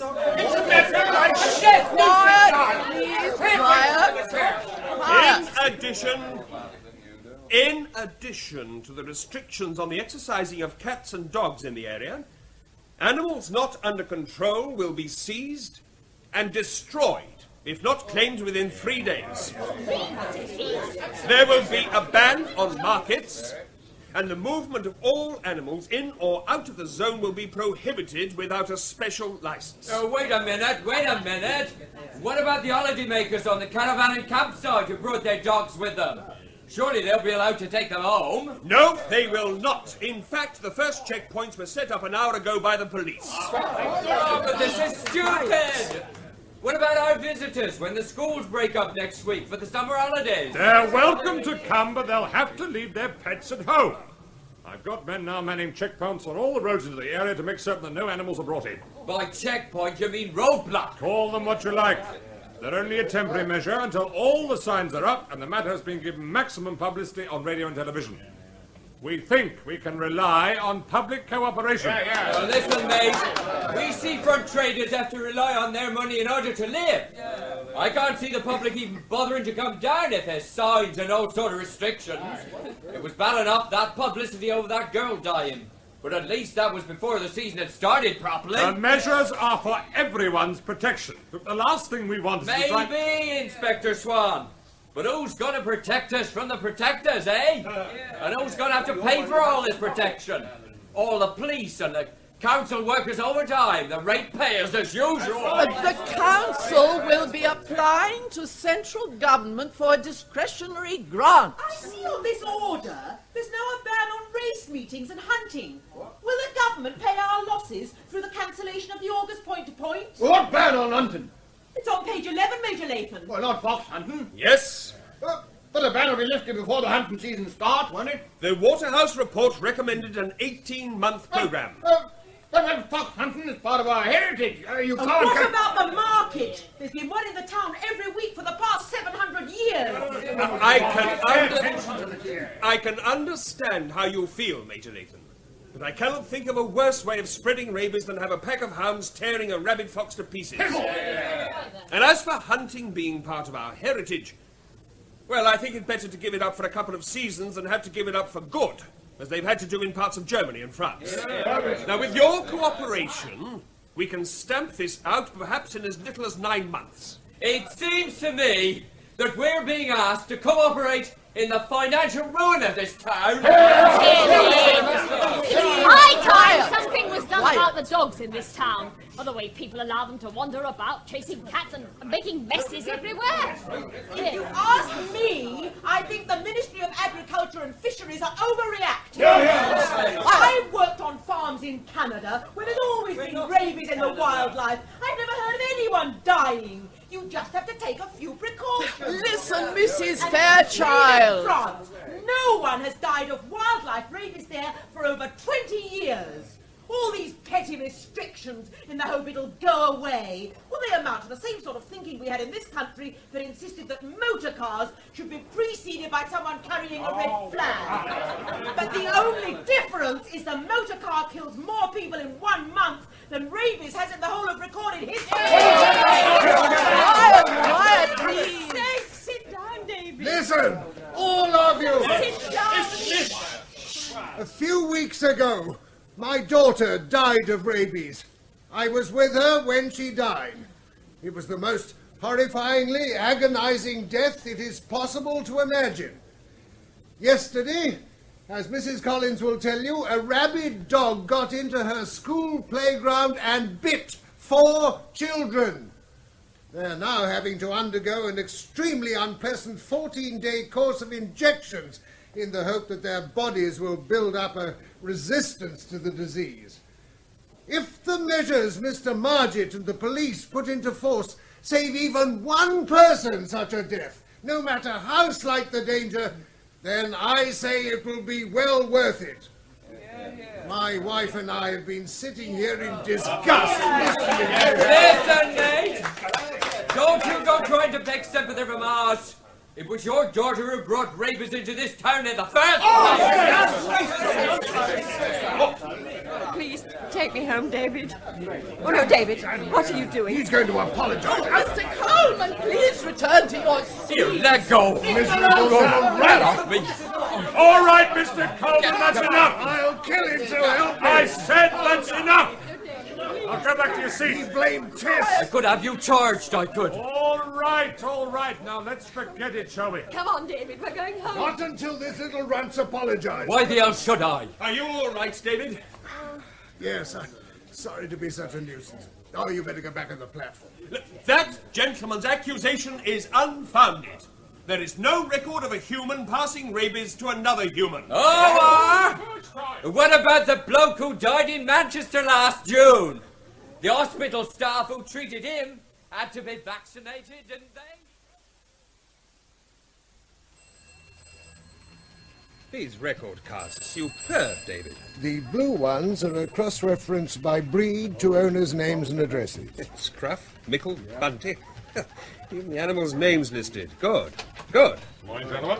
Oh, good morning. Another half dozen stray dogs rounded up. And 4 cats. The dogs all look as if they've been wearing collars until quite recently. That makes over 30 dogs now.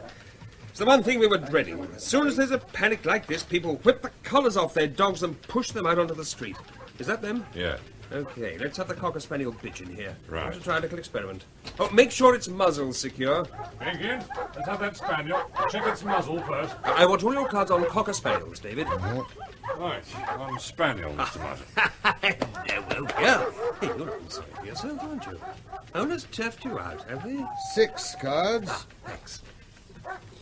Now then, old girl, what's your name, eh? Is it Kit? No. What about Sally? What? Ah! Sally it is, then. Mr. and Mrs. Blake, 42 Forest Drive. This dog can be returned to them with a summons. Right. Aren't you just going to warn them? Until I'm told to do otherwise, no. I've no intention of using kid gloves on this operation. I want to run the advert for a 4th week. Yes. Exactly the same as the previous ad, but for 1,000 less on the price. That's the one, yes. A luxury 6-berth motor sailor, 40-foot length overall. You'll bill it to me? Fine. Bye. Good evening, Major. Kemp, how the devil did you get in? The back door was unlocked. And who's that? Surely you remember Tiny, our doorman at the club. I would have thought someone his size was unforgettable. Smile at the nice gentleman, Tiny. What do you want?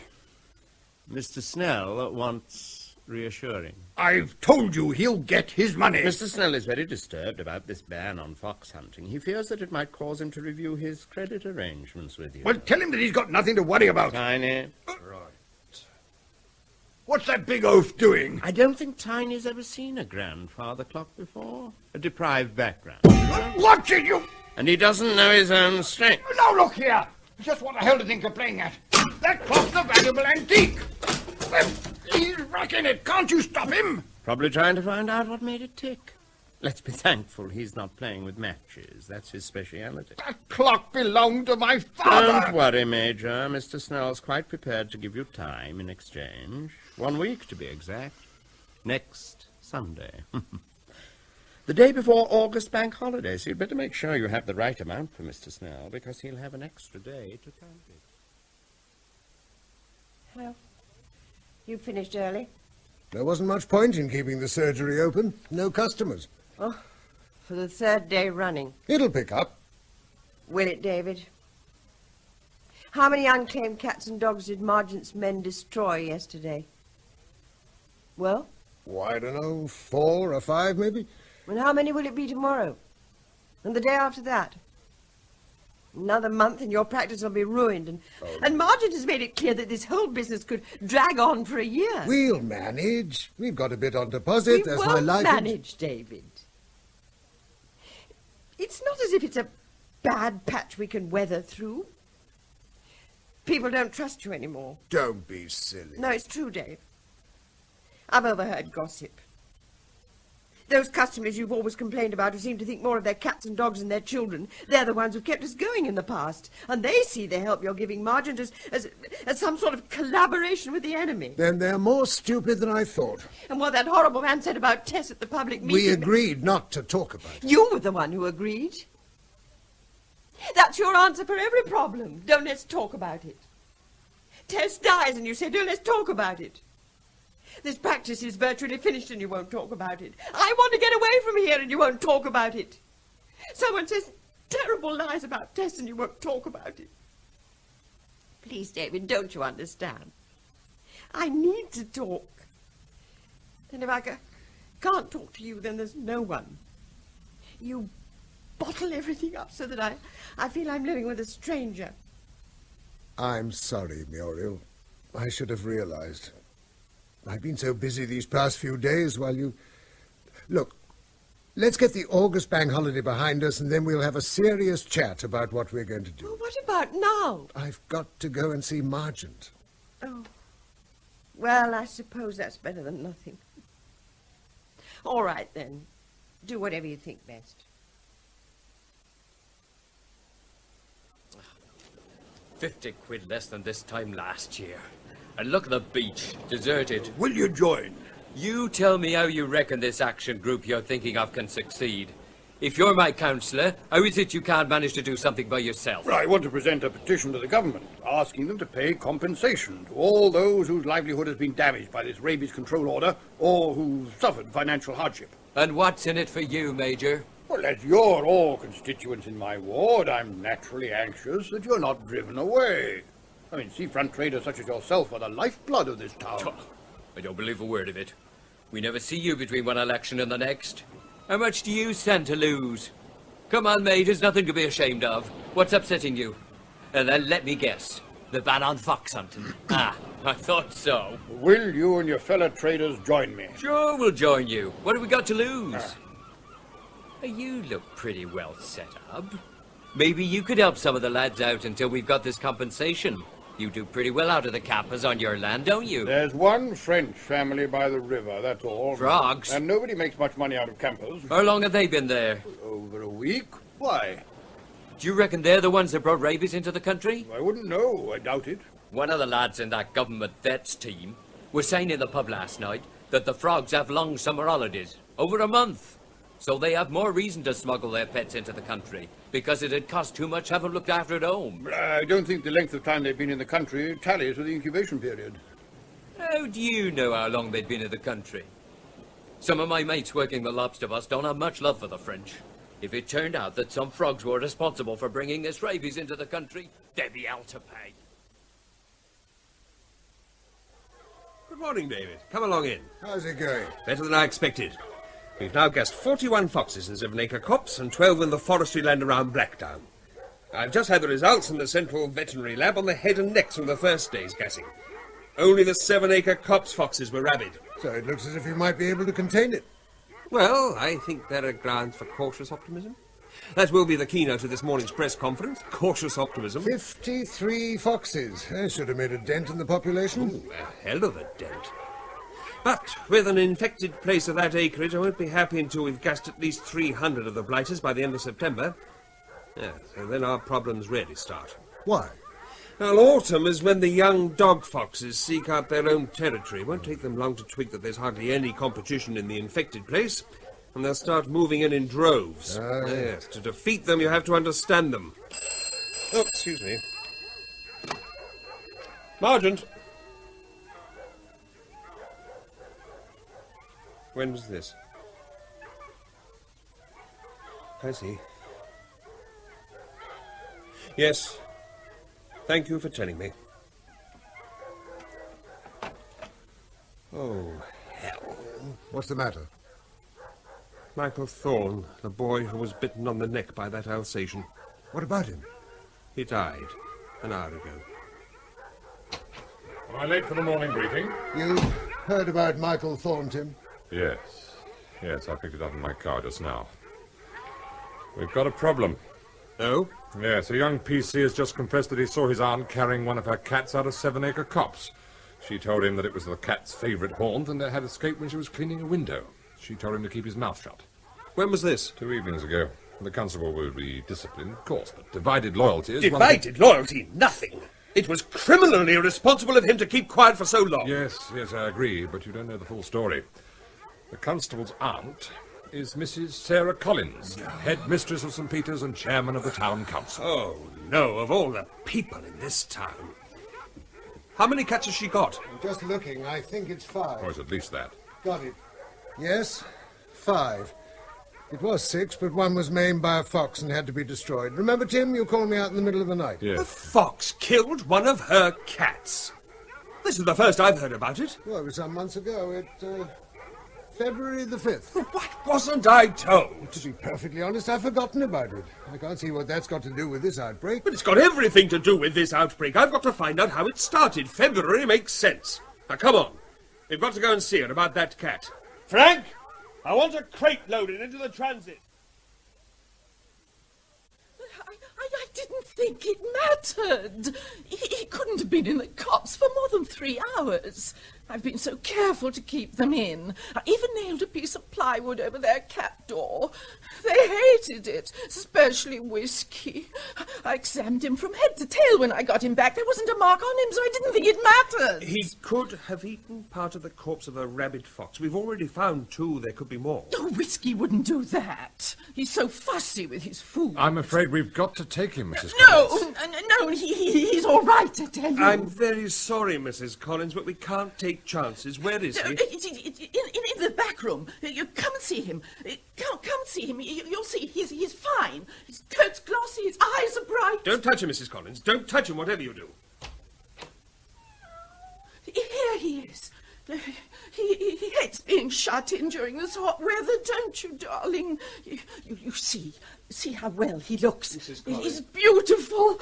Aren't you, my puppet? Mrs. Collins. These silly gentlemen thought they'd have to take you away. I'm very sorry, Mrs. Collins, but we've no choice. If there was another way... No, but he won't feel a thing, I promise you. Oh, no, he's Please, not the Mrs. boy, Collins, really. it's the best way, really. Inspector, come out here a minute. No, please, you don't understand. What's the matter?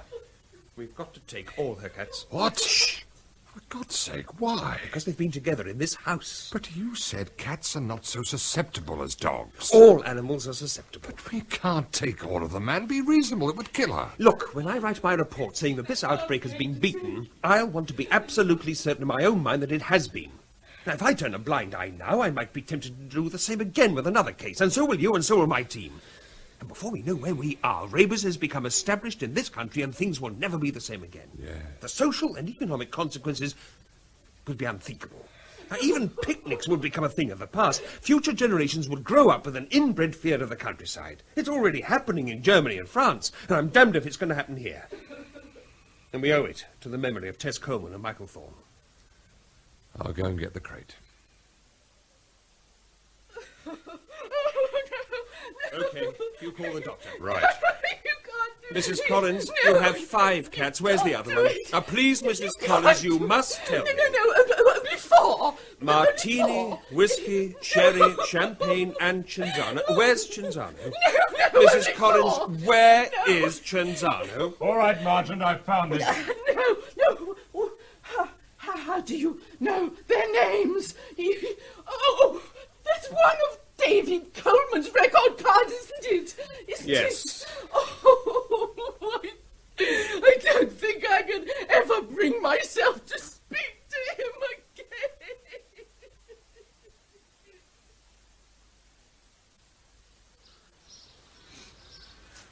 This is the trap where Tess was bitten. It's empty. Well, it doesn't matter. I've got enough rodents now for the lab. Oh, it is hot. It's good of you to help like this, David. I said I would. I mean to come back into this copse. Can't be very It's easy. probably a good job the council have got it fenced. A cigarette end could set the whole thing off. Yes. Hello. Something seems to be interesting in those rocks. Let's take a look. Might be a fox corpse my lads have missed. How many have you gassed now? Oh, virtually everyone in this wood, we think. Forest is the real headache. Ah, whatever it is down in that ditch. Hold my sack a minute. I'm going down to take a look. Well, be careful. They can be boggy. Yeah, everything's bone dry. Oh. What is it? Oh. The half-decomposed remains of a dog. Looks like it's been here several months. Hang on, I'll come down. I might recognize it. No, not a chance. Stay there. Ah. There's an engraved identity disc on its collar. Bit dirty. Yeah, that's better. Does the name Bess mean anything to you? Major Lathan's gun dog. Ah. Figures. His name and telephone number's on the back. This might be the break I was looking for.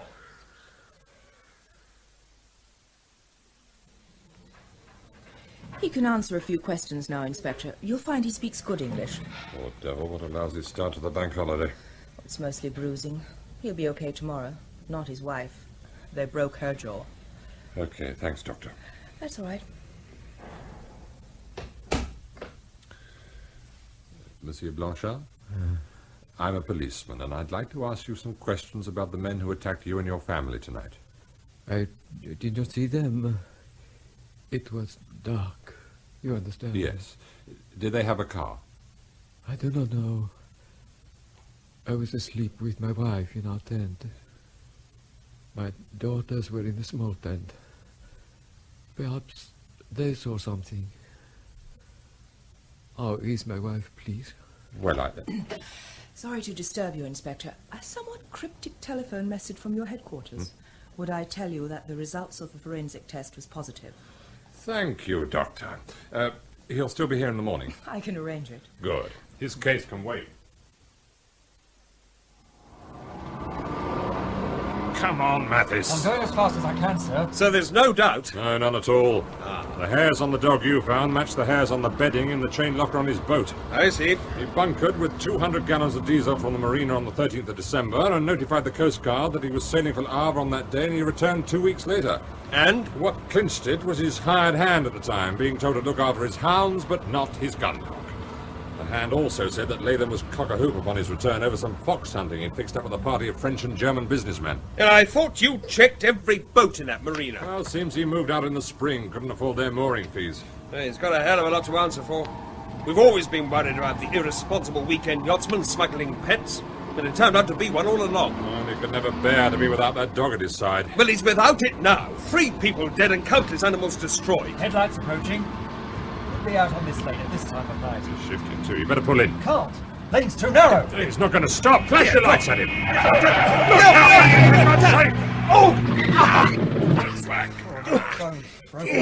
You okay, Martin? Yeah, I think so. Flaming idiot. Feels like we're in a ditch. Sorry, sir. But I thought it more prudent to take to the country. Yeah, did you get a look at him? I was blinded by his lights. Didn't see a thing. Nor did I. Oh, that's all we wanted. The RT handset's busted.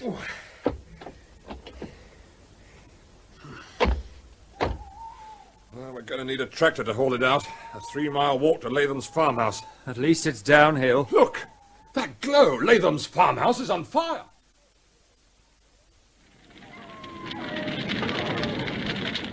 Major Latham! Major Latham! Major Latham! I think there's a phone extension in the stable tack room, but I couldn't reach it. Heat too intense. Fire spreading to the Dutch barns. No sign of the Major? No, nothing. His car's on fire! Get down! There's someone by those outbuildings! Come on! Mathis, over here! Coming, sir! It's him!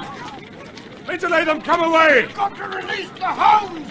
They're locked in! You're going to have to get him. Give me your jacket, quickly. He's coming out. Well, grab him!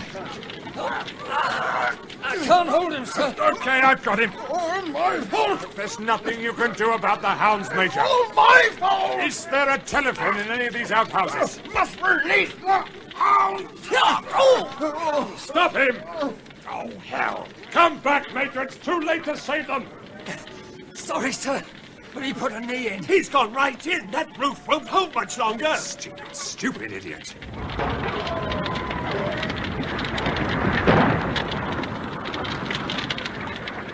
All for a few dogs. Well, that's then. No, it isn't. We've got to stop the fire reaching those pines. If it does, the whole forest will go up. How the hell are we going to get help? Won't the forestry warden raise the alarm? What forestry warden? I'd forgotten. Someone's bound to see it. Good God, man, look at it. There go the Dutch bombs. What will it mean to your fox extermination program if the forest does go up? Yeah, that's what I've been thinking about.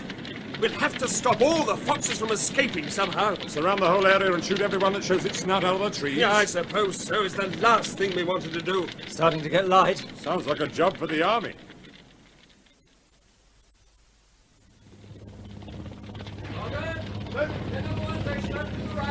Charlie 2. How's everything looking from the helicopter? Over? The fire pumps are holding the blaze to the west. Everyone's confident that it won't reach their housing estate, but it'll be best if the evacuation's carried out. B Company's commanding officer reckons they've shot at least 100 foxes and half as many badgers and deer. The soldiers are playing safe. Any animal that comes out of the trees is shot at. 7-acre copse is blazing from end to end. Quite a sight from up here. Over. Thank you, Charlie 2. Report in 15 minutes. Well, it looks as if the fire's being got under control. It's a shambles, the whole damn thing. Yes, I thought the fire was a blessing in disguise. After all, the Great Fire of London ended the plague. It only needs one rabid fox to escape. One. Nothing's getting past those soldiers. Look at them. They're actually enjoying it. It'll be an August bank holiday Monday they'll remember for the rest of their lives. Well, let's hope so. I was confident that I would eventually stamp out this outbreak by controlled measures. It would have taken time, but I was certain that I could do it. Every contingency was foreseen except one. Oh, what was that? People's criminal stupidity and selfishness. Oh, try being a copper. You get philosophical about people's criminal stupidity. I could never become philosophical about rabies. It killed my wife 15 years ago in Aden when I was in the veterinary corps.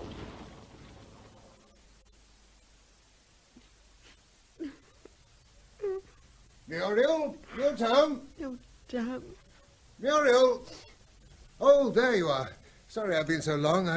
Brought my record cards back. Margent and his assistants are leaving tomorrow. With any luck, everything should be back to normal in a couple of weeks. No, David. Things never will be back to normal, will they? If you're thinking of Tess, of course not. I wasn't thinking of Tess, though God knows it's hard enough not to. It's just that the people of this town will never forgive you for cooperating as you did. Muriel, you've been crying. Oh, it's finally noticed. What's the matter? How on earth did that window get broken? A letter for you. A letter? It was wrapped round a stone. If you and that wife of yours don't... But this is obscene. You call the police? No. Right. Oh, what good will that do? Won't change anything. Won't bring Tess back. It won't stop people refusing to speak to me when I go shopping. And it won't stop me hating this town and everything it stands for, and you for keeping me here. Hello, Harold. It's David. Listen, Harold, is the offer to take over your practice still standing? It is? Good. David! Hey, steady on. No, not you, Harold. It's Muriel. I love you, I love you, I love you. As soon as possible. We're putting our house on the market today.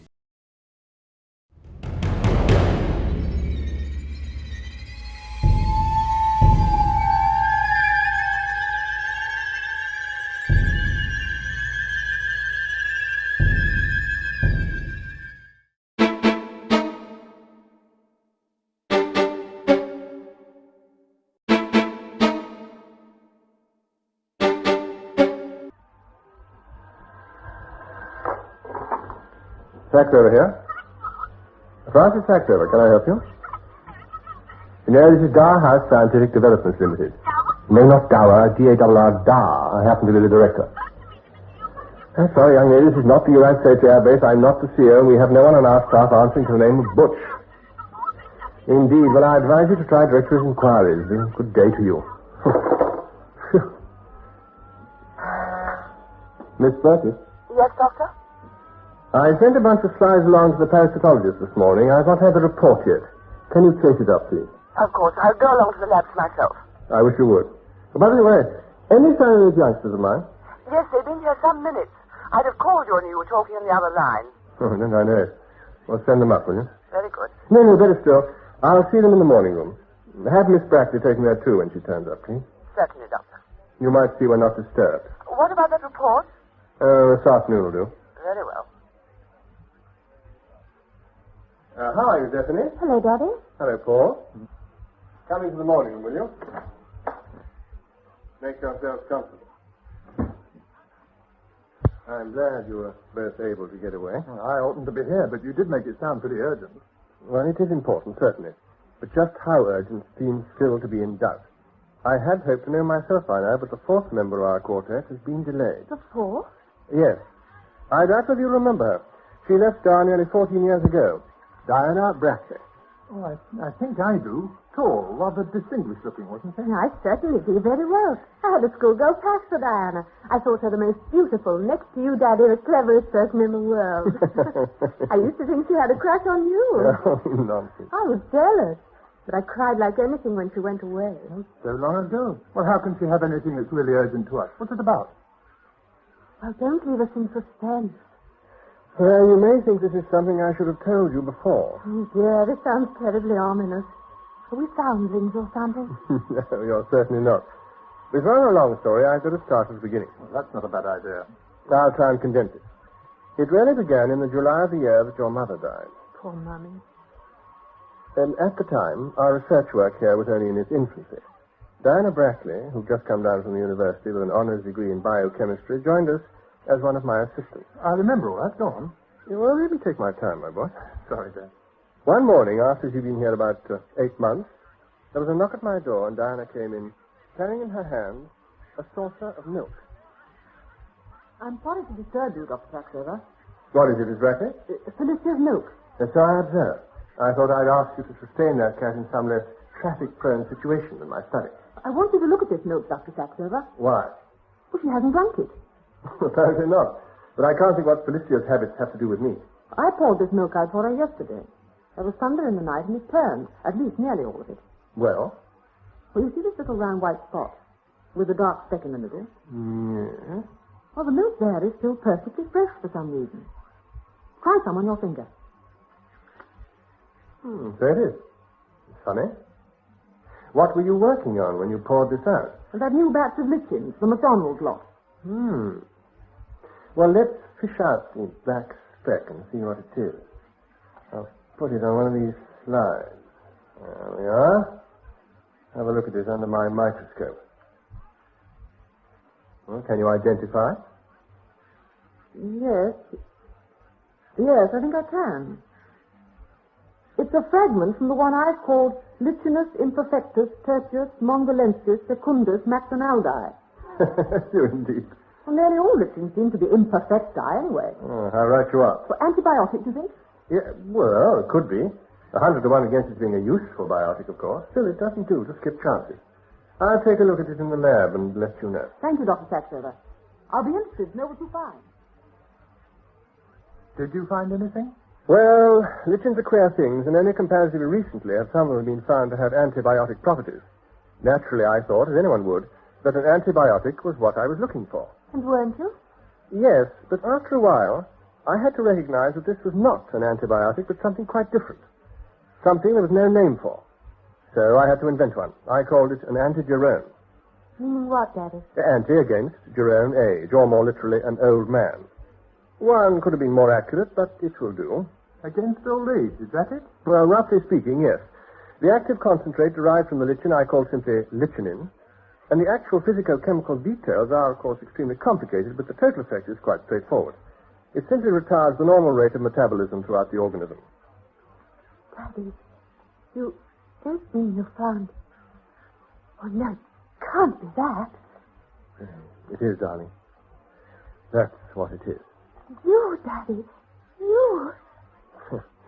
Even I, my dear. Someone was bound to come across it quite soon. It just happened to be me. Just happened?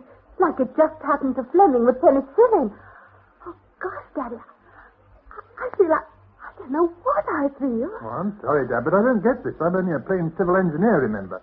Are you trying to tell us you've discovered some kind of, well, elixir? An elixir of life, in fact? Well, nothing quite as medieval as that, Paul, but you're getting warm. No, I should describe it in strictly non-scientific terms, of course, as a preservative, rather, an agent which can slow down the normal processes of cell growth and deterioration.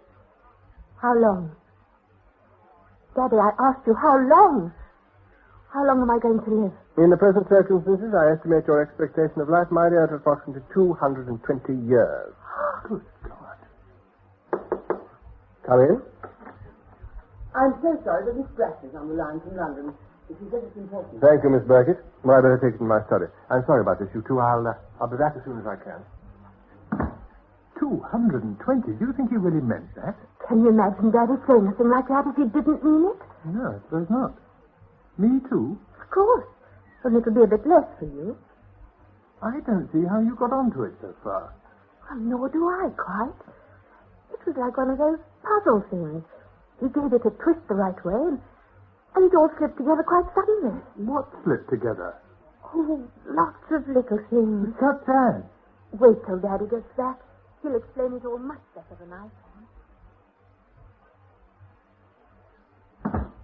I'm sorry, Diana. We're coming down after all. The emergency's over, she says. What emergency? Well, I'm not altogether clear about that yet, except that she thought there might be some publicity and that she ought to warn me. But where does Diana come into it? Is she acting as your agent or something? No. Until a couple of days ago, I had no idea that anybody but me knew anything about the Lichen. However, she made it clear that she does, and has done, for some time. Do you mean she'd stolen your work? No, she says she worked it out for herself. But what's the emergency about? Well, apparently she's been using the Lichen. Something went wrong, and she's now being sued for damages. She wants to keep it out of court. And she can't pay, so she'd like to borrow it from you. I wish you wouldn't keep jumping to conclusions, Paul. It's some firm she's in that's being sued. They can pay all right, she says, but the damages claimed are so high as to amount to blackmail. On the other hand, if they refuse, there'll be publicity, and that's the last thing we want at this stage. But, Daddy, I don't see... what is this firm of Diana's? What's it called? Well, something odd. Egyptian. Ridiculous sort of name. Not Cleopatra. Not Nefertiti? Yes, that's it. Nefertiti Limited. Good heavens! And Diana... Oh, no. What on earth are you laughing at?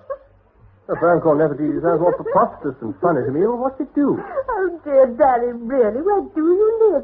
It just happens to be one of the... well, the beauty place in London.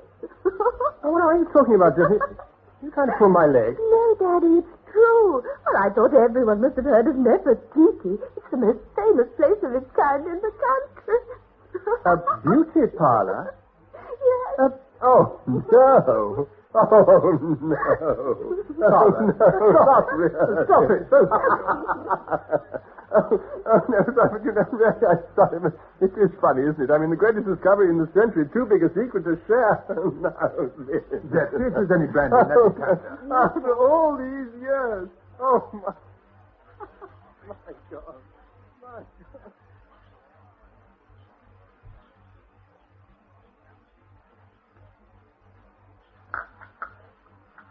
Feeling better now, Daddy? Much better, thanks. Nothing like a good cup of coffee to restore one's sense of proportion. Well, now, shall I go on? Well, I wish you would, Dad. I'm 75% in the dark. No, as I told you, I take little credit for finding Lichen. It started as an accident. The difficult part began when I realized what I had found. I can understand that. And the more I thought about it, the more alarmed I felt. You see, this thing is in the megaton range. Not as spectacular as the nuclear boy's fireworks, but more important, more disruptive in its way, but potentially a great deal more beneficial. That's a comfort. But just imagine the result of a public announcement. The thing would be off like a prairie fire. Think of the newspapers. I can see the headlines. You too can be a Methuselah. Oh. And the intriguing, the bribery, the fighting even that would come of people trying to get in first, and the chaos that would follow in a world which is already overpopulated. 3 or 4 centuries ago, we might have absorbed the impact. But not now. No, I suppose not. And that wasn't the whole of it. Discovery in the wrong century is bad enough. I'd done worse. I discovered the wrong antigerome. The wrong one? The basic trouble with lichinin is that it's derived from a rare species that was sent us by a roving botanist called MacDonald. This lichen exists in colonies which, as far as he knows, are restricted to a few square miles of territory in Manchuria, not Mongolia, as Diana thought. In other words, there's precious little of it. Meaning that when the demand arose, you couldn't supply it? Not even a minute fraction of it. But couldn't it be transplanted, grown in other places? To get the amount of derivative that would be needed, you'd have to cultivate the lichen over thousands of square miles of suitable land. Even so, you'd never raise enough because you could never guard it. The value would be too high. No, for nearly 15 years, I've seen only one way out. And what's that? To find a method of synthesizing it. And that, so far, I've failed to do. You see my difficulties. I badly needed someone to confide in, assistance to help me work on the synthesis. But there was no one I could bring myself to trust entirely. One critical clue dropped on one occasion, and the damage would be done. To make sure it couldn't leak, I had to keep the discovery locked up in here, in my head. But what's the use of the discovery if no one's to benefit from it? Precisely. In order to use it at all, I had to resort to subterfuge. And that's where you two come in. Us? Yes. If anyone was entitled to benefit, surely it was you. I was satisfied with my results on lab animals. I tried it on myself with equal success. Now it was your turn. But I had to contrive some way of treating you without your knowing the treatment's real nature. Our immunizations. Zephyrin's mine, was that it? Exactly, Paul. Your immunizations. But we've been having those things ever since we were kids. Darned effective, too. I haven't had a cold for years. Nor has Zephyrine, if it comes to that. And now what you're trying to tell us, Dad, is that it wasn't ordinary immunization at all, but that we've been regularly dosed with this stuff of yours, Lichen or whatever you call it. You and Zephyrine were my first patients. Your first guinea pigs, you mean? Paul. I see now what you meant, Zeph, when you said it all slipped together. He'd been trying out this stuff on us for years without telling us a word. I'm sorry, Paul. As I said, I had to resort to subterfuge. But didn't you see what... Oh, good Lord.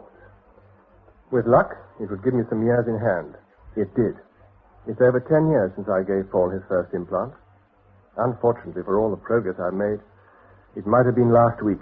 Poor Daddy, it must have been dreadful for you. It still is. As for this emergency of Diana's, it doesn't greatly matter. In the nature of things, it can't be long now until someone says, strange how all three of those Saxovers look so young for their age, and set someone else wondering about it. One day, it'll start as simply as that. But meantime, it's best for everyone it should be kept as quiet as long as possible. Something may yet turn up. We want to give it all the time we can. Apart from Diana, things aren't really much different, are they? Aren't they? 3 days ago, I was on my own. Now, I know that Diana knows, and by telling you, I've doubled the number of people who know. But it's only us, Daddy, Paul and me. Unless, of course, Diana's told someone. She says not. There you are, then. It's practically as you were. Well, that's all very well. Things may be the same for you, Zeph. They aren't for me. I have a wife. She has a right to know. You don't have to tell her at once, Paul. What would you think of a husband who held out on you over a thing like this? I'm not saying you shouldn't tell her, only that you should postpone it. You see, Paul, once an idea has been planted, no one can tell when and where it'll stop growing. Don't think I don't see your problem, Paul. I do. Nevertheless, I shall say this.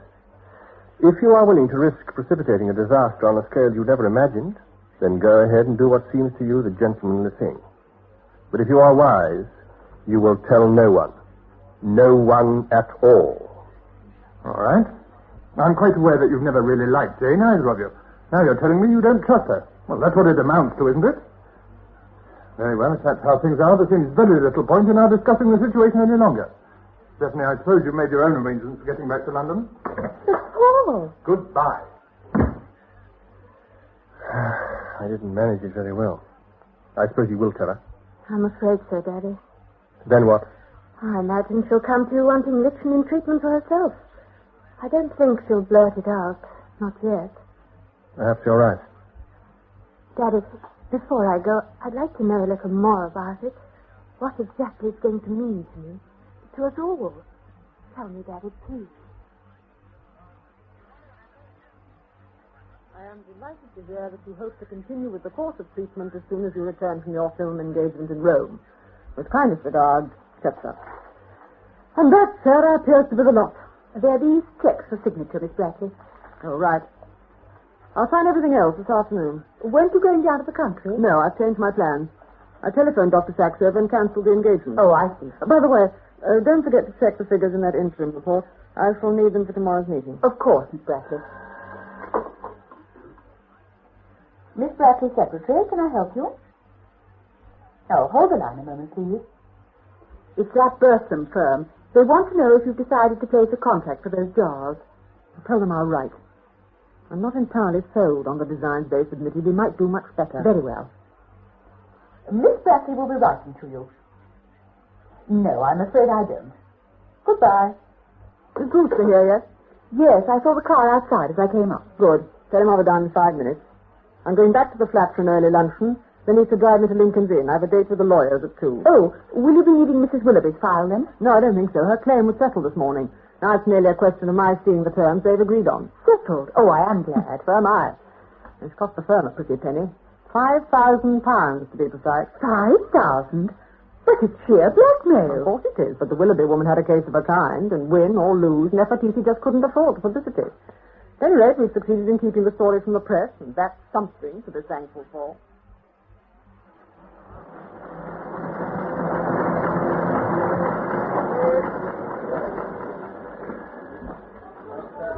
Bill, there's something there, I'm sure. I'd like to look into it. You outfit Nefertiti got to be darn sure of your foothold. That's right. But it's just the kind of outfit readers of the Sunday Pro would enjoy seeing, getting soft, high-class luxury scandal stuff. Look, Bill, this Willoughby woman has shaken him down for 5,000. She'd have been lucky to get 500 if the case had gone to court. You can't say that doesn't stink. Cost you joint like that to pay a lot to keep out of the court. But 5,000? It's an item on expenses. The Treasury pays. This Willoughby woman happens to be an allergy. Could happen to anyone. Frequently does. Lord knows what they put into all the creams, lotions, and what have you they use in these places. Probably harmless to most people, but once in 100,000 times, up pops the one exception who sort of fizzes on contact. It's a trade hazard, a calculated risk. But naturally, they don't want publicity. All the same, there's something fishy somewhere. Think so? These places have what they like to consider as valuable trade secrets, you know. Suppose it is a trade secret. It's built up one hell of a good business. Why shouldn't we try to winkle it out and give it to our readers? You may have something there, Jerry. I know I have. Besides, this Brackley woman who runs this joint, not the usual type at all. I've got a bit of preliminary dope on her. Have a look at that. D.P. Brackley, age 39, said to look much younger. 5'10", dark brown hair, good features, a looker. Drives a heck of a fine car. Lives 83 Darlington Court, SW1. Rent fabulous. Well, what about it? Read on, Bill. Father, Harold Brackley, dead bank clerk. Occupied semi-detached house, Clapham. Subject only child. Attended St. Mary's High School, winning scholarship to Cambridge. Honours degree with bells on. Biochemistry. Took job 3.5 years. Dower House Development, Ockenham. I see what you mean. There's more to it than that. Listen. At age 25, Sutch inherited an unexpected legacy of £40,000 from distant cousins. 6 months later, turned in Dower House job and bought small beauty business Mayfair. 2 years later, absorbed this in New Nefertiti Limited, non-cap £100, has gone ahead beautifying the knobs of the knobs ever since. Personal details scanty, unmarried, lives costly but not flashy. Spends freely on dress. Love life, no public knowledge, but research procedure. No very human figure emerges. Well, this is only a rough preliminary, but that Dower House job, I think that's interesting. Supposing she came across something there that the others haven't got and decided to cash in on it. I reckon it's worth finding out.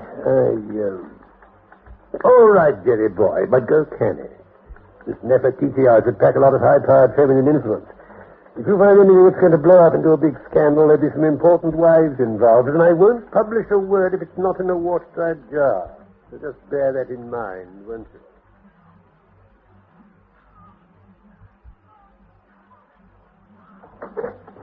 Miss Saxover, madam. Stephanie, come in, my dear. How wonderful to see you again. Diana. Then it's true. It really does work. Why are you so astonished? You've only to look in the mirror yourself to know it does. Oh, that's not quite enough. It might have been simply me. But you're as lovely as ever, Diana, and no older at all. It's all been a bit of a shock to you, I suspect. It was. I'm getting over it now. That's why I decided to telephone. I hope you didn't mind. I'm delighted you did, my dear. As you sounded so tense, I thought it best to suggest meeting here, in my flat, where we can talk things over quietly. Oh, that was thoughtful of you. A cigarette? I don't, thanks. Do you mind if I do? No, of course not. Well, now, what's the trouble? What do you want me to do? Well, you've done some of it already. Seeing you's reassured me. I've begun to feel I was kind of freak. Well, I don't now, but I do want to understand what's going on. Naturally. I want to know how you come into it, and about Nefertiti and the beauty business and the crisis that blew up and then disappeared. Oh, and lots of other things that have been worrying me. All right. Half knowledge is precarious anyway. I'd better begin at the beginning. You may not approve, but I'll give you what I can of my side of the story. Of course, I was only one of your father's assistants, but morally, at least, I've as much right to it as he has. But that's not the point. Where both of us got stuck was the handling of our discovery. I couldn't see how to deal with it, and then something you said put me on the track. Something I said? Yes. We were talking about women being vigiled. Do you remember? I can't say I do. Well, never mind. You gave me the clue. I suddenly saw in a flash how the thing could be put across. Put across? Yes. I saw how women could be started on longer lives without their knowing it. By the time they found out, I hoped there'd be enough of them to wield real influence. People who've been given long life are not going to renounce it. But why should they? Surely everyone else will be fighting for it too, not trying to prevent other people. Well, you're talking of individuals, my dear. But individuals are subject to institutions, and as I see it, institutions will definitely not want it. Why ever not? Because our institutions are designed to survive our own limitations by the continual replacement of worn-out parts. Promotion, if you like. Behind them all lies the assumption that the days of our age are 10. You take that away and they'll lose their whole raison d'etre. Well, that's very sweet. What is it? Ask yourself how many people are going to favour the prospect of long life at the cost of, say, 200 or 300 years as an underling. And take another example. Marriage. The death do us part view is beginning to wear pretty thin even now. And I want to stand up to the prospect of 150 years spent with a partner grabbed in adolescence. Oh, Diane. Oh, no, what we'll have is individual man in a life and death struggle with institutional man. And a fine crop of schizophrenia that'll raise. But if it's a matter of personal choice, it won't be. The whole is always greater than the sum of its parts. Institutions fighting desperately to survive might well bring about the rejection of Lichen altogether. I can't believe that. It's against all our natural instincts of survival. Civilized man's had to suppress his instincts before now. I rate the possibility of rejection very high indeed. I don't know what to think. I was beginning to believe that Daddy's discovery, well, yours and Daddy's, was going to open up a wonderful new era. But he thinks people will be fighting to get it, and you think they'll be fighting each other to stop it. So what's the use? If it isn't going to bring anything but wretchedness, it'd be better if neither of you had ever found it. You don't mean that, my dear. You know as well as I do that the world's in a mess. Floundering deeper every day. Look at us. Thousands more of us every day. In a century or so, we shall be in the age of famine. Oh, surely by then... Oh, we shall manage to postpone the worst one way or another. But postponement isn't solution, and when the breakdown comes, it'll be so ghastly that the H-bomb will seem humane by comparison. Horrible. Yet we're letting the world drift towards that day with an evil irresponsibility, just because we shan't be there to see it. And how is it to be prevented? I see only one thing that will stop it happening. And that is that some of us should be going to live long enough to be afraid of it for ourselves. Long enough to give us time to acquire wisdom. To get us beyond the state of acting like animal prodigies. Sorry for the tub thumping, my dear. I expect it's a relief to say it to someone, even if it's only me. Is this the way you saw it when you were at Dar? No. Now, in those days, I saw it as a gift we must use because it seemed to me a step in evolution. A new development that would lift us one more plane above the animals. I saw no great urgency then. What seemed important was to build up a body of people who would have a vested interest in fighting for it when the time came. Nefertiti. Nefertiti. Your father, it must seem outrageous. A breach of faith. Unethical, I suppose you'd say. After all, I was supposed to be a biochemist, dedicated to my own small field of research. But I've done it. I've got almost 1,000 women, nearly all of them married or related to people of influence. And once they understand the situation, I shall be sorry for anyone who tries to legislate them out of their extra years of life. How did you set about it in the beginning? And the first thing was to make certain of a steady supply of lichen. Your father may have told you that I named the first batch Mongolensis MacDonaldi. Yes, he did. Well, actually, the stuff comes from Hokiang, a province of Manchuria. I got in touch with people out there who'd worked with Mr. MacDonald. He died, meantime, and arranged for a small annual consignment to be sent to me direct. The supply is limited, and the sites where it grows are all within a radius of about 25 miles. And the arrangement has worked? So far. But any trouble in those parts might cut it off entirely. What's more, not only is the place under Chinese control, but the Soviet frontier is less than 200 miles away. And if the Russians have taken interest, well, anything might happen. Why are you telling me all this? Because I think someone else ought to know. But the real source of the supply is the one thing that must not, in any circumstances, be made public. Do you understand? Yes, Diana. I've laid my red herrings, and I hope your father has too. But if anything ever leaks out, he and I will be the chief targets, and, well, you never can tell. It'll be a matter of life and death, you know. I wish you hadn't told me about the source of the lichen, I mean. Why? Because I'm not to be trusted. What do you mean, Stephanie? I've let it out. I've already told someone. Oh, not the whole thing, of course, but just enough. Who was it? A young man I know whose parents live near Dar. His name's Richard Treverne. Did he believe it, or did he just think you were being silly? I'm not sure. This Richard, what sort of a young man? Brains or beef? Both. Fortunate young man. Do you trust him? I'm going to marry him. That's no answer. Women are constantly marrying men they don't trust. What's his job? He's a lawyer. Oh, we should have some idea of discussion then. Well, either you've got to let him know more or shut him up. I'd take him to see your father if I were you. Yes. Oh, that's settled then. Now, I want to know a bit more about you. What factor is your father using for you? What? Factor. Is he increasing your time by 3, 4, or 5? Oh, I see. He said 3, both Paul and me. That's cautious. I'm using 5. Safe, but more detectable. The Nefertiti clients are mostly on 2 or 2.5. I still can't understand how you can do it without their knowing. Oh, it isn't difficult. On the whole, we've managed wonderfully smoothly until we came up against this Willoughby woman and her damned allergy. Oh, well, perhaps we'll weather it. If we don't, we shan't get Homo superior without any birth pangs. And what is important is to stop him being strangled at birth.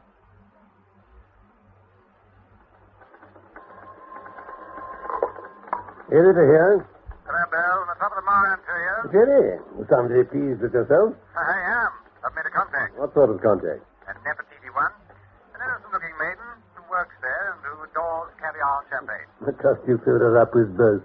Yeah, but I'm going to.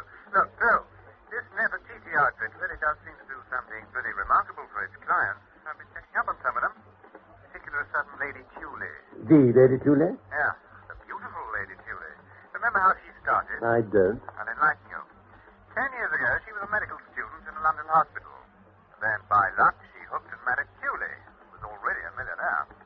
Since then, she's been busy turning herself into the most glamorous bit of homework that ever walked up the stairs at Lancaster House in a tiara and mink. Fabulous clothes, fabulous jewels, fabulous face. Get to the point, Jerry. According to the book, this dame can't be a day less than 35. Well? She still looks like a girl of 20. Well, not much more. So what? You said these Nefertiti people did their clients pretty well. Yeah. There's something else. That Dar House place, remember? What about it? Capel runs it. Saxover. I've discovered he collected his doctorate way back in 1928. So what? Simply this. This Captain Saxover, a full-blown doctor of science in 1928, and presumably not numbered among Nefertiti's clients, happens to look young enough to be his own son. Okay, what do I do about it? The old Sonny Brown is onto something, Bill. Hold me a 3-column panel on your feature page, and I'll promise you'll have a story that'll make the rest of us sit up. And with pictures.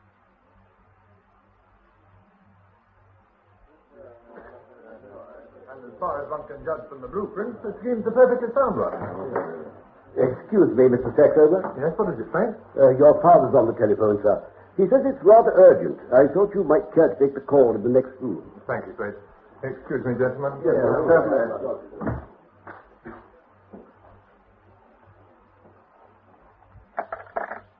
Hello? Is that you, Paul? Yes, Father? I had a visit from your wife this morning, Paul. I think at least you might have had the courtesy to tell me you'd informed her. But I'd already explained the position as I saw it, Father. I thought you realized I'd have to tell her. When did you tell her? The next morning. 5 days ago, eh? Did she say anything about coming to see me? Well, yes, she did. But I thought she might have changed her mind and decided to wait a bit. What did she want? What do you think she wanted? Demanded, in fact. And, did you? Yes, I did. I thought you'd better know. Damn. I wonder what else she's been up to. Well, Miss Brendan, now you've told me all about this young man you met last night, why are you so reluctant to accept his invitation to dinner? Well, it was all these questions he kept asking me about Nefertiti. After a bit, I began to have a feeling that the whole subject hadn't come up by accident. I suppose I look a bit green, but I'm not really, so I made some inquiries about him and found out that he's quite a well-known journalist. His name's Gerald Marlin, and he works for the Sunday Post. Does he? You're certainly not green, Miss Brendan. Well, now, I think you ought to meet this Mr. Marlin tomorrow evening and tell him the sort of thing he wants to know. But Oh, that's all right. I'll get Miss Polwin to brief you. I'd much prefer to know exactly what he's being told about our business. Yes, Miss Brack. Very well, then. Have a good time, and don't let him get his information too cheaply. When he makes an offer, put your price at double, then compromise at about 50% above what he originally offered. It's a sort of convention that helps to reassure them. I see.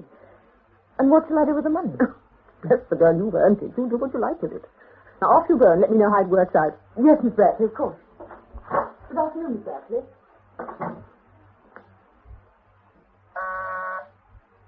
Yes, Miss Brackley. Oh, Sarah, what was Miss Brendan's job before she joined us, do you know? Oh, she was training to be a nurse, I believe. Then her father died and she had to give it up. She seems a nice girl. Yes, and capable. The sort that might have made a good matron one day. Pity she had to come to this. Dear Sarah, so tactful. Well, bring her file up, will you, please? I want to talk to you.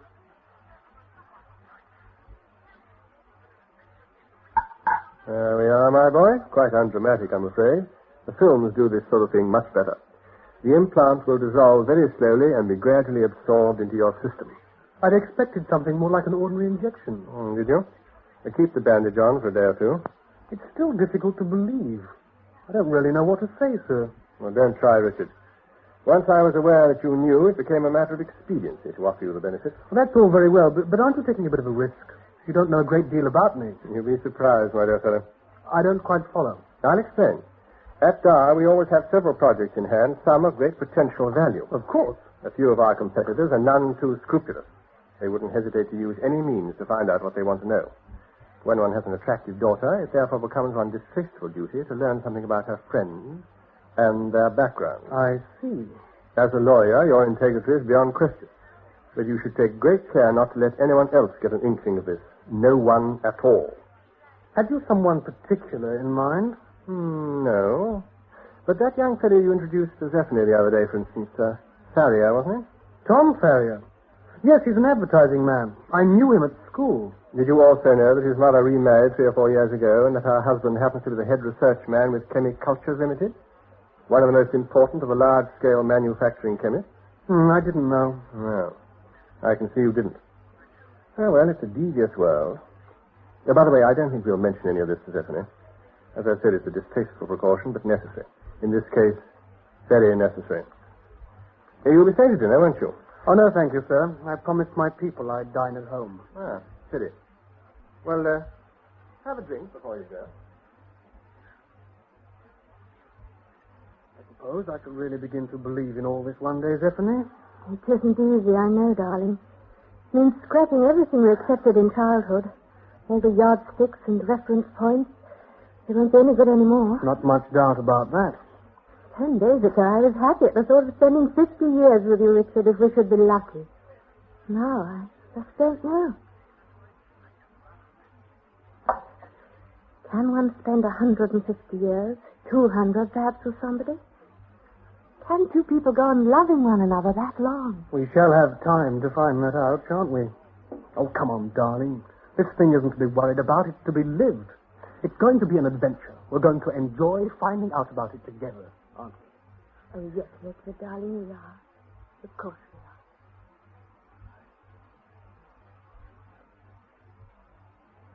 are. Good morning, Zephyr. You're down early? Yes, Richard's picking me up directly after breakfast. He promised me a lift back to town. Coffee? Yeah, please. That's all the posters from it? What do you expect on a Monday morning, darling? If you know the writing. Here's your coffee, Daddy. Drink it while it's hot. Oh, thanks. Well, I'm blowed. Listen to this, Stephanie. Dear Francis, I expect that the enclosed may not have caught your attention. I feel that it should. The explanation is that one of my red herrings has taken wings and seems likely to prove a credit to its stable. Yours in haste, Diana Brackley. Diana? What's she up to now? Collecting newspaper clippings, apparently. Have a look at them while I deal with this egg. The Sunday Radar. That rag. It's dated yesterday. What's it say?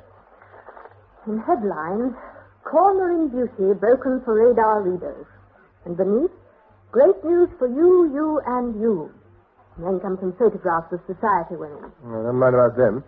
What's it all about? It's about the pictures. Take a look at this gallery of beauty. In each case, the upper picture's the way she looked 10 years ago, and the lower the way she looks today. Haven't changed much, have they? Go on. Now, compare that picture you had taken 10 years ago with what looks out from your mirror.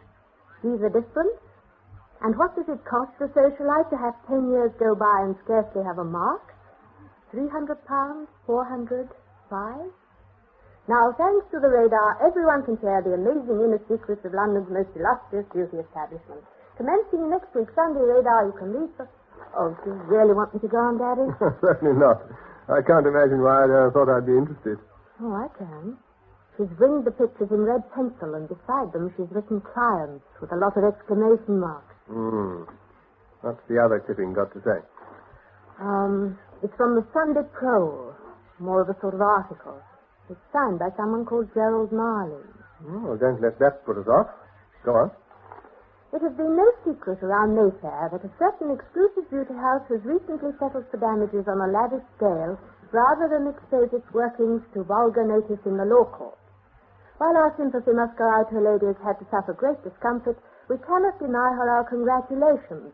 She hasn't done at all badly out of it. Mrs. Willoughby. An allergy is a whimsical thing, and the source of this sensitive client's affliction remains unknown even to herself. May we offer her the following advice?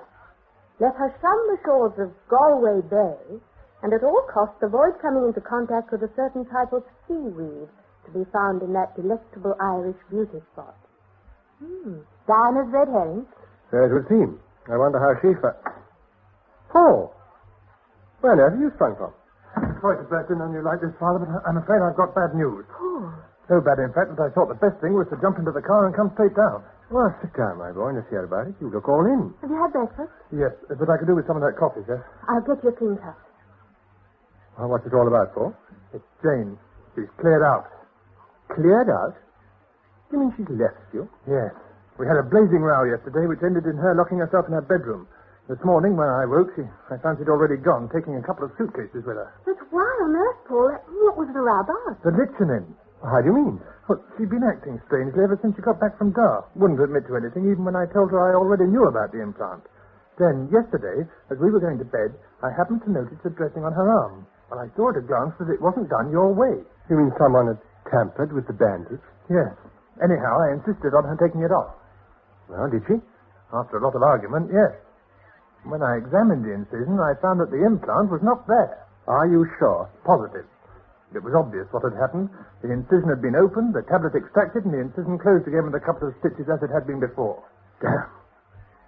I don't understand. What could it mean? It means, Stephanie, that Diana's red herring is not going to work. Why not? Because the cat, to mix our metaphors, is already out of the bag.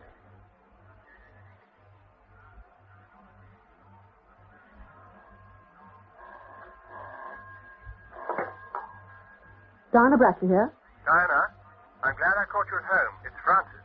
Francis, how nice to hear your voice. Did you get my letter this morning? Yes. Thank you for the cutting. It's working like a bomb already.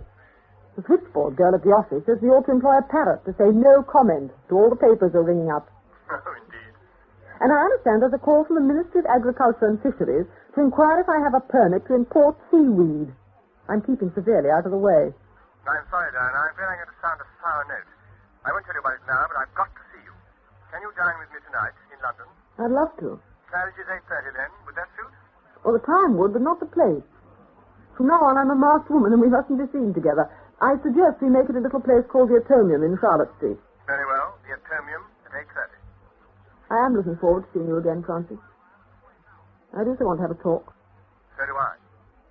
You sound rather grim. Is it very serious? Yes. I'm afraid it is. 8:30 tonight, then. Goodbye.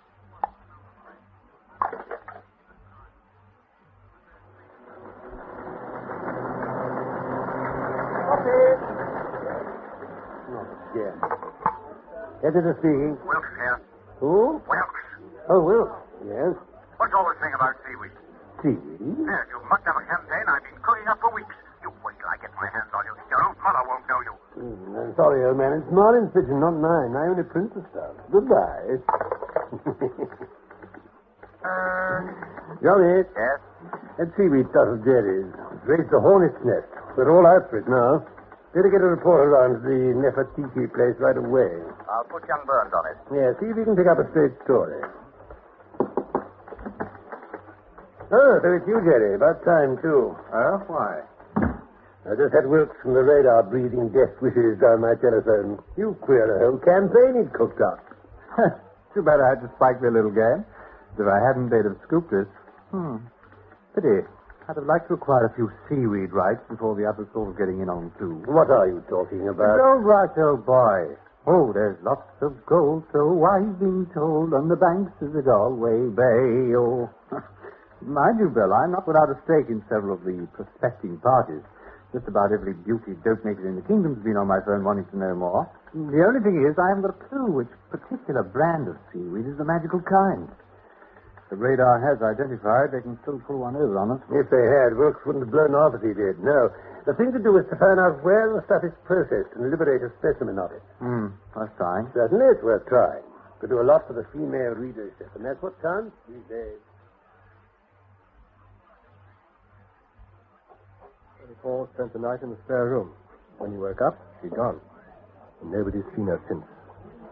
There's no chance that you didn't secure the implant properly in the first place. None whatever.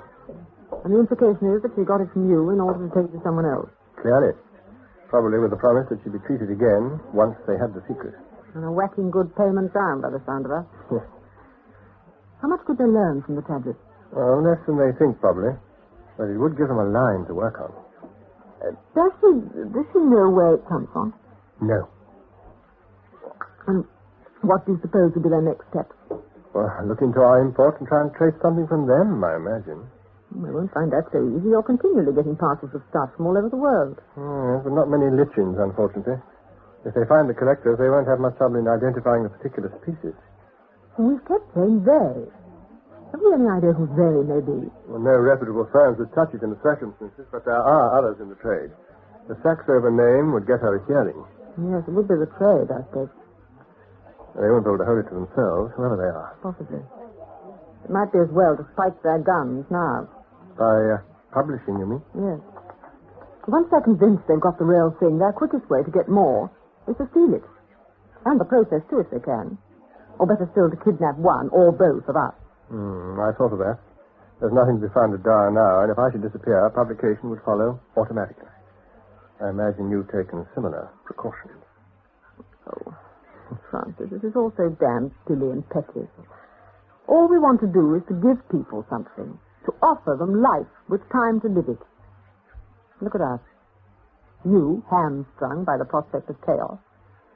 Me, sure they'll try to counter that prospect by suppression.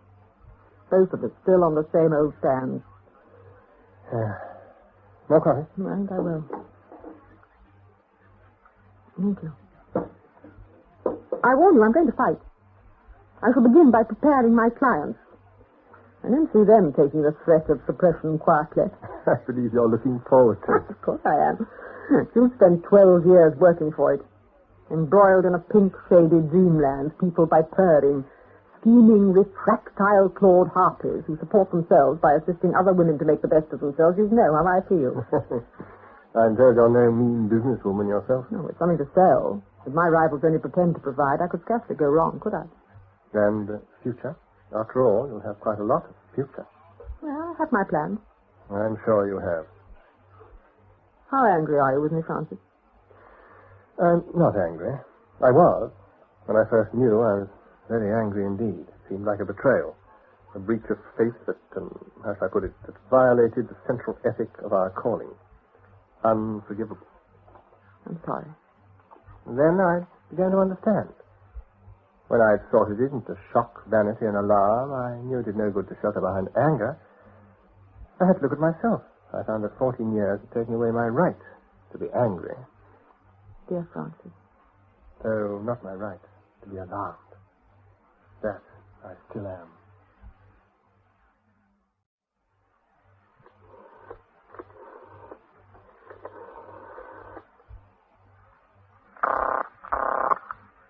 Hello? Sid here. Have you the boys with you? Yeah, they're around. Good. The job's on. I've just seen the boss. He says tonight. Tonight? Okay. You know what you're to do? Yeah, we know. Make a good thing of it then. And listen, Jack. No traces. Understand? Sure, no traces. Whether you find the stuff or not, you're to make certain of that. The boss was very particular. Got it? I got it. Right. Give me a ring when you're through. I will. So long. So long, Jack.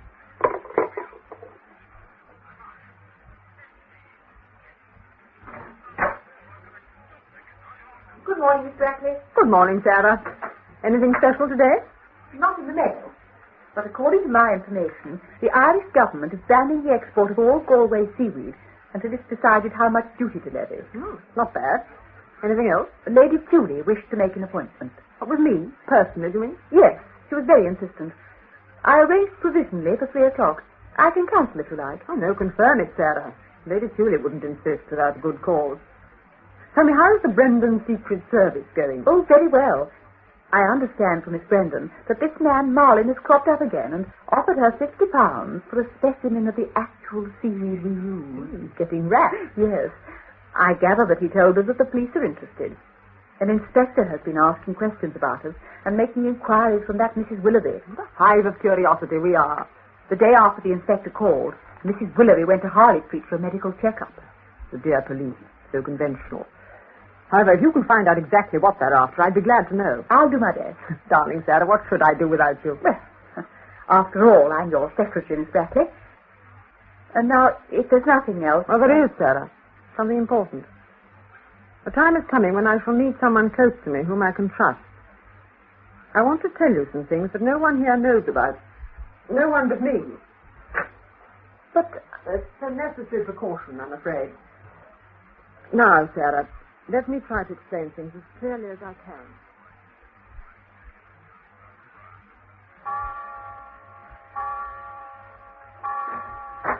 Lady Julie, Miss Brackley. Janet, my dear. Diana. I've only to see you, and I begin to wonder whether I don't make some slight contribution to an art form after all. Coming from you, Diana, that's close to fishing. May I sit here? Yes, do. Cigarette, please. I'll come straight to the point. It isn't very pleasant. Have you seen this? What a heavenly bracelet. It must be worth a fortune. Nice, isn't it? Horace Smelton gave it to me for my birthday. Horace Smelton? Don't say you haven't heard about my affair with Horace. Should I? Considering that you preside over this particular gossip exchange... Oh, but never mind. The funny thing is that although it was Horace who gave it to me, it was my husband who bought it. I don't understand. Nor did I. At first glance, one might think he wanted to land me in a mess for purposes of divorce. He isn't really a very nice man, you know. But when I thought it over, that explanation didn't seem to do. I decided there must be something he wanted to find out, and he thought Horace was in a better position to do so than he was. Janet, are you sure you really want to tell me? Certainly I do, but I'll cut it short. I noticed that Nefertiti kept cropping up in our conversations. Oh, Horace is quite subtle. He played it gently at first. But in due course, we got around to a proposition. If we could get hold of specimens of all the various things you use in Nefertiti, he knew of people who would pay well. They'd pay a very good price indeed for a particular raw material that looked like lichen. Go on. Then I remembered that Alec, my husband, has an old friend who is director of Sandra's Chemical Products. As well as not being a very nice man, my husband is an extremely ruthless one. Well, I'm sorry, Diana, but I have an impression that the jig is very nearly up. The jig? Oh, my dear, I've known you now for 10 years. In all that time, both of us have changed remarkably little, don't you think? Besides, I did do 4 years of medicine, you remember? How long have you been thinking what you think, Janet? My suspicions were confirmed about 3 years ago. You didn't tell anyone? No. I wanted to see what would happen. There was no real reason for me to interfere. Until now. Now that I have, I'm bursting with questions. A cardinal one is...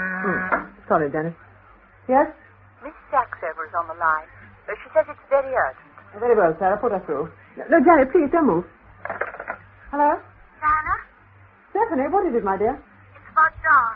Daddy thought it wiser not to ring you himself. What's happened? There's been a fire. The living wing's practically burnt out.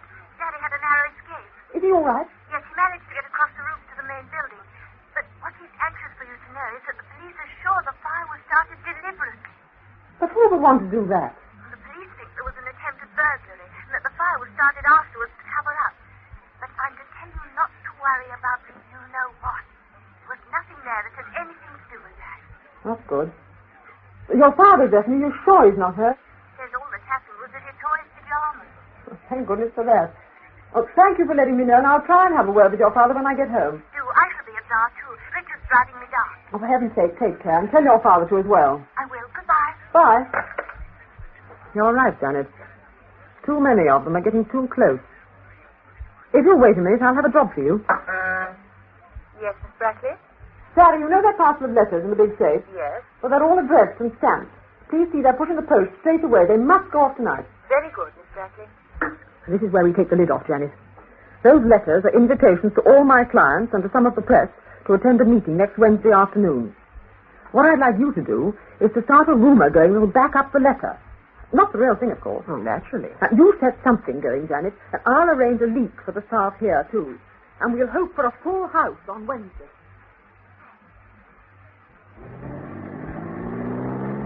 Why so quiet, Stephanie? I was thinking about Father. Oh, of course. Sorry. Look out, Richard! What the devil does that police car think it's doing? Trying to run us into the ditch? They're waiting for us to stop. Damn. We weren't doing anything, were we? Not as far as I know. Careful of that van behind us. It's right on our... Hey, look out! Didn't you see my signal, you stupid clot? All clear, Charlie. All clear. Out. What the hell do you think? I said out. But the police, I thought... Never mind what you thought. See this? It works. Zeph, it's the hold-up. Out, I said. Come on now, both of you, and make it snappy.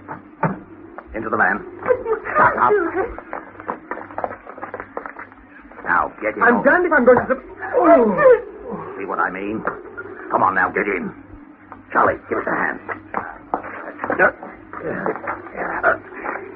Okay.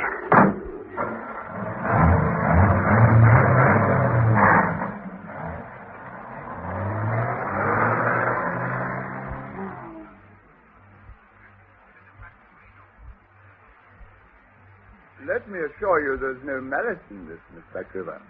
I simply want some information from you, and I intend to get it. Is that clear? You've no right whatsoever to bring us here, and I haven't the slightest idea what you're talking about. Oh, but I'm sure that you have. Your father's made a remarkable discovery, has he not? You do well to answer my question. Well, come, let's not waste time. You tell me the discovery that I mean.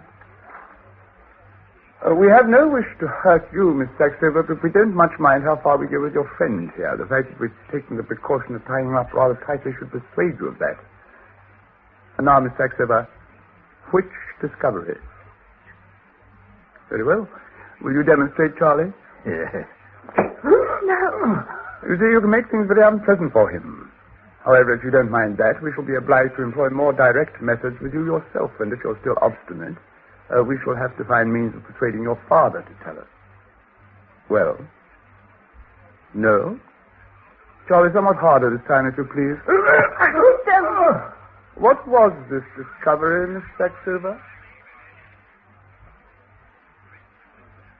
How dreadful.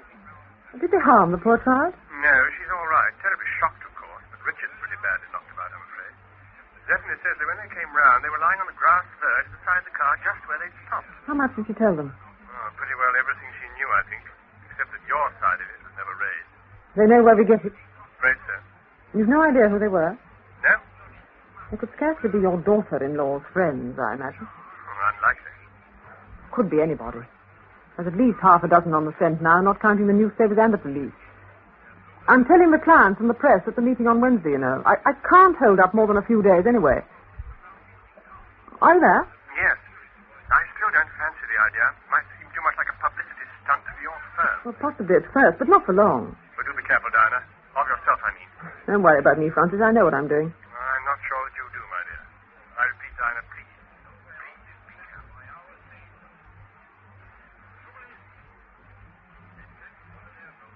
Have you seen the evening papers yet, Miss Ratcliffe? Yes. No better than the morning ones. They tucked us away on their woman's page. As far as they're concerned, the meeting was a complete flop. If only you've been able to give it some news value. Good heavens, Sarah, what do you mean? It's the greatest news since Adam.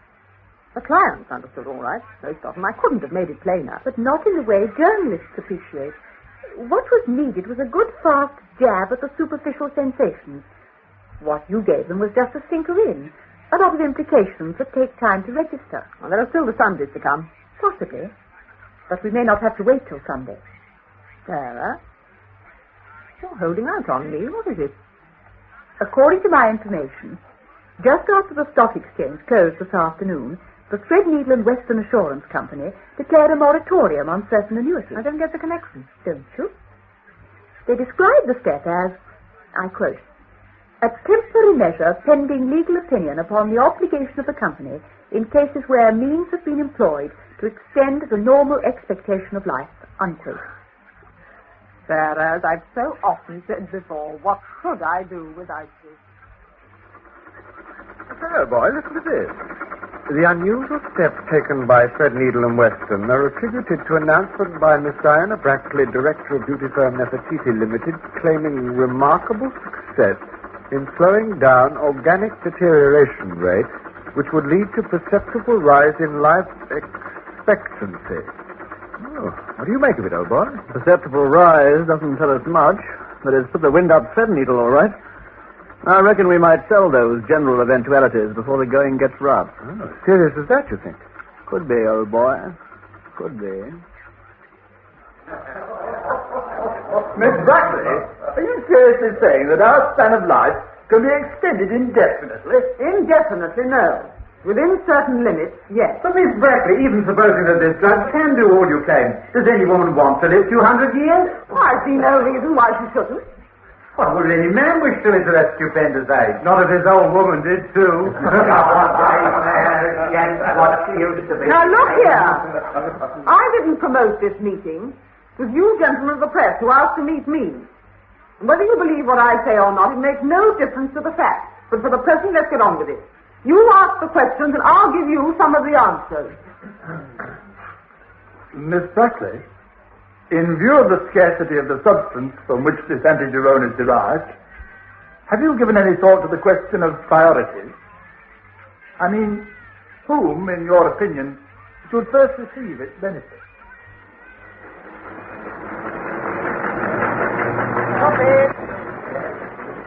It's the real thing, Jerry. That's hard not. Let me see, how did you finish this article of yours? Oh, yes. The antigerone is without doubt the greatest advance in medical science since penicillin. Let us use it wisely and well with a full sense of our great responsibility. In our hands may lie the happiness and future welfare of mankind. Going it a bit strong, aren't you? Think so? Right. We print in full. Front page with pictures and banners. Boy, oh boy, if this doesn't put the old Pole back top of the Sunday circulations, my middle name's not Beaverbrook.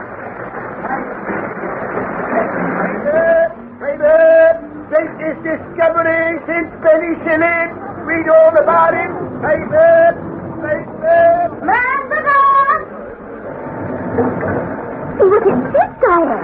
real glamorous and 80. 80? Did you ever? I saw something about it in the Sunday. Makes you think, don't it? Backseat for the teenagers. And about time. Stand back for the old folk. Now, dear mine, that's my foot.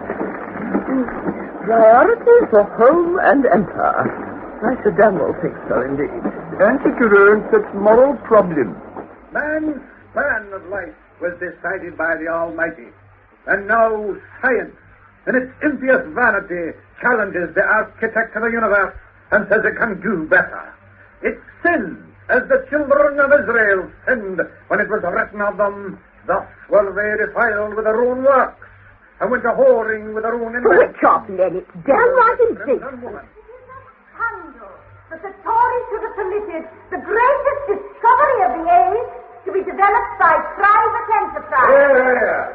The opposition demands that Her Majesty's government shall nationalize the anti-Geron forthwith. Subservience to clamour from the organized sections of the community must not be tolerated. It must not remain the privilege of a few. Priority should be given to those upon whose wisdom and experience at the helm the nation depends. It is to the workers who produce the wealth of this country that priority must be given. Free treatment under the National Health Act should be a primary consideration.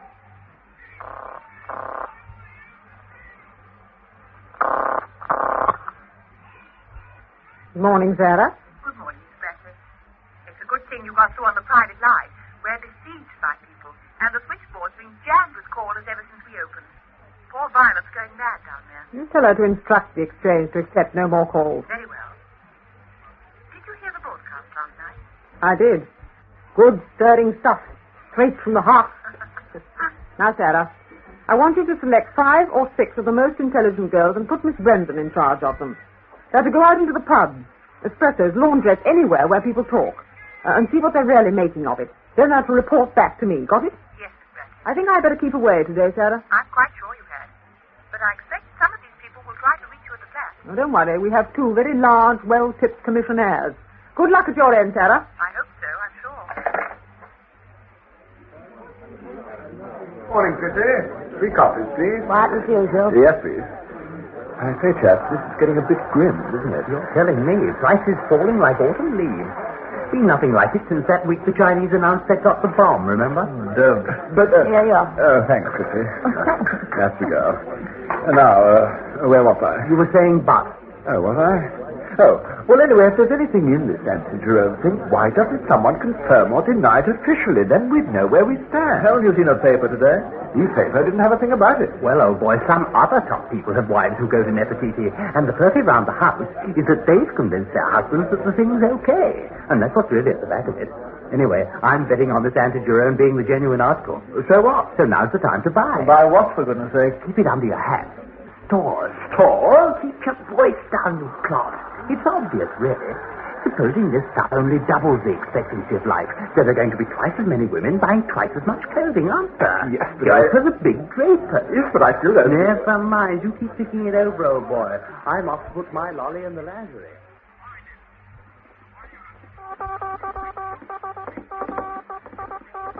Prime Minister from Secretary Sabbath Preservation Society. Message begins, quote, "The days of our age are 70, unquote. Let it not be said." Home Secretary. Sir, at an emergency meeting of the General Council of the Brotherhood of British Morticians held today, the following resolution was passed unanimously. That this council shall convey to the government its grave concern regarding the drug anti-Jerome. Use of this drug, if permitted, could lead to serious unemployment among its members. The council urges an immediate reconsideration. Henry, I see there's a question down for tomorrow on this anti-Jerome business. Have we any more details yet? Not yet, I'm afraid, sir. Well, do put a jerk into them, there's a good fellow. We don't want the minister having kittens again, do we? Indeed not, sir. Anyway, what's your own unofficial opinion on this? Well, sir, my wife happens to know several ladies who are Nefertiti clients, One has to make allowances for exaggeration, but on the evidence, I'm inclined to believe it can be done. Is being done. I was rather afraid you'd say that. I don't like it, Henry. If the claims are true, the effects are going to be... apocalyptic, sir. Thank you, Henry. The most juste idea. 2 pints, Gub. So did I tell you straight? I says, look here, my girl. I says, natural's natural. But this here ain't. Did your ma talk about living 200 years? Did my ma? No. And no more you didn't ought to neither. Not natural. Right, Bill. Unbloody natural, that's what it is. They sort of put a stop to it, that's what they order. It's a case of being prepared, Inspector. By the way things are building up, it looks as if we're bound to pull her in sooner or later, if only for her own protection. Yes, sir. You say dangerous drugs is no good. We've no evidence of the use of any known drug, and the drug can't be dangerous until it's scheduled as such. Suspected possession of. Risky, sir. Vagrancy, then. She's been telling them they're going to live for 200 years. That's telling fortunes, isn't it? I'd scarcely think so, sir. She's simply claiming to have something that increases the expectation of life. That could be fraud. Could, sir, but is it? Nobody seems to know. Oh, we can't wait 200 years to find out, can we? It seems to me the best thing we can do is to make out a warrant on conduct calculated to lead to a breach of the peace and hold it. I doubt if we get it granted on the present showing, sir. Maybe not. The things are beginning to buzz. And today's showing isn't going to be tomorrow's. Anyway, get it filled in as far as you can. I have a feeling we may need it. To address the delegates again. In an interview on BBC television earlier this evening, Miss Diana Brackley, discussing the drug antigerone, declined to disclose the sources from which it is derived, but expressed herself as fully satisfied. nécessaire aux pourparlers en Europe. Untersuchen eingehend die Abstammung dieser Medikamente. Und Ihrer Meinung nach ist diese Antigerone nicht synthetischer Stavo fronte, general ordering control.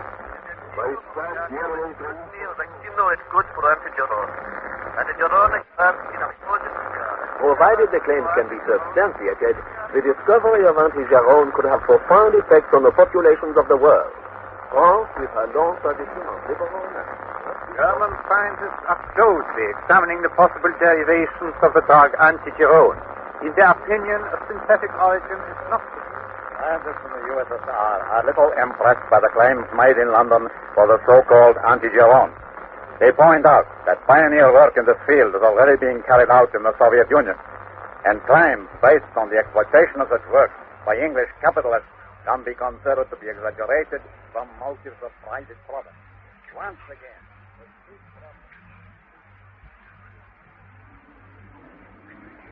Diana, where are you? Out here on the balcony, doing some weeding. Oh, Diana, what an adorable garden. And so high up. I love it.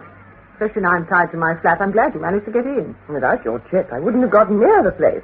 You seem to have a whole corps of commissionaires to guard you. Well, now you're here. Tell me what's been happening. Is it going well? Our League of New Life, you mean? Yes. Lydia Washington's been elected leader. Good choice. Works like the devil and not scared of man or beast. She's thoroughly enjoying herself. So are you, by the look of you, Janice. Oh, I am. Now we've looked ourselves over, we seem to be married to half the establishment. In addition, we have relations that are not quite marital with a lot of other influences. There's not much we don't get to know. I gather the chief trouble has come from the Daily Trumpeter. Yes. They found they'd backed the wrong horse from the party point of view and have been backpedaling hard ever since. Exploitation of the workers, no promotion for the young, etc., etc. Call to all unions to register massive vote of protest. Hints of general strike action. On the way here, I passed a wall in Notting Hill scrawled with Ban Anti-G, all out on demo Traff Square Sunday. I heard a sermon on Sunday. Oh, that man jumped the gun. No need to worry about him. The bishops are all more or less pro. Rome still seems to be thinking it over. But our communications aren't so good there for obvious reasons. The stock exchange had to close for a time, but I expect you know that. Well, things aren't going so badly then. Not on the whole. But we hear the PM's very unhappy, poor man. If he sanctions the use of the anti-G, there'll be riots from the left. If he bans it, there'll be near revolution from everyone else. I suppose they're beginning to realize what it means. But that's only part of the poor man's anxieties. There's still the question of dealing with China. China? What about China? It's said to be the only source of the lichen that yields the antigerone. I see. So once the Chinese find out why we want to buy their lichen, that will finish that. I didn't say that China was the only source. No? I'm just telling you what's been said, that the lichen is imported from China and is processed for you at Dar House. Dar House? But that's utterly untrue. I import the lichen and I have it processed. Doesn't go near Dar House. That's a complete fabrication. Oh, don't glare at me. I didn't fabricate I'm it. sorry, Johnny, but of all the sickening, stupid, dangerous things to happen, just oh, bother. Yes? Oh, sir, I'm glad you rang. I want you over here at once. Yes, it's most important. What's that? All right, leave it out. I'll take it down. Yes? Yes, I've got all that. Who's it from? Yes. Well, are you sure of that? Very well. Bye. Listen to this, Janet. A cable addressed to Nefertiti. It says, hold all deals pending our 7-figure offer anti-Jerome rights. Good Lord. Who sent it? It's signed Lindenbaum, President, Pursuit of Happiness Drug Corporation, Inc., Brooklyn, NY. 7 figures. This puts a new complexion on things. Does it? But Diana! Janet, I need your help. I want to broadcast. Again? Yes, again. I don't care what service, but sometime on Saturday evening. Only 10 minutes. 5 would do. But I want to tell them all about the anti-Jerome. What it is, where it comes from. I want them to know the facts for themselves. Do you think it could be fixed? I should imagine so. But, my dear, do you think it wise? Well, that remains to be seen, Janet.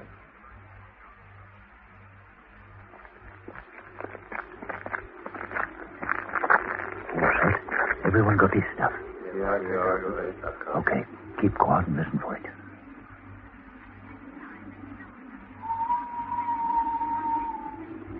That's the signal. That means Jimmy's cut the phone wires. Are you ready? Then let him have it.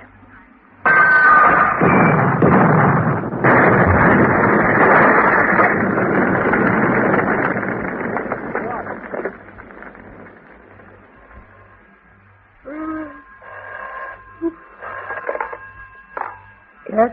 Diana? What is it, Daphne? It's Dar again. Last night. It was Verne. Verne's right out this time. Daphne? Daddy's been taken to hospital. Is he all right? He had to jump from a window and he's rather shaken up. He's not hurt otherwise. Thank God for that.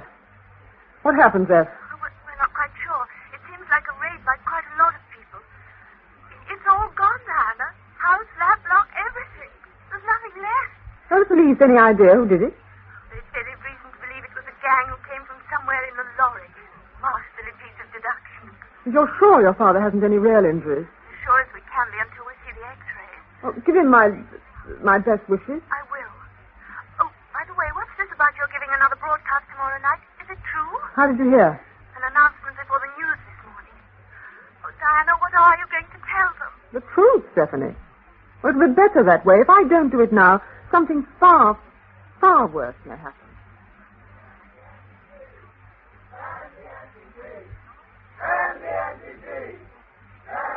Close the window still over it? Yes, Sir William. What do you make of it? I really couldn't say, Sir William. There's only a handful of them at the moment, but one gathers that something considerably more ambitious is planned for tomorrow. We've had demonstrations before. Not on this particular scale, I think, sir. Don't rub it in, Spiller. The Home Secretary was on the telephone only a moment ago. Indeed, sir. Yes, it seems that Scotland Yard's not too happy. The Commissioner's hinting that he may seek special powers to deal with things. Rather premature, wouldn't you say, sir? They've been tipped off to expect serious trouble. Apparently, they're also linking up the general picture with last night's outrage. What was that, sir? Haven't you heard? No, sir. This Dar House place, where the stuff is said to be processed, was burnt to the ground. Good Lord. Incendiarism, without a doubt. That means that the... Well, you must draw your own conclusions, man. Oh, by the by, this letter from KPG. Yes, Sir William. The ambassador asks if he may call personally this afternoon, concerning a matter of grave consequence, are his words. Coming from that quarter, it sounds rather sinister. in the circumstances. Oh, there you go again, Spiller. Well, I'll have to see him, of course. What a confounded nuisance. I was due at Chequers at 4. Yes, sir. Well, lay it on for what time should we say? 2:30, will you? Very well, sir. Oh, have you seen this, sir? Midday edition. I've marked the passage. Oh, read it out there, the good fellow. The BBC announces that the Saturday night play in the home service will be postponed to 8:45 p.m. in order to allow Miss Diana Brackley an opportunity of making a full statement regarding the Anti-Jerome. Miss Brackley's broadcast, which will begin at 8:30 p.m., will... Good God, no, she mustn't do that. Not at any price. The last thing we want is to blow this thing up any bigger. Oh, no, she's got to be stopped, and stopped at once.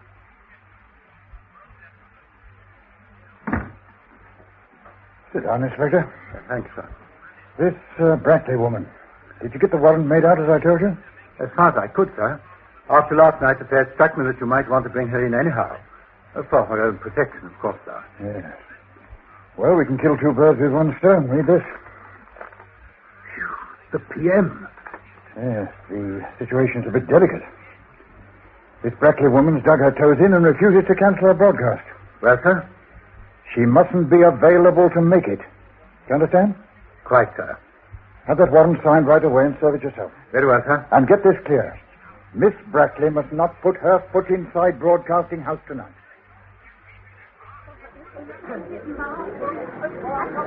There she is now, coming through the door. That's Miss Brackley. She's 40, they say. Looks like a young girl, doesn't she? Just a moment, Miss Brackley. Hold it, please. Thank you. And good luck with the broadcast. Good luck, Miss Brackley. Thank you all very much. Good evening, Brewster. Good evening, Miss. Miss Diana Brackley? Yes? I'm sorry, Miss Brackley, but my friend here and I are police officers. I hold a warrant for your arrest. I'm afraid I must ask you to accompany us to Scotland Yard.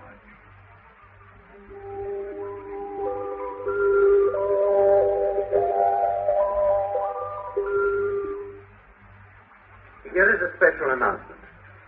We regret that, owing to unforeseen circumstances, Miss Diana Brackley, who was to have spoken about her discovery of the Anti-Jerome and its present significance, is unable to come to the studio this evening. Instead, you will hear a short recital on gramophone. What do you make of it, Jerry? They then wanted to talk. If the police have got the sense of freeze, they'll pull in this sack server chap as well.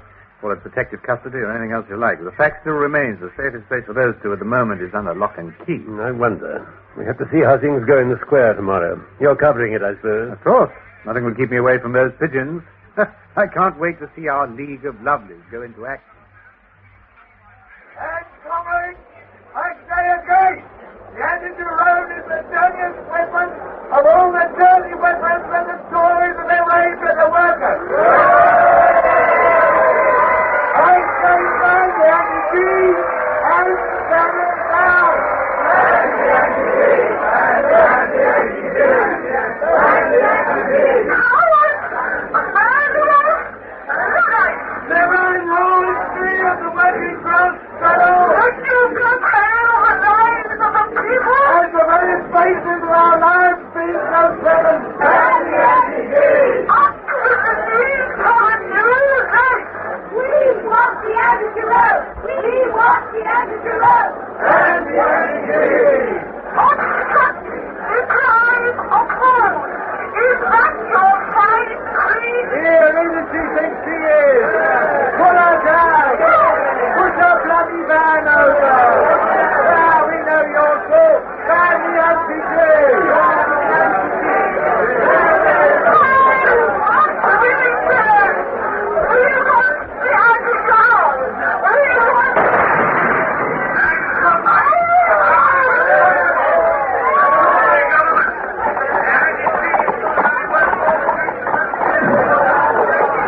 Right, men, break it up. And let's don't so much speak of them off the square. Come on now, break it up! Break it up! Here, down with her, Willie. Pull her up there, How are things going, Inspector? Not too well, sir. There's another crowd of them approaching down the Haymarket and will arrive lot marching up Whitehall. Well, you know the Commissioner's orders. Yes, sir. Got a magistrate standing by. Yes, sir. Right, let him get on with it. Go ahead, sir, please. Our sovereign lady, the Queen, charges and commanded all persons being assembled immediately to discuss themselves and peaceably to depart to their habitation. Hello, Sunday Prowl? News editor, please. Yes, I know it's Sunday, but try. Is that you, Bill? Oh, I thought I might find you there. Listen, they've just read the Riot Act. What's that? Well, of course there's nothing we can do. I just thought you'd like to know, that's all. Right. See you in the morning. Bye.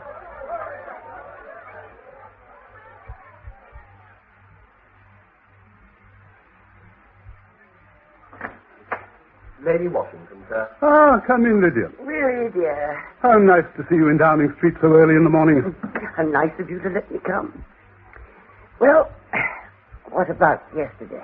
A performance quite in the historic tradition of demonstration. That's all very well, Willie. But are you going to take notice? Or are you going to send me away to turn my League of a New Life into a political party which will fight you tooth and nail at the next election? Of course, there is the third possibility of civil commotion.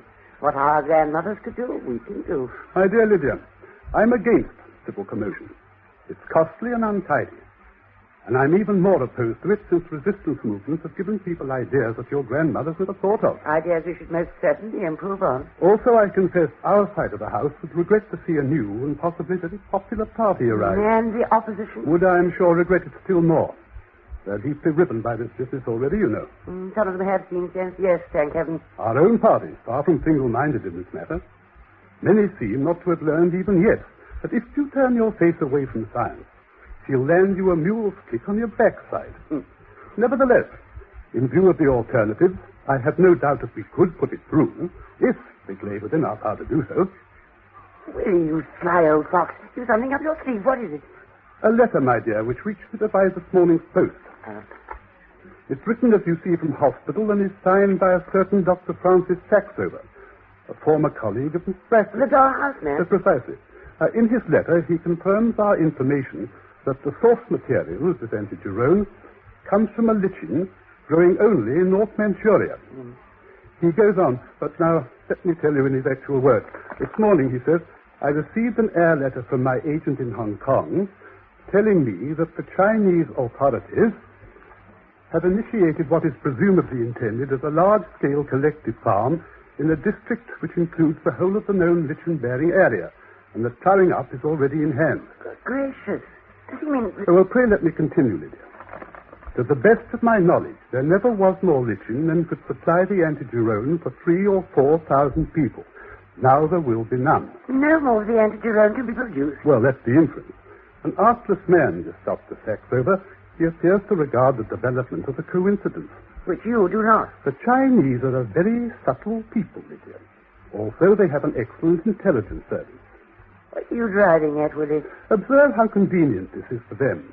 Quite fortuitously, all the lichen, which could have caused a great deal of trouble, has disappeared. And furthermore, their own overpopulation problem is already serious. If they were to add longevity to their remarkable fecundity, well, the country would soon burst at its seams.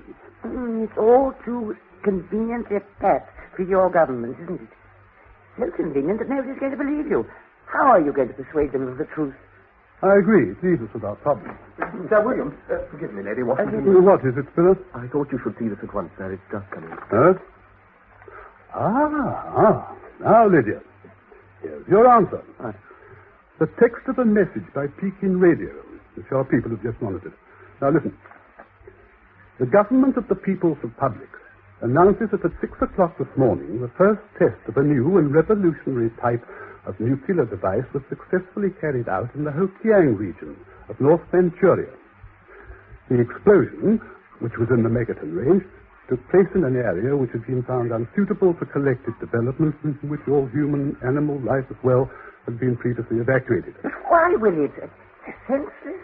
As I said before, the Chinese are a subtle people. They, too, recognize the danger of not being believed. But now it won't do anyone any good to raise a rumpus about stuff that no longer exists. Yeah, but all the same, something must be done with it. It's not true that what you've never had, you never miss. Now that we've got people all worked up, they'll miss it all right. They'll bawl like a child who's had its toy snatched away. That's it. Oh, what's the matter? Well, you've got it, did you? What I only said... What do you say to pacify a child who's lost its favorite toy? Why, don't cry, darling. I'll buy you another. Exactly, Lydia. Exactly. Have already heard. The Prime Minister addressed the House this evening on the subject of the anti-Jerome. Attend that, Jerry. Okay. The discovery, he said, was a scientific triumph for British research. Unfortunately, anti-Jerome could at present only be produced in minute quantities from an extremely rare form of lichen, and there was no immediate prospect of the situation being improved. It was, however, the government's firm intention that this state of affairs should be remedied as soon as possible. The government, therefore, proposed an immediate grant of £10 million to subsidize research to this end. He, the Prime Minister, had little doubt that with British brains, British purpose, and British courage... And that is that. Cunning old beggar. It was a good story while it lasted. You sound as if it was all washed up. Kaput. Finished. I didn't say so, Bill. Well, at least I'm not likely to be faced with the problem of what to give my old woman on her 200th birthday. Dabba devils in her bell, you Chinese. Yes. What was it Confucius said in... And you're really feeling better, Francis? Fighting fit. Can't think why they insist on keeping me in this confounded hospital. You're going out tomorrow. Yes, thank God. Well, Diana, are you satisfied with the job you've made of it? Yes, I'm satisfied as far as it went. You were taking a terrible risk. There could have been bloodshed, even something like civil war. Well, we got so far without any of that. Yes, but now that the children have been promised their sweets, they'll raise hell if they're not forthcoming. But they will forthcome. Both the Americans and the Russians have now made bigger allocations for research than we have. They must have hated it. The real trouble, of course, will come later on. But if only we wake up to the famine problem now. If we work flat out on ways to increase food supplies, when something can be done to discourage the suicidal birth rate, we might just manage it with no more trouble than discomfort and short rations for a time. We shall see. In the meantime, though, have you any reserves of lichen? Enough to keep Zephany, Paul, Richard, and myself going for some time. I gave the rest for research purposes. And you? Quite a bit. But it has to be spread over a whole lot of people. I can't let them down altogether. Then if the researchers produce no results in, say, 3 years, what then? Well, that's where you come into it, Francis. I do? But that's impossible. Even if I was able to rebuild Dart, it'd take months, why, years even, to reassemble all the... I know, but I've still got quite a nice little lab all fixed up in London. That's where you are going to determine the basic molecule of the anti-Jerome. But, Diana, you don't understand. I'll drive you up tomorrow and you can see it for yourself. Doesn't it intimidate you, huh? The whole idea? Nothing could intimidate me now, Francis. Except the prospect of not having long enough. 200 years. There. You said it. The point is that we can't both sit down on our behinds and do nothing for 200 years, can we? Both? You look shocked, Francis. You of all people. I wonder how your shock compares with the shock to a young woman who finds that the... How did you put it? The central ethic of her calling is being violated by...